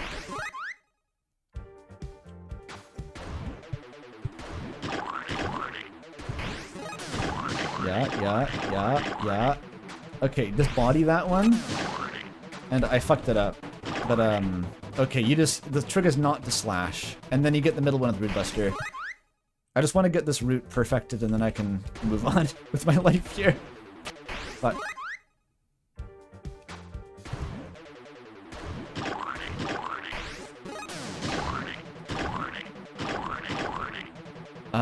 no, fuck. I have to body the one on the left. The last half of this is the hard part, because I get the least practice. It's just like learning piano, honestly. Yeah, and then we... Fuck, I meant to jump, not slash. Fuck, that was too vertical. Too vertical. It helps to set your health to 100 first. Ah, fuck.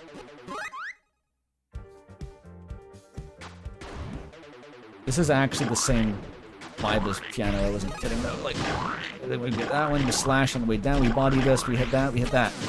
Oh, but I forgot the... It's a better time than before, anyway. Wonderful! This is all I can give! You are incredible! So there is no pink coin for this. I thought for sure there was a pink coin. I still want to get that route better, though. Come on. I need that last one to be with Rude Buster and the rest with Chris. I'm gonna be happy once I get that. Fuck. That first jump is the hardest part.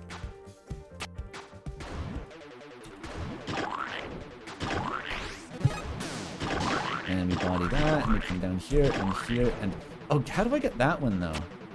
Maybe I hit this flower, and then Rude Buster, and then... Okay, I probably hit that flower. That's probably the way. Yeah, thanks. Oh, this is good. There, and we slash on the way down, and we hit this, and the flower here. No, I wasn't high enough. Fuck. That was perfect. That was perfect. That last bit changed, so I've got to get used to it. Fuck.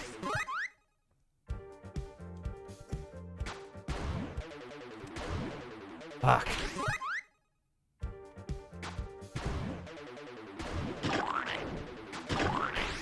That's not... Oh, I'm just fat fingering shit now.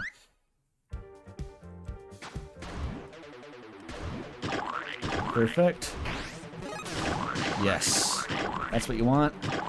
And the flower and... Oh, 6 points. Okay, that's what I wanted to see. That's gonna be my time.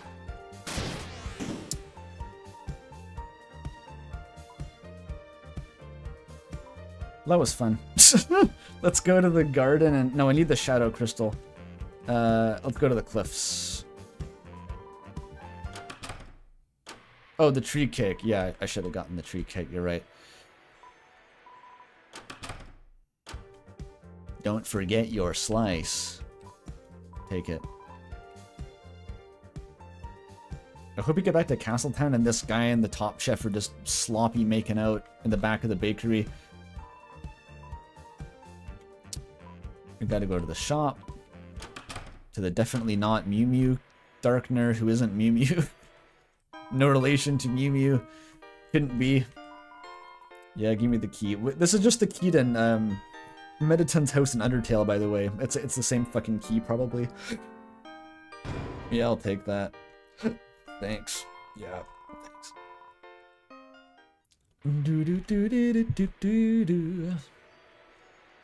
Why does she want those coins anyway?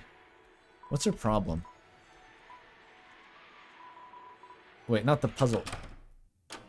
Wrong one.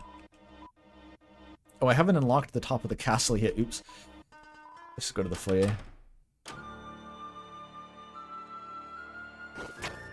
Melancholy Mew Mew. Do do do do do do do do do. You thought that was young Toriel? See, no one agrees on what the fuck they thought that was at the start. Like yeah. Oh yeah. Here's the part. I'm gonna go all the way to the end before I backtrack, because it's just such a good vibe to run through. Let's fucking go, yeah. Fucking beetle. Yeah.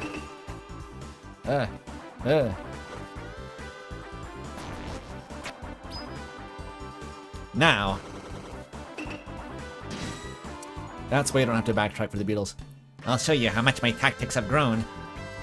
If their weakness is being alone, I'll stick by their side. I'm amazed they actually made Seth kind of useful in this final bit. Like, the bumbling tactician character actually does tactics. How often do you see that? It's kind of cool, I guess. That doesn't really help, but kind of cool. We gotta convince that beetle. I know that Saction and Raction together are pretty fucking good traction on this guy. You told Shinobeetle to come to your side. And, Ralsei steals a cup of jelly, which is a reference to beetle jelly, I think? You feed beetles jelly? I don't even know why I know that. Don't worry, I'm right behind you. Oh my god, this fucking attack pattern. We're fine. I think I see the play. We convince, we Raction, we Saction, then we spare. If you fail too much, Seth just mocks you for not knowing that you can spare on the same turn as reaching 100% mercy.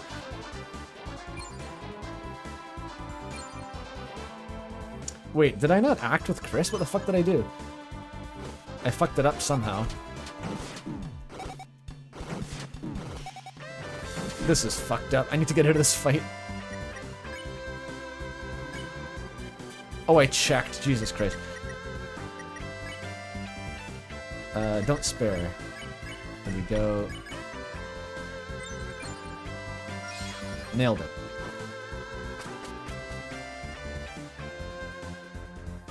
Do do do do do. Let's go. As long as you believe, love will make your path. Into a wide and soundless place. But if you touch Blue's flowers, justice will have its way. You can fly now? Why not?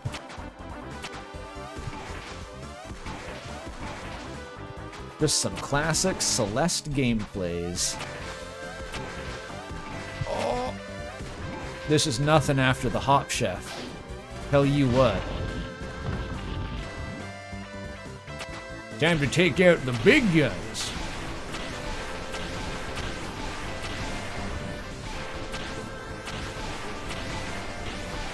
Yellow is unfathomably powerful but can't aim for shit.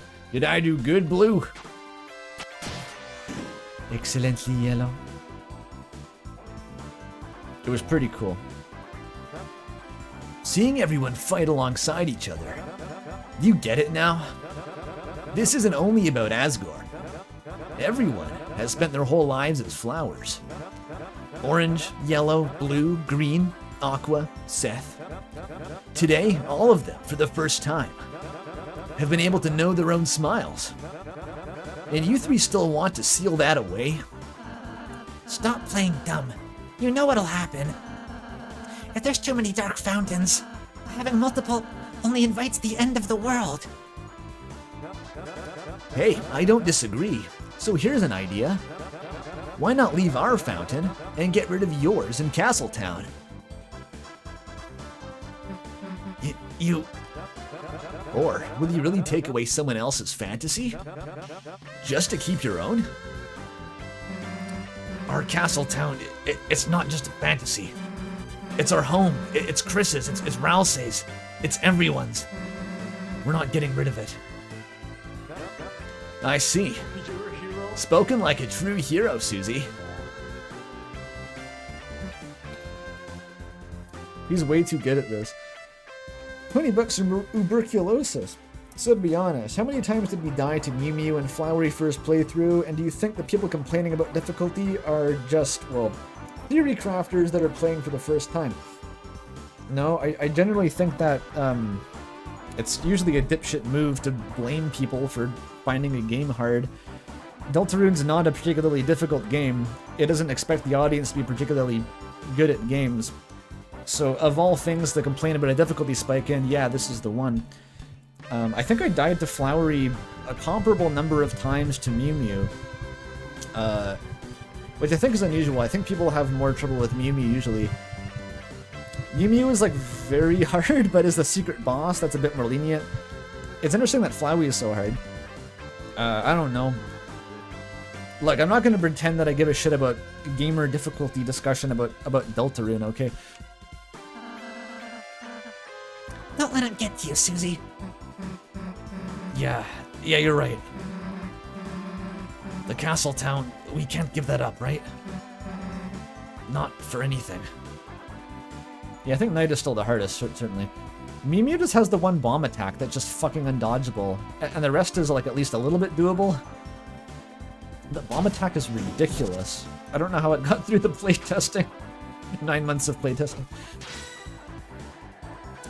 Wanna play a fast game? I love fast. I am way past fast. Here's your prize!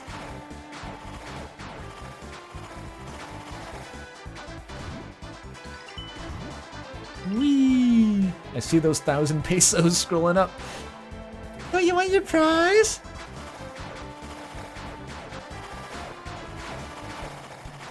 Oh my god, Aqua, Jesus.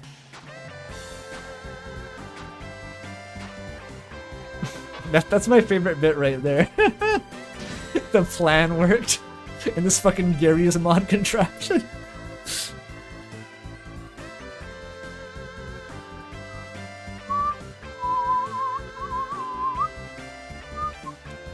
It doesn't matter if you can't move. It's all about formation. We just need to make something you can't avoid. Should have added a phone book at the bottom of the stack. I'm sorry, Seth. Because we got a turn 1 spare on this guy. Oh, no, I fucked it up. Never mind, I fucked up the easiest minigame. Never mind. That's it. Power formation. It's actually fine. Ah, fuck. There we go. I found the right height. We're good. I think that's still fine. I can salvage it. And then we spare. And the rest of the fight should be free, basically. You acted like a scared crow. Chris's crow impression. Awesome.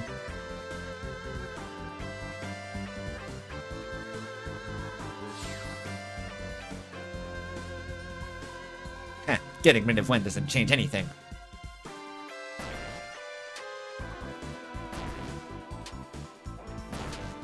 It changes a little bit. Now I can just farm TP and use heal prayer. Who is being out-tacticked now, Seth? I should use better heal for BM. It still didn't change anything.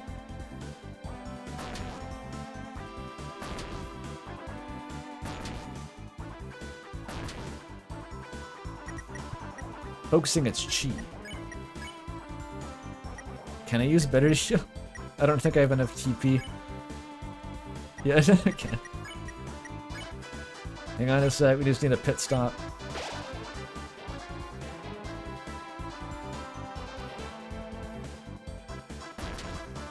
I wonder if anything changes if you do this long enough. Like Blue comes in and goes, Seth, they're farming you, honey. Stop feeding.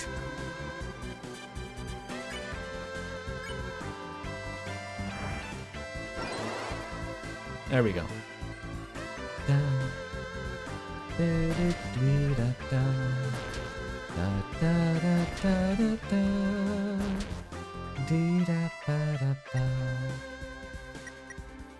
The bomb attack is egregious.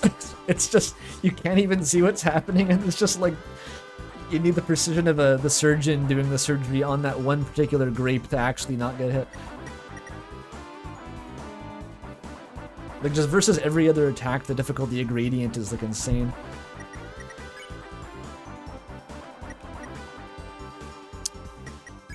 Here's what we do. Still can't better heal. Fuck. Whatever, just spare.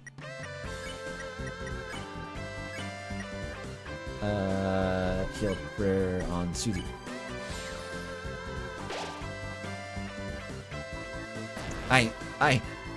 Sith, how about a chaos for luck? Oh, it gets really hard in the last one, I forgot. Jesus fucking traitor! Oh no! Okay, I dodged that actually, it's fine.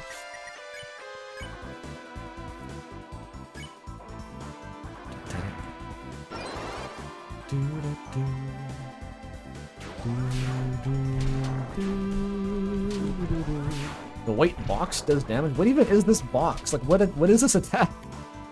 Why is there just a cube?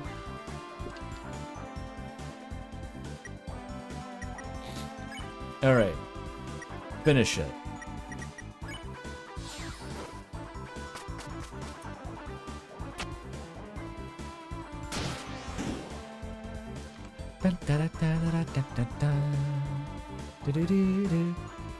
Flowery staircase.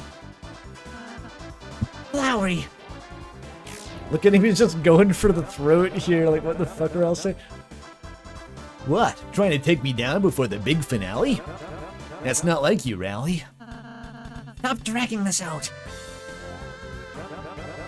Why are you still going against me, new buddy? You sure you like serving humans? That is a wild line. Look at he's like cupping his face. Like a chihuahua. He's getting like pretty homoerotic here, yeah. Don't you like serving humans? You are not a human! You're just pretending to be something you're not. Oh, Rowley.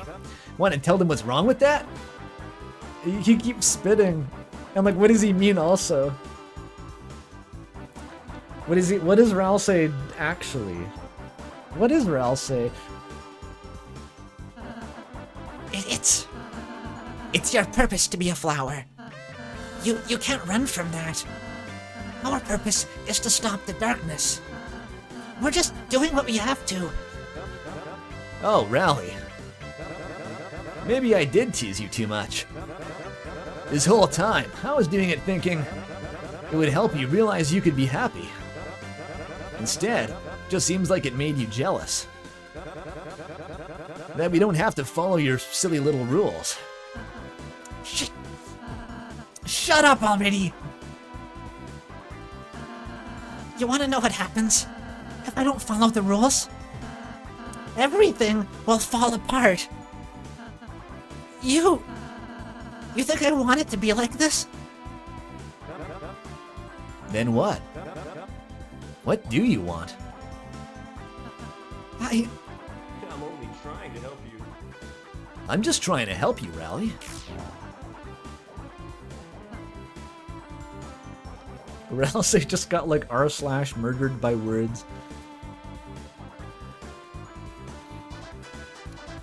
Ralsei is very interesting here. He's like the most dissonant. He openly wants to circumvent the prophecy, but he believes that openly trying to do that would just make it worse, which I guess is sort of what happens in the weird root. That seems to be what that's hinting at anyway. We don't know what Ralsei thinks will happen, or even what Ralsei is capable of, but we do have precedent for trying too hard to break out of the prophecy just leads you directly to hell, basically. But yeah, what is he hiding? What are your capabilities? We're not gonna know for a while. The thing is, he's right. He's right that Flowey can't win. And he's ultimately vindicated in the end. Like, Flowey can't beat the Knight, Flowey is doomed to die anyway if he stays in the Dark World. The difference is not, like, whether Flowey is right about, like, you can just break the prophecy. The difference is that Flowey would rather try and fail, as opposed to Ralsei, who thinks that the only possible way to get the ending that he wants is to just follow along and hope for the best. Because he knows that trying to diverge would blow things up even earlier, which is exactly what happens to Flowey.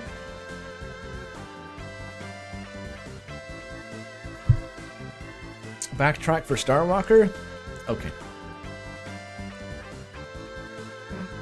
Hey, Ralsei, just forget that guy. He's a jerk. We gotta get to the Dark Fountain. Thanks, Susie.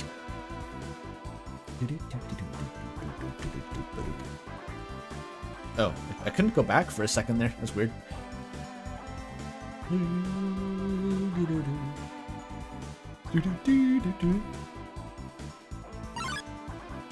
There's a Floridan here? Why? It's a din of Floridans, dude. The Freak Squad. How the fuck do you fight these guys again? 60%? Does Susie still not flirt? Let's find out. Susie readies to flirt. Damn, watch this. I'm way better at this now. Except, I guess, if me and Noelle are like the thing, I should probably save my flirts, right? She's nerfed by monogamy. Susie got psyched out. Nice impression. Reminds me of flowers. Oh! These guys kind of got hands. Okay, we're fine.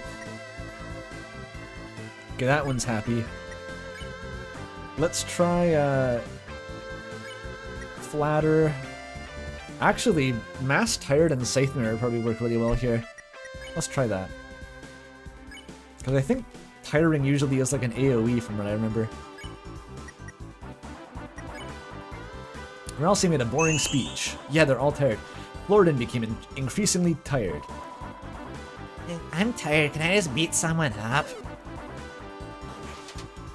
I just want to go get high. Fucking miracles. This is what Scythemare does. It's awesome. Don't attack. Ralsei's on the warpath. There, you got 20 bucks from the White Jawa. Thank you. When you select Give Up, you defy the prophecy by allowing Chris to perish. As such, the world is destroyed. It's possible that enough defiance will cause the Roaring to take the world, with no chance of saving it. Maybe that's what Ralsei thinks, yeah. That's a good point. Like, maybe the alternative to the prophecy is just the game over screen, and... I mean, yeah, you got a point there. I noted much earlier that, like, the other way to break a linear narrative, in the form of a game especially, is just to crash it. I kind of figured that might be what the Weird Root was going for. This was before Chapter 5 itself, but, like, I'm just trying to think of ways that you can literally circumvent a linear predefined narrative, because generally you can't really beat that from the inside. All you can do is write more narrative, or not read the narrative, or break it, like physically just crash the game. Susie casts Scythemare. We won. It was a long journey, but now with Todd. The final Star Walker. The final Star Walker. Awesome. This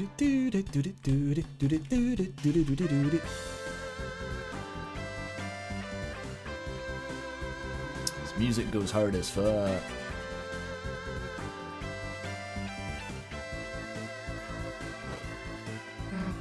The jump scare. Green? What are you going to do to us? You, raised your prices by $1.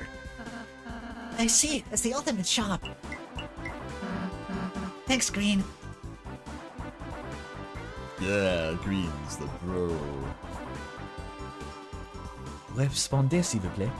It's a guest list. It seems like everyone's invited, including you.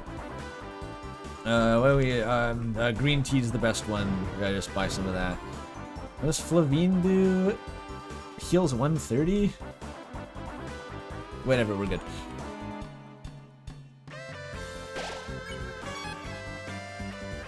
We continue. Oh, is this the best room in the game? Is this the best one? This room is enormous. Guess we start here. Let's see if I can do it the gamer way. Let's see if I can do it. Come on, first try. No fucking up. Oh, I fucked up already. Okay, I just gotta get back into the rhythm of this. It is doable. You just gotta be preemptive. There. There.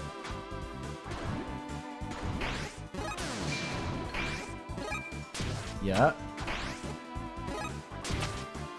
Hardest part here is not remembering to hold down Z. Go faster. And if you press Z here, you fall off. Fucking evil Susie with that dialogue on. Oh, no, no, no, no, no. It's not going to be enough. No! That's the furthest I've made it. Well, this isn't that difficult. Okay, one more try. I got one more try.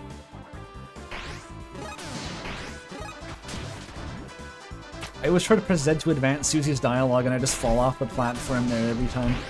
It's fucked up.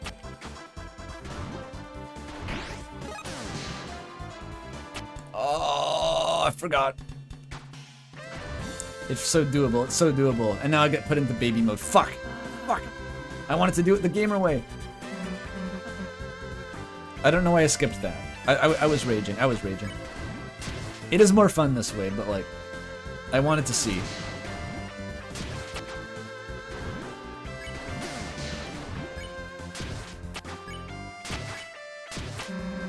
Faster this time. No. Oh shit, what? Oh, I fucked that up somehow. I don't know how I let it catch me.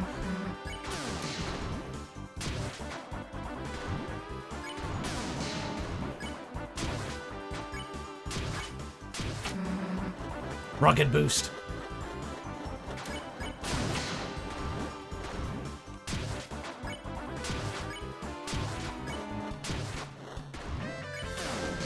Oh fuck. Okay, we're good, we're good, we're good. Yeah. That was easy, right? Oh no! Susie! Fucking Kamehameha. What the fuck was that? Dude, I didn't know you could do that.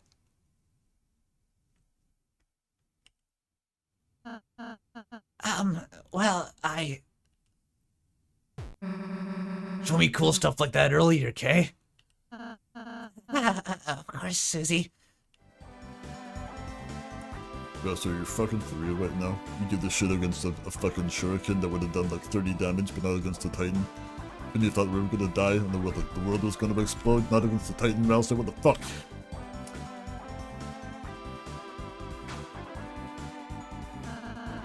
This way doesn't lead to the fountain. Shut up, Ralsei. I got it. I know it. I know what I'm doing. It leads to a cat girl. Chris, what the fuck is a cat girl? Oi, oi, oi, oi, oi, oi, oi, oi. Hashtag Celeste Gaming. We're good. Should I go to this side first? I think you... Oh, oops.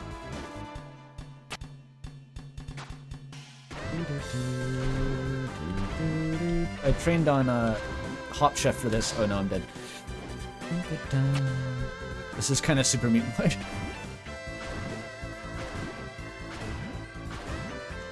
Oh no, I gotta do another cycle here. Come on.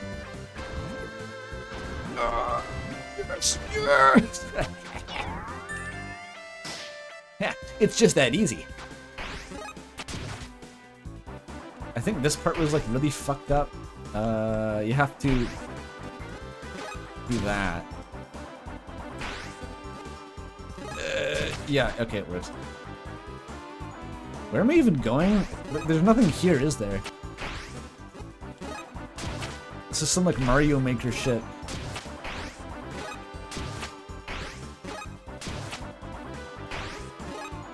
You can just kind of buffer it. You just press like Z and C on the same frame pretty much.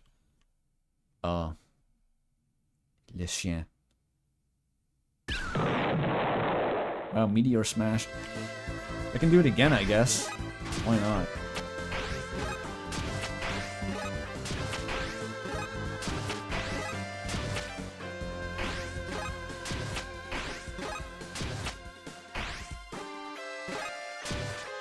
There we go.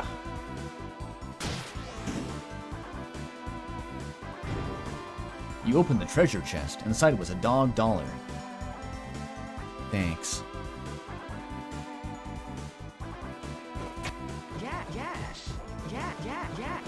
Oh boy. That's kind of weird. I can't even climb up there? Guess we could use this for Ralsei's room. You want me to take Lattery? Dude, your room has nowhere to climb. Where are you gonna do reps? I could do isometric exercises on the windowsill. Ralsei's doing reps? Dude, you need Lattery. Fine.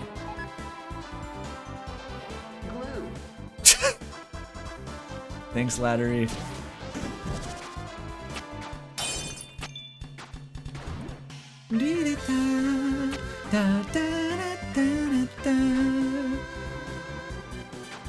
Alright.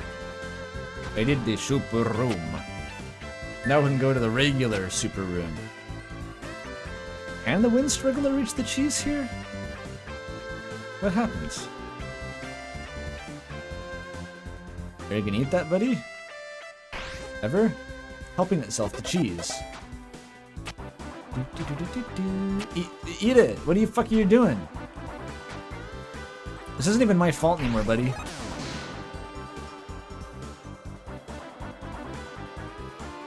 You had like an hour to eat that. I skipped the door? What door? Was Gaster there?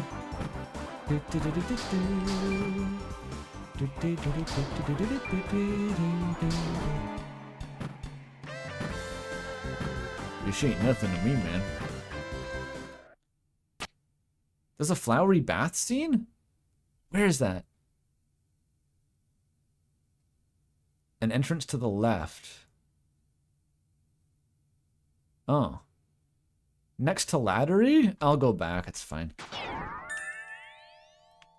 I'll simply go back. Where does this put you? Oh, this fucking room. With the conspicuously nothing over here. I think I just go to the shop and then do the Celeste room again. I want to see Flowery bathing, obviously.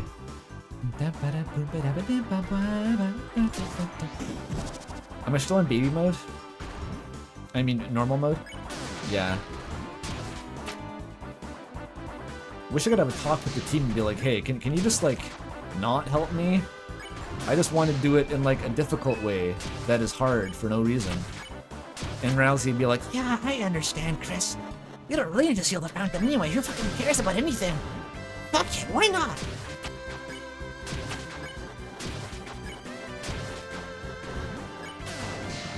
oh, we did.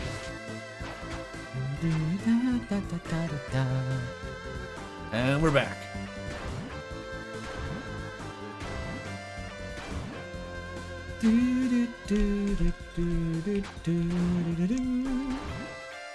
Ah. This gauntlet is nothing to a Celeste gamer like myself. Okay, we're back. Now we just gotta go all the way to the other side again. It's fine.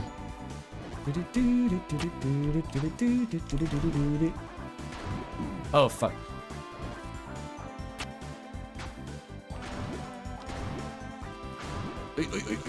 No, no, no, no. Fuck it.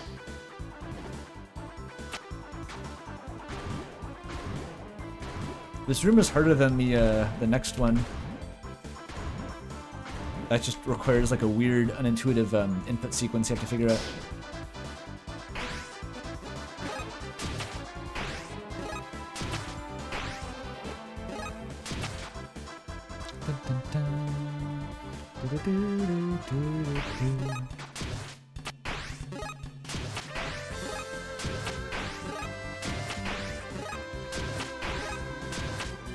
I'm getting cocky. Slow down. Okay, now we get to watch Flowery in the bath. Oh yeah, this door. What the fuck? This is the Dog Shrine song.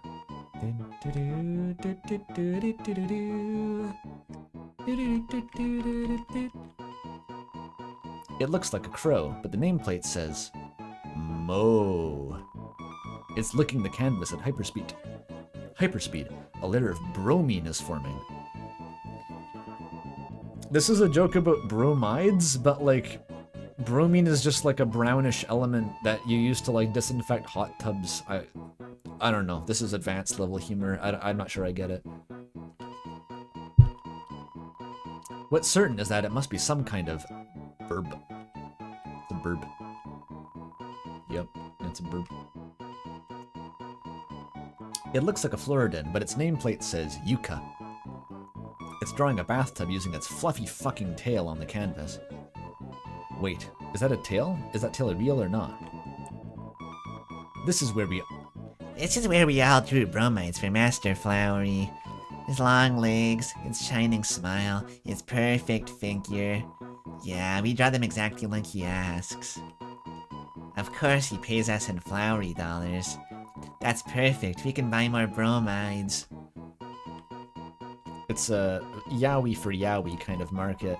You found something incredible on the ground. It was added to your key items. Is there another one? I've seen the first bromide. I only know what the fuck a bromide is because of Chrono Trigger. Oh wow. Hi Birdly. Hi Chris. Hi the duck. Everyone's determined to get their clothes wet in this fucking chapter. Was that an Asgore bubble? Wow. That was something. Birdly isn't there on the aborted weird route. Awesome. What are you even drawing? That's just a blank canvas, dude. Where's like the tree? There's usually a tree. Alright, bye. I found the Yowie. The ladder's gone forever.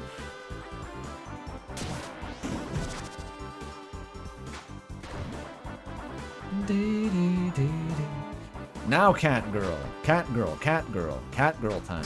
Cat girl. Fucking hell. Wind Struggler is just gone. Never to be seen again. The only character in Toby Fox Medium to not get a happy ending. Ignore Asriel from Undertale. Ignore that one.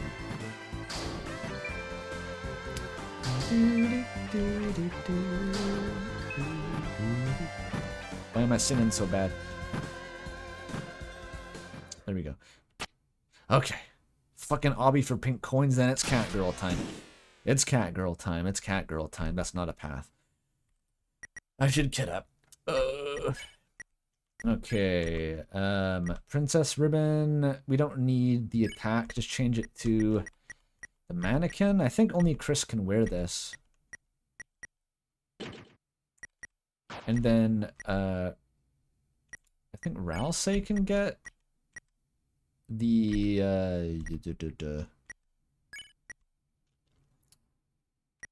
true tie. I made that right. Twin tie, Mystic Van, Wafer Guard, true tie. That's cat defense, yeah. How's Susie doing? Chris has the lowest defense? Oh, it's because the mannequin. What about this red ribbon? The Gold Widow's like not even good. It's like actually bad. What about the Netski hat?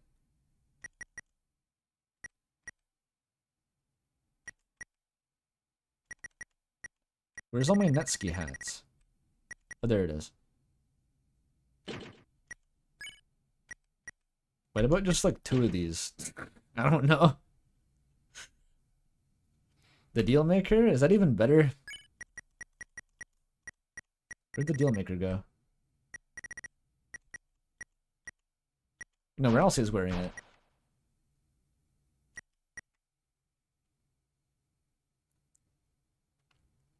What's wrong with it? I like the Deal Maker. It has high defense. Deal Maker blocks Puppet Cat? Wait, what? Oh, fucking everything blocks cats in this game. Jesus. Alright, you take the fucking, the Gold Widow? Okay, sure. Susie, you get to wear Spamton. You actually have to wear Spamton. Or no, the tie. You get to wear the tie. Excellent. Okay, now we're kitted up. Let's go. Let's get that cat. Let's get her. Get her. Get her. Mysteriously colored door. Suddenly, the mystery key reacted.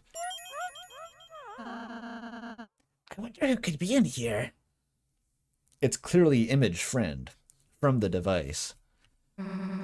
Gotta be someone new. Let's go, Chris. Why are they lampshading it? The fact that they're lampshading this so much, it's supposed to be a fucking psycho. It's gotta be a psycho. Like, even the characters are like, wow, I wonder what memorable theme this character will... Like, she does a memorable theme song. Hello? Anyone in here? Bet you it's someone mega strong. Oh, perhaps with a unique and memorable theme. Shh, I hear someone. Oh, I guess the psycho does orange here. That's probably why. The bit tries a bit hard. Yeah, it insists upon itself. Hey, hey, you chibis talking about me? Oh, wait, that's not my voice now. What the fuck? What the fuck happened to me? Orange, what did you do? Oh, it's orange. Wait, what did you mean, just orange? I've been practicing. I'm extra now. I'm super. Chris, perhaps we need to use the key somewhere else. Hey, Ralsei, come on. We can beat her up if she wants. Stop bullying me. Or, I'm telling. That's the name of Orange's unique and memorable theme. Yeah, let's go check on her. Do do do do do do do do. It's in my items actually. Revive. Why do I? Oh, rules rue. That's to get to 100 HP. I can probably swap that. Do do do do do do do do do do do do. Oh, it's like the green tea. Yeah, that'll help. Aloe and citrine. The Lancer cookie for 1 HP. How about more green tea? Green tea. Tension max, that's theoretically helpful. Levine, that's alright. Get rid of the tension gem. I'm not going to use that.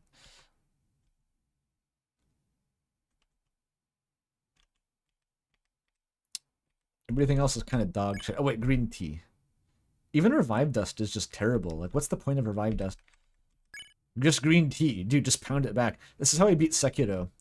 I just made myself a cup of green tea and got some arrowroot biscuits, and I just like went to town. I went Zen mode on that shit.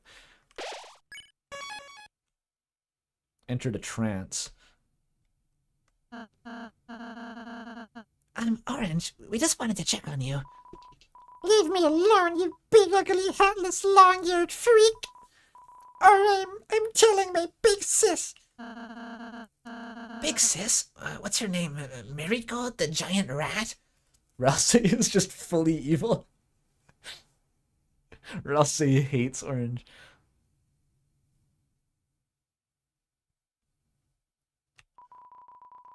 Don't make fun of big sis. Or what? Okay, it's Elise time, I guess. Gotta do fucking vocal warm-ups for this shit. Ugh. Spring may change the fall, but my season 2 will never falter. Whoever's making orange blue, the strongest flower will punish you. The prettiest soldier of Esgar's 7-colored flowers.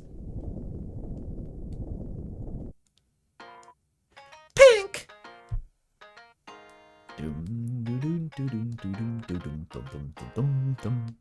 Yep. Did you just walk out of that wall? Huh? Big sis, you made it. Of course, friend. Of course. Friends never leave friends in corporeal danger. Now who's bullying you, Ori? Those guys. They've been bullying me all day. They keep acting like I'm not extra, like I'm small. They even said humans don't have tails. Yeah, of course we have tails. So can you beat them up? Leave it to me. Have you three been picking on Orange? She's really a sweet girl, just like a real Orange. If you just say sorry, maybe we could be friends. We were being nice. She started it. Hey, Rousey. You're right. We're sorry. We just want to be friends too. There you go, Mew. Blah. Ori, you apologize too, Mew. Huh? Me? Why? You're always getting into fights, aren't you? You have to control your anger, Mew. Don't let grudges grow. And never make an enemy when you can make a friend.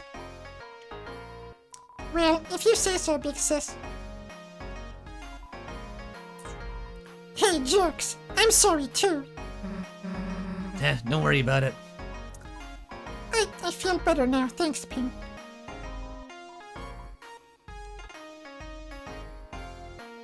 Noelle was scared of mice. Orange is a mouse. Pink is the older sister. None of this means anything. True.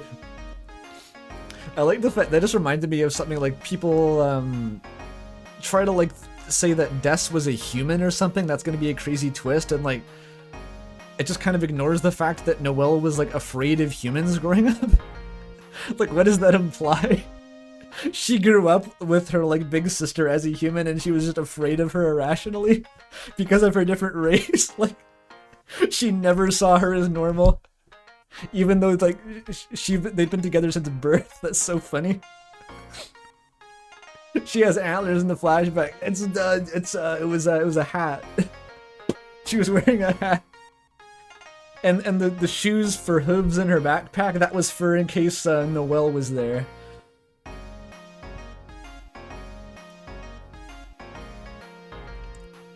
Des Real Night. Now that's something. Now that's we're cooking. I don't know what we're cooking. It's something. No problem, Ori. Haha. So let's do the normal flower stuff.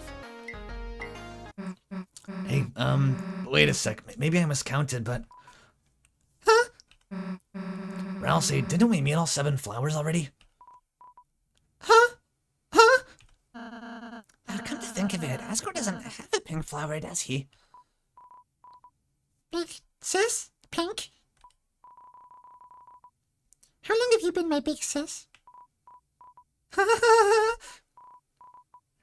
Well, you see, teehee. Well, that's, How about all you mind your own damn business? So what if I'm not really a flower? Who cares? I like being here. I like this world. I like this body. Sorry, Miss Pink, but this dark world is... It's kinda temporary. I get it. You kittens are gonna take it away, aren't you? Ha, doesn't make me laugh. Don't make me laugh. Pink is gonna punish you first. You'll be wriggling in the soil begging for forgiveness. That's the best way to apologize, Mew. Alright, dearies. This is gonna be a long battle, so why don't you have an appetizer first? Why you got the Muffet vibes going? Like, I know you're Purple Soul mode, but you were already an Undertale mini-boss. You don't have to rip off the other Undertale mini-boss. Dearies? A little floral tea will have you tickled pink, pink, pink.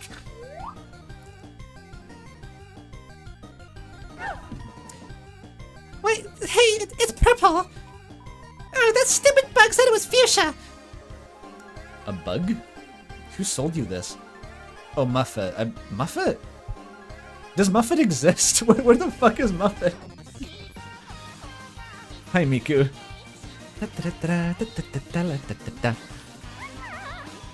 Well, no matter, you're trapped now. In my cat web. Alright, how the fuck do you do this fight again? I think you just defend until you can use Giga Flirt, except or else I have to use Lovely Boy. That's the strat. Ralsei looked adorable. Hearts came out.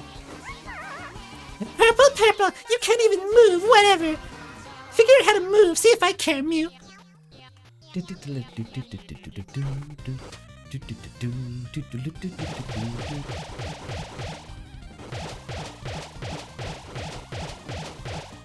Alright, so far so good. The first one is like... I think this is harder than any attack in like Muffet's fight, despite being like the intro tutorial. It's fucked up. Muffet was already like a notoriously hard fight in Undertale. Believe it or not. People actually complained about getting stuck on Muffet.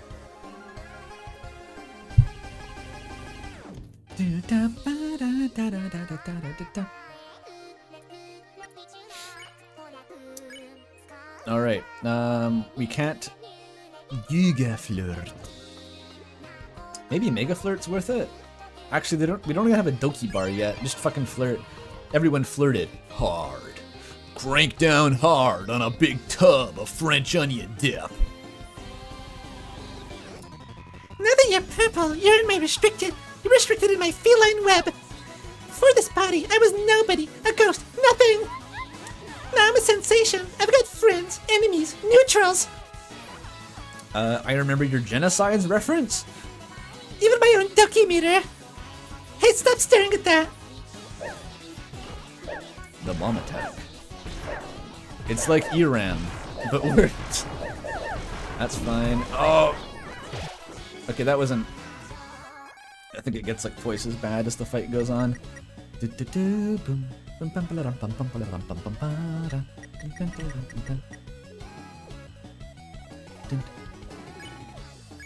I like the part where he goes nya nya nya nya nya nya nya nya.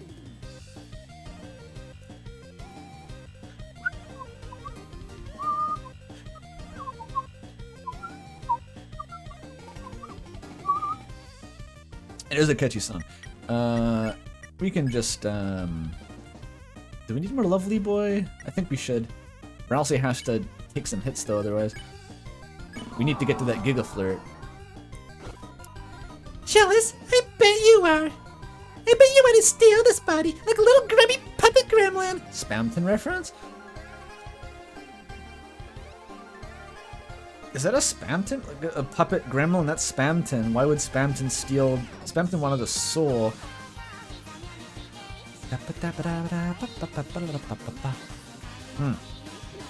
Well, who wouldn't? It's even got its own limited edition voice clips. Oh yeah, the Neo Buddy. That's what it is. I love you, Mew.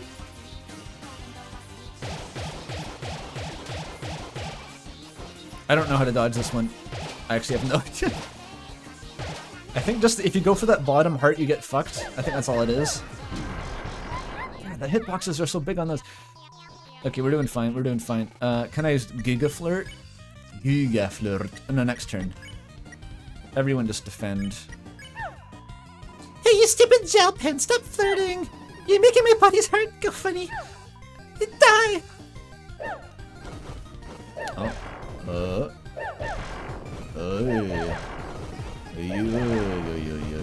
Nope, nope. It's all going wrong. Okay. That part always just makes me think of We Are Number One. Da da da da da da da da. Alright, ready? Giga Flirt. Yeah, baby. Ducky Meter Max, Mew. Ducky Meter Max, hey, what does that mean? What does that mean? Hey, what is this crap? I didn't tell you to... Special love sequence activated, Mew. Hey, The idea that you can just be like teleported into a dating sim, just like fucking sucker punched. I don't even have to... And you want to walk me home? Yeah, It's because you think this buddy's cute, right? yeah. You wish you never met me, right? No. Enough of this already. This is over.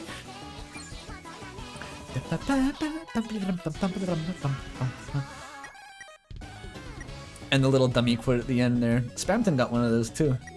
It's like they're connected across space and time.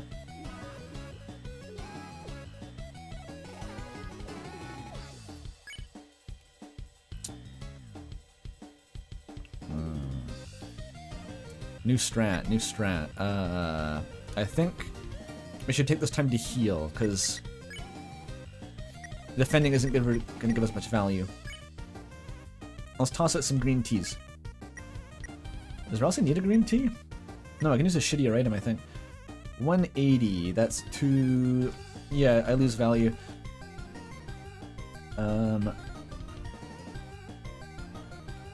Levine. That's actually perfect for Chris, wow.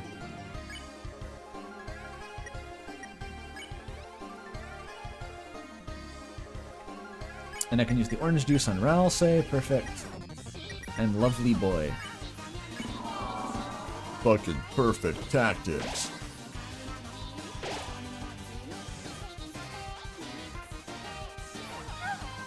Hey, body. Why the Mew did you have to date us? I like the Mew. What? No, we want to kill them. Look. Is this how the Undertale fight was? I've never played it. Yeah. Yeah. Oh yeah. That's a freebie? Okay. Pink screams heart-censored magic words.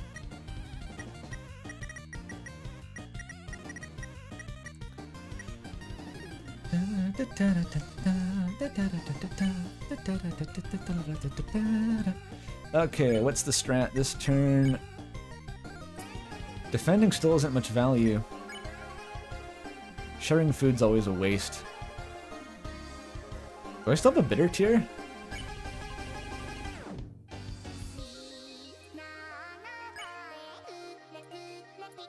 Where'd my bitter tier go? Did I just not have one on this save? Oh, whatever. I've heard that It's only 4? I thought there might have been a unique interaction. If it's just 4 at the waste. I stored it? Why? Fuck me. What a moron. It's okay, I'll use it on Flowery or something.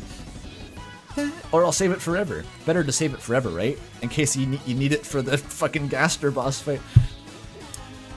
Chris, did you bring me a bitter tear? That is my favorite. Please give it here so I may spare you and your friends. That's how it's gonna play out. Okay, so Chris defend. We need more Lovely Boy. I think Susie. I don't want to waste TP on healing. I don't have any more shitty healing items though, so I guess Susie just also defends. And Lovely Boy. Even normal flirting costs TP.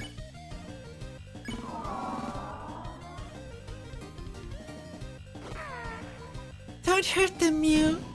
Hey, you're my body, get it? My body means you do what I want. Ralsei is like fully in support of this. As a Lightner supremacist he is. Oh fuck, this one's just like learning how to see past this fucked up UI and then it's easy. Makes my eyes go blurry. Oh fuck. Give me that. Okay, I took some unnecessary hits. Not too bad. Okay, 90 TP? How the fuck did he get there? I guess the hearts are worth a lot in that. Alright, Giga Flirt. You know what to do.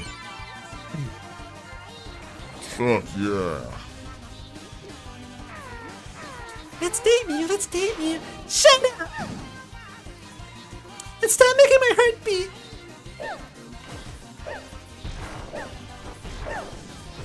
Ah, fuck. No, no. No. No! And it went to shit very quickly. I still have the tree cake. Maybe a revivement's better here? I think I saved the revivement and I tree cake. Because Chris isn't that dead.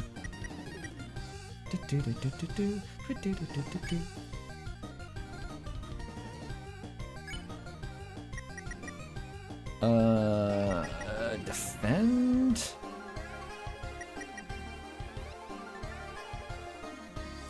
We need to do a Mega Flirt to finish this. We need Chris back.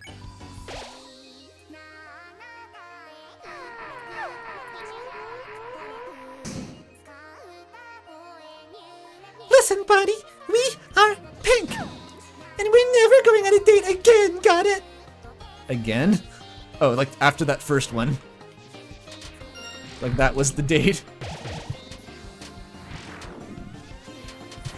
Oh my god, what the fuck? How did they dodge that? I just Toho'd the shit out of that one. Fucking flawless? I'll take it. Pink mutters to herself and the smoke worsens.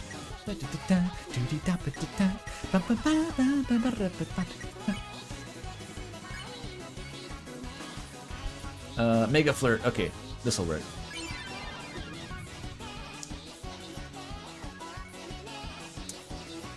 I just noticed, I think that Chris and Ralsei's uniforms... Oh no, they're all randomized. Because last time they were like schoolgirls and now they're wearing trousers. Lucky meter max, Mew. No! Time for special sequence. No, stop! Get stuff out of here! Why do you even need a dog radar? To detect the dogs. Let's date, Mew. I'm not doing this! Let's date, Mew. I'm not doing this!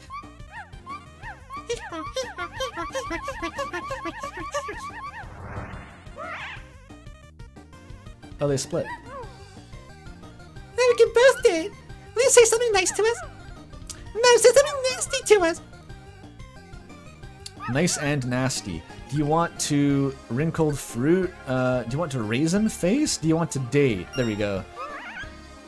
Date location, take a hike, get lost, go to mountain? Okay. Mountain, like, okay. Be a weenie, be honest. Frank. Corey reference. It's like saying go to a mountain in the Undertale canon is fucked up. Pinka split into ghost and body. My two favorite genders. Okay, Doki, we need 20 Doki. Chris is wounded. We need a lovely boy. I think we do this. We heal. With some, I have lots of green tea. That's what I got going for me here. And Ral say the lovely boy. Aww. We're so good, we're so good, we're so good. Look what you did, you stupid body! Now we're not even together! Mew, let's date, Mew. It's you! You guys are making her act funny! Die, die, die! This attack's gonna be fucked up. Actually, never had too much problem with this one. We'll see if that trend continues. No, I'm fucking it up. I'm fucking it up big time. Huge time. Oh, wait, I'm recovering. I'm recovering. We're actually getting better. No, no, no, no, no. Oh, wait, oh yeah. Okay. That could have been much worse. Was there an annoying dog? Do you think I was looking at the background there? I had some other stuff to pay attention to. That is a pretty crazy attack. The spectacle of this boss goes nuts.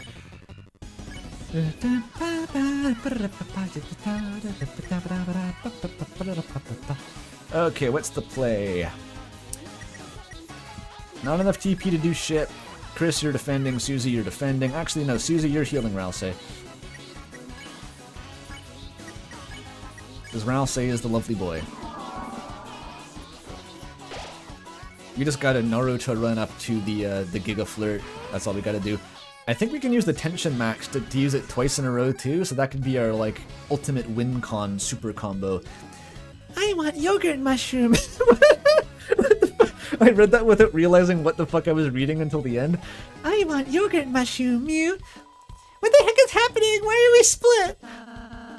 You're a ghost lightner, and that body you found seems to have become a darkener of its own. What? Doesn't know what the fuck that means. This version of the bomb attack is like way easier. Stay the fuck away from me. Stay the fuck away. No, no, no. Damn it. Okay. It's fine. It's fine. I think everyone... No, defending is a waste again. But who do I heal? Everyone has just a little bit of HP missing. I need like another tree cake. Green tea, green tea, green tea, revivement. I could heal Susie, I guess? Here's what we do. We defend with Chris. Susie heals. And Ralph say lovely boy again.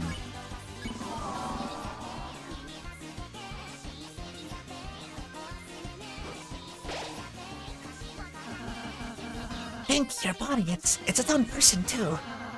It had its own likes and its own dislikes. No! Incorrect! No. Okay, the bomb's coming in from the top. Deeply fucked up. I dislike it. Stop it! We lived anyway. Do we have enough? We do. I think I can like wombo combo this if I just don't die next turn. Oh no, wait, I can't use the tension max and the float in the same turn. That's why it was useless. It was always like I have to waste Chris's turn to use the tension max. No, it can't be. It needs to do what I say. Because what I want is stupid. I want to eat sand on the beach with Mew. Alright, let's go, mates. Into the tunnel we go. Tunnel of love, yeah. Gotta get the hearts. Yep, in the tunnel. Yep, there we go. Yep. Fuck. Not like that. We're alive, that's all that matters. I think it's already charged anyway. Fuck, I'm 4 off. I'm 4 off, you fucker! See, tension bit is useless. Because I could either use it to get 4 TP, or I could heal my whole party, and then I'll have the 4 TP anyway by next turn. I'm just gonna heal everyone. That's the obvious play here.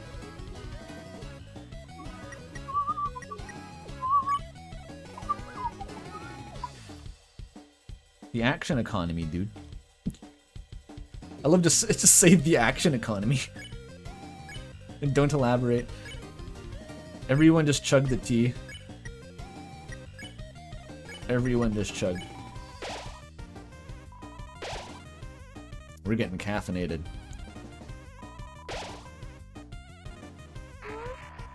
I want to eat long knife, Mew. What the fuck? I don't need the hearts. Why am I getting them? Ignore the fucking hearts. Just the bombs. I can't avoid. It's fine. It's fine. It's fine. Because guess what? Giga flute. No,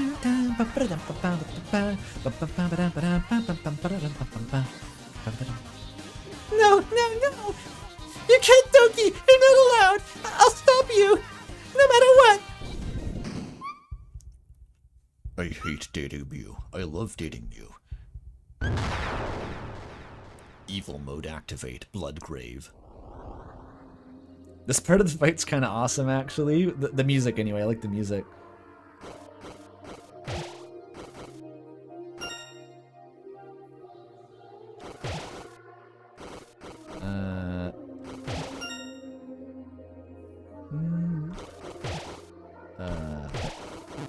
Fuck.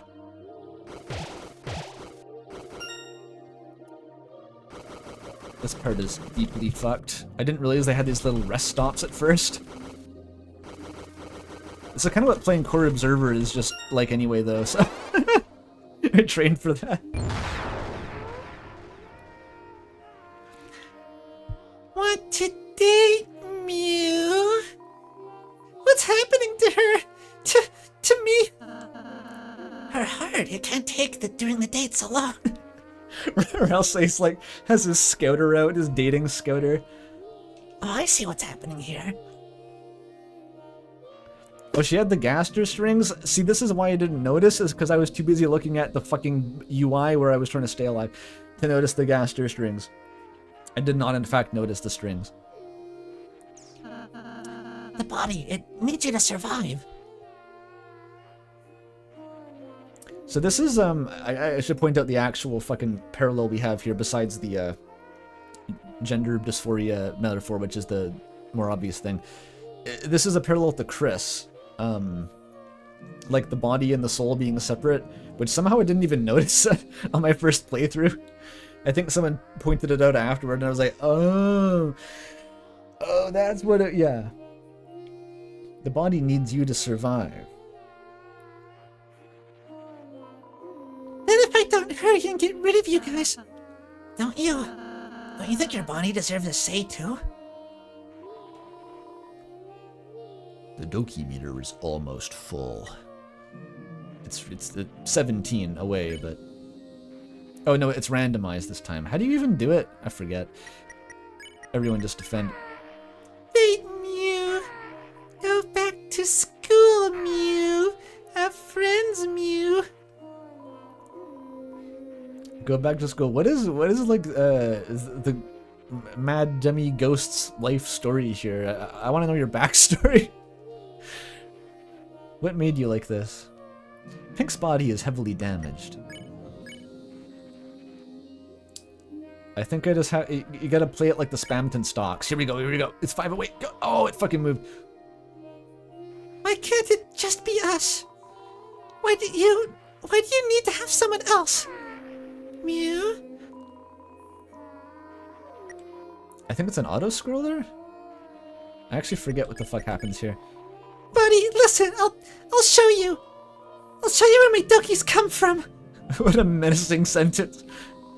Blue person, help me do my final date. 100 health, Chris. We're invincible. Buddy, I admit it. My heart really was beating. But it was only because... when I flirted with you... I got scared. I was scared. After finally finding myself, it felt like I was losing myself. I didn't want you to be... Anyone else's. I only wanted you to be mine. To be me. Because I hate me. And if I became something that I loved, wouldn't that fix it? But you're just puppeting you around. That's only hurting you, isn't it? If I want us to be together, then I have to... Destroy them. Love us both. Have you played Celeste, OMG? If we just listen to each other, I know we can balance being together. Oh, me. Let's never be apart again. Yay! Mew Mew self-cessed, but in like a affirmation kind of way. It's not weird, it's good. I feel together. Thank you, you three. Thank you. Thanks to you, we can finally be in harmony forever. Well, there's still the dark fountain, but Wait.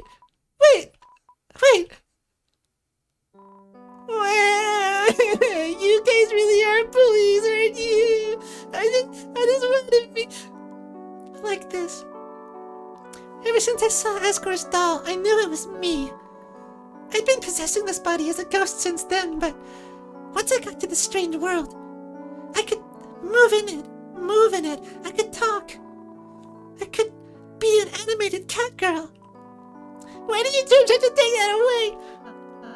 well, we're sorry, but it's actually kind of complicated to describe. Have you played Deltarune? This world, it's dangerous to keep it around.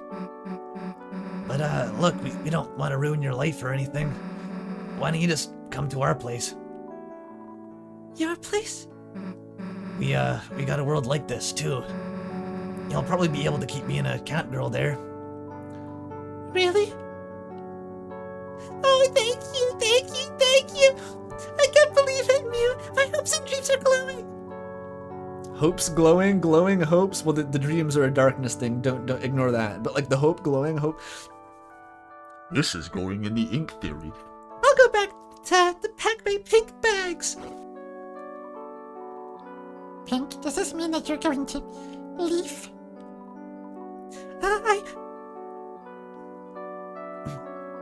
No, I don't want to go. Ari, I love them. You don't have to leave just yet.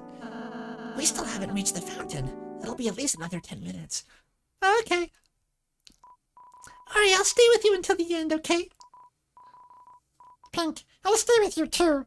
Unless I'm needed for the next room. Well, what are you three waiting for? Get the hell out of here already. Yeah, more like an hour, more like several hours. The mic isn't even processing the sobbing pink voice. That's a human voice. My voice is very human.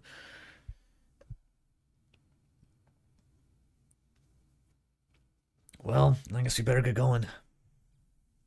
Everyone's like, yeah, okay, that happened. Hey, wait!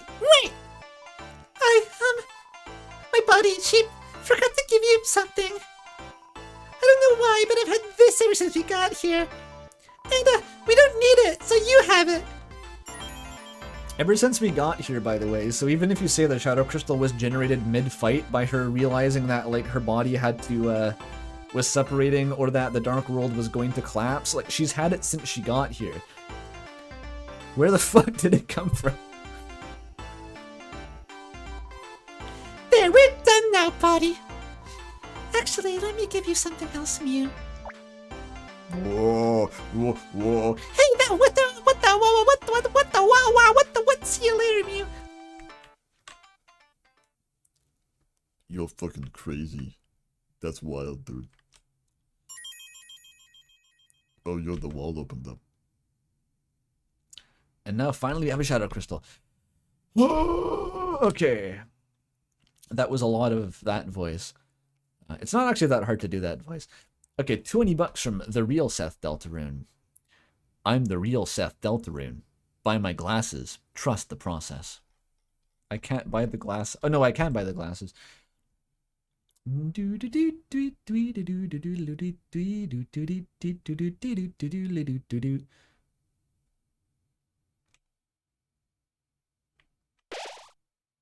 Okay, we won. Hooray. What are the best items to buy? I think it doesn't tell you their stats is the problem. It tells you their special effect, but I looked up a spreadsheet the other day and like the orange gloves just have insanely high defense. It's like the highest defense in the game. Why? I don't know. They're gloves.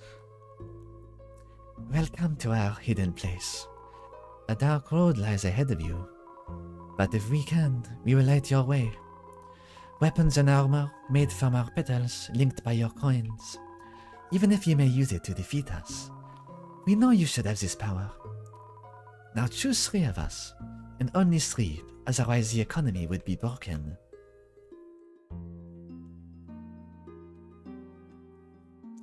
The knife is actually useless. It is just a strictly worse black shard. Like, even if you miss, it's just, or even if you get the crit, it's less damage than if you, like, nearly miss the crit with the black shard. It's strictly outclassed. Why is he French now? Bro has been French the entire stream. You just joined. Are we even paying attention? Oh my fucking god. I think I got the apron. What do these even do?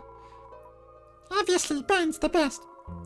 O glove. Susie Seismer will cost less TP. Like, the fact that this has the highest defense ever, and that sounds actually pretty useful for the future, but like mostly as a utility, it's not going to be good against bosses, and you only really need them against bosses.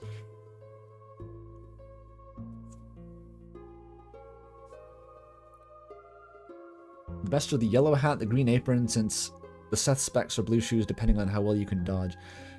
Yeah, the yellow hat seems strong, but I think it mostly buffs Rude Buster. I think like the dedicated healing armor actually is better than the yellow hat for buffing Ralsei's healing.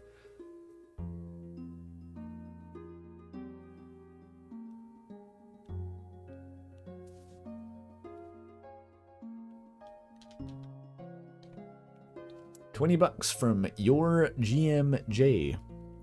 I think the crystals come from the broken dreams of Lighteners. I think her crystal is from her dream of having a catgirl body. Gerson was Alvin's dream of writing. Black Knights is Death, and Spamtons is Metaton. But it's a broken dream. Her dream of a catgirl body, when was it broken? She found the dream and it just came true. There's no twist to this. There's no tragedy. She just found it and it came true immediately. It's not broken. Are you, and 2 of the shadow crystals are just both like ghosts stacked up in that house together? Like all 50% of the shadow crystal production in the hometown is just ghosts being sad. It was broken in the real world, and then she brought it with, like, by the time she went into the dark world, the dream was already mended. It isn't truly a broken dream. It just came back. I don't buy it at all.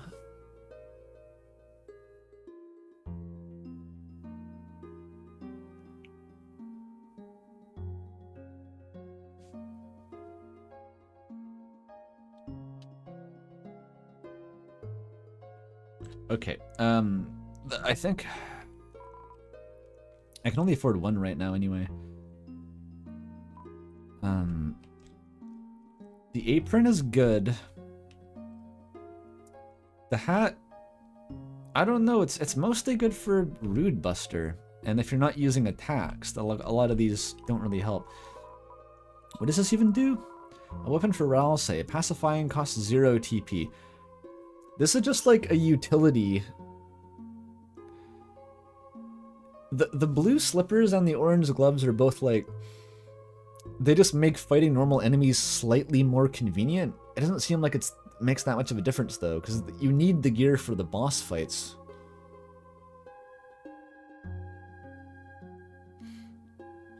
It helps with healing, but I haven't used Pacify like a single time.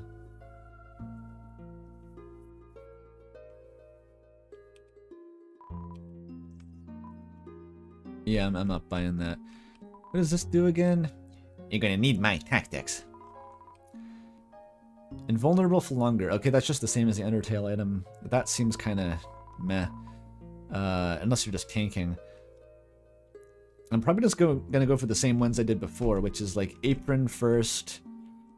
Probably just everything on the right side of the room, honestly. The apron is the most universally helpful.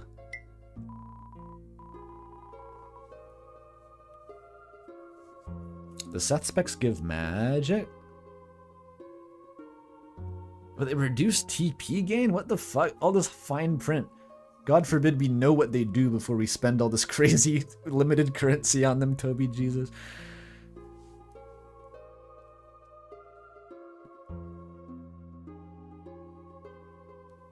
%16% less TP is significant. Another 20 bucks to buy the fucking glasses? What if I don't want the glasses?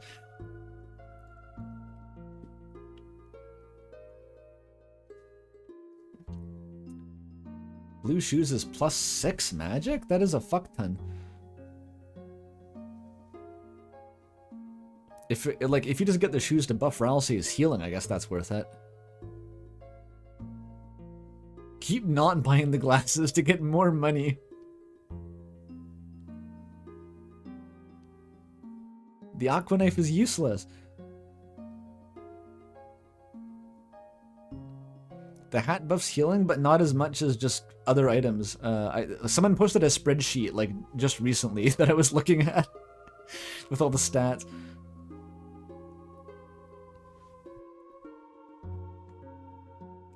Four defense and 6 magic and 4 attack? What the fuck do I need attack for?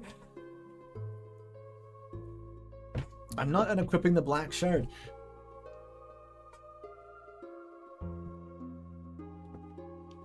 $20 from it's the Claude. The all 3 weapons have defense stats, which they normally don't, barring Bounce Blade, which has worse defense than the knife anyway. So if you want to juice your defense, you can get those, but IMO Apron is worth it. I think Apron is going to be worth it no matter what, but like, I'm not, the black shard is for like RP. It's for fashion. I'm not taking that off. I worked so hard for my black shard. I gotta go farm coins again to actually buy any more of these.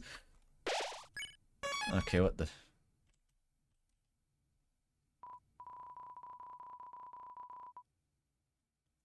Yeah, I realize being a cave hermit means you don't really meet people. Now that you've met me, I'll show up here as well. Alright, dude. Locating pink metal. Now this is something that I can do. Achoo! I've never gotten all the coins. 2 in the garden, 2 in the cliff, and that's it. I found all the ones in the castle. Oh boy, it could take a while.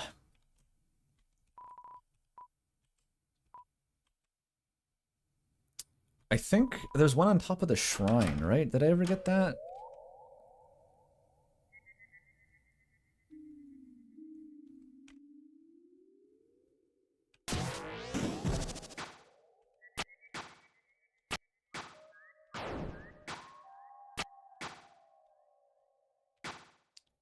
Is there something I can jump on?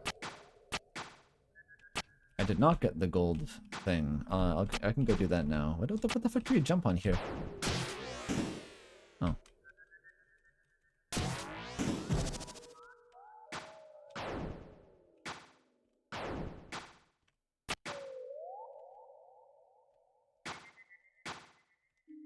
That's just up here. Oh, there's the gold thing. Oh, I can't rude bust it?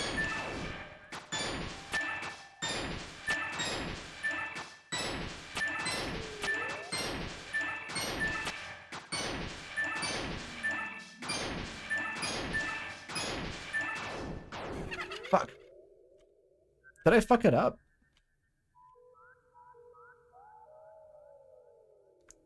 God damn it.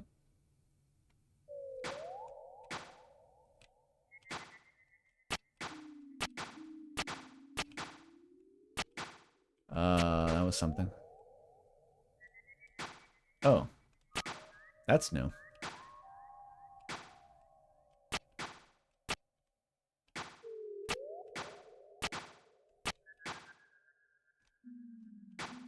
That's not gonna work.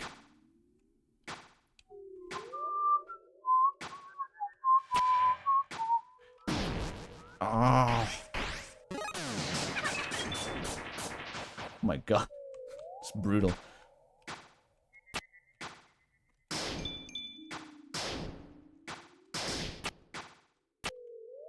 Wait.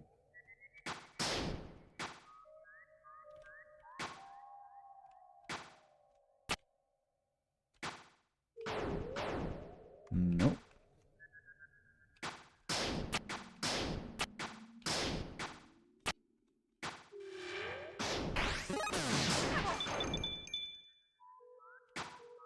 I'm just exhausting the possibilities in this room.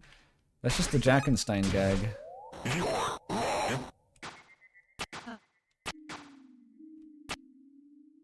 The fuck is that on the wall? No, it's just a flower or something. Okay, it's not on the right side. There's like a leaf above, but wonder how I get to that. The shrine isn't tall enough to jump onto it.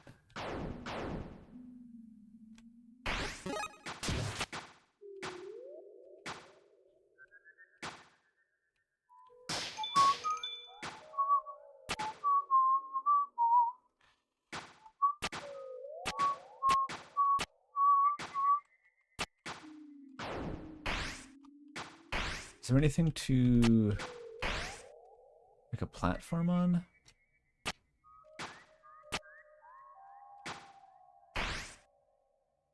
It's just barely too short.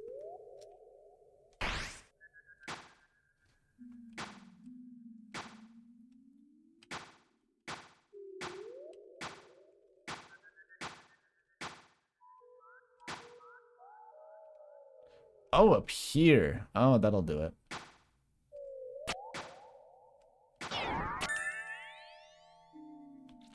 That's surprisingly obscure. Okay, well that's one in the garden. Where the fuck is the other one? It wasn't even the spin chef, top chef, jump chef, whatever the fuck his name is.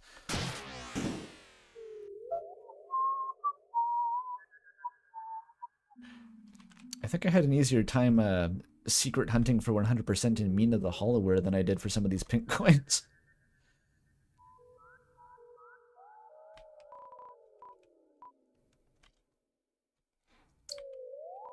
There's one more end of garden.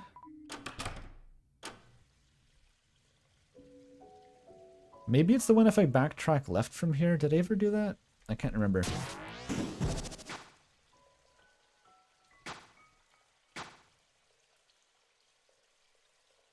I think I did. There would be a fight here otherwise.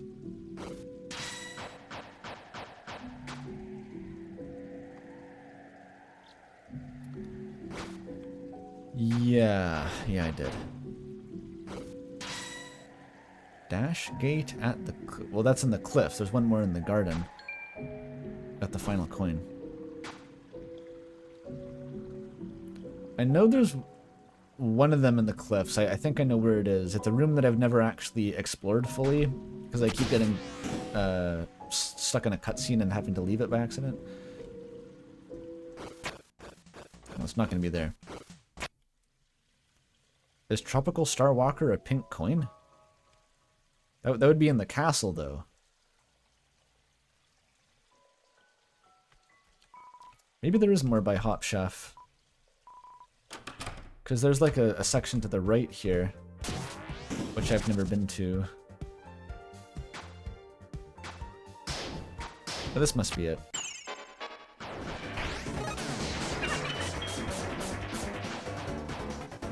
Brutal.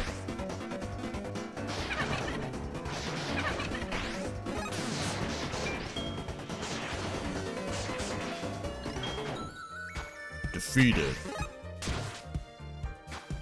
Yeah, I just never found Hop Chef before, so that's why I haven't been here. Yeah, here we go.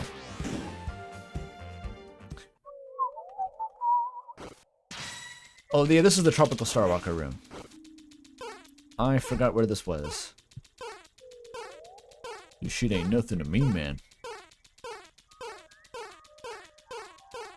Oh shit. No, it's something to me. It's something to me, man. It's something. I got off rhythm. That was all it took. Bell that kills Starwalker. There we go.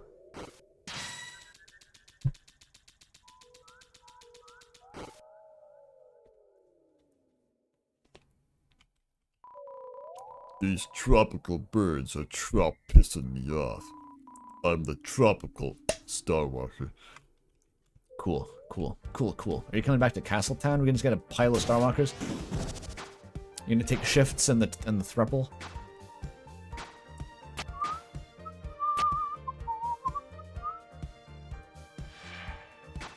Someone said you could use the vines to get up instead. Ideally with the fucking ghost harassing you the whole time, I guess. There we go. This could take a while.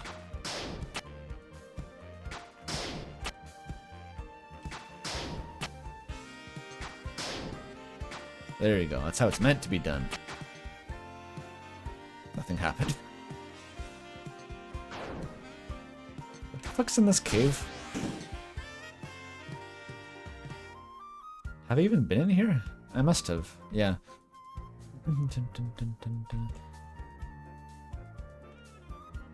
I'm lost. Fuck. I need to get to a warp gate.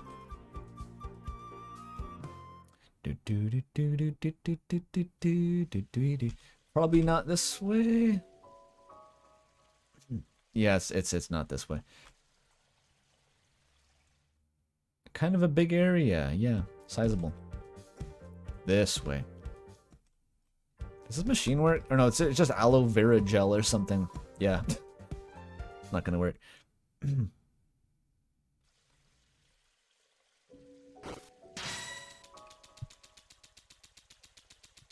Look at us go. Shrubbery. It's conveniently shaped, but not conveniently placed.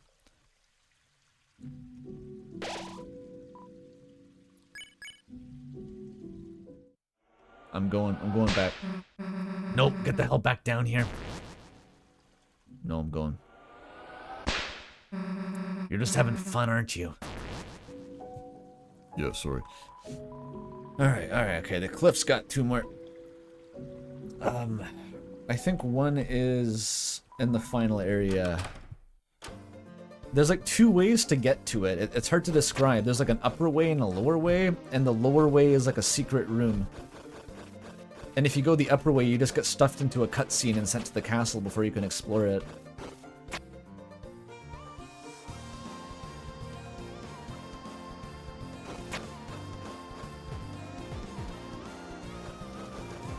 And I've gone there the lower way, but I literally don't remember how.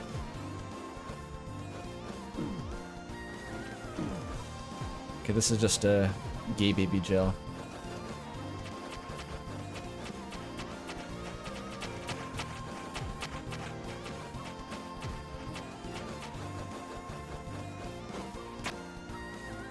Is this it? I think this is it. Somehow.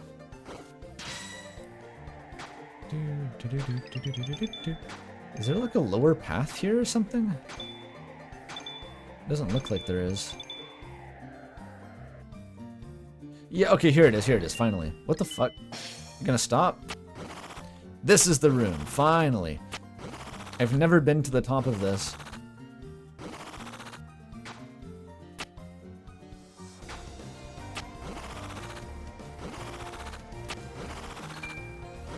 Oh. Well, there's no pink coins there. Oops. There must be some in here.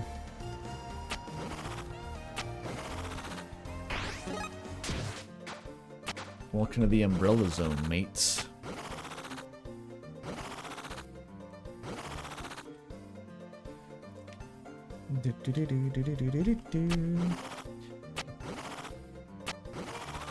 Oh, does that work? If I wait for it to go to the right? No, it's not enough.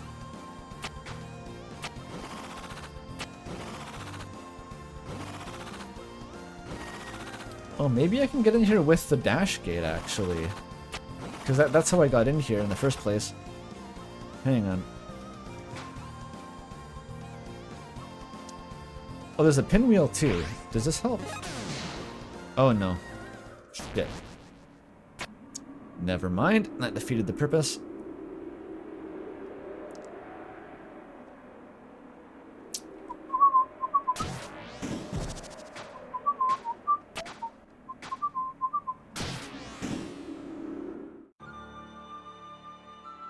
Back we go. Oh, hi, Green. Just wanted to use your door to go back to climb on this shit. I might only have one shot to get here from the dash gate, which is kind of intimidating. Epic one-shot reference. That's the wrong way.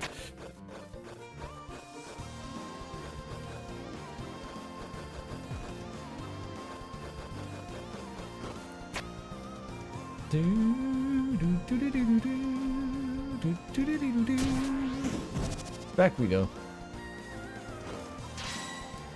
So I just gotta jump when I go to the last room, I guess? I just gotta jump good. I'll try that.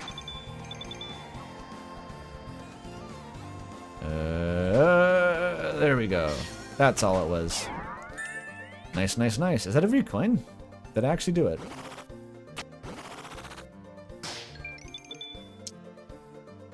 I gotta get back now.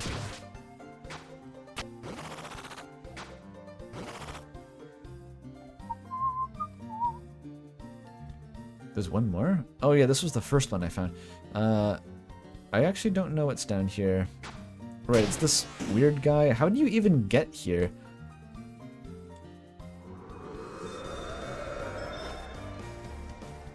Wait, what? How do you go there?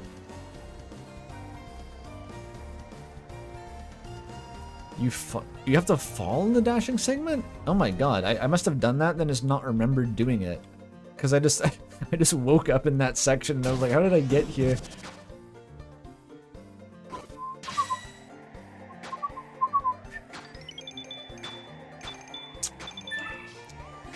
Well, unfortunately I have no fucking idea where the last one is. Cliffs is kind of big. Alright, come back. He's not coming back. Oh, we're good.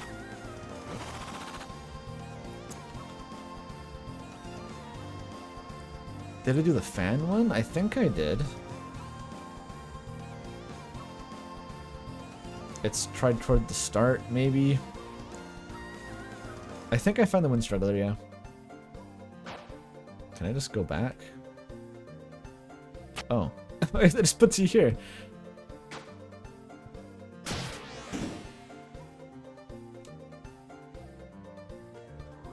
Yeah, I think I did get the flower platforms. I didn't? I avoided it? Oh. Why? I guess I'll go do that.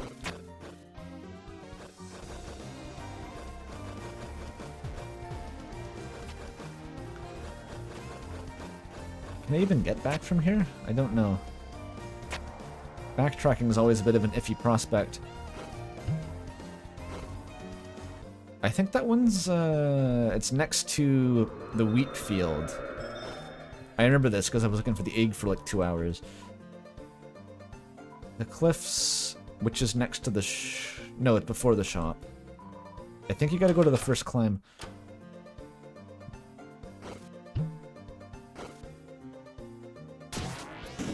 This shouldn't take that long.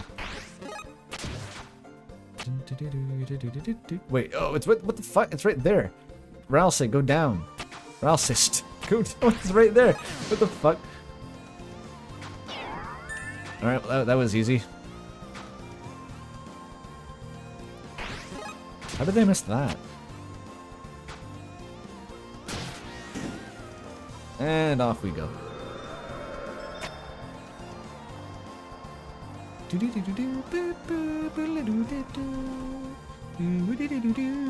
I missed you.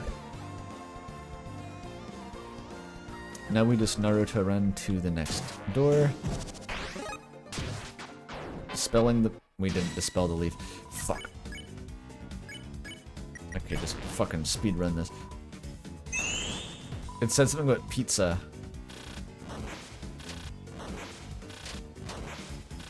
Oy, oy, oy. I'm cracked at your bullet patterns after defeating Mew Mew.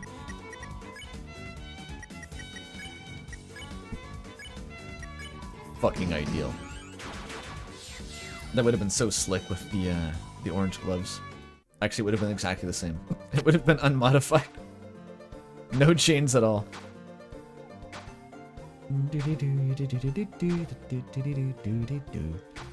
This is the only slope. I'm obsessed with it. Good for you.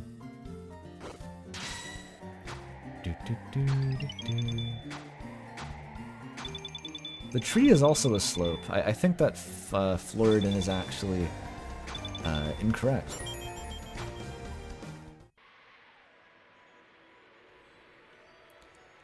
Maybe this wasn't the quickest way to the door, but I made it. Oh wait, I can talk to Mew Mew now.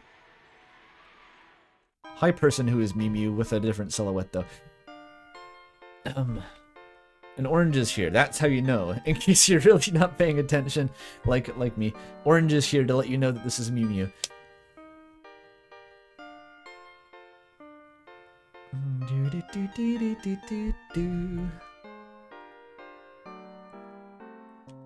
This is her casual wear, maybe? I guess so. She takes the fucking watermelon-sized bells out of her hair.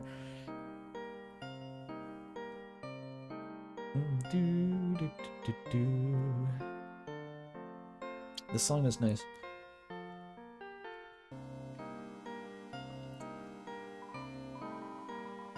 I guess I'll be graduating from here soon. Like a VTuber? I'm not just ready to leave my friends behind yet.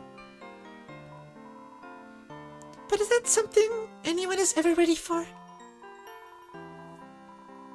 If you seal the fountain, I won't stick around.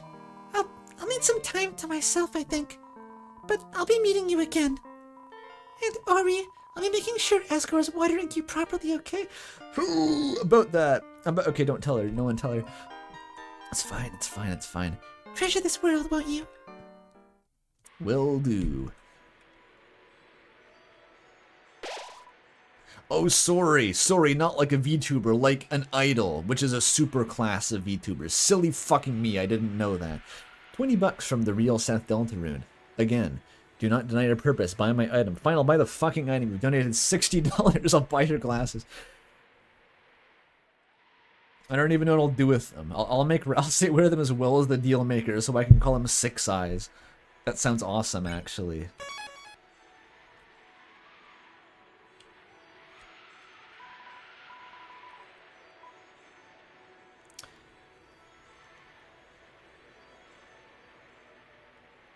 Castle... No, it's the top castle, which is on the bottom.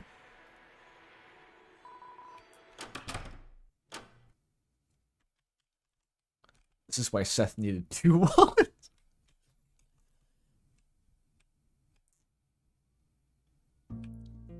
The sad music room. You are here now. Fucking bottom tier glass. Fine, I'll buy the... Lowers my TP gain.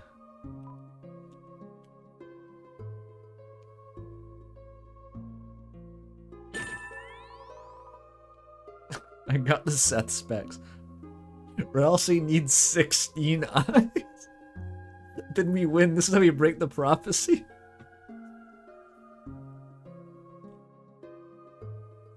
Seth is blind now.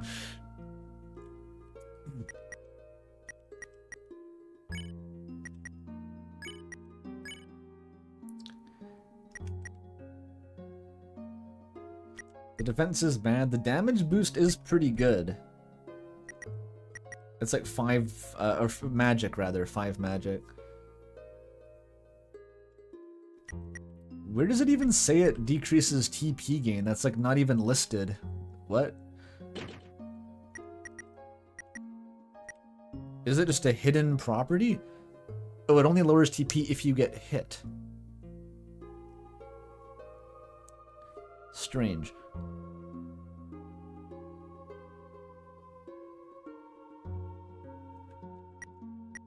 Doesn't Gold Widow have, like, similar defense to a fucking Netski hat? I do like the magic. But is it better than a Devil's Tail? It is, actually.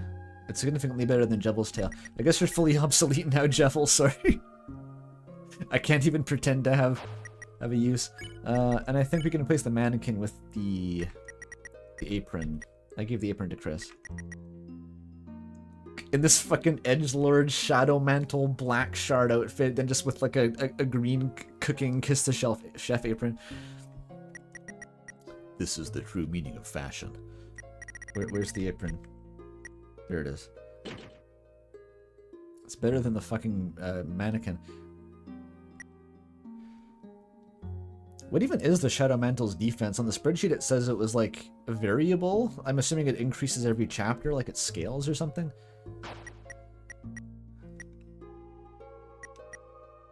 Okay, Susie's pretty decked out here, but I could give her the gloves for like even more defense.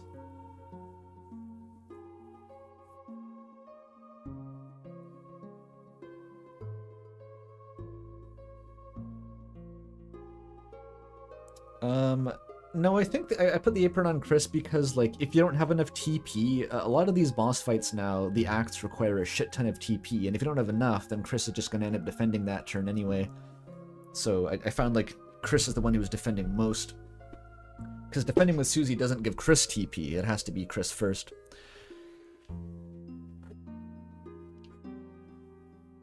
Let me put on some more clothing, it's getting kind of chilly.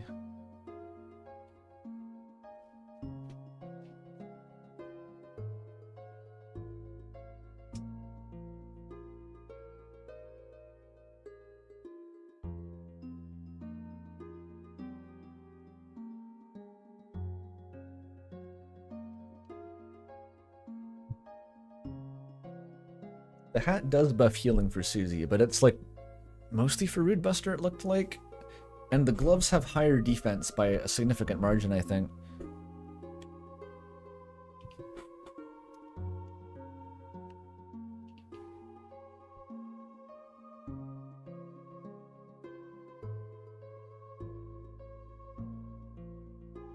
Oh, so the set specs are just like the iframes don't generate grazes? Okay, well that's not even really a downside.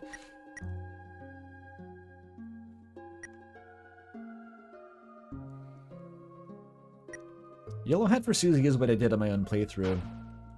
I just didn't know the gloves had so much fucking defense, dude. But the hat is more stylish for sure. If it helps you do your justice.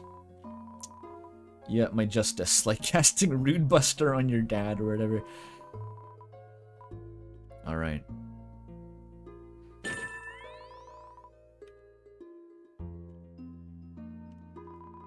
Did you choose wisely? It seems that there are no more pink shards. Therefore, this is as far as we can help you in this dream. Unless someone else decides to come to your aid. Oh, I didn't know there was like a hidden one. I never got all the coins before. Look at this. Ooh, is that the pedal mantle? He had that equipped. Hang on a sec. Let me just... Was the True Tie better than the Neski hat?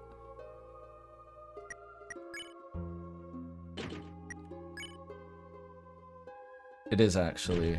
Or no, it's not. It's better against cats. We're all fucking spiffy. Flowery? I assume I talked to the scarf. Flowery scarf. Ralsei's ultimate weapon only costs $1 flowery dollar. Obviously you need it, don't you, Rally? Buy this for $1 flowery dollar.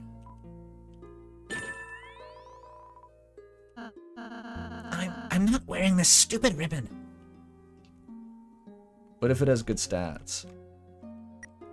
You don't know what its stats are like.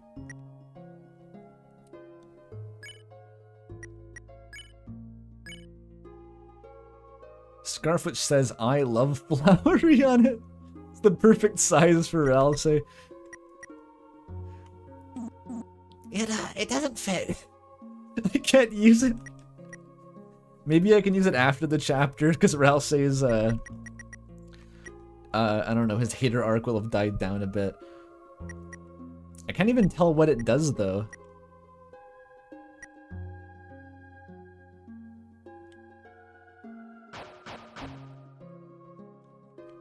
It doesn't fit. What if I try to equip it to Susie? Hang on. Nah, that's for Ralsei. Well, could have predicted that. What are you still doing here, buddy? Oh, I realized being a hermit. Like, no, actually, like mechanically. There are no pink coins left. That's great. I think I was allergic to those. Alright, I guess he just sits here. That's fine. Boop. Do do do do do. Do do do do do. Alright, we continue. Wait, this is already the... Fuck. Alright, back we go.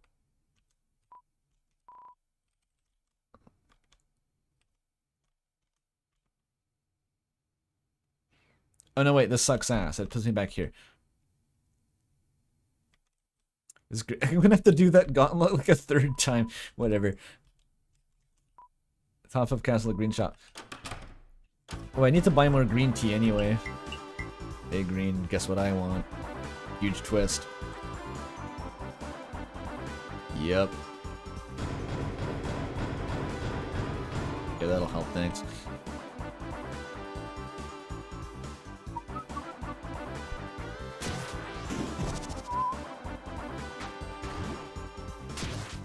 Oh, that'll do it. Yeah.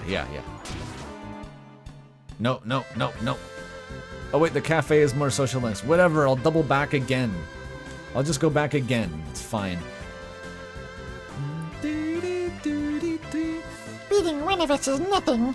How about all of us?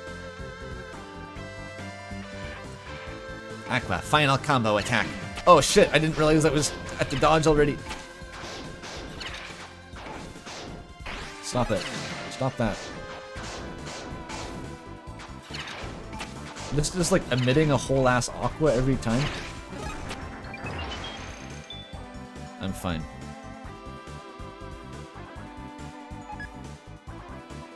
Blue, ultimate cowboy hat.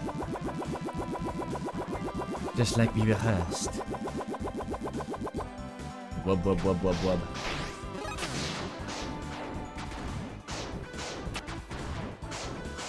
Ralsei's acted useless in this fight. It's okay, Chris. I'll cheer you on.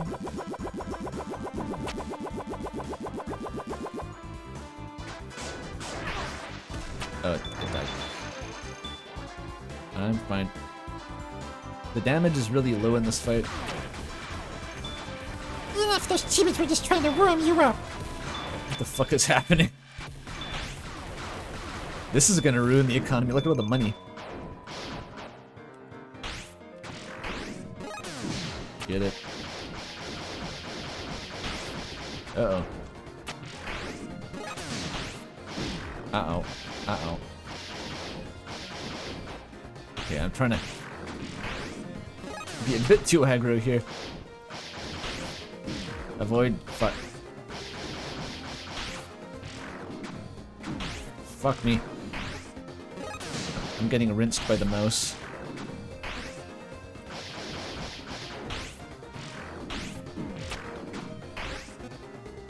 Fuck. Got it.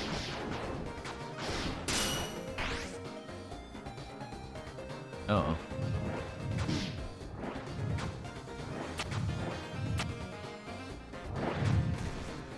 There we go. That's usually gone better for me. The fuck is that? The seventh egg. I mean the sixth, whatever. Thanks, Green. Yoshi.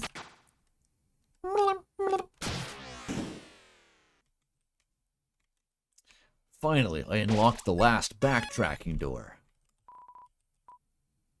Time to go to the cafeteria.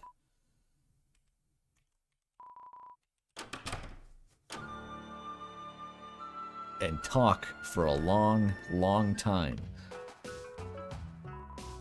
Yep, oh, we're in for it now. We're in for it now. Aqua and Seth. Oh, this is the one where it explains, like, gender theory to you. Let's learn about genders.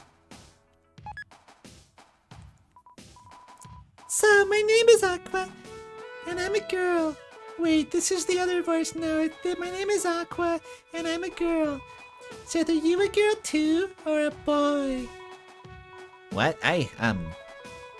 A real tactician never reveals any unnecessary information. It's a secret. You really don't know? Shut up. Of course I know. Well, I'm a girl, and Yellow's a boy. Hey, I ain't a boy. I'm a cowboy. And Green's a chef. Says whether you have an answer or not, it is not all a beauty.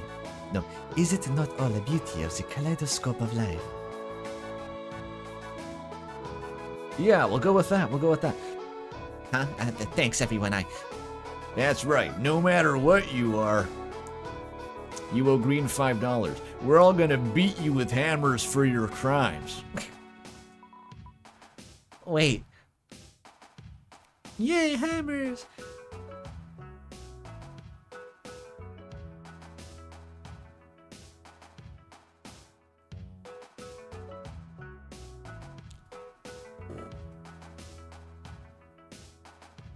Is that Northern Line? Mods, beat him with hammers. I don't think that was Northern Line. Aqua Orange. I got so much fucking money, take it all. I gotta divest myself before this world explodes. Orange, I barely recognize you. You look so human. Do I look very trained and strong, don't I? Strong human. Your hands became swollen and round from training. Like grappler Baki. Hands? These are gloves. Oh, your hands are not swollen and round. No, Never mind, you don't look human. I do. Yeah, Aqua's not afraid to say it like it is. Okay, you made it through 2 full ones. This is uncharted territory. It's nothing orange. Yeah. Orange, I sketched an ideal body type for you as a human. Oh, it's on the table. I didn't even notice before. Looks like an Atari monster. Really? I'll take a look. Wow, the eyes are so big. And the ears are so triangular. And the top of the head.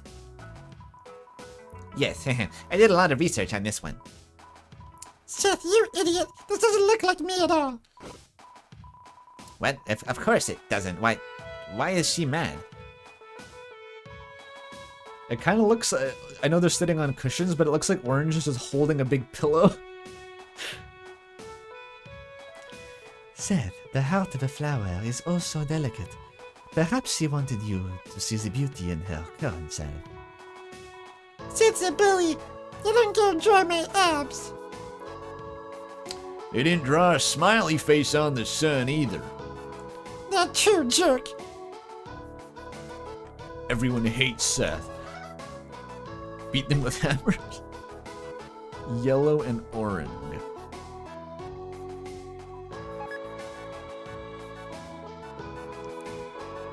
Orange, huh? I think you's a missing something to be human. What? What am I? What? There you go. Now you look just perfect. Look at me, I'm yellow. Howdy, howdy, howdy. I'm gonna kill myself. Huh? You are. Then who am I? That was a joke, dummy. You're yellow. Huh? But you's got the hat.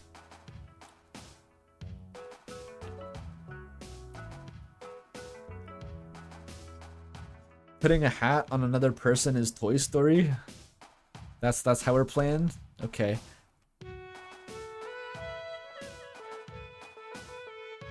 If we're out here and he's in there and we're in there and he's out here, then where's the sheriff?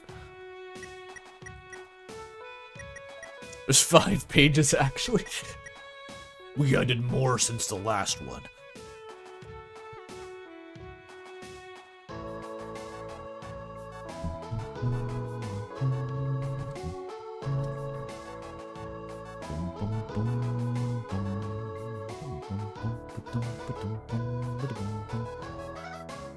Oh, the quote is, it's from Toy Story. It's just a quote from Toy. I have watched Toy Story a few times, but maybe not for like 10 years or so. Been a little bit. Orange.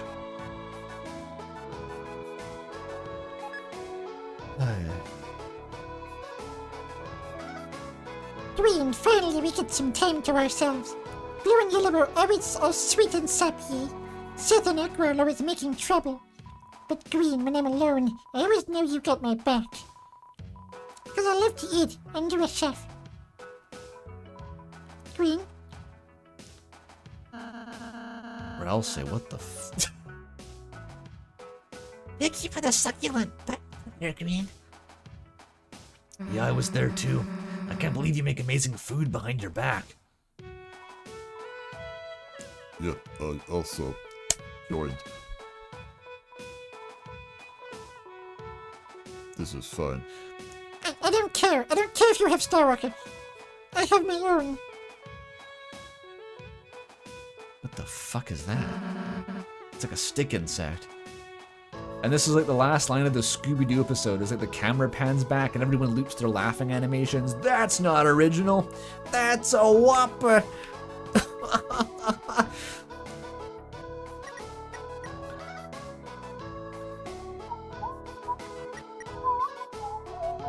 Blorange.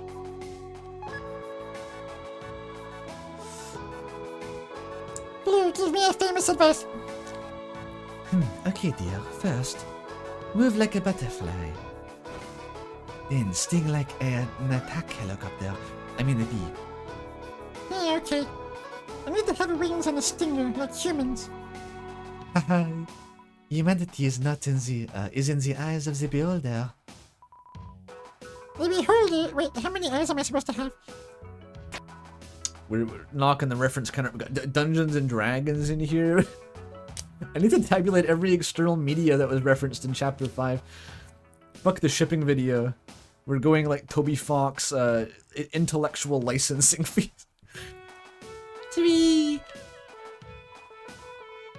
It's not true. 1 big one. Don't just say random numbers. That's what I'm trying to tell her. That 4 eyes. This is like Outer Wilds now. Cool. You need every number of eyes accounted for.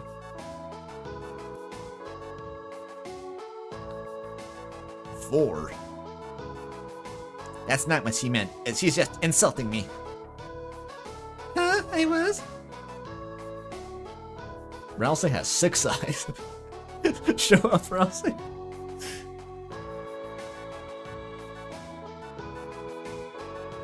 Maybe on top of his original glasses too, so he's like 8-eyed. That's the number of eyes on a spider. Oh, shit.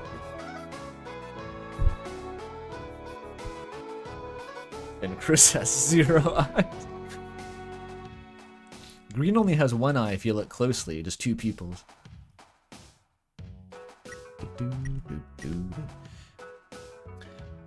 Blue and orange, 2.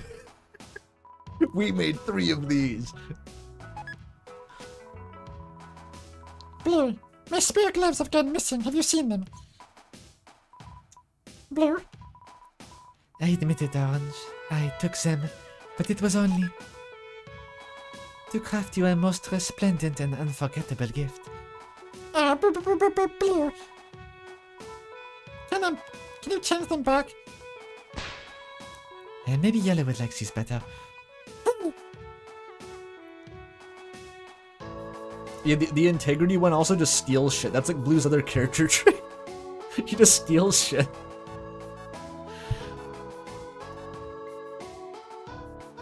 That's what happens to the gloves in the room if you don't buy them. Number 3. Burger King footlet. Burger King foot lettuce was also referenced this chapter. Blue, what is the path of a true human champion? The victory you seek comes not from bare knuckles, but the conquest of the greatest enemy, your mind's shadow. The struggle of the mind. Is there anything more human? There we go. You mean, if I want to beat the bad guys, I gotta beat my own brain? Also, you'll win more if you use knives. No, Aqua. Guns. You should use guns.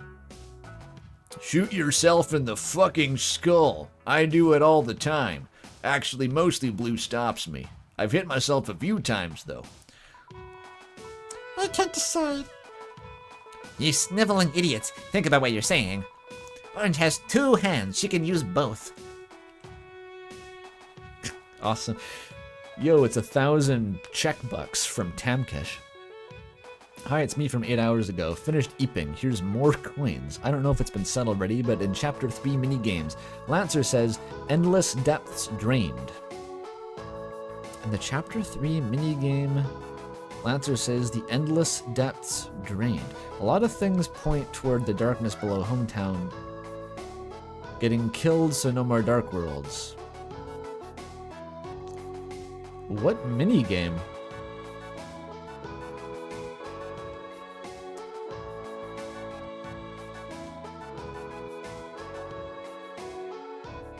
The one with many... The desert one? Oh, just on the board? Okay, I'm gonna check it. I'm checking it.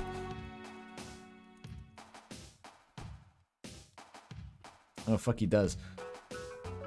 And all I have is myself. I will get you everything I have, and all I have is myself.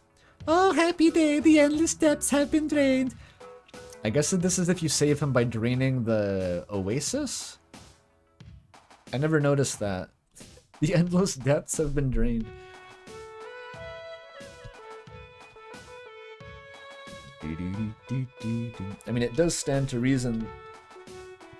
If you take care of all the darkness below hometown, that's probably what's producing the darkness. It might not be as simple as just whenever you feel like it, stab the ground and the dark comes out. It might be special to hometown. Probably something to do with whatever the fuck Gaster discovered in entry 17. I know it's his fault somehow, I just can't prove it.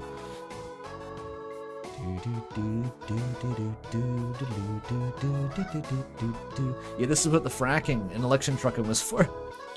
Mayor Holiday fracks the lake and unleashes the roaring instantly. Damn. Okay, only one more page. The final gauntlet. Orange and Susie. Hey, Orange, I just wanted to say, it's okay if you're kinda different, or whatever. What are you implying? I'm exactly what I wanted to be, a human. Why does it matter if you're human or not? Because that's what we all decided to be. And if I don't look like one, it's because I... Well, whatever you are, it's cool, right? You can just be Orange. You can't do a bad job just being what you are. Yeah, I hear what you're saying, and it's a very useful life advice, but I'm literally human, shut the fuck up. For a real human, you're actually pretty nice. Yeah, thanks. Sorry, I called you a bully. That's all good. I'm used to it. Well, get not used to it. I'm getting there.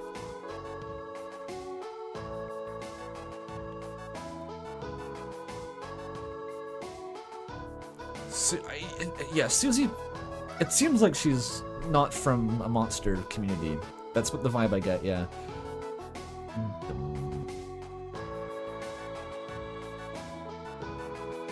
Nice interaction. Susie's reached the life advice giving phase of her character arc now. Chapter 4 did a number on her. Chapter 6 is gonna break everyone down to their atoms again, though. Don't worry. That's gonna be rough.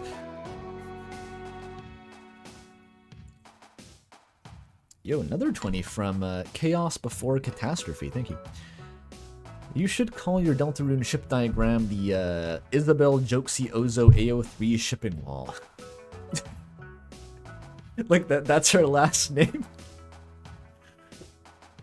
Isabel Jokesy City. Remarkable. AO3 shipping wall.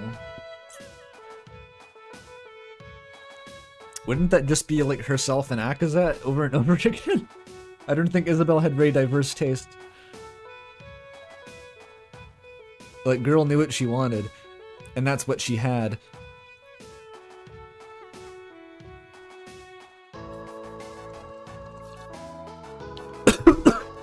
I choked on the tea. Fuck.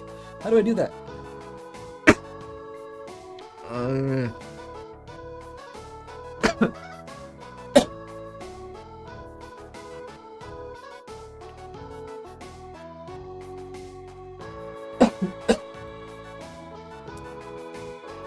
It's not green tea.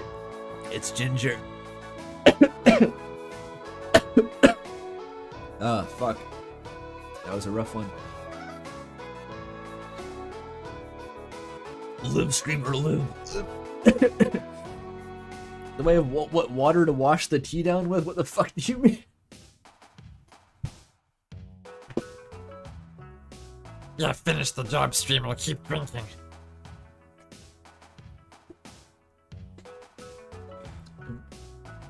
Hold your arms over your head. I'm doing it. I'm doing my best Jockington impression.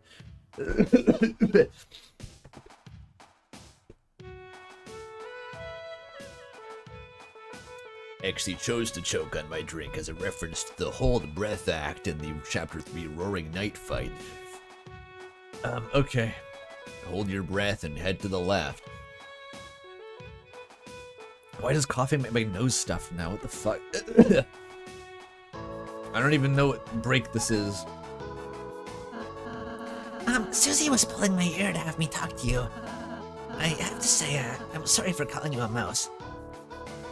I think choking actually improves the Rousey voice. This says how he feels all the time. Another 20 from Uberculosis. Holy shit, dude.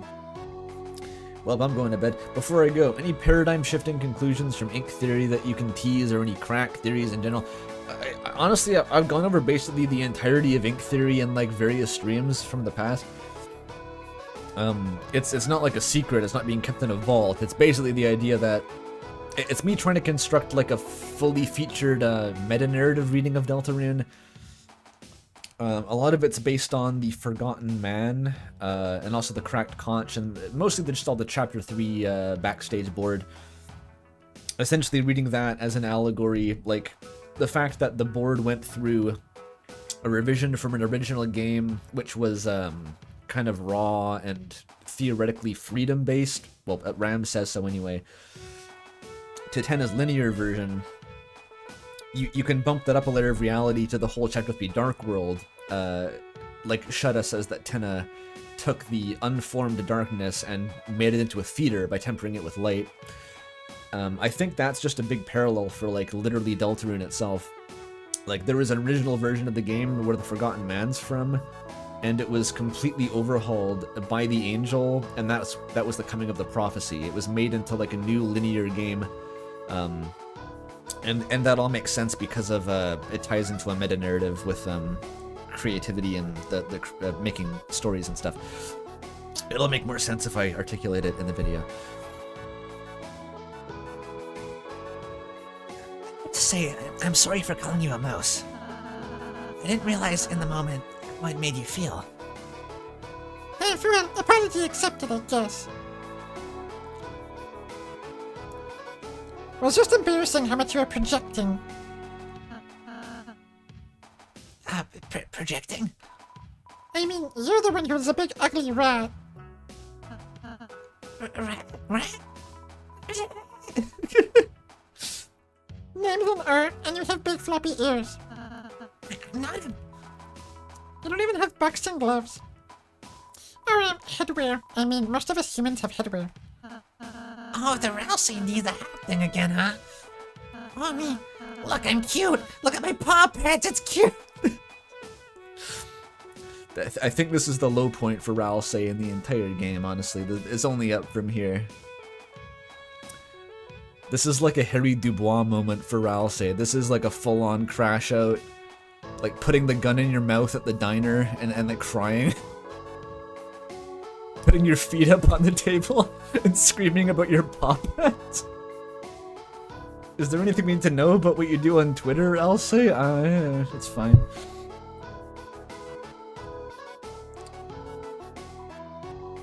Yeah, okay, okay. It's cute, it's cute. Just stop showing them to me. This is just Toby doing one of those word of God, just to keep the Furfinity artists in line, basically. Just like, don't get the fucking model wrong. Don't be drawing hooves down there. Don't be drawing any like furry rabbit feet. We need paw pads.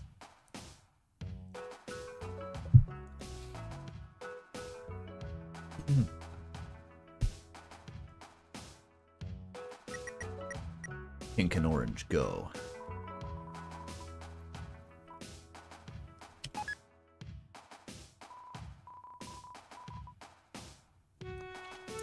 Oh, hi, Pink. Everyone, it's nice to meet you. I'm Pink. I'm not really a real flower, but... I mean, does she like throwing knives? Of course, and bombs. She's the best. Oh, Pink, your truth speaks the volume of your heart. We were trying to be human anyway. They don't know the difference between a human and a monster. They actually don't. It's really funny. They just literally don't understand there's a difference. Because a Mad Mew is a monster who looks like a human because she's a darkener. It's like... It's covering a lot of ground here. But not a human, a cat girl human who isn't a monster. It's a different...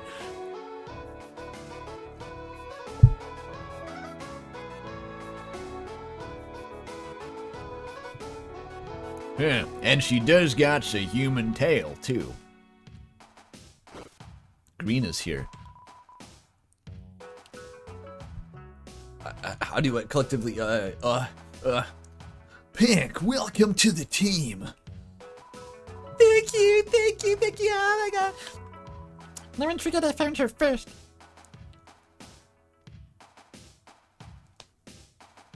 You're a flower now. Take a minute for 20 flowery dollars. We know what we must do. Hey, blue idiot. Hey, me.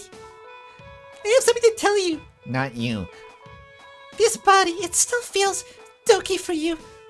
Look, it's not like I want this or anything, but even if someone like me can't get in the way of true love, if it's for my body, let's date, Mew. I'm not sure what the parameters of this relationship are right now. Dude, you know Chris flirts with like every enemy, right?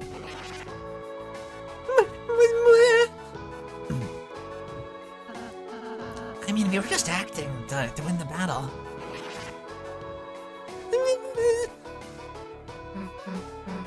Oh man, Chris, you really went too far this time. We use a lot of giga flirts. It's okay, Chris. No one else ever took your flirt seriously.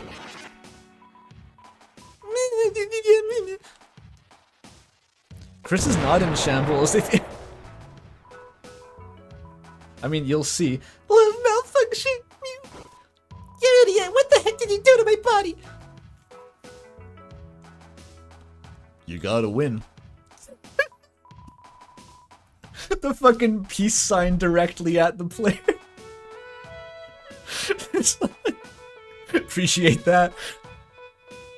That is the most canonized any dialogue choice has ever been. Yep, gotta win. It's super absorbent cutie litter. That's it. Time to use my ultimate weapon. Meanwhile, anyone who didn't play the Mike minigames has no idea what the fuck this is. Including me.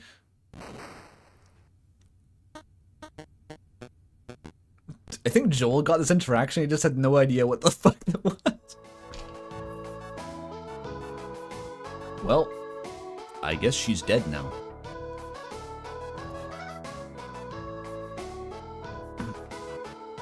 Someone ran the game never flirting with anyone, and it didn't even change that dialogue.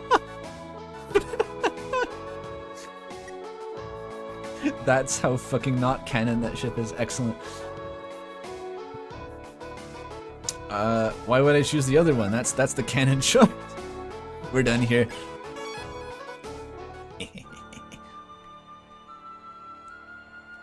The off-screen flirting, yeah. Chris, if you ain't gonna play, pass the ball. Thanks, chat. Alright. Nothing left to procrastinate. No. Top.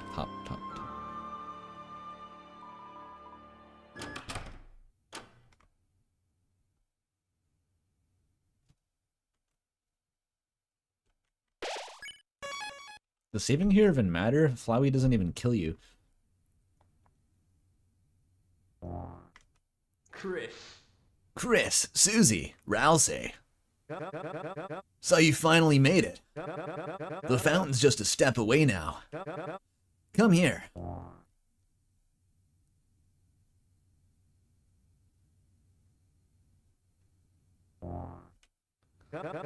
I see you're slow walking for the roleplay. Nice. A great style. Fate should say we're destined to fight. But I believe in you three. I believe you have the power to change that fate. So, will you use it? Or will you prove your fantasy stronger than ours? This is the shit that fucked me up at the end of Undertale, where like the game makes it seem like there's a way to spare Asgore, and I tried so many fucking times. Flowey's sounds like there's actually a pacifist route here. As far as I know, there is not.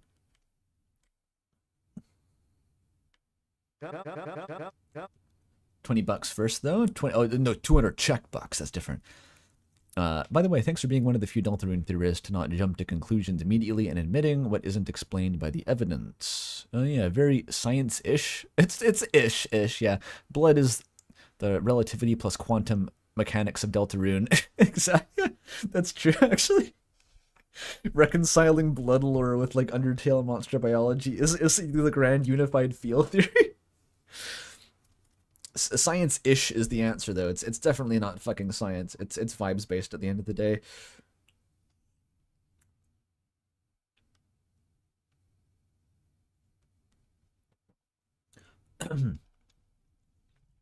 So, you made up your minds.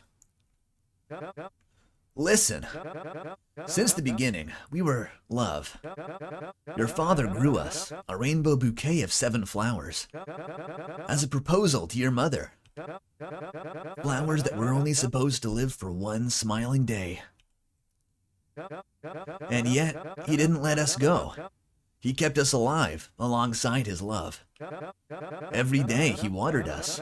He talked to us. He sang his dreams to us. And each day, we wished we could do something in return. His friend grew sick, and we could do nothing. His money ran out, and we could do nothing. His family left him, and we could do nothing. And yet he still cared for us. Weak, useless flowers. Flowers that could do nothing in return. But now, our time has come for flowers to be the heroes and build a world where all his kindness may be repaid. Chris, this is your final chance. If you really believe your world is better, then stand against us. My recruits! Lend me your power!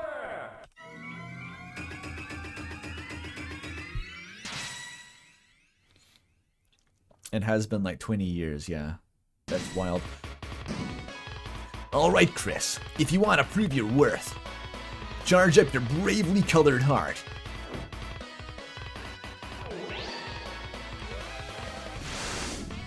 Oh yeah. Let's remember how to play this fight. This song's so good, it's gonna be distracting me. Chris, press and release the Z to dash. 10 feet 20. Oh, the key's weird.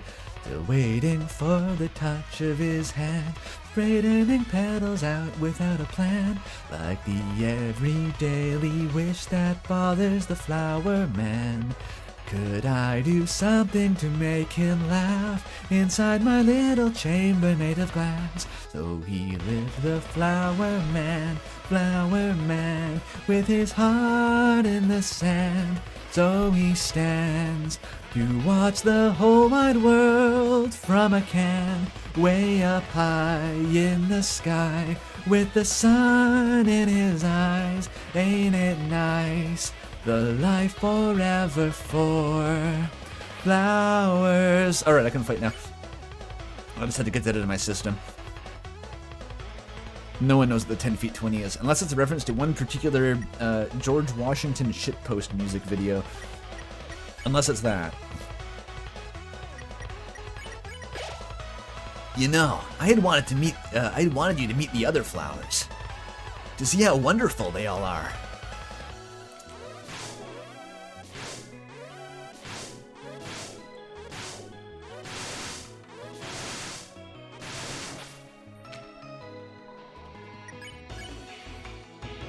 Posey. Why is it Posey? Everyone pose together. Epic pose. If everyone could just be friends, you might turn over a new leaf.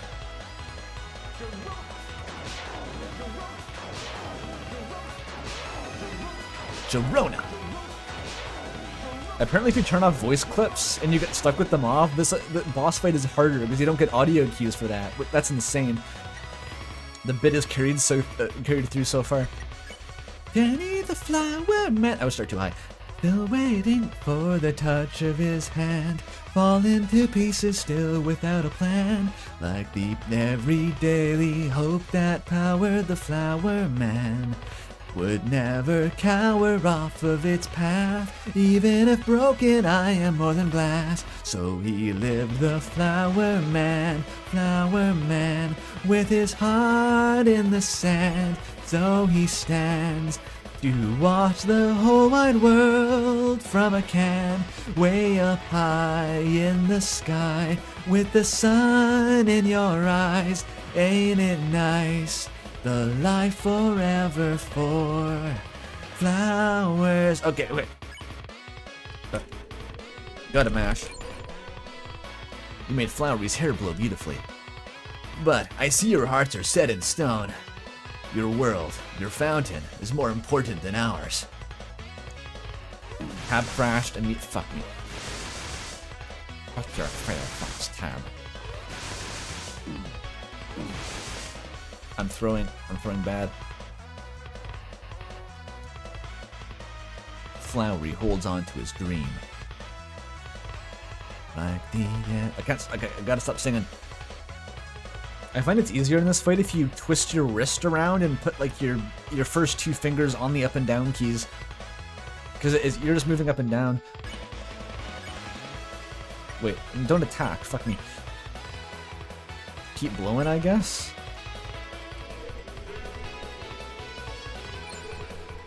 Ha! You think that's gonna stop me? You're not the only one that can act. This is really cool. It's not relevant at all. The fact that he fills your mercy bar is awesome. Because you can tell that Susie is actually kind of doubting herself here. I guess Ralsei too. $2 for the singing, thanks. I won't lose. My friends are behind me. Seth, remember the patterns I taught you. I improved them. Watch.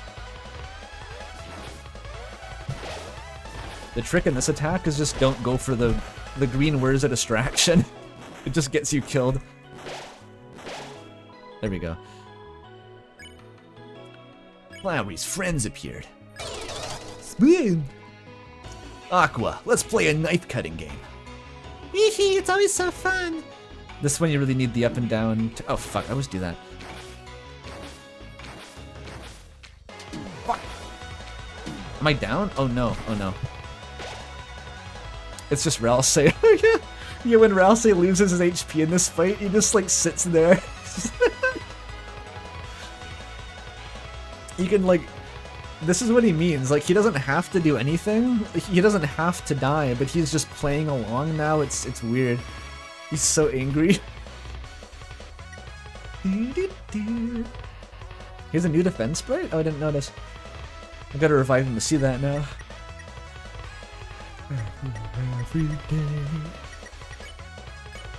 Yeah, and see here, like, if Chris can't do the act, they're just useless, and so Chris can defend and heal with the apron. It's a good synergy. Let's use a revivement. Why not? Asgore, play! Just gotta get smarter for Asgore. Yeah, about that. I respect your whole Kamina shtick you've got going on, but like for Asgore, it's not the kind of a misplaced motivation you have. Okay, now we can do it. Spin.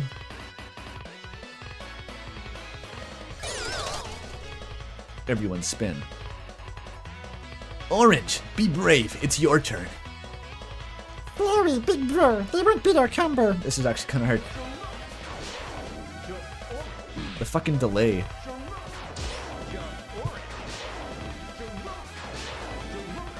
Fuck. Fuck. I still don't know how to do that. HP isn't the best right now. I want to see Ralsei's defense sprite. Flower man with his heart in the sand, though he stands to watch the whole wide world from a can way up high in this. Oh yeah, that's kind of weird, but okay, cool. Green, how about a $999 tip? Not yet. Fuck. There you go. It's like legitimately good distraction tactics. They're so teamwork. Just kidding. Okay, now we can hit him where it hurts by spinning. Asgore, if I'm courageous, you'll be proud of me, right? Orange's voice is just the fucking auto voice. I thought that I couldn't do Germa's auto voice, but I like reinvented it. Get me out of here. They came up with a new recipe. Oh wait, next phase is blue and yellow and they're fucked up. I should heal first.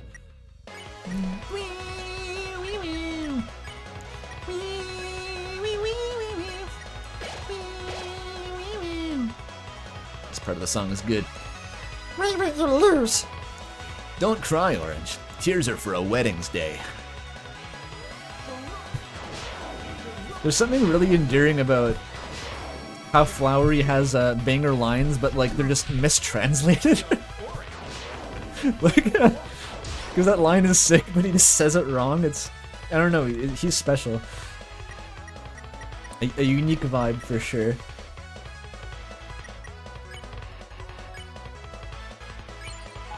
Alright. Everyone praises Flowery.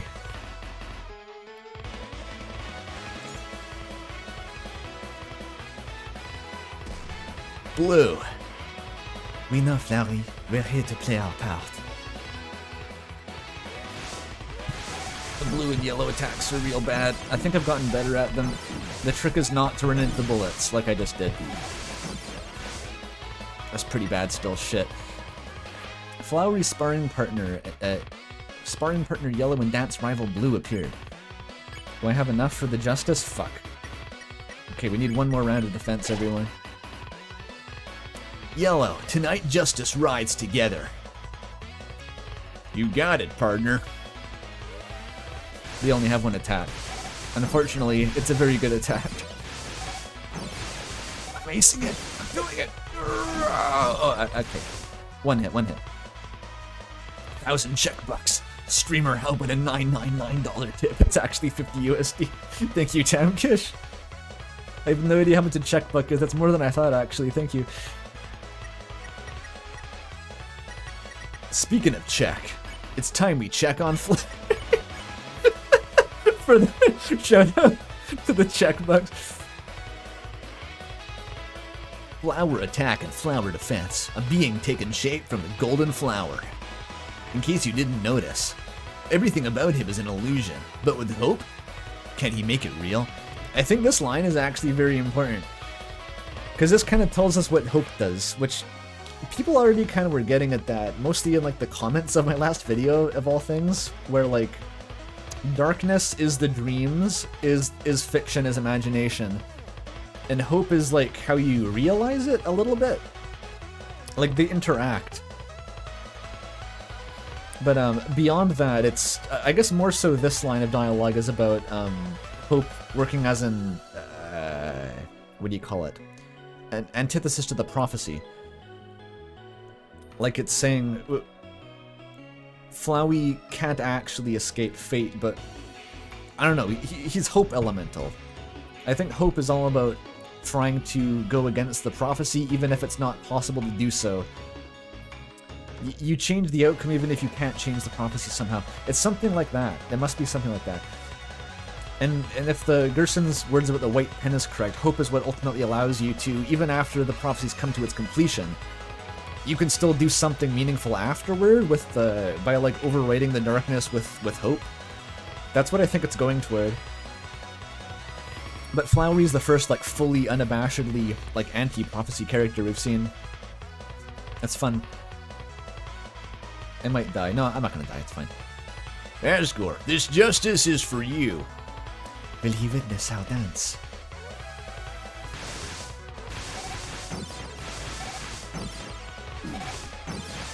Well, we lost Susie, I think. I drew this out a lot by checking him. I watched the whole wide world from a cat way up high in the sky. Okay. What the fuck do I do here? I need Susie.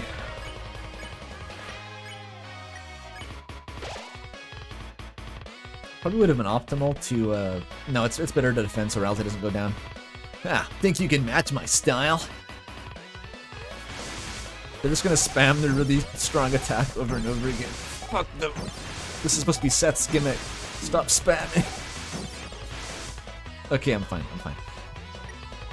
Flowery and yellow stand strong against you. Blue hangs back. Just ice. Enough! With this act, I'm finishing this. Let me prove without a doubt. Flowery isn't as innocent as he behaves. Susie and Chris were jailed illegally. Joel got this wrong twice somehow. But he's still, I think he lost that time because it drains your health. This moss was their prison food. Innocent people don't belong behind bars. Since when are thieves innocent? This petal feather, you stole it from the shrine. What? It was a gift. Since when was it hers to give away? Too bad. Looks like it's back to jail for... I love how there's like an objectively correct answer to the trial. It's like God just decides who's actually correct and you get fucked. I did it. It was all my idea. Ha! Chris, Susie, I'm sorry. Finish it without me. Ninth circle to you, buddy. Not bad, Rally. But it didn't get your friends any closer to the Dark Fountain. Enough, Chris. I don't need a trial to expose the truth. We've watched you since you were a child. And I know that you've changed. I don't know what your plans are, but if they involve Asgore, this is as far as you go. Feel it, smell it, the power of flowers.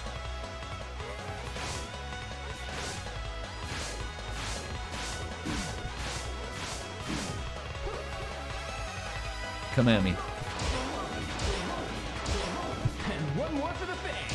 I think Joel died to this last bullet pattern. It's really hard to dodge, to be fair. Alright, this is over. Susie's idea. Fucking do it. You got a good theme song, Flowery. Chris, I just noticed from what the Flowery said, but flowers were on, stopped going up a while ago. If you want to get to the Dark Fountain, we gotta go find another way. Got it? Hey, Flowery, Asgore's falling over there. Old buddy? Chris, this is it. Go.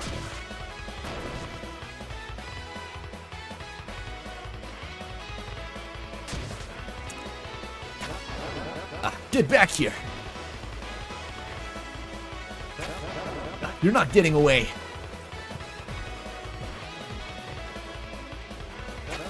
Stop! Now look how there's training for this at the castle town. Ha! Nobody outspeeds a flower!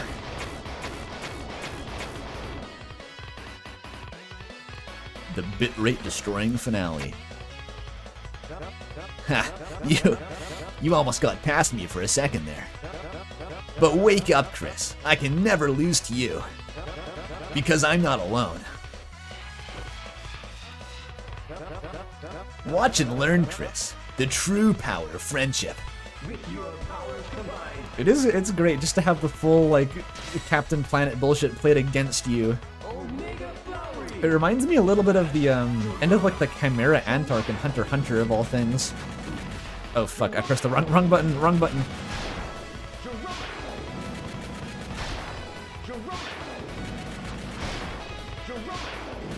This whole chapter is weirdly Chimera Ant, like a little bit, just a little bit. I'm not going to elaborate. Come on, Flower. Let's go. Let's go. Let's go. Yeah.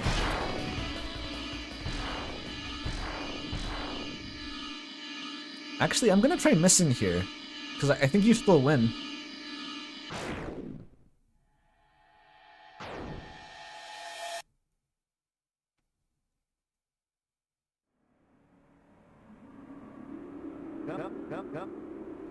Chris, you...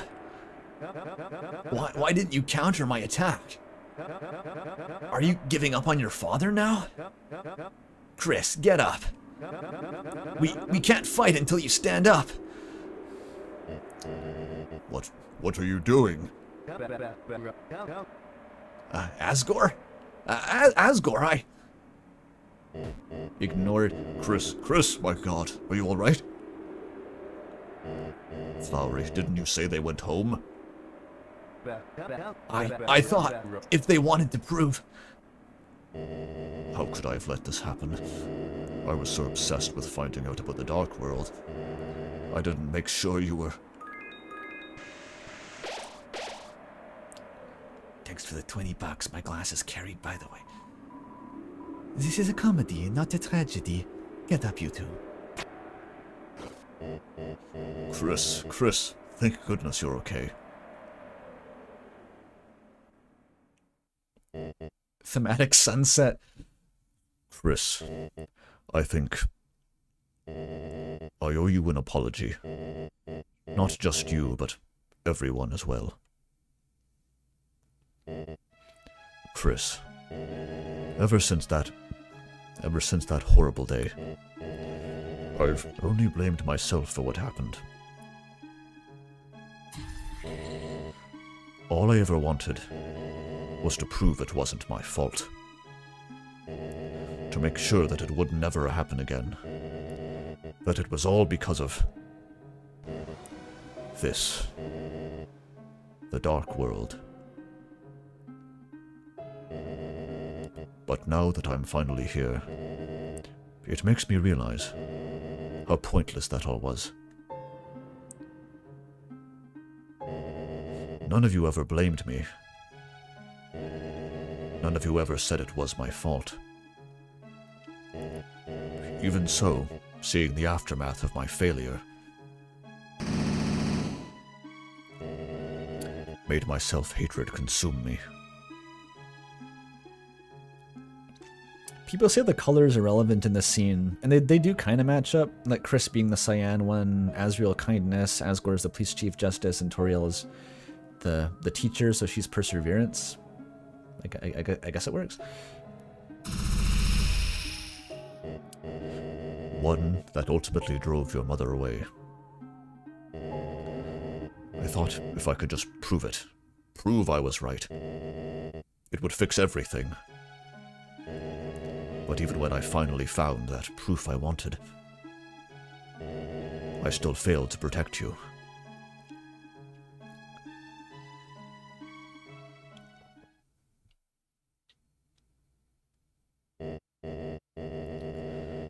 Chris, I'm sorry. I'm sorry for not realizing sooner. When Azrael comes home, I would love to see the both of you together. Even without your mother, if she prefers. And, Chris, I'm immensely proud of you. It seems that while I wasn't looking, you've become courageous, wise, Cue the off-screen guys to walk in. and made many wonderful friends. Chris, it's your time now. End this dream, won't you?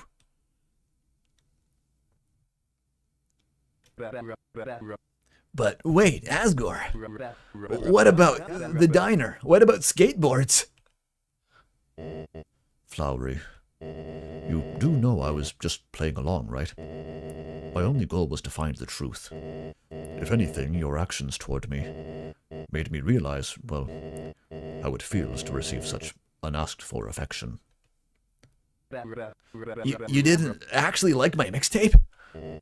Well, I did. It was, well, very thoughtful. At times you seemed like a really lovely person. All of you did, but... Asgore, listen, this world, it's perfect for you. I've seen how alone you are. You want to go back? Lowry, even if I wanted to, I couldn't stay. Why? Back in the real world, my shop is waiting. It's not right to leave it empty. Someone has to take care of the flowers. Quoting your dead kid from Undertale. Damn, that's a deep cut, Asgore. Can't argue with that, old buddy. If that's what he wants, that's what he wants.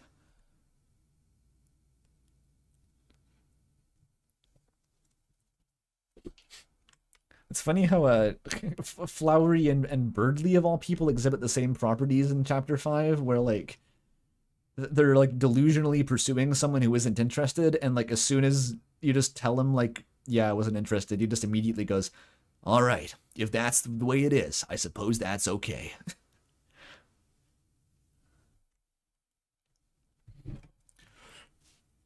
The vague posting, pretty rough. I mean, the fact that we, like, it's just that, like, we somehow don't know anything more about what happened than we did before we even knew that anything happened. Like, we already guessed that Asgore, like, something happened. There was some terrible day, and Des went missing, and Asgore, it was his fault somehow. We still don't know why it was his fault. We still don't know even if it was Des who went missing, or if that was the event. We don't know what form the Dark World took, like where he found it, whether he went in it. We don't know anything. We don't know where the Black Shard came from. It's like surgically designed to give us fucking nothing to work with. He is indeed the vague post king. Yeah, it's not even a what happened scene. It's just Asgore realizing that he was misguided. Like, it's not remotely supposed to tell you anything about what actually happened that day. That's kind of what the issue is. It semi-confirms that Chris had something to do. Yeah, the fact that Chris, like, Asgore just seems to assume Chris will know what he's talking about. And that does make sense. That because, like, we know that Chris probably went to therapy for something. It seems like Chris would have had to have been involved in general, and, like, it just makes more sense if Chris was involved in Des' disappearance overall, because if we, pardon the controversial thing, if you assume that Death Knight is real for a second, Chris and the Knight working together would tie all the way back to Des and Chris's childhood, and probably, like, how they found the shelter codes to begin with, because I do think they found the shelter codes. Des has the shelter code in her guitar. She didn't get that by accident. I don't think Carol put it there. There's no reason she would put it there. And I think that furthermore, the sword route, a lot of the boards in Chapter 3 are kind of an abstract allegory for that plot back in the day. of how Chris and Des actually got into the shelter, because that you do eventually break into the shelter. You get the shelter key, then you go in the sword route. And I think that could be like a big parallel to what Chris and Des actually did, because they do have access to the shelter. They do, like, one way or another, they got the codes. And then the pointed tail somehow. It seems like that all has to tie together. Like, Chris and Des get the shelter codes, the children followed the pointed tail, that terrible day, Des goes missing, Asgore blames himself, Chris goes to therapy, and then fast forward to the future, Chris is working with the Roaring Knight, with the Razorback lyrics implying that the human soul, the player, is either Des or the Knight's doing, your heart as my mark, in the Des themed song. It paints a pretty convincing narrative to me. It's just that narrative is completely bereft of any actual content. It's purely a skeleton. It's just a framework that we have to fill in. Chris probably also blames himself. Yeah, because what else do we know? Chris made a promise. Probably to Des. That's probably how this business started, why Chris is working with the Knight. Remember, Chris, you promised. And if Chris doesn't blame themselves for what happens, then where does that immense debt come from? Where does that promise come from? What does Chris owe if they don't blame themselves for what happens somehow? It feels like it all has to converge. All these little plot threads have to converge on Des's disappearance.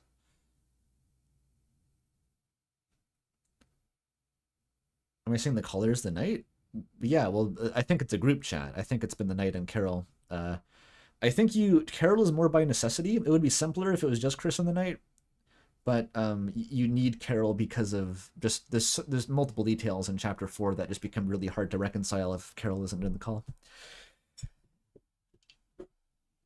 I know people don't like the group chat. Well, some people don't like the group chat, but it's what the game is telling us. I feel like it's the only way to solve the equation. And chapter 4 is one of the only chapters that does actually present itself as a puzzle, and you can solve that puzzle, and it gives you who's in the call. That's kind of a rare thing. We should probably treasure that.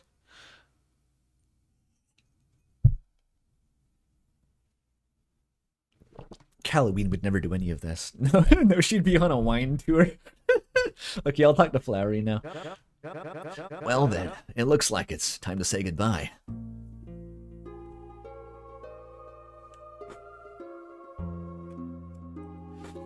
Oh no, it's the sad scene. The Knight having a phone gets me?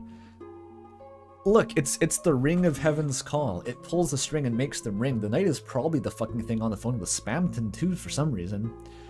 The Knight is weirdly phone elemental in a way. It's weirdly importantly tied to the phone.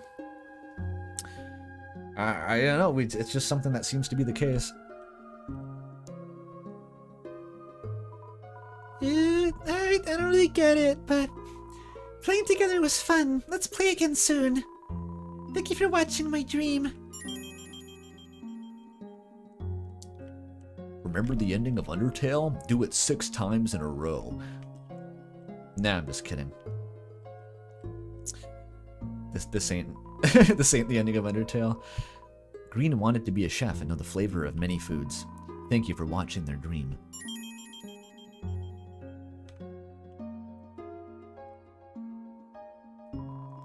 Sounds silly now, but I just wanted to be a cowboy. Well, was I a good one, Blue? Thanks for watching my dream. I'm glad you didn't kill yourself about 5 times.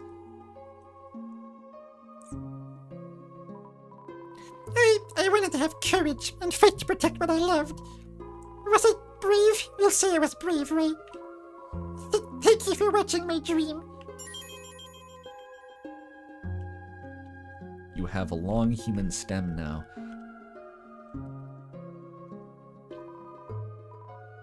I wanted to move, to feel, to know love in my limbs. But even if it ends, love will always continue. Thank you for watching our dream. I failed the last. I fucked it up. The last R. We close the doors so tightly to each other, but the love leaks through anyway. It leaks, it leaks, it leaks. While I was still could, I wanted to know everything. Of course, in the end, I couldn't really be the genius I wanted, but I'd still like to think I learned a whole lot. Thank you for watching my dream. And they all turn to Flower. Then, Flowery's next. Like, yeah, if they're these two waiting here. He's like, yeah, go talk to Flowery, he's waiting. Done already? I didn't really know what to say. Guess there's no do-over, huh? 20 Australian bucks from the Cyan Narwhal. There we go. I agree with the Vaguepost and critique, but I will say we only know something. We only know about something happening in the past with the Dark Worlds and Asgore through tiny clues and hints. So for the most casuals, it would be their first hint. I mean, yeah, if that's all it is, then it works. Like, regardless of whether it was a good decision or not for the story, obviously we're gonna complain about not getting information. Just fucking obviously. Obviously. Oh, the incident, Chris, it was terrible on that day which you know about. That thing that happened, it was terrible. Like, obviously that gonna piss us off, but that doesn't mean it's bad. It's okay.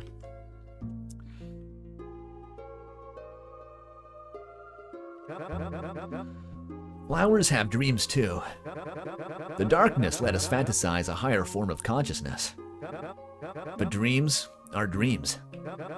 It's time this capricious reverie came to an end. I speak Toho now. Chris, the fountain, is waiting for you. This dream is always set to end. It was always set to end. Even if we defeated you, we knew that flowers, left in darkness, will perish. But if we could give Asgore a glimpse of a perfect world, it would make up for everything he'd done for us. After all, we weren't supposed to live more than a single day. That's like the big reveal, is like he knew that he was doomed, but he was just giving it his all anyway. It's like, yeah, fuck yeah, man. Put on the Kamina glasses. And that's what he wants Ralsei to do. That's why Ralsei and him clash. He isn't even disagreeing with Ralsei that, like, they can change their fates. He just wants Ralsei to try. He thinks that Ralsei would be happier if he admitted that he just wanted to try anyway. Because that's obviously what makes him happy. He needs to attempt to do the impossible, even if it doesn't work. Otherwise, he'll just be miserable. And he sees Ralsei doing the same thing, and he doesn't understand why. If you check the status menu, by the way, not only we have the Ralsei pronoun update, where like it's fucking crazy. Gaster's like metadata detected that Ralsei dropped below 66% masculinity or something and changed the pronoun in the menu to they. Watering their own thorns, though. That's what I mean. Flowery sees Ralsei as like enforcing his own shackles in a way. Their own shackles, I guess.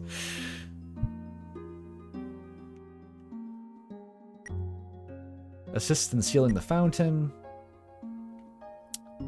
Walker Star? Star Walker's walking buddy? That's the final step. Wait a minute, there's a way to get Black Rose, isn't there? How do you get the Black Rose status for Chris? Is that after the next scene? Oh, the flowery scarf, you're right, you're right. Maybe that's only after the next scene too. Yeah, it's later.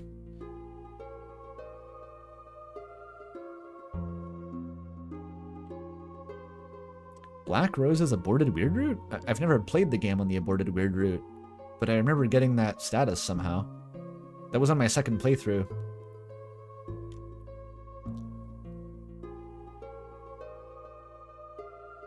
I overrode it with Walker Star?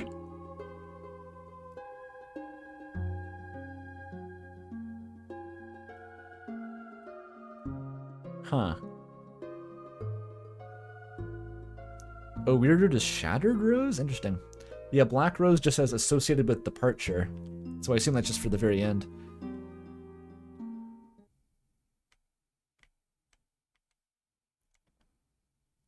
What are you waiting around for? We said goodbye. That means goodbye. He's always so intense about everything. The flowers back home, they were my wedding bouquet. I kept taking care of them all this time, but from now on, I'm going to do it for my own sake. Did you want to say something? Chris lore.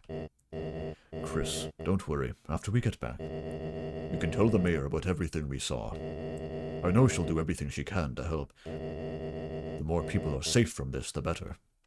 This is like the biggest death flag of all time.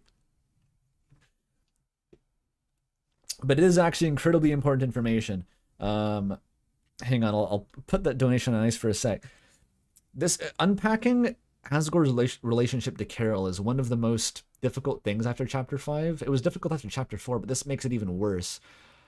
Because we know that Asgore doesn't know that Carol knows, if that makes sense. Asgore does not think Carol knows what dark fountains are. If we have Carol as the caller in Chapter 4, which I believe is pretty likely, or one of the callers, part of the group chat anyway, then Carol would obviously know what dark fountains are. Like, she's in on it, big time. But that's a problem, because Carol has her own fucking conspiracy board in her room that she just lets Asgore look at. Like, she just gave him the keys to her room to look at that shit. I don't think she'd be stupid enough to give Asgore the keys to that if she didn't want him looking. I don't think she's stupid. She's known for not being stupid. So, that implies that if Carol knows more than Asgore, and Asgore doesn't know that Carol knows more, that whatever Carol has on that fucking conspiracy board, and whatever Carol tells Asgore, whatever Asgore thinks they're doing together, is actually crazy sandbagged, like dumbed down from what Carol actually knows, which is like an extra weird layer of deception. Like, that's a lot of layers of deception. And that's all just because Carol's implied to be on that phone call with Chris in the night. And I don't know. It's just very complex. But anyway, we got $25 pending from the Witchbird to say, do you think Ralsei watering their own thorns could link to the thorn ring, allowing us to break the path of the game? Not that they are literally growing a thorn ring, but thorns represent breaking off the path. I didn't read it like that. It seems like Ralsei hasn't fully come around to Flowery's viewpoint here. Like, if Ralsei was fully on Team Flowery and be like, yeah, fuck the prophecy, I'm just gonna go apeshit, that would make sense. But I think here it's more so meant like that Ralsei is supporting the status quo that he himself hates. Like, the prophecy is dooming them. Ralsei hates the prophecy, wants to be free of the prophecy, but is still supporting it, is still going along with it. He's like a traitor to his own cause. I think that's more what it's going for.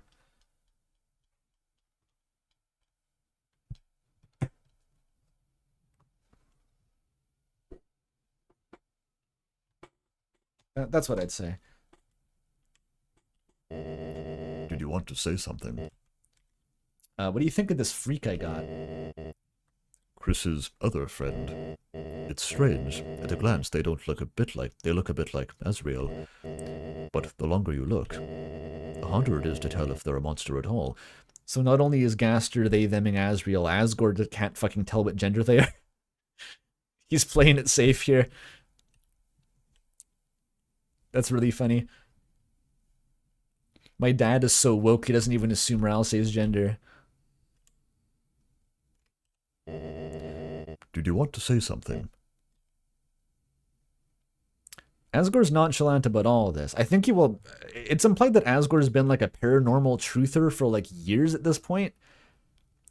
And so I guess he got over it quick. He's like, okay, it's all real. We can get to business. But yeah, I think a lot of the actual unpacking of Asgore's reaction was obviously the sideline because of what happens immediately after this.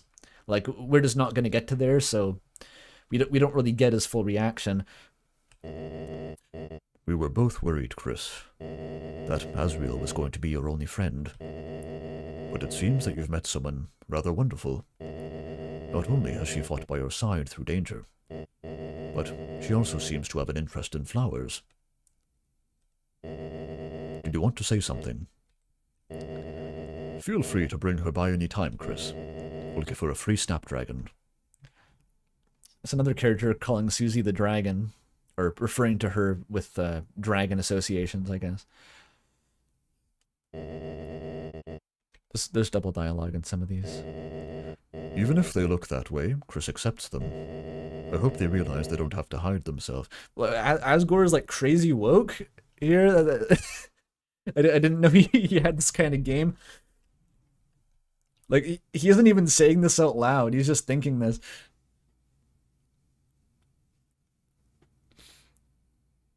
And this is referring to, like, not being able to tell if Ralsei is a monster, but obviously, like, the allegories be allegorying. Hard to tell what he actually means by this, though. Like, even if they look this way, Chris accepts them. Like, even if there's some sort of weird metaphysical anomaly, I guess is what he's actually saying.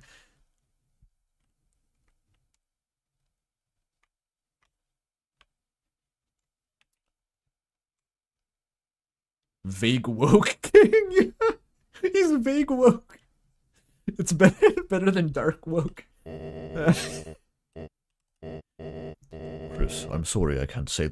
Chris, I'm sorry. I can't say that enough. But you've grown up a lot, haven't you? When your brother finally comes home, I can't wait to see how proud he'll be of you. About that. Okay, let's seal the fountain. Let's do it.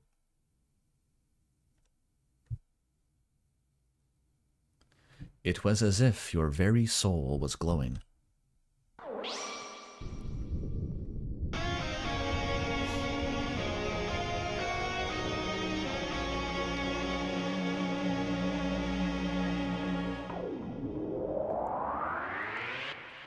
Yeah, when Asriel comes home and we talk to Mayor Holiday about the dark fountains. Right. Sorry about that, Asgore. Hey, why are we still here? No. Someone just made a second fountain? There's that knight I hate. Hey! Leave it to me! Wow, he's hyping Aura moment. I love this.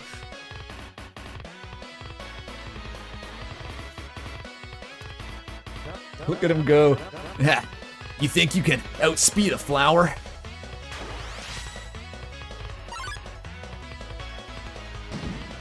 Fucking bonks.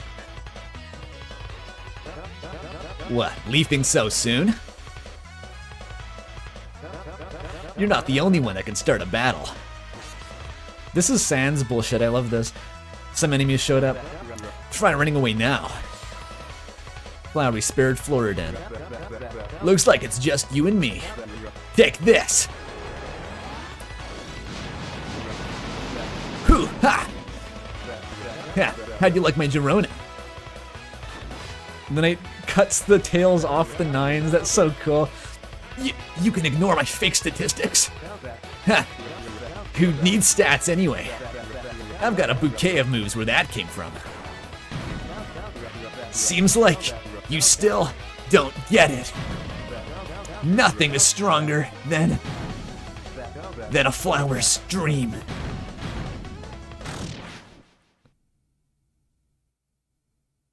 And then he died. Oh. Yeah, I thought he had a chance for a sec too. Flowery.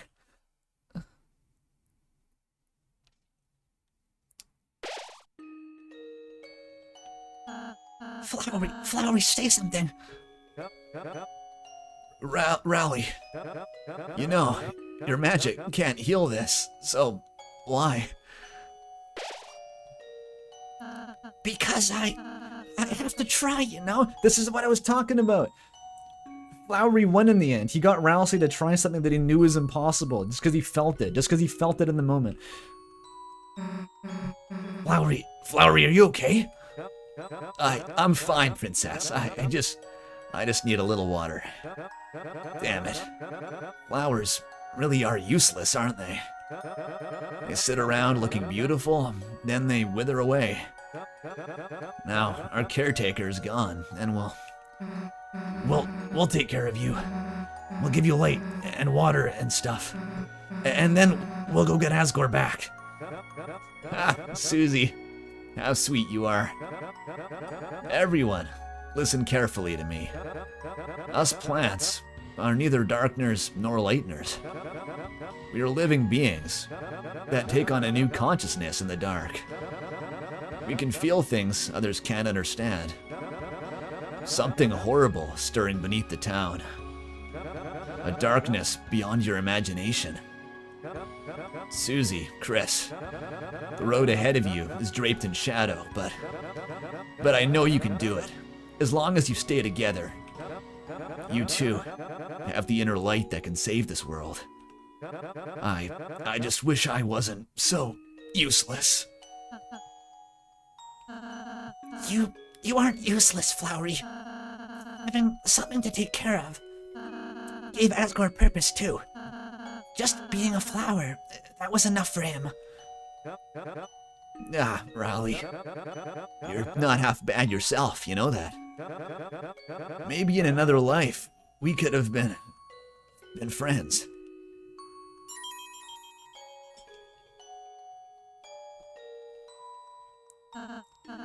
You two, go seal the fountain, okay?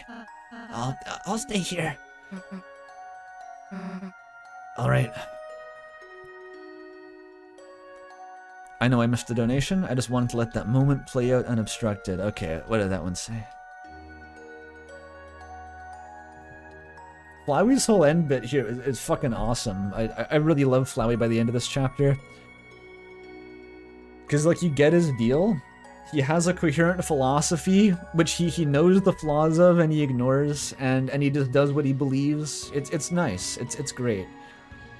And he rubs off on Ralsei by the end. That's all he wanted. He wanted Ralsei to go for it, just to try. You can't not root for that shit. Okay, what was the donation I missed?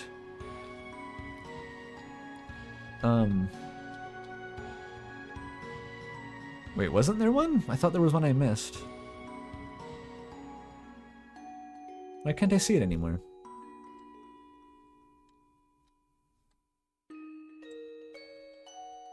It's not showing up on the viewer activity. Okay, I'm just gonna scroll up for a long time. No, it's like gone. What the fuck? This one. Okay, thank you for linking it. I can't scroll up that far. Tempest with $20. Alright, here we go. Okay, I'm glad I waited to read that. You want me to read that? You want me to read that? You want me to read that? I'm not reading that. I'm simply not going to read that.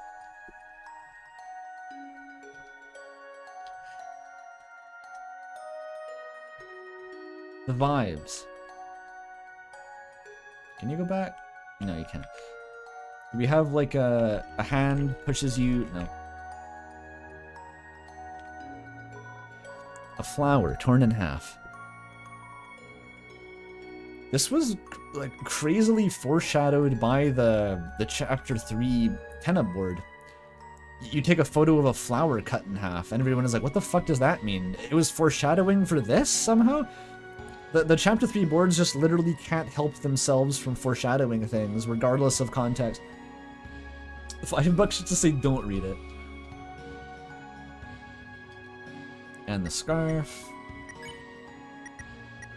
Ralsei's not in the party. That's not gonna work.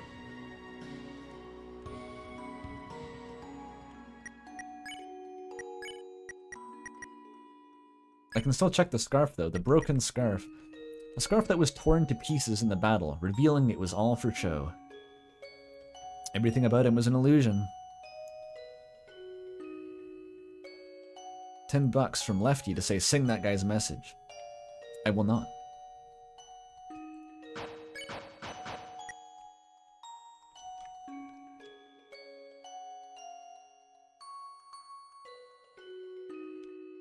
Am I the Dark Rose yet? Nope, Star Walker wins. Alright. If you talk to Ralsei here, he's just like, Go seal the fucking fountain.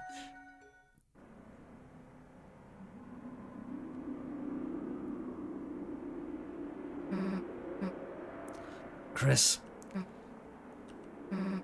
Just seal it.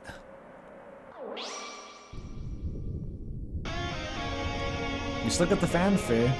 Not all is lost. Chris cannot be feeling it right now. Chris cannot be feeling the electric guitar riff. Their dad just got sucked into the bunker.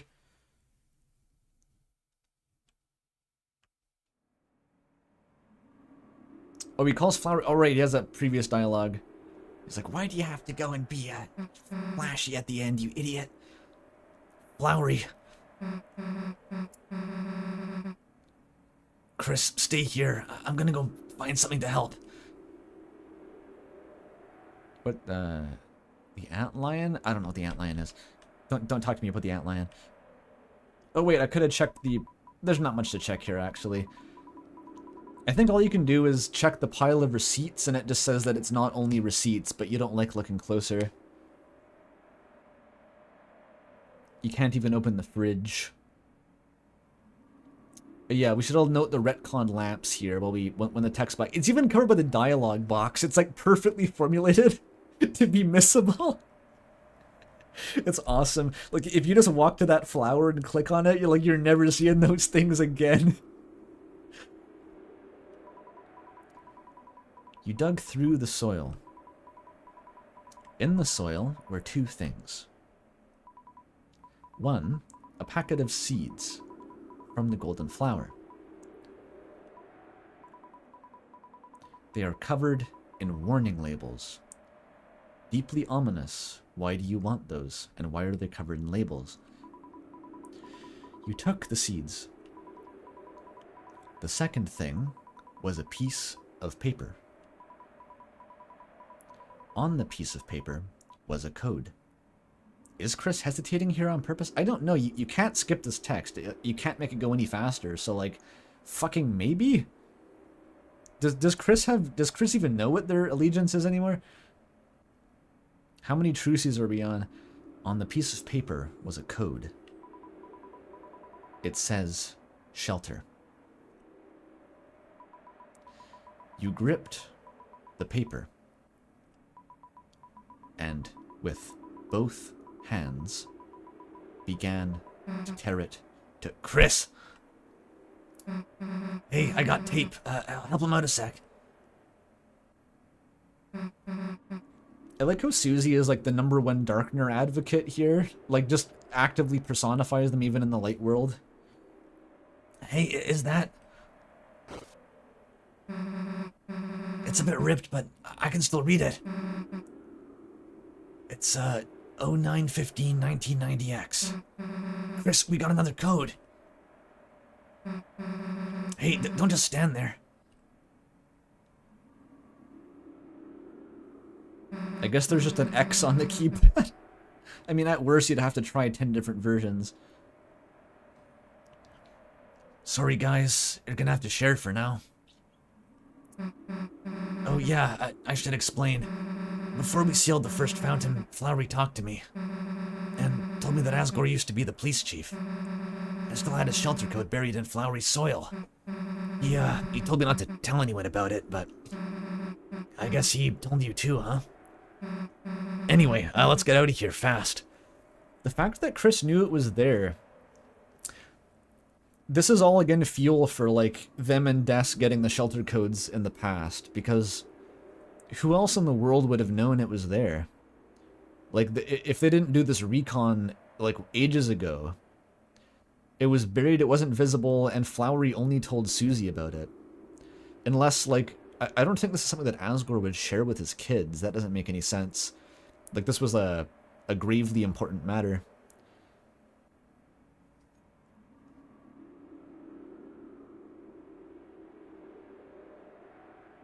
Maybe they didn't know? Maybe. I guess they could have just been digging through the soil for no particular reason, but it...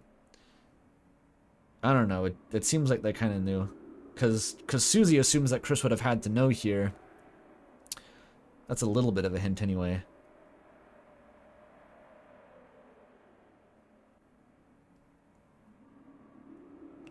Why does Asgore put the code here? Fuck knows. They need to put them somewhere for their game to work.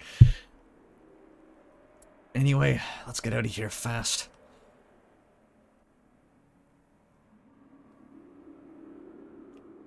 Oh, I can still explore a bit. TV. It's turned face down.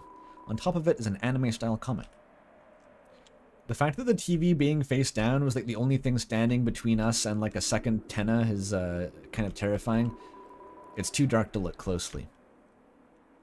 You can't even interact with the door. We still don't know definitively what the fuck is in the door. This is just the back door to the shop, I assume, but that's probably what it is. This house is fucked up. This is like a second floor room with no windows and like a double door to an elevated patio. It's crazy. Papers. Looking closely, it's not just receipts. But you never liked looking closely. I ran out of my give money to Andrew budget. Thanks. Thanks for giving me all your money. Thanks for getting owned by my freaking game.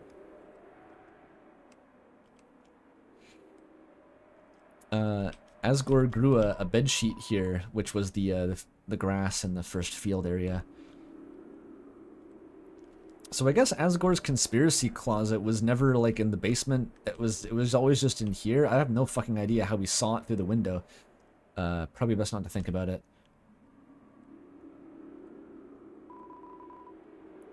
And the lamps, of course. My dear beloved retcon lamps. Everyone appreciate them. This is the only time we'll ever see them again. Someone said that the Mew Mew doll was in here? I'm assuming that's downstairs, though. Like, by the register. Yeah, nothing. You glanced at your phone. There are a number of missed calls. Yeah, no further info. You looked at the back of your phone. So what do you think? Are those calls? I mean, probably Toriel, because she was worried, but like also like an arbitrary number from the fucking night potentially. I'm like, what the fuck happened, Chris? Why did you make the fountain weird? That wasn't the plan. Chris did kind of improv the fountain, but we'll never know. Well, I mean, we probably will, but like for now, fan fiction forever. It's too dark to look at the dirt. It's too dark to look at the watering can. We don't need the other room anyway. Just, yeah, fuck that room. Back to reality again, huh? Chris, we couldn't stop them. How much longer are they gonna keep taking more people? And how much longer are those people gonna be safe? I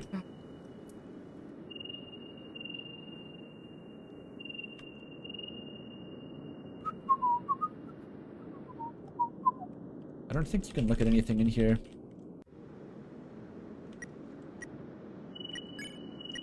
I didn't check the Shadow Crystal dialogue in the Dark World. I should have done that. I forgot. Where'd it go? There it is. It doesn't seem very useful.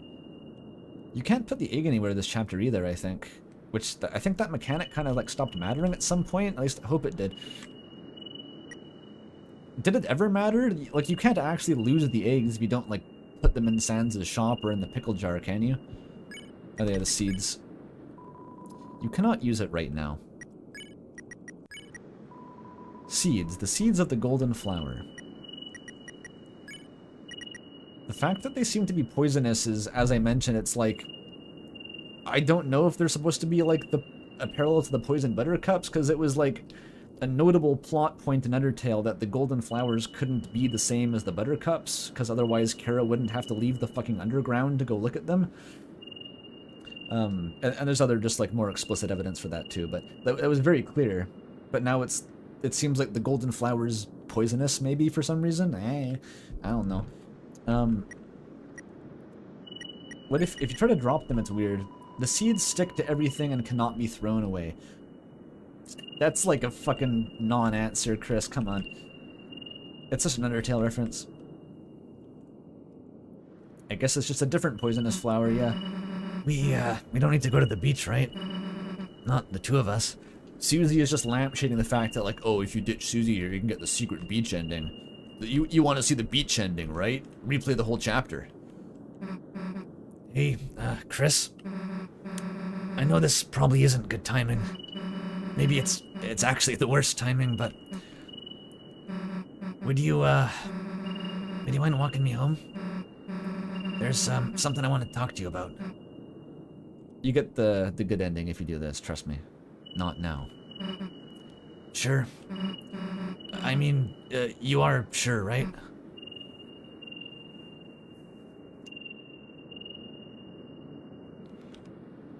I have other things to do. Right, yeah. I don't know why I asked twice.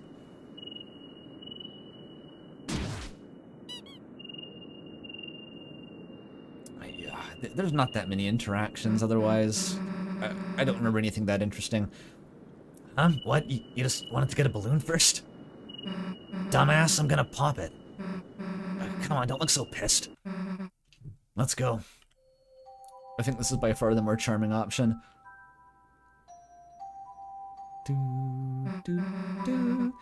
Hey, the lights are still up. Kinda.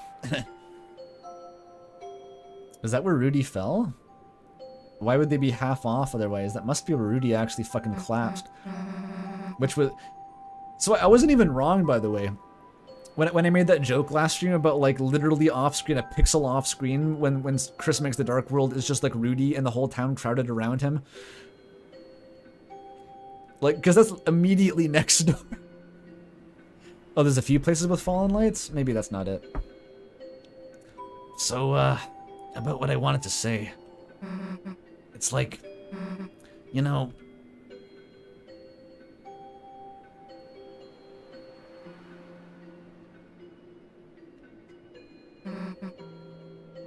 I guess you and me, we make a pretty good team, right? I've just been thinking about that. Thinking about, us. Susie, you're being hella weird right now.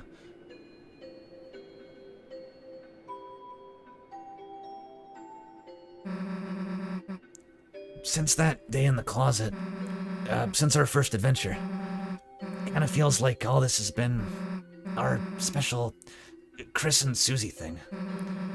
Our thing no one can take away. Our secret. Our adventures. Our thing that's just, better if it's just the two of us. You feel the same way, right, Chris? Yeah. We don't even get to answer.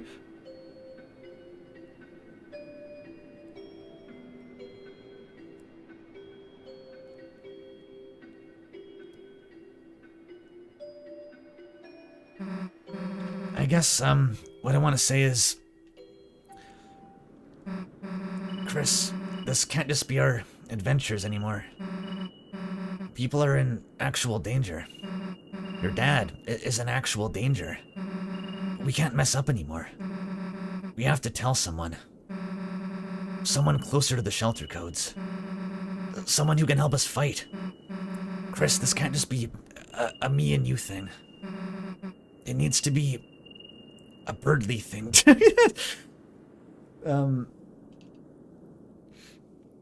This is wild for Chris because obviously, like, I don't think Chris wants Noelle involved in this, for one. And Chris also feels jealous about Noelle and Susie to begin with.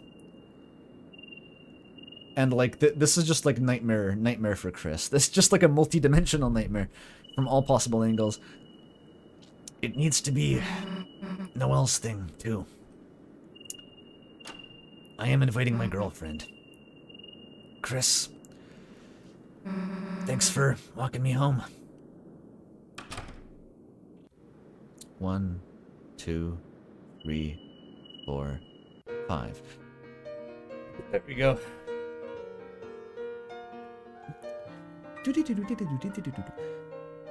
Oh boy.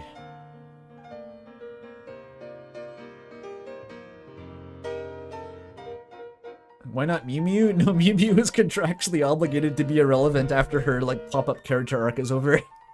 That's what I mean about her being like the food truck who drives into town. Then you go to the truck, you order her character arc, she passes you her character arc through the window, then drives away again. Like that's just how she functions always.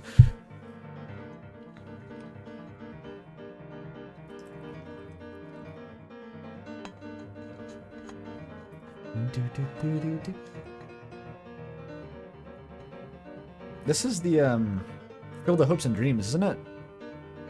It's not Scarlet Forest. The Scarlet Forest piano arrangement is used in the Ig Room. $20 from Avid Metal Gear Survive. Metal Gear Survive is better. DMC2 is best. That's good. Welcome home, Noel. I feel like if I was a betting man, the pool I would start would be whether Noel ever even makes it to the party in Chapter 6, or whether it's all just a big hoo-ha. It's just a big fucking misdirect. Because, like, either way, it would be interesting, I think. Like, having Noel be in the party again, awesome. Or have it be derailed so hard that, like, we never even see Noel in the party, also potentially cool. $20 from Shadow Walker, too, thank you. Hey Andrew, gotta say you're probably the only YouTuber I know of that lives on the same island as me. Keep up the good work and fuck Parksville. What's wrong with Parksville? My family used to vacation there regularly. It's got the, I don't know, you rent a shitty motel and like walk around on the beach and you go to the shitty mini golf and there's like Coombs on the way. The country market, and like the Dutch licorice store is always hype.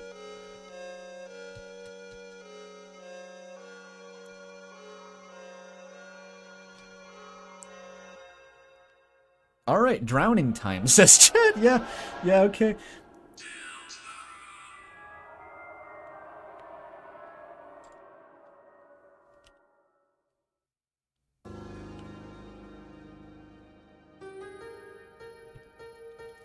As someone who's never heard of Parksville before, fuck that place. You're all bullying Parksville. There needs to be like the kind of crusty seaside resort town. You need to have it.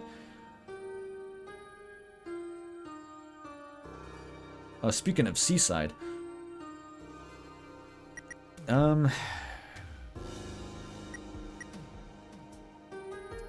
which is my weird root file? I think I wrote this down. I wrote this down in my notebook. Let me check what the save files were. I knew I'd forget. It's all covered in the fucking Crizel Knight data now.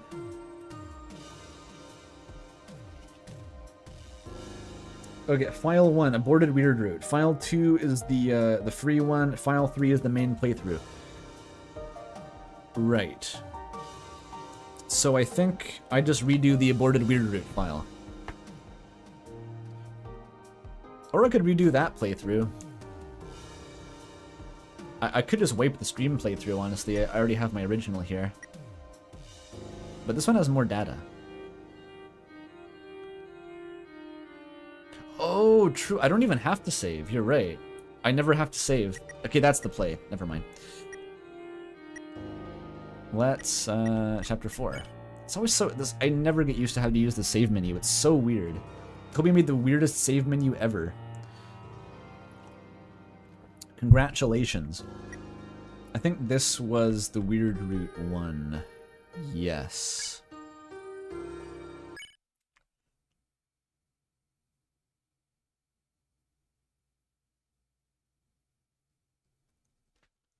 So these vibes are going to take a turn for the worse pretty quick.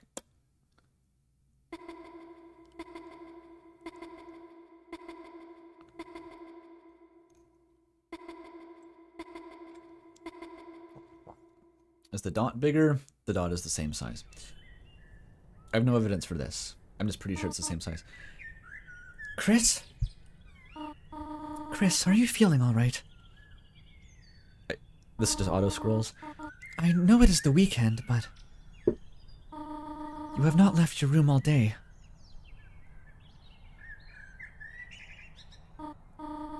The festival was today, you know. The sun is going down now. If you get up now, you could still see the parade.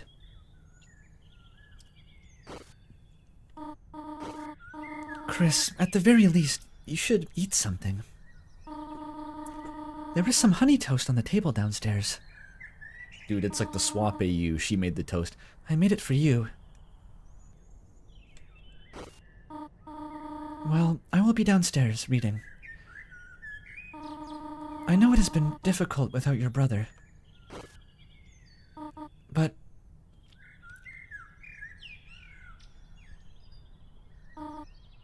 well, No one can make you get out of bed, honey. The opening of the weird route, I mean, the ending is obviously crazy. The opening is by far the most, actually the hardest to get through.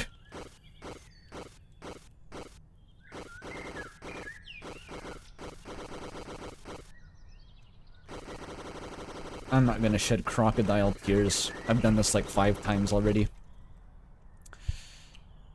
We're just back to business.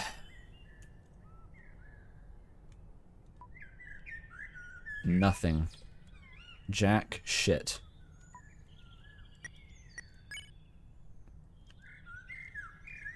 $20 HP though. That's interesting. I thought it was 9 actually. I swear I've seen Chris with 9 HP here. I wonder why.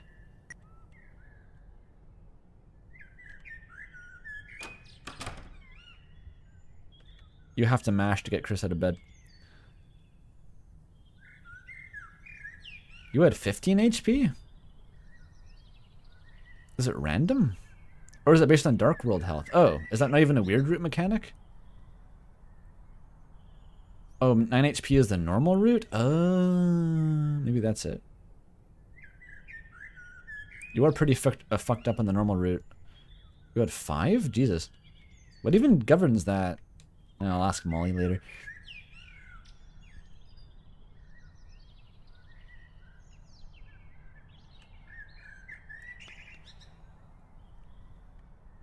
We'll very slowly walk downstairs.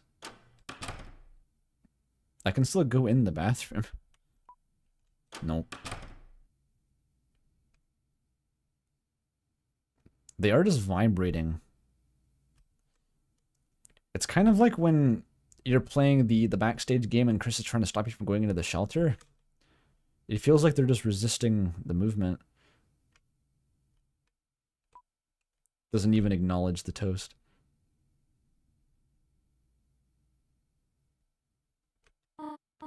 Chris, are you alright, sweetheart? You should eat something. There is some honey toast on the table for you, alright? Maybe some festival games might cheer you up. I'm sure Susie would love to play with you. Yeah, okay. Yeah, sure, Mom. That's a yeah. Hey, took you long enough.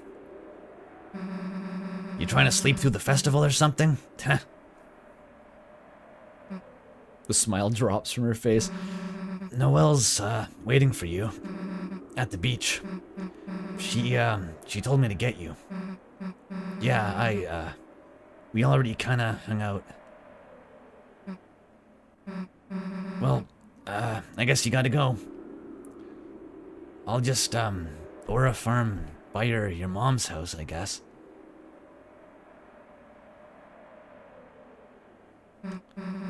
Hey, wait a sec.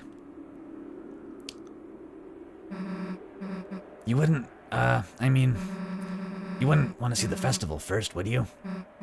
Yeah, I saw everything with Noelle, but, like, I still want to see how you, like, react to stuff, too, you know? Yeah, me watching my 5th playthrough of Deltarune.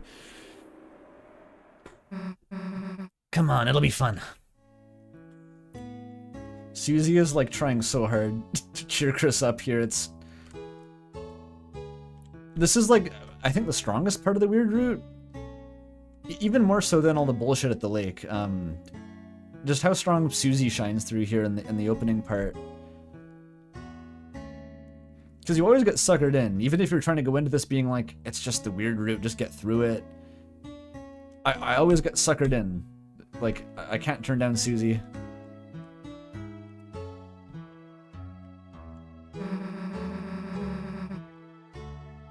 Doing the king-queen vote thing with Noelle was fun.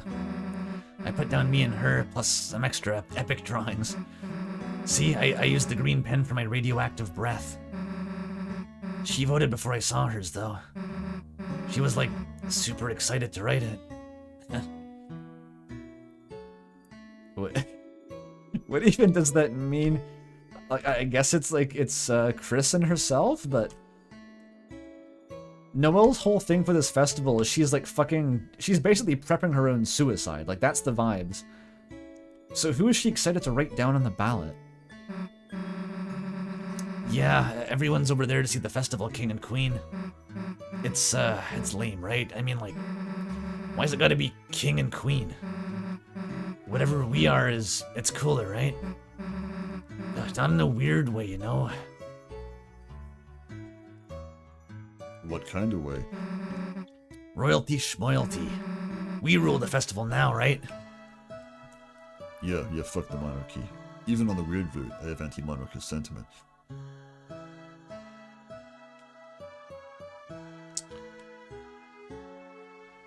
It would have to be her and Chris, I think. It's weird. On this route, Noelle doesn't imply that she's interested in Chris, like, romantically at all, or even, like, as a friend at all. Noelle just sees Chris as, like, for what they represent. It's like, this is someone who can get me out of this. Someone who's fucked in the head, and I can just, like, we can make each other worse. Noelle still clearly has a crush on Susie. Like, well, let's go see the dialogue. I won't preempt it. Oh hell, Chris, you're not gonna believe this. Free rolls and honey packets and butter. Margarine, whatever. Is that how you spell margarine? That's like basically a good sandwich. Ketchup, salt, water, that's like free tomato soup. We're living in luxury. Bon appetit, right?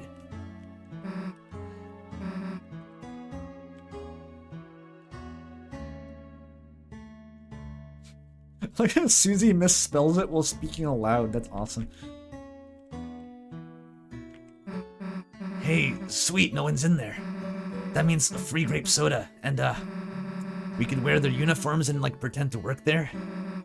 And take like pics of us standing on the salad. Burger King foot lettuce. Damn, it's locked. I think Susie's revealing some of her like hobo tech to Chris. Like, this is actually how she scrounges food. She just goes and like steals soda and shit. We do learn a bit about her.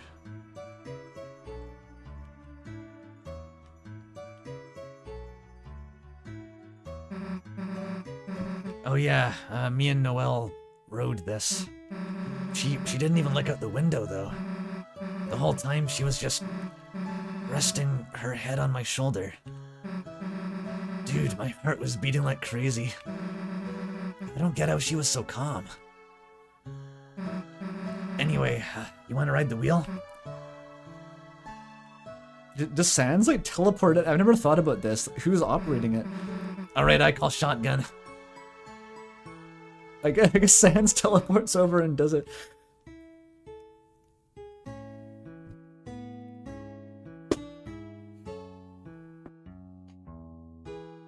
The fact that Noelle is just like kind of god moding through these interactions. I don't know how else to describe it. She's like, she has no fear.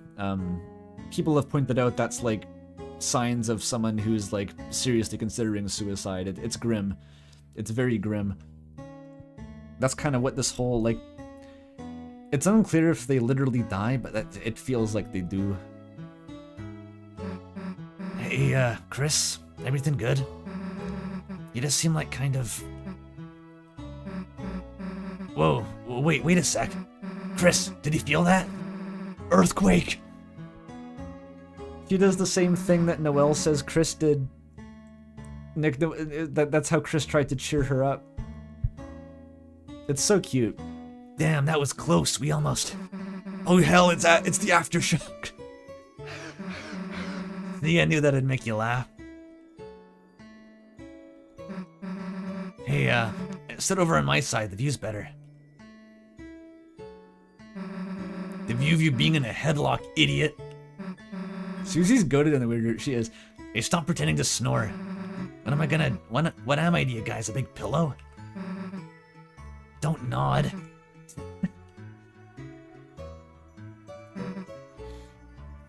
Well, yeah, Noelle implies that she had considered suicide on the normal route, but On the weird route, it implies that she is like actively on the process of doing it. It's a bit different. Phew. I guess that's about it, huh? That was pretty fun, right? Yeah, it was pretty fun.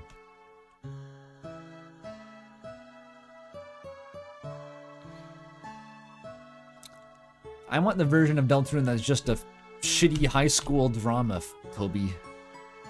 Give us the cut where it's just like Chris having angst over relationship issues and nothing ever happens. That would be fun.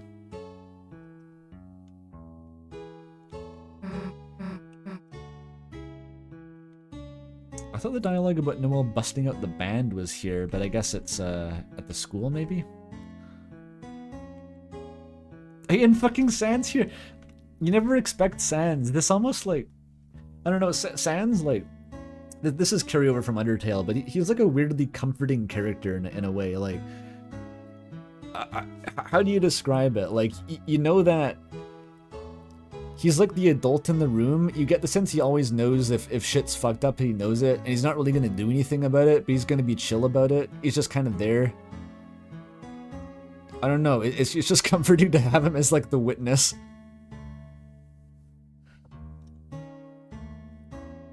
He's a stabilizing force, yeah. He's like the Grim Reaper who passively accompanies the... Yeah, that's actually true, yeah. That's the same vibe that like Death in Discworld gives. It's like, well, you're not happy to see him, but like, if you're dead, then I guess it's nice. Hey, are you the ice cream stand? No, that's next to me. What are you then? I'm the ice cream Sans. Oh, okay, well, can we get some ice cream? Can you fill out this card? Whatever. What do I put on it? Just draw you and your friends on it. That way I can give you a discount. All right, whatever.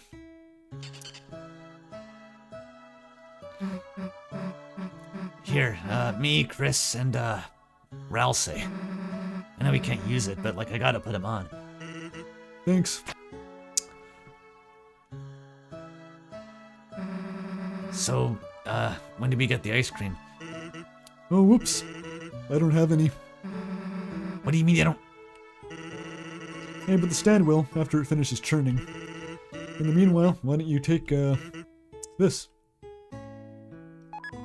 You got the bread. But bread? Why do you have this? To make ice cream sandwiches. Huh, that's, kind of a good idea. Like, Susie just by default doesn't like Sans, but she's so easy to win over, just like comically easy. Whoa, this guy has bread, Chris. 20 bucks from Dank. Thanks for that. How long are we grinding the 7B Golden Berry? 7B Golden Berry? Also, what time zone are you in? It's 3 a.m. where I am. I'm in Pacific time. It's not that late. Another 20 bucks from Going. I checked the code on the Light World health thing. The math is simple. It just pulls the percentage of your Dark World HP and applies that to your Light World HP. Oh, I had no idea that was a mechanic. Shows what I know. I know it's Celeste. I know that's what 7B Golden Berry is. But like, why is that being mentioned? Yeah, I always assumed it was like a weird anomaly in the Chapter 4 Weird Route that you could lose Light World HP. I just never realized.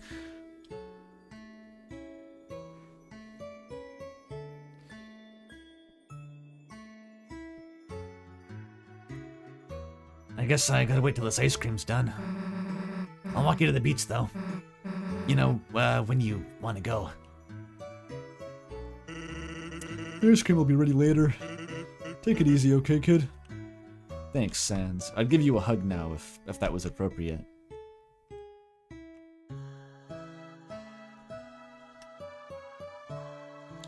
Why does the ice cream need time? It's churning. It needs to churn, okay? You don't get it. You've never made ice cream before, obviously. Dude, Timmy left all her art crap. Let's draw on her sketchbook. Hey, what? Her art's like crazy good. Man, even she's like good at stuff, huh? Your art's good too. Yeah? I mean, it would be stupid if he didn't.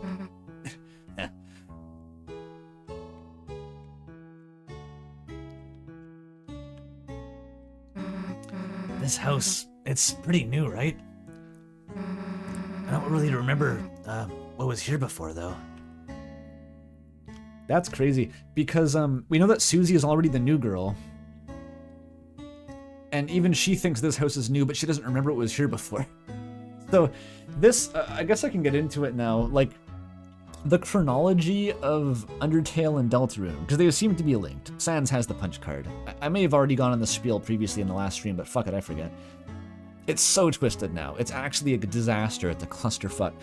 Because this house, it appeared in Undertale mysteriously, and it appeared in Deltarune mysteriously. Where did it even come from? The punch card goes from Deltarune to Undertale. The Grillby's reference comes from Undertale to Deltarune. Someone pointed out it's not strictly necessary for Sans to have, like, taken the store from Undertale, because there could just be, like, an in-universe Deltarune Grillby who sold the store.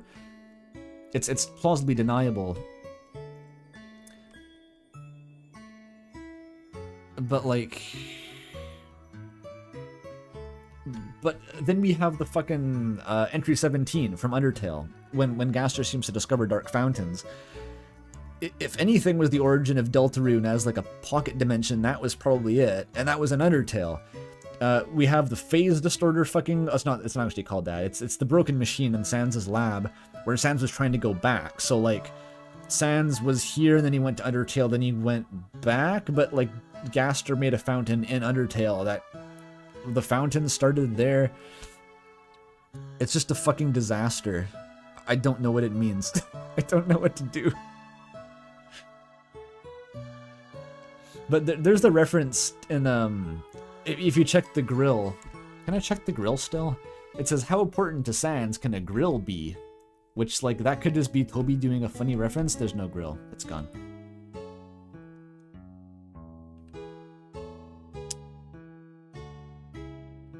And where's Papyrus? I don't know.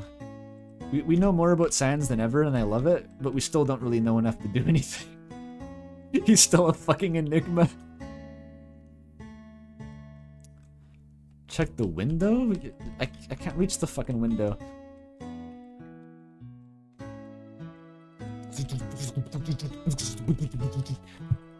You cannot do it. It's blocked. The flowers are blocking the workshop. Of the flower shop? Or you mean the fucking... Oh, this thing, I get it. Psst, hey, no one's looking, let's mess with the sign.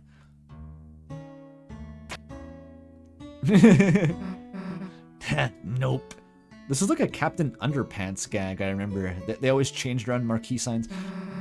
Now people will think it's closed. Hey, thanks, miss. I was meaning to do that. Damn it. It's open again. Hey, you wanna mess with the sign again? Got some extra letters over here. Really? Even Q? I mean, no, we're not doing that. What would Q do? Quopen? Maybe she was just intellectually curious whether he had a Q. Like, damn, this guy's even got Q.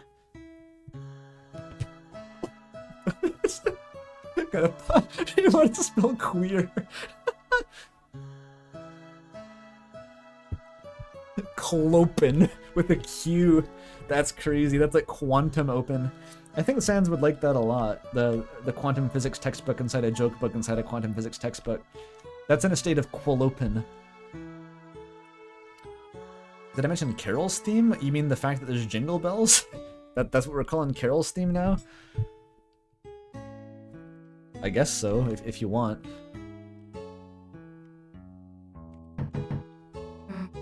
Damn, no one's home. They're all at the king and queen. We don't even know who won. It's not Noelle. Wait, who got it, actually? It's not Susie, it's not Noelle.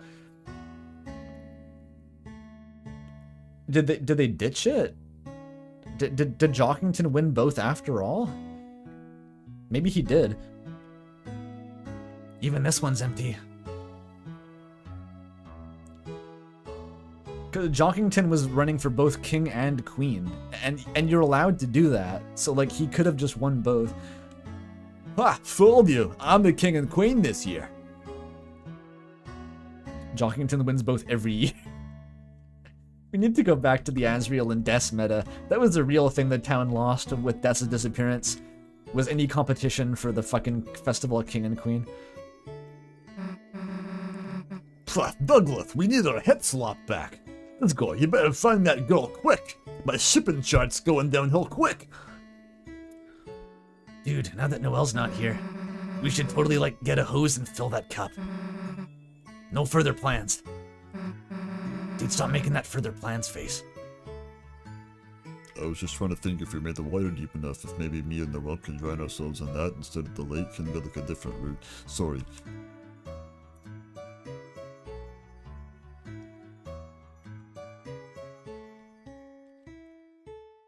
Can you get to talk to Brady? The cup game? The what? Stand? Okay. Go to the stand. Oh right, yeah, Sans is like planking or something. Damn, that annoying lazy guy isn't even here. Yeah, I am. Huh? Yeah, I'm just laying down conspicuously out of view. The hell are you doing that for? Yeah, I'm just eating raisins face down on the floor. I can't even really blame him for that. See, she's gonna love Sans by the end of the game. They're bonding. They're both like kind of freaks. Slovenly freaks.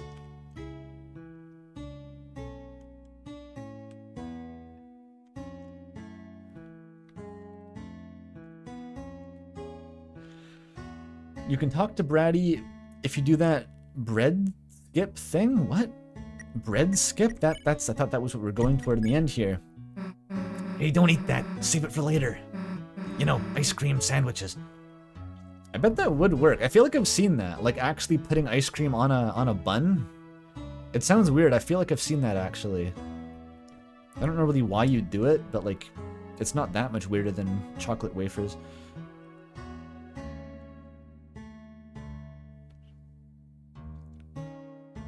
They do here? Somewhere. Wherever that chatter is from. It's on Scrandle. Oh, you know it's good.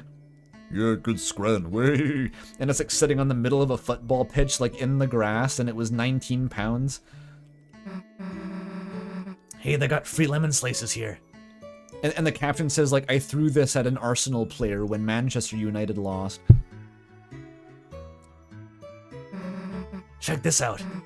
First, you get like a bunch of free lemon slices, and then you squeeze them into a free lemon water, and add some free sweetener. Then you got like free lemonade. Literally making lemonades out of lemons. Thanks, Susie. Cool, right? We got that for free.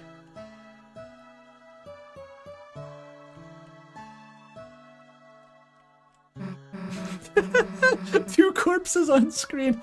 Purple guy's dead and Onion Son's next door. Hey, purple water. You know I gotta sip that. Wait, stop it. It's all like, it's fuzzy. What was this kind of mixture called? Like, heterogeneous? She basically remembered the correct term. Like, you can make fun of her for spelling it wrong verbally, but like, she remembered the term fucking heterogeneous from high school chemistry. You're a fake delinquent, Susie. You're a nerd now. What was that sound? I wasn't gonna question it yet. What the fuck was that sound? It plays every time? Heterogeneous? What the fuck? Heterogeneous noise. Yoshi noise? Is that what happens to Yoshi when you drop him in the pit?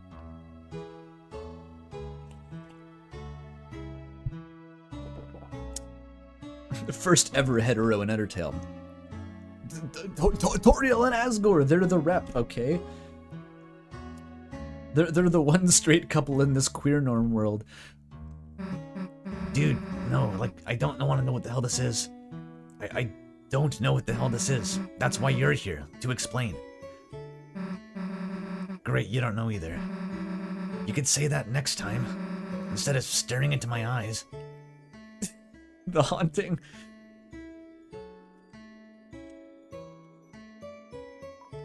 Azzy and Des are also the, well, we all know Azzy's bisexual. Let's play.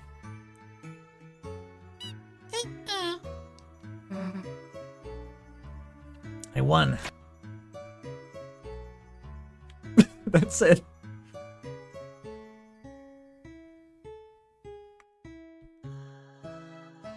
Okay, true, Asgore is definitely bi as fuck. Damn, is anyone straight? I don't think anyone's capable of being straight in this world. The gender norms are too wibbly wobbly. The barriers are too thin. Stop looking at books, it's the weekend. The stand was kinda weird. There wasn't anyone at it today. Maybe it just closed early? That beats me. Why doesn't the NPC show up on the weird route? That's, weird.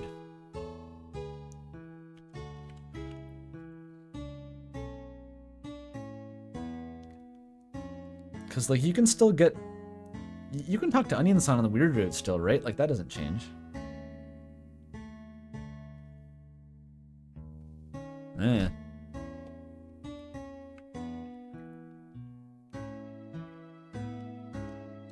Oh yeah, and Rudy's still here.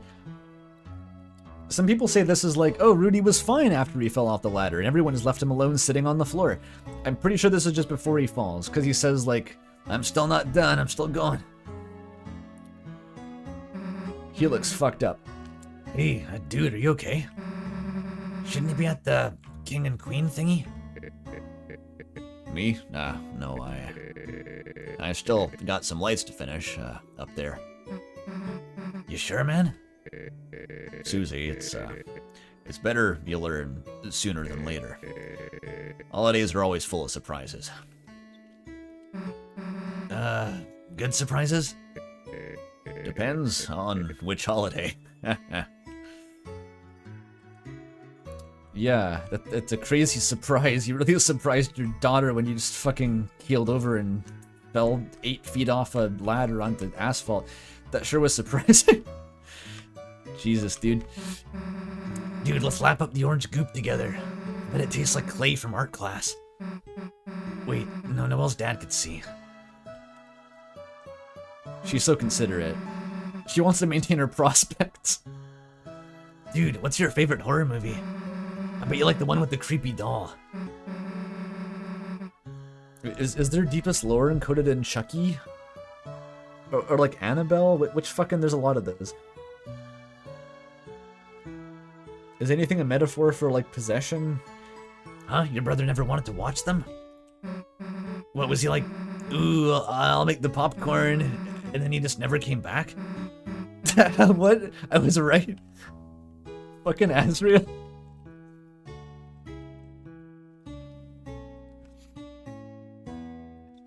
Honestly, but forgive me, Father, for I'm about to sin, but the Azrael and Death dynamic, it is funny for that reason. Just the idea of like the ridiculously straight-laced boy who just gets corrupted by like the weed girl. Who just wants to like do airsoft and shit. That is kind of funny.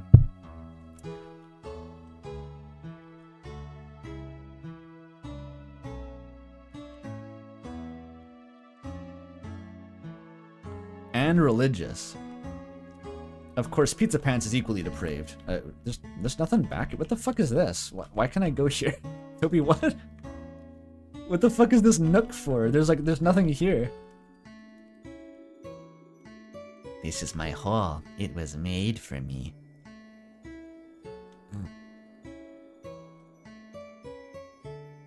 No one's ever noticed that.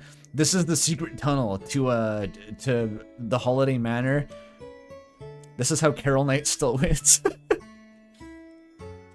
I wonder, maybe this is a blessing in disguise. The fact that everyone has moved on to fucking like Crizel Knight as like the new meme Knight theory means everyone's gonna get sick of Carol Knight and also Rudy Knight. I don't fucking know, dude. They're just gonna cannibalize each other like sharks in the womb until only Death Knight is left. Is that how sharks work? No, they don't give birth. What's the thing with sharks eat each other when they're in the egg sac? I think like the little baby sharks just they eat the other ones. Do do do do do do do do. There's plenty of reunite. I'm sure they still exist. I'm sure they still exist. But like the point is, it's kind of like when you get like you got a bipartisan like political system, right? Which is like I don't fucking know, Death Knight and everything else.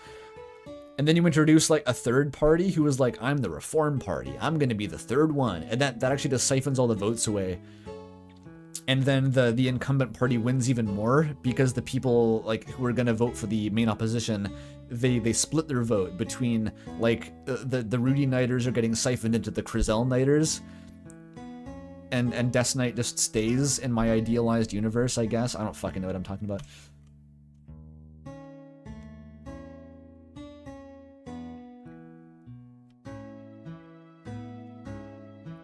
How do I feel about Vessel Knight? I've never heard anyone say that before.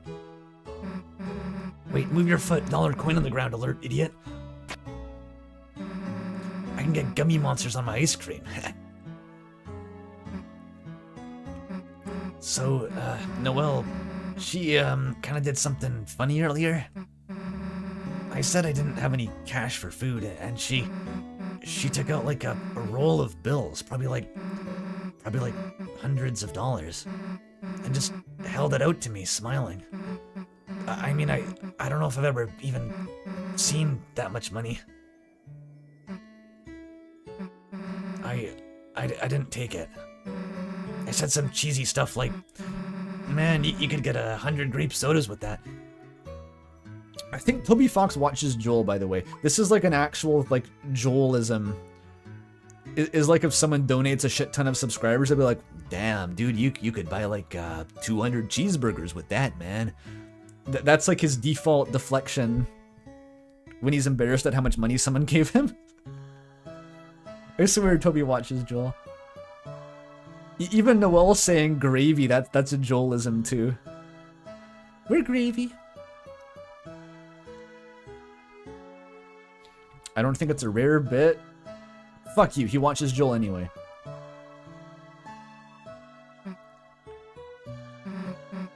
I don't know why, it just, it felt so weird.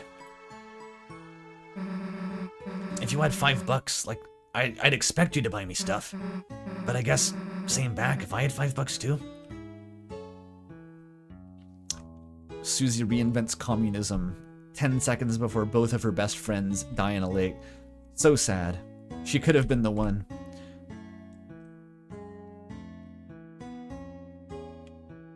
Oh, hi, Jules. We're on the drowning in a lake route. It's really fun. You can buy stuff with $5? Oh, $5 US bucks. Oh, look, there's $5 US bucks. The fabled $5 from Sub. What if Chapter 7 came out and the truth was revealed to be Protogent Knight? What, like the furry species? The antivirus? What? What does that even mean? Like, there's two options and neither make any sense.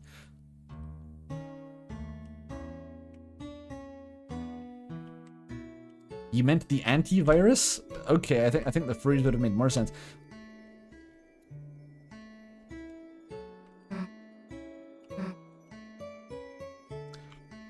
We may have exhausted the dialogue.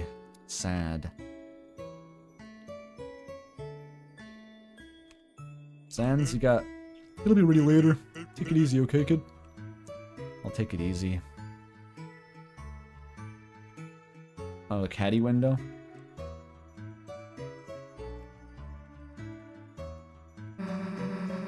Nope. Like, you mean the bratty window? I ever wish you could just, like, be in people's houses? Not like stealing, just, I don't know, looking, seeing their stuff. It's cool when people have stuff. Yeah, I do actually. This is a video game, and it is convention because of Zelda that I'm allowed to go in the house. And that is what you're referencing right now. Even Yeek made this joke. Toby, I see how it is, Toby. You contribute to the Yeek soundtrack, the game comes out, Sucks ass. You don't even give it a shout out on Twitter. And then you make the same joke that Yeek made. Fucking shameful.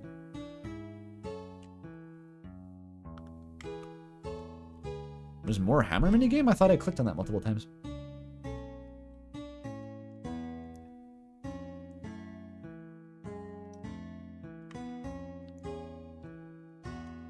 This is not the way. He shouted out Yeek, then deleted it. That's awesome. What happened? What was the discrete event that made him delete it? Like, was it just like on launch, and then by the time anyone ever played it, he was just like, oh fuck, oh fuck. If they have police tape, why don't they have police glue? I mean, like, I'm glad they don't, but they could. I think I found a glue. I can play it again? Oh. I won.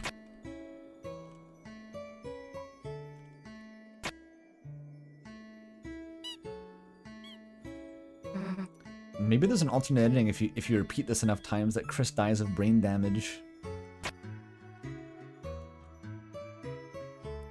Whatever.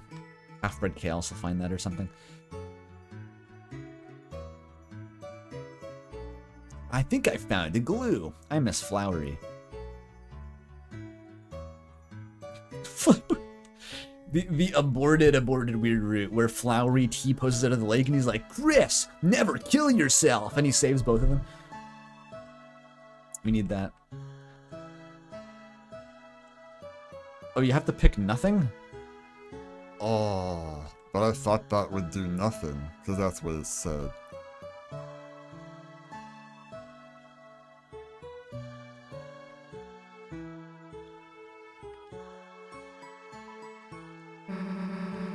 When me and Noelle played earlier, she, like, held the hammer with me at the same time. Then we hit with the wrong end, and the bell just kind of flew off somewhere. I asked if, like, that meant we won, and, like, she just said it was, better than winning. That's weird of her. That's a weird thing to do. The wrong end of the hammer. What does that mean? Well, that's it's all just... It's weird route parallels, which is kind of weird because we're on the weird route. It's kind of like when movies show ads for themselves or something.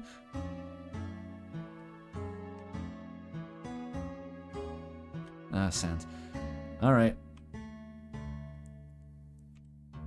She's breaking her games. Yeah, I guess literally, she's breaking her games.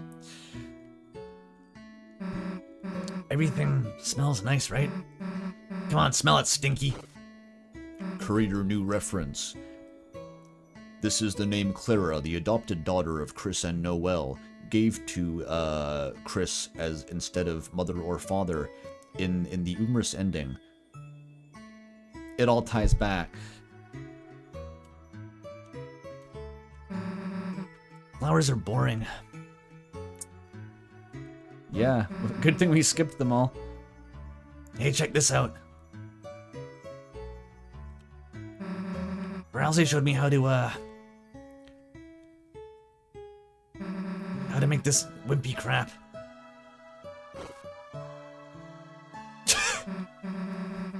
Yeah, it was stupid anyway. Make it out of thorns next time. I hear the Jesus parallels last longer. Looks like your dad's in there. Guess we don't need to hang out with him. We don't, actually.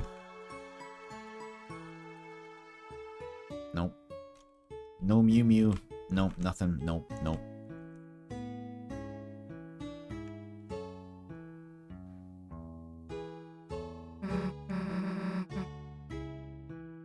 Basil reference? Basil was already a reference to fucking Asriel.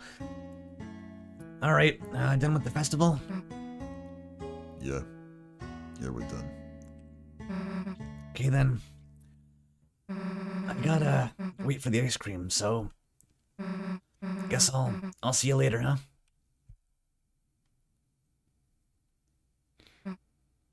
It's like, shit, I'm feeling death flags big time right now. Chris, I'm not good at saying this stuff, but even if we didn't really do anything, it was nice seeing the festival with you and stuff. I know me and Noelle are getting kind of close, but you're still a big deal to me too, okay? So cheer up, okay? See ya. She's trying so hard. You don't even leave, it just fades out.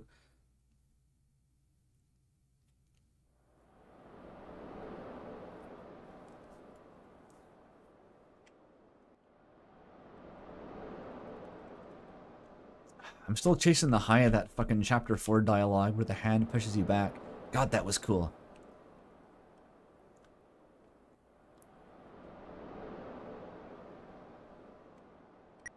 Do I have a menu? I do.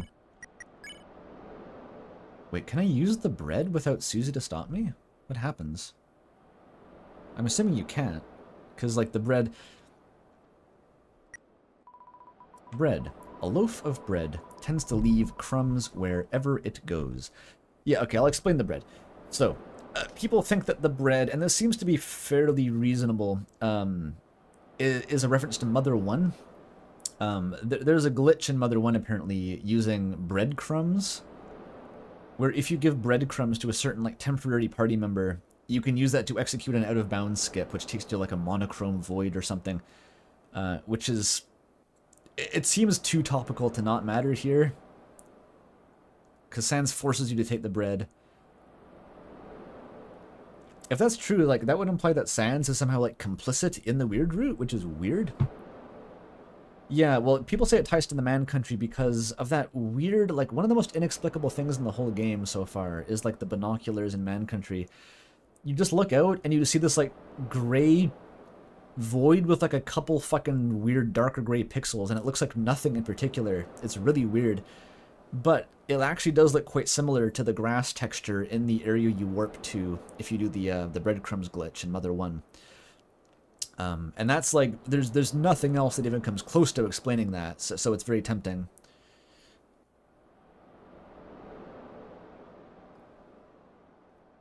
And the Rudin says they sense nothing but evil from that place, I think. So that was always ominous, right?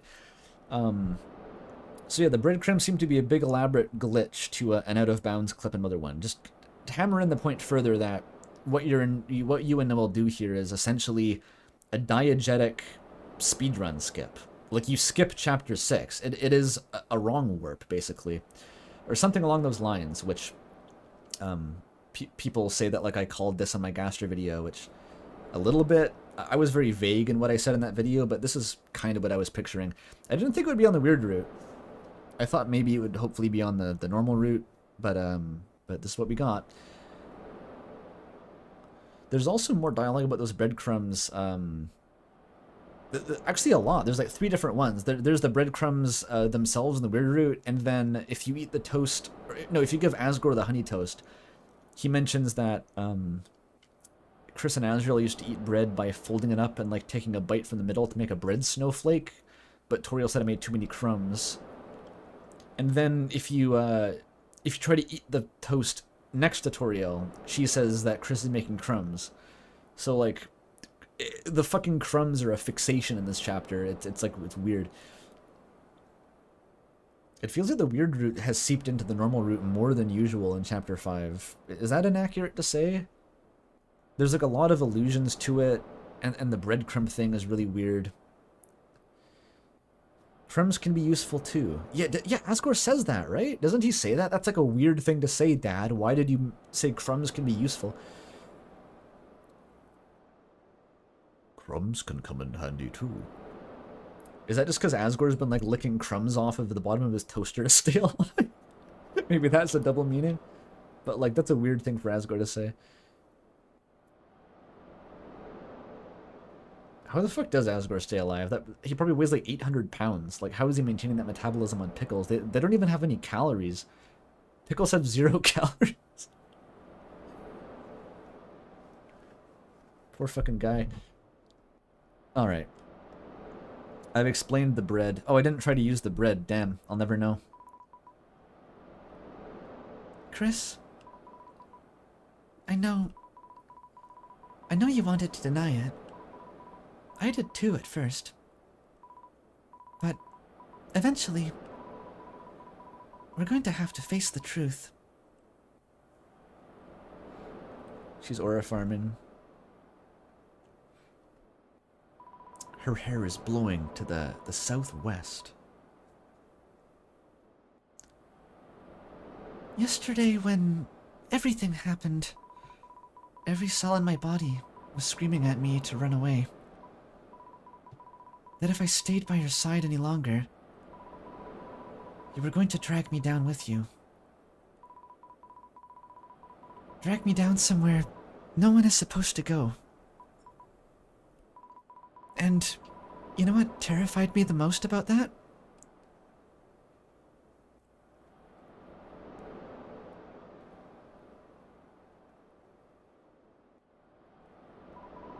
I think I want that.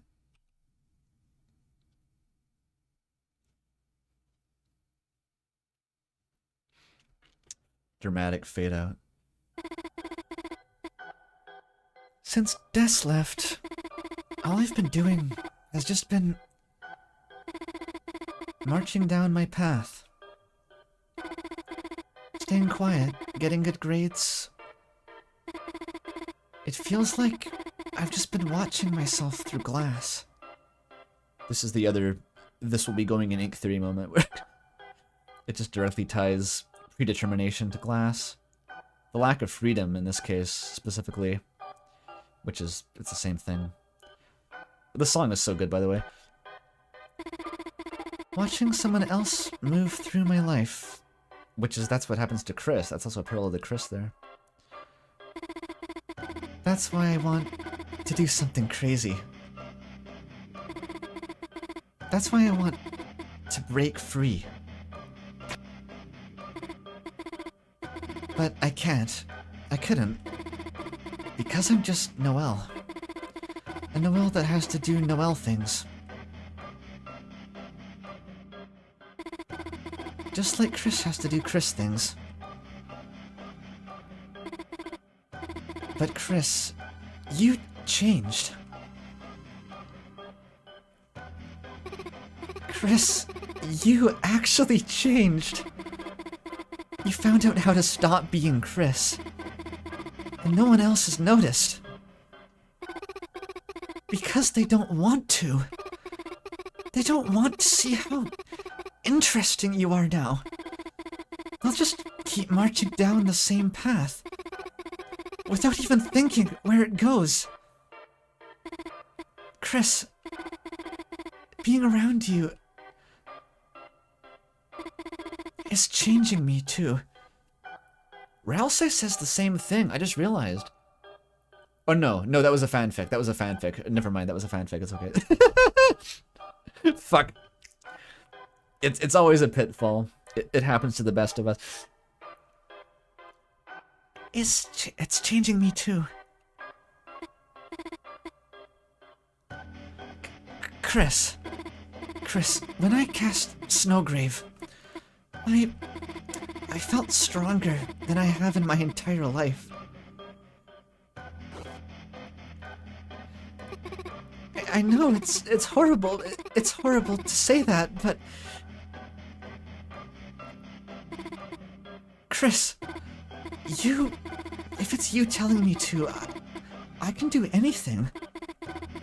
If you tell me to, I can do things that are impossible. Things no one else can do. So, why don't we do it? Why don't we do something crazy? Tell me. Tell me to grow wings. And let's fly out of this stupid town. To somewhere no one has ever been before.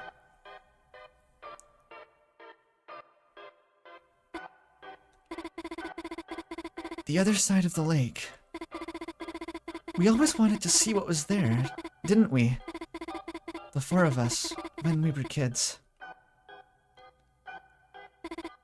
Chris, let's go there. You'll tell me, won't you? If you tell me to, I can do anything. So, tell me, Chris.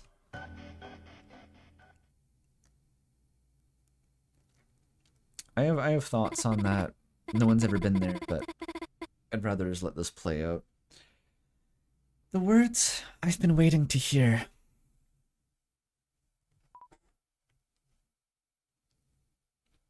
I know what to do.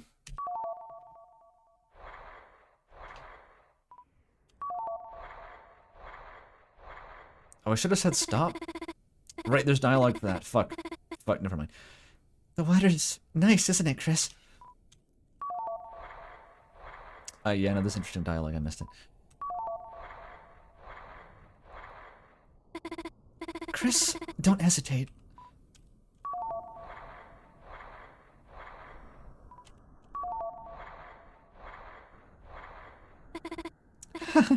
It's colder than I thought.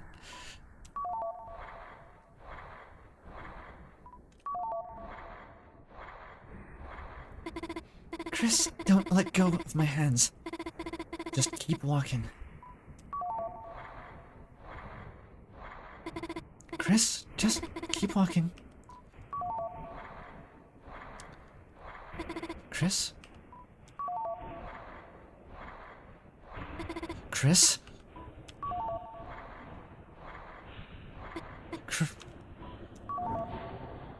That fucking Sprite, dude.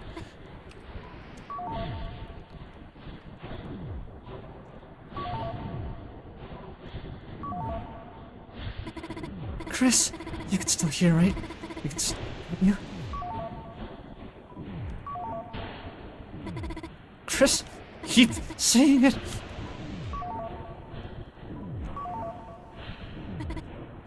Okay, Chris.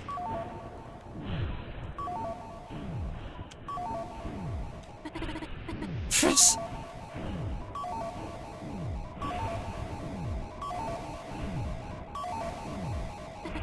Say it!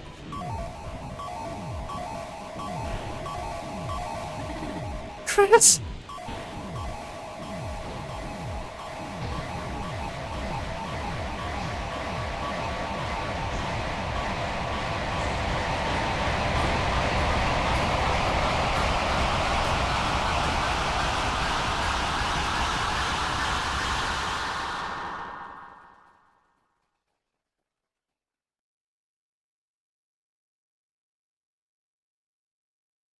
It stays white for so long. Then you get a fucking CRT. Insert chapter 7.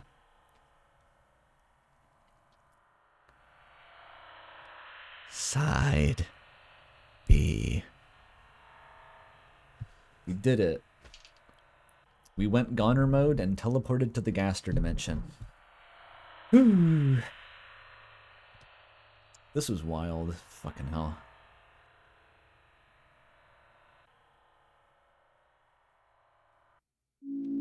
And back we go. Yeah, that's it. Insert chapter 7. Fuck you. Crazy wild. Okay. So what do we do with that? What the fuck do we do with that? The background noise might be the Gaster noise. I haven't really looked it up yet. It sounds similar to the Gaster noise, but it's a bit different, I think.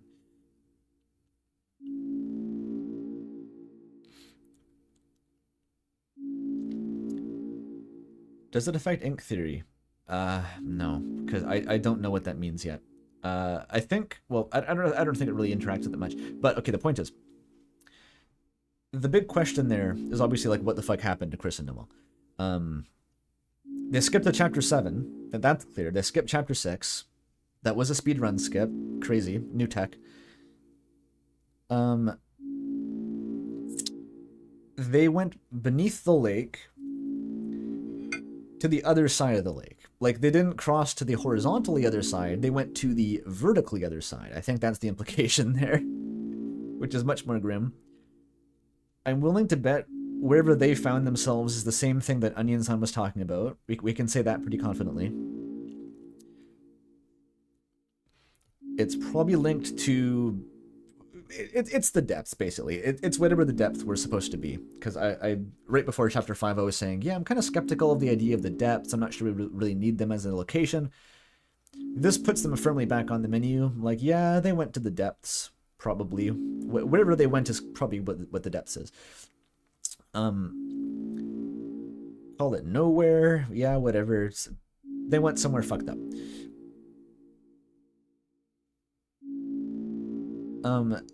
Is that where Gaster is hiding? With his fucking Goner Maker hunched over his CRT and like playing Uno with Des? I don't know. I feel like something about that CRT makes me want to think Gaster, right?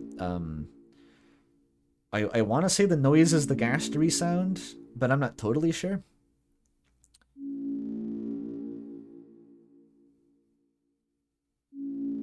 It's, it seems Gastery, kind of. People are saying True Labs. That seems like a bit of a jump. Like, the CRT exists for other reasons. It wasn't clear if the labs were even CRTs.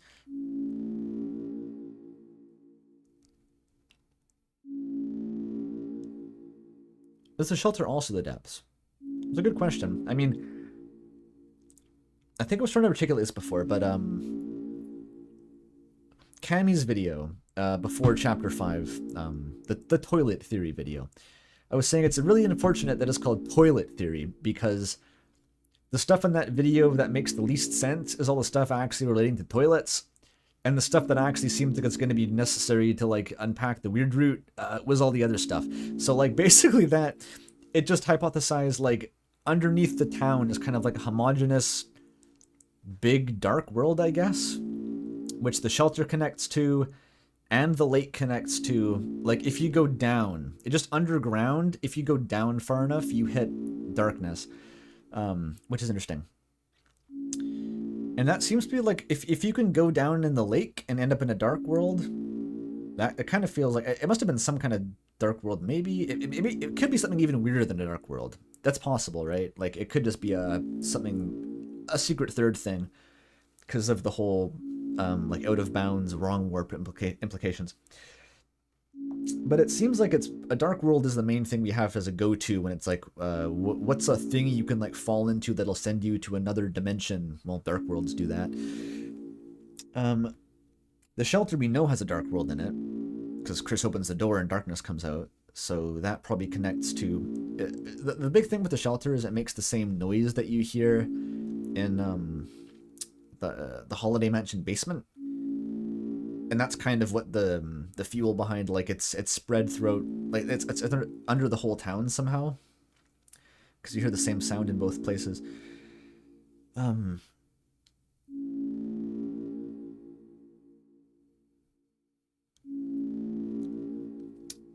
The fact that whatever we see after doing that weird route, it references Chapter 7 by name, and it's on a CRT. It seems kind of like we've gone outside a layer, right?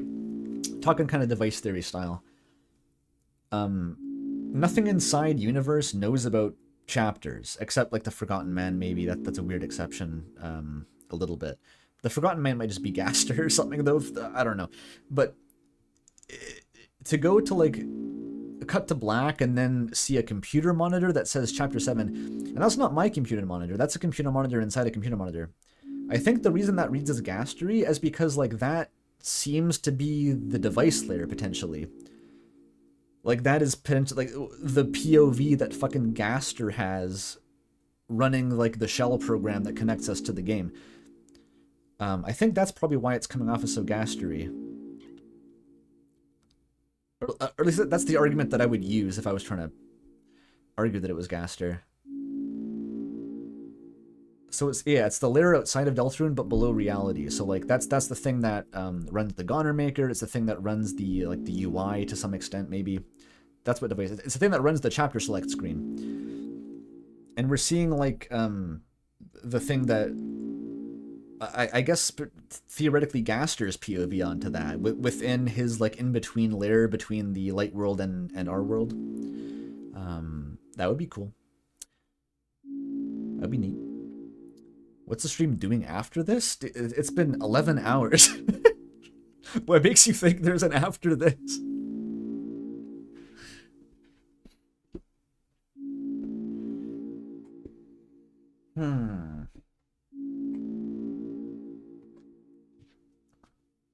Yeah, stream art. It's gonna be stream art. So there's your weird route. Yeah, and the dialogue. So that's the one other thing to mention. I think if you say stop to Noelle when she's taking you to the lake, she has this really weird line about like you can't even say stop like you used to. Which there's two levels to that. On the surface, that goes along with Noelle saying that Chris, you've changed. You're not Chris anymore. So it's like you're different. You really are different. Your voice sounds different. Noelle already says that Chris sounds different when they're possessed by the player. Like their voice just isn't the same. And so like on the surface, that's a reference to that. But on the normal route, if you take Noelle on the Ferris wheel, if you don't shake the car, right? Because Noelle's talking to herself about like, oh, Chris just must have shaken it to cheer me up because I was crying about us not winning King and Queen. And then if you don't shake the car, she like corrects herself and goes, no, that's silly. You just did it because I made you. Just like, and then she trails off. So we have this very, very vague implication in the normal route that Noelle had like coerced Chris into doing something in the past. And that, with that context, that line in the weird route is like, what was it? Because like, Noelle remembers Chris telling her to stop before, maybe even habitually. And like, obviously her mind jumps to some like weirdly dark places with that, but I want to say it was something that wasn't like, it wasn't like crazily horrific. They were like, you know, kids doing shit, but I mean, it's just that it's more so the angle that's interesting. The thought that Noelle would like kind of pressure Chris into doing things, because until now, all we've seen is Chris being painted as like the one who would torment Noelle and play pranks and shit, and Noelle was always like kind of the scaredy cat, the fragile one. But the fact that Noelle actually had a bit of a bad influence on Chris potentially is very interesting, and we know nothing about what that means yet. So that's cool. Maybe Des? Oh yeah, maybe it could have been Des actually. That might actually make a bit more sense. It would be cool if it was Noelle, but like, it's hard to imagine what that would have been knowing her character. But it's been spinning around the collective unconsciousness for a while now that Des was kind of, you know, the older bad influence on Chris, like the cool kid that Chris looked up to. And that's potentially how they ended up getting into the bullshit with the shelter together. Chris would have been like the kid who would do anything, and that Des could use as like a sidekick, I guess. That's kind of the vibe.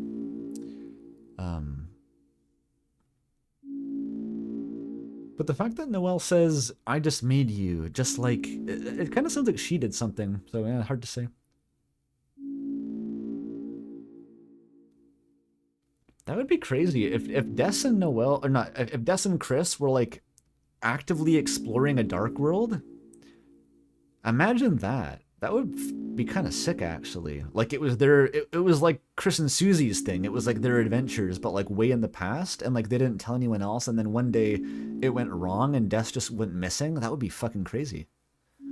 That'd be cool. You can have a little bit of Des disappearance fan fiction now and again as a treat. That's kind of the same vibe as like the original Fun Gang angle, where in that case it would have been like Asriel, Des, and Sham or something, like were previously acting as their own Fun Gang. It's hard to tie Chris into that though. I think just Chris and Des is even like more elegant somehow. I just feel like understanding Chris and Des is the key to like so much of this game. Like the actual backstory, the actual instigating, what do you call it? Events, incidents, you know what I mean. the children following the pointed tail. It feels like Chris and Des. Oh, we got another 20 bucks from JT Lego. All of Noelle's monologue about seeing everyone and her life as a routine, saying that she can do anything and finding the soul interesting, makes her sound like she's a few steps away from qualifying as a shadow crystal holder. Yeah, she's giving Jovel vibes, also Flowey vibes. She's a lot of bad vibes in one. I said someone made me laugh by saying, like, yeah, that scene in the Weird Root where Noelle turns into a chud and starts calling everyone NPC. It's kind of true. I think she gets away with it in the context of literally living in a video game. That's funny, though. The other thing, okay, there's one more thing I wanted to talk about, is whether to take Noelle's line about somewhere no one's ever been before literally. Because I've seen a lot of people jump to the conclusion that literally there's nothing outside of hometown, because those lines are like pretty close together.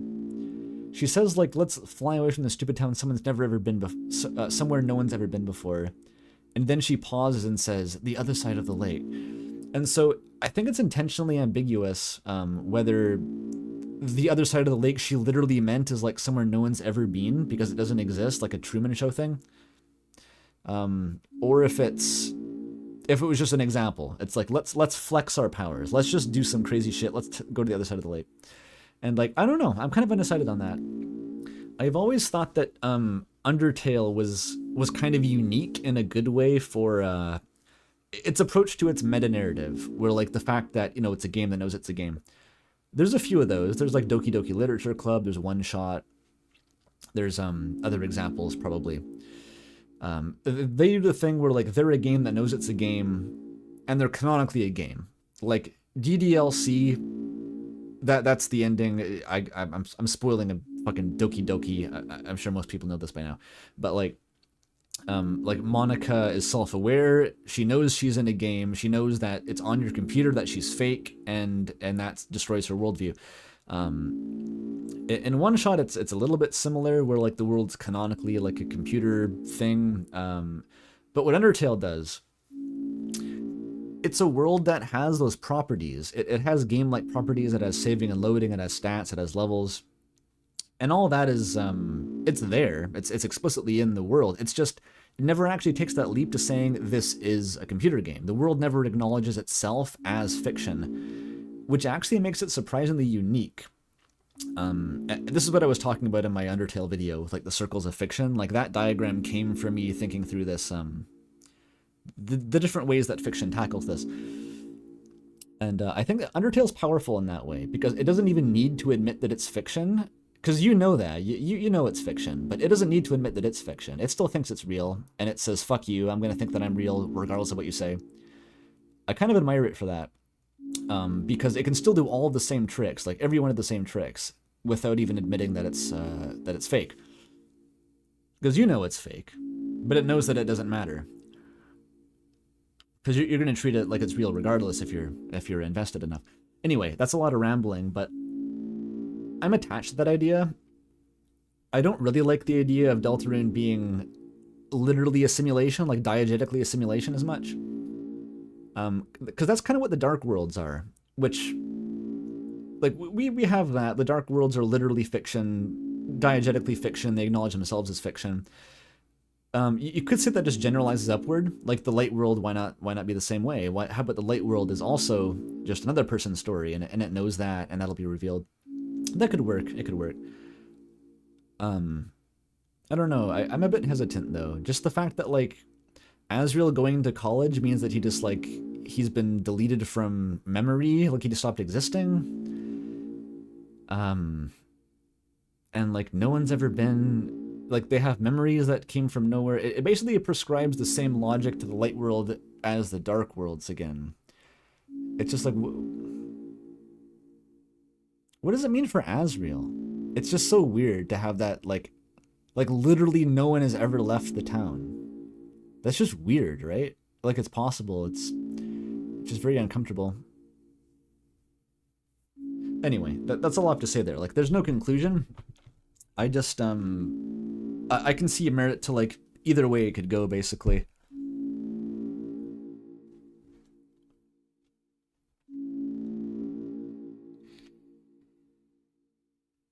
Yeah, Gummy Goo from the Amazing Digital Circus. It's the same thing.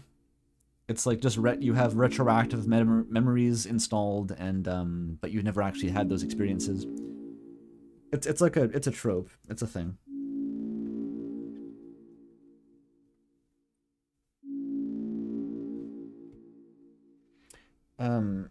In terms of like going outside of the town, just being an immediate out of bounds, and that's like maybe how Des went missing. Maybe, I don't know. Yeah, I don't know. A lot of people jump to saying that Des went in the lake and drowned or something, but like, what does that have to do with the pointed tail? What does it have to do with a man behind a tree? What does it have to do with the shelter codes? Like, that leaves just kind of too much dangling for me. Like, if Des isn't tied into any of that shit and like she just like fell in the lake or something, where does all that go? We have all of those Chekhov's guns that are just kind of pointed at her right now, and I don't think all of them can miss. What does the pointed tail have to do with anything? Well, the point is that it doesn't yet, and it has to, otherwise it wouldn't exist. That's kind of the point of the pointed tail, is that there were children who followed it, and until we know who those children were, that gun is still yet to fire. We gotta wait for it. There's only so many children who could have followed it. Who's it gonna be? Alright, let's look at stream art. I think I'm done yapping. The stream was a lot less stressful. I said at the start, I hope the stream was less stressful. It was. Thanks for that. I'm glad it was less stressful. For me. But I had a good time yapping this time. I feel like I was under a lot less pressure to come up with arguments for things that I had no opinions on. I got to give more actual commentary. So let's go to the Discord. Fuck, I'm hungry again though. The pizza wore off. Good thing I have. Oh, I can make pasta after this. Fuck yeah. Actually, how many viewers are left? I'm curious. Still 1,400. Fucking crazy. At 1:30 in the morning. I guess Europe is now filing in collectively, just all of it. I'll eat and drink after I end the stream. Okay, so I gotta check both the things for art now.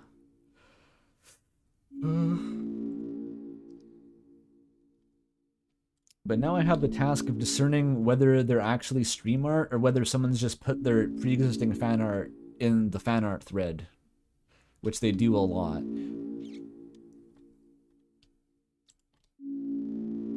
Okay, I don't think that's stream art.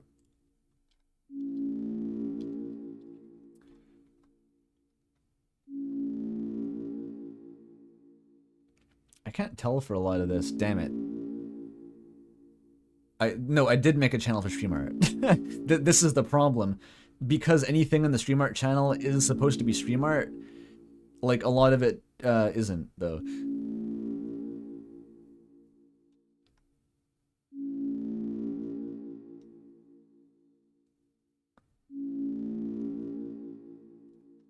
For all, oh, this one looks good. This one looks solid. Hang on.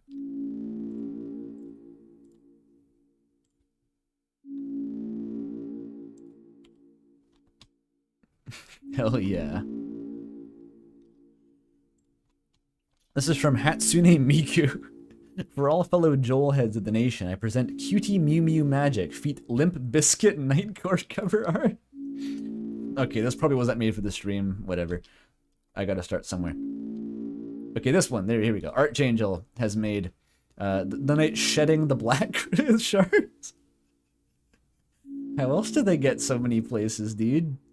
They're at the library and the church. It's just giving these out like candy. I could follow behind it and sell these on the black market, probably. Well, the black shard market.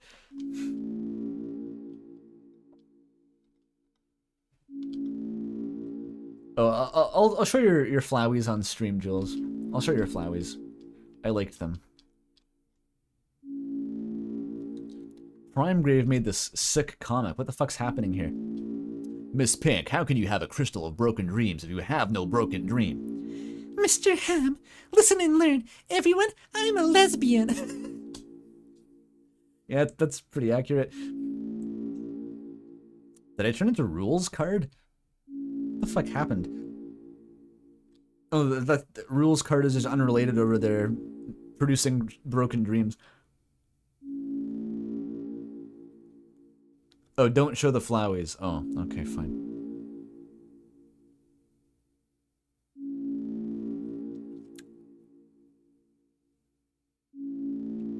It's okay, Lesser Dad.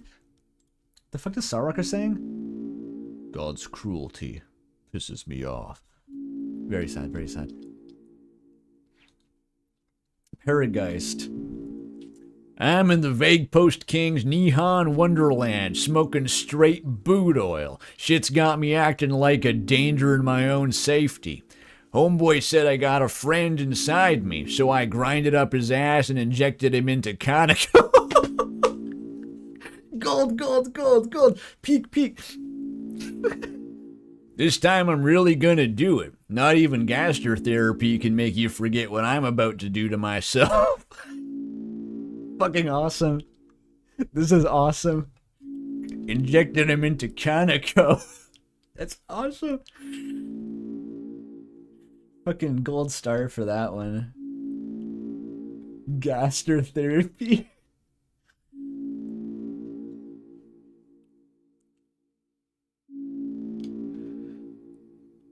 Smoking straight boot oil. This shit will turn me into plasma. This Archangel made this as a follow-up. Oh no, that was my own quote. This shit's gonna turn my head into a plasma. Oh, so there's so much art of fucking Dracula yellow. That's awesome. Egg in a waffle iron. I'm gonna put the op under the jail, enslave the op in my jail basement, making Earthbound-inspired RPGs, banishing the op to the penumbra of the jail's shadow, no clipping the op to the jail rooms, smoking straight Mother One breadcrumb kush to wrong warp the op out of bounds. Insert jail side B. This justice shit ain't nothing to me, Chris. Fucking awesome. People did so good with the Dracula flow this time. We smoking the breadcrumb kush to warp the op out of bounds. That goes hard. And another 500 check bucks from Dweem Doodles. I've always, I say another, it's a different person donating. It was always, I was always of the opinion that the hometown was simply cut off into a video game-esque state when the game starts.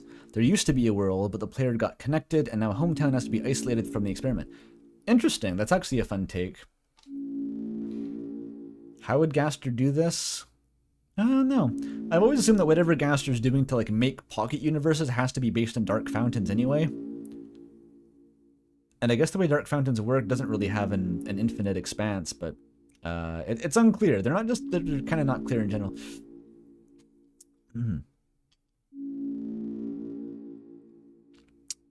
We have Chris's tech from Eversquish. Hey, can I have a sip of yours?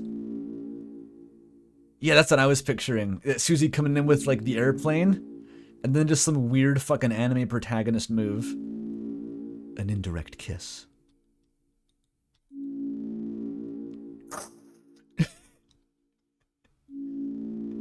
Chris got that diagonal riz. Look at how it's striped. Like a fucking toothpaste. And Susie's has roots growing in it. Archangel has... What the fuck is this? Sorry, I keep reloading to see all the options in this one conversation. I gave you a save system. I expect you to use the whole system. Now stop bothering me. I'm writing down my bullet points for the shipping video. Excellent, excellent, excellent. Archangel's been on a fucking roll. This is another one.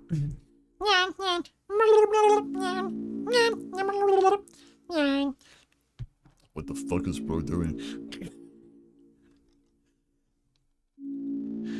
Another one, another one. This 30 fucking sucks. You guys are all stupid. Only I know it. He's literally me. You're right. That's me for real. How can you sit here at a time like this eating pizza?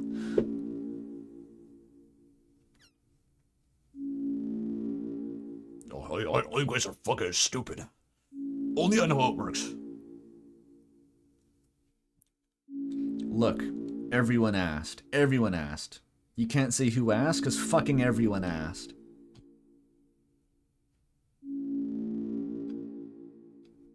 This is referencing the midstream full response to the Chris Noel Fusion Night thing video. Because people would not stop fucking asking me about that.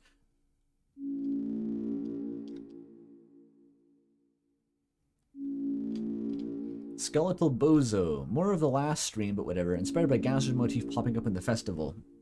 He's always there. He was already here. When was the Crizel Fusion rant? I don't know, around when I started eating pizza. I think it was after I completed the first wing of the castle. Like, I went to the right side and then I came back to the foyer. It was like roughly around then. Eclipse has made, take this bullshit. I don't know what it is. I'm scared. How do you like my Florona? I don't. They would, though. They would. And I've been licking it. I've been licking it. That's got, like, vocal stim potential. I replaced my sword with a big stick of butter, and I've been licking it. Hi, Gaster. I feel like this was made fairly recently. This one's by Nohel. Nohel. Nohel.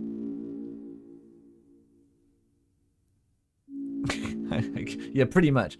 Pretty much. We just got like the Gaster POV. We play as Gaster in Chapter 7. No one predicted this. Like a first-person shooter. It's just like End of Star Child, but we're Gaster. Awesome. The soundtrack is also an MSX collab. And Eclipse made this too. Hairball Shard Theory. The Black Shard, the Roaring Tongue. I got my whole body made of shadow crystals, and I've been licking it. This is the consequences.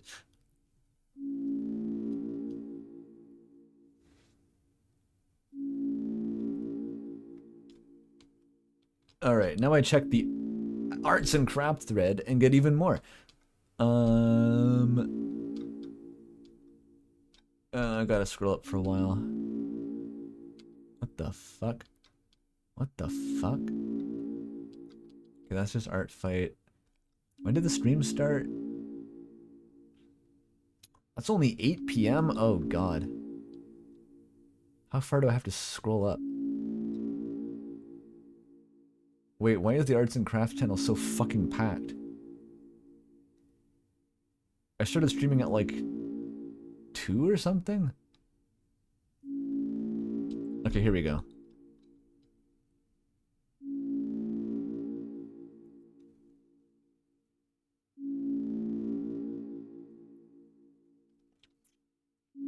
What the fuck is this? Okay, this isn't stream art. This is awesome. This is by ID 1225. This is how Ralph's character development was in Chapter 5. I don't even know what this is a reference to. It's sick.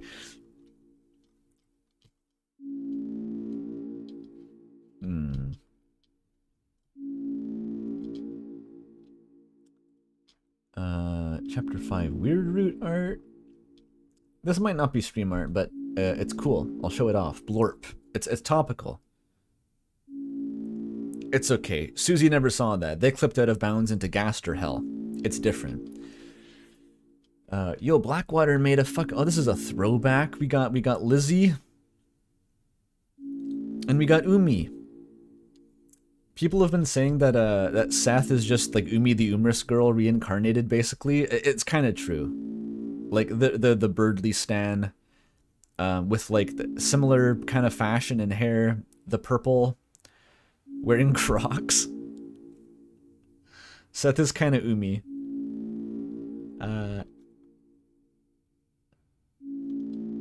And just a normal Lizzie. It's good to have a Lizzie.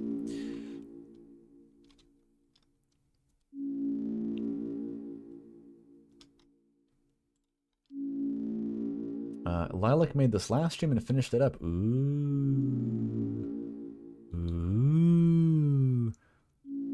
What the fuck is happening here? Is she biting them? That's fucking wild. Yeah, this is the kind of shit they're posting in the Crizel thread for sure. It's just the vibe, I guess.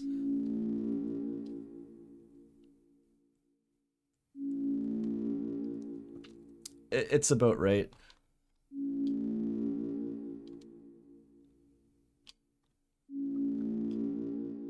Toriel edits them to be 6 inches further apart.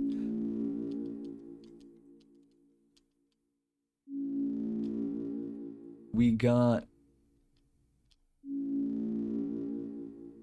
Oh, that's not for the... This is... I'll show it anyway, whatever the fuck. This is from Mebby. Look at this. We got Aqua. Aqua's cool. I like Aqua. Molly pointed out that too. Yeah, Aqua's silhouette looks a little bit like Eram. The fuck does that mean?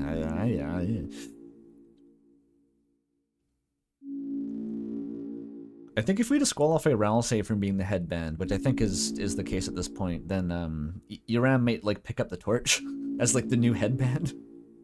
I think Eram being the headband is kind of fun, because it's like it's Chris's past being symbolized, like specifically the kind of the violent and mischievous qualities of their past. I don't know. I'm loose on that though.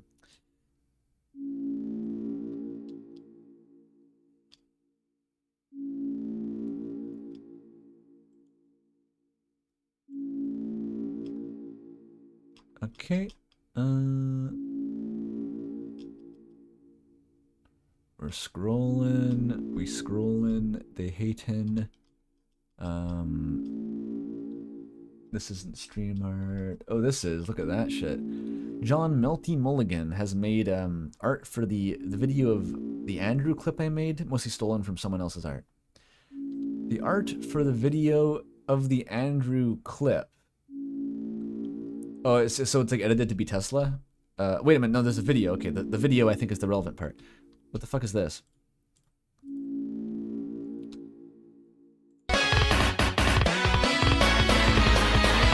Oh, did they just clip me singing the Flower Man?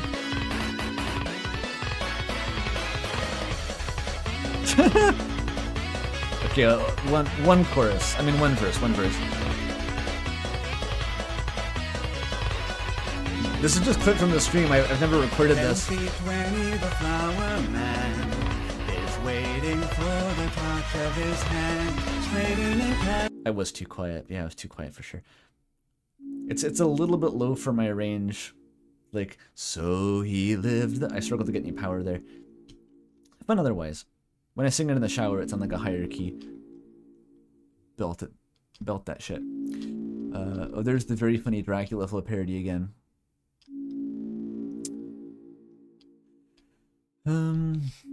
This art fight.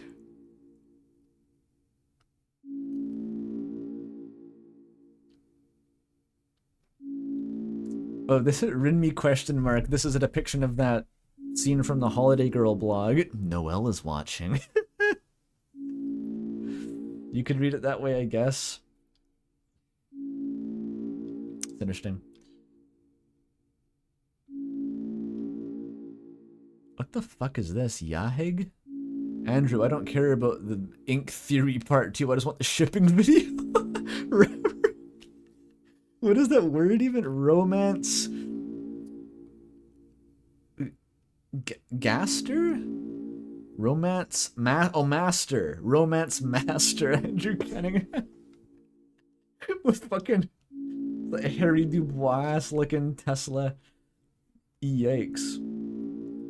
I mean, have you seen any photos of Tesla in a swimsuit? Like, he was kind of built, not gonna lie. He wasn't some scrawny nerd. He kind of looked like that. Romance Uab Turi. It's kind of... I'm serious about the romance video. Like, I've already actually started compiling notes. It was like...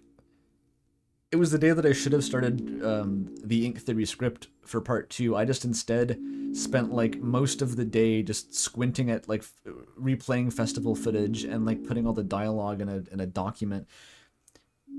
Just like enumerating every interaction for every game in the festival and like which ones feed into which ships. Like that's my dream. And also like the dialogue and the flower castle, of course. Mostly the interesting part is like who Chris is interested in, I think, because like Susie and Noelle, fucking obviously. Whether Noelle's interested in Chris at all too is, I don't know. Part of the gag is making it like completely objective and like not speculating at all, just saying like yeah, this line of dialogue is evidence. Moving on. High quality stream art from Gamer Pinecon.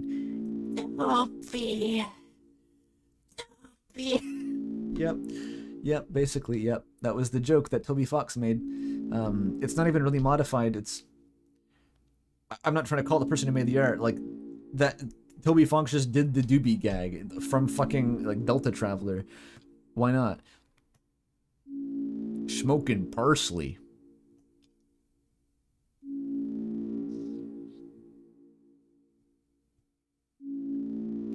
This is from the first stream.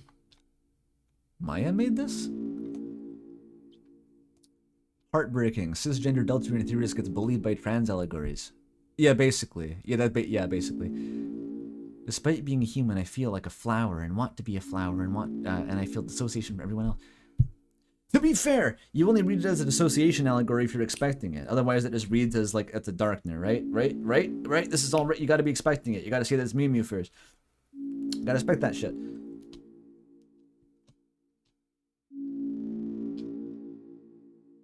The secret gray flower has great potential.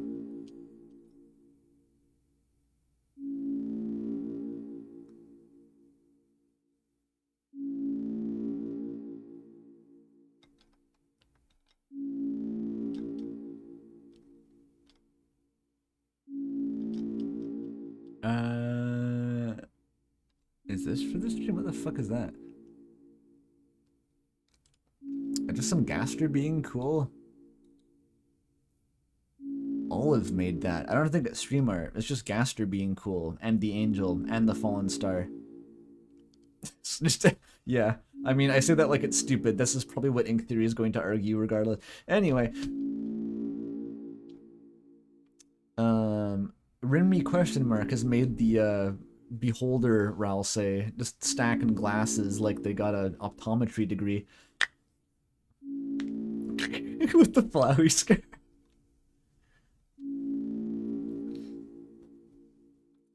I'm trying to be more independent with my self-presentation, Chris. It's like, no, we were 3 more pairs of glasses. 3 more, and here's the scarf.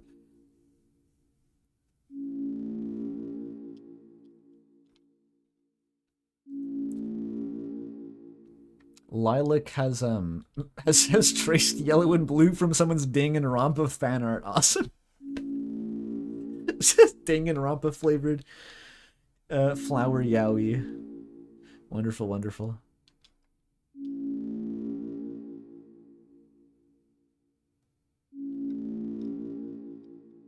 What? This is a video? Oh fuck, it's loud.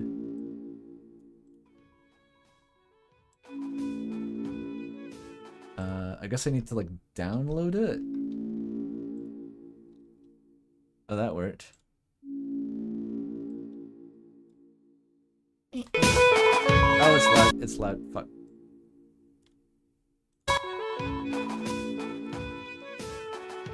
It's not like I wanted this or anything. Even someone like me can't get in the way of true love.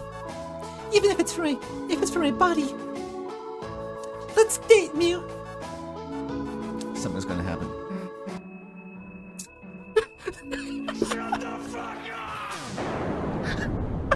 What the fuck is that? Who the fuck is that? I just cut to some strange individual. What, you can't see it? Oh no, it's fine. Well, yeah, who the fuck? Was that Aaron Lung?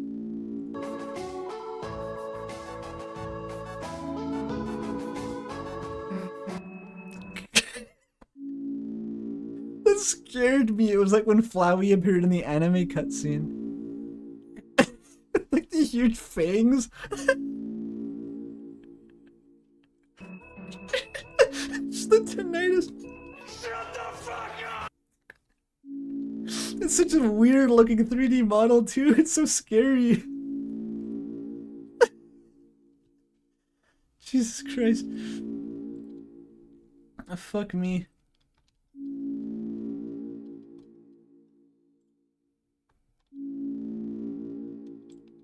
The VOD limit? We have half an hour. I'm gonna end as soon as the stream art's done. It's not even gonna be close.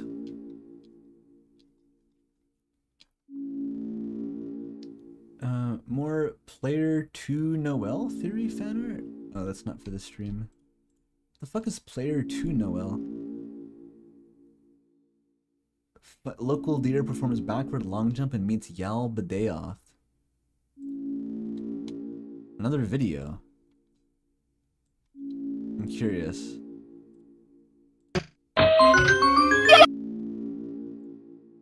This one looks awesome. This one is by Warhamster Hoas, which I guess is like if you're a Warhammer fan and a furry at the same time.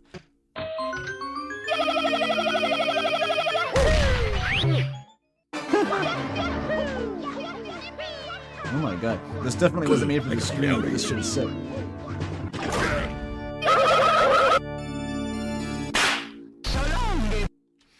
Oh, it's one of those terminal montage animations, or like Sir Pillow or fucking something. Or maybe it's original, but just references those?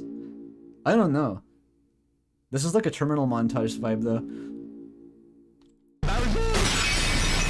Thank you so much for playing my game. One more time.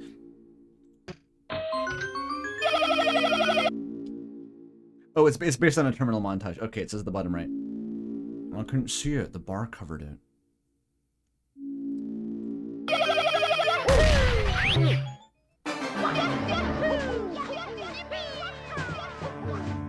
I gotta get out of here.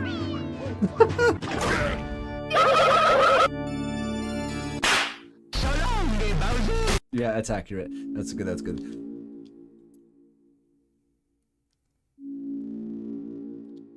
Can you watch that on YouTube? It was posted as like a raw video file. Been drawing Aqua all stream? Good Aqua. Mine Zap. I like Aqua. Simple premise, but fun. 50 check bucks? You should play my unrelated Undertale cover on stream that I worked on partially during the stream. Is it in the arts and crafts? Oh, okay. I'll play that.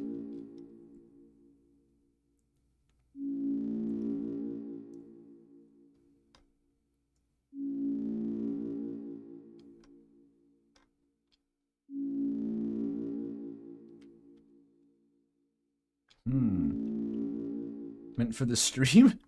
I don't even know what this is referencing. We're injecting Gaster with hope. We're injecting Chris with hope. Gaster is doing that, surely. Who's injecting Gaster with the hope? Maybe just looking at Flowery. I am just too hope-pilled.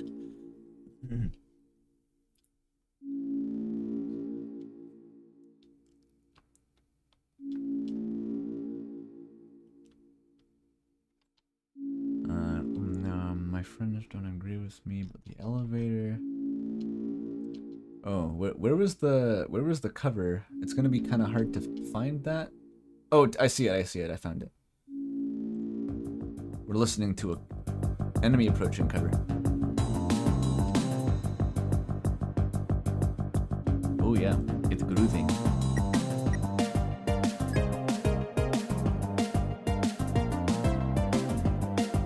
Oh yeah, oh yeah.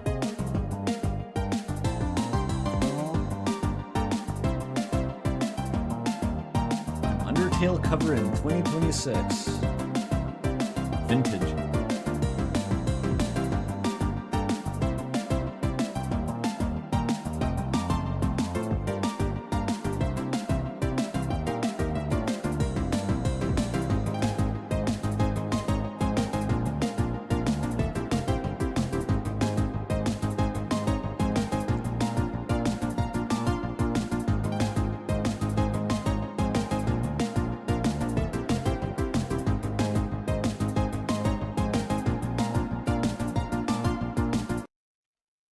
It's only a minute long. Good cover. The enemy approaching was like a really unique. The vibe between Undertale and Deltarune, even in like the battle music, is pretty distinct. Like Rude Busters is a weird kind of like Latin jazz thing, and then enemy approaching is just like, I don't even know what the fuck sounds like that. It just sounds like Undertale to me. I can't really compare it to anything else. It's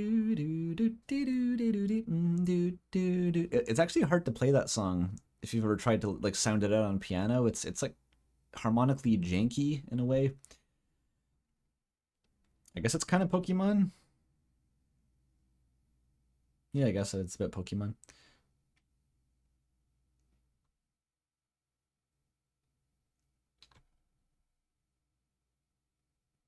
Well, anyway, that's the end of the stream art. Unless...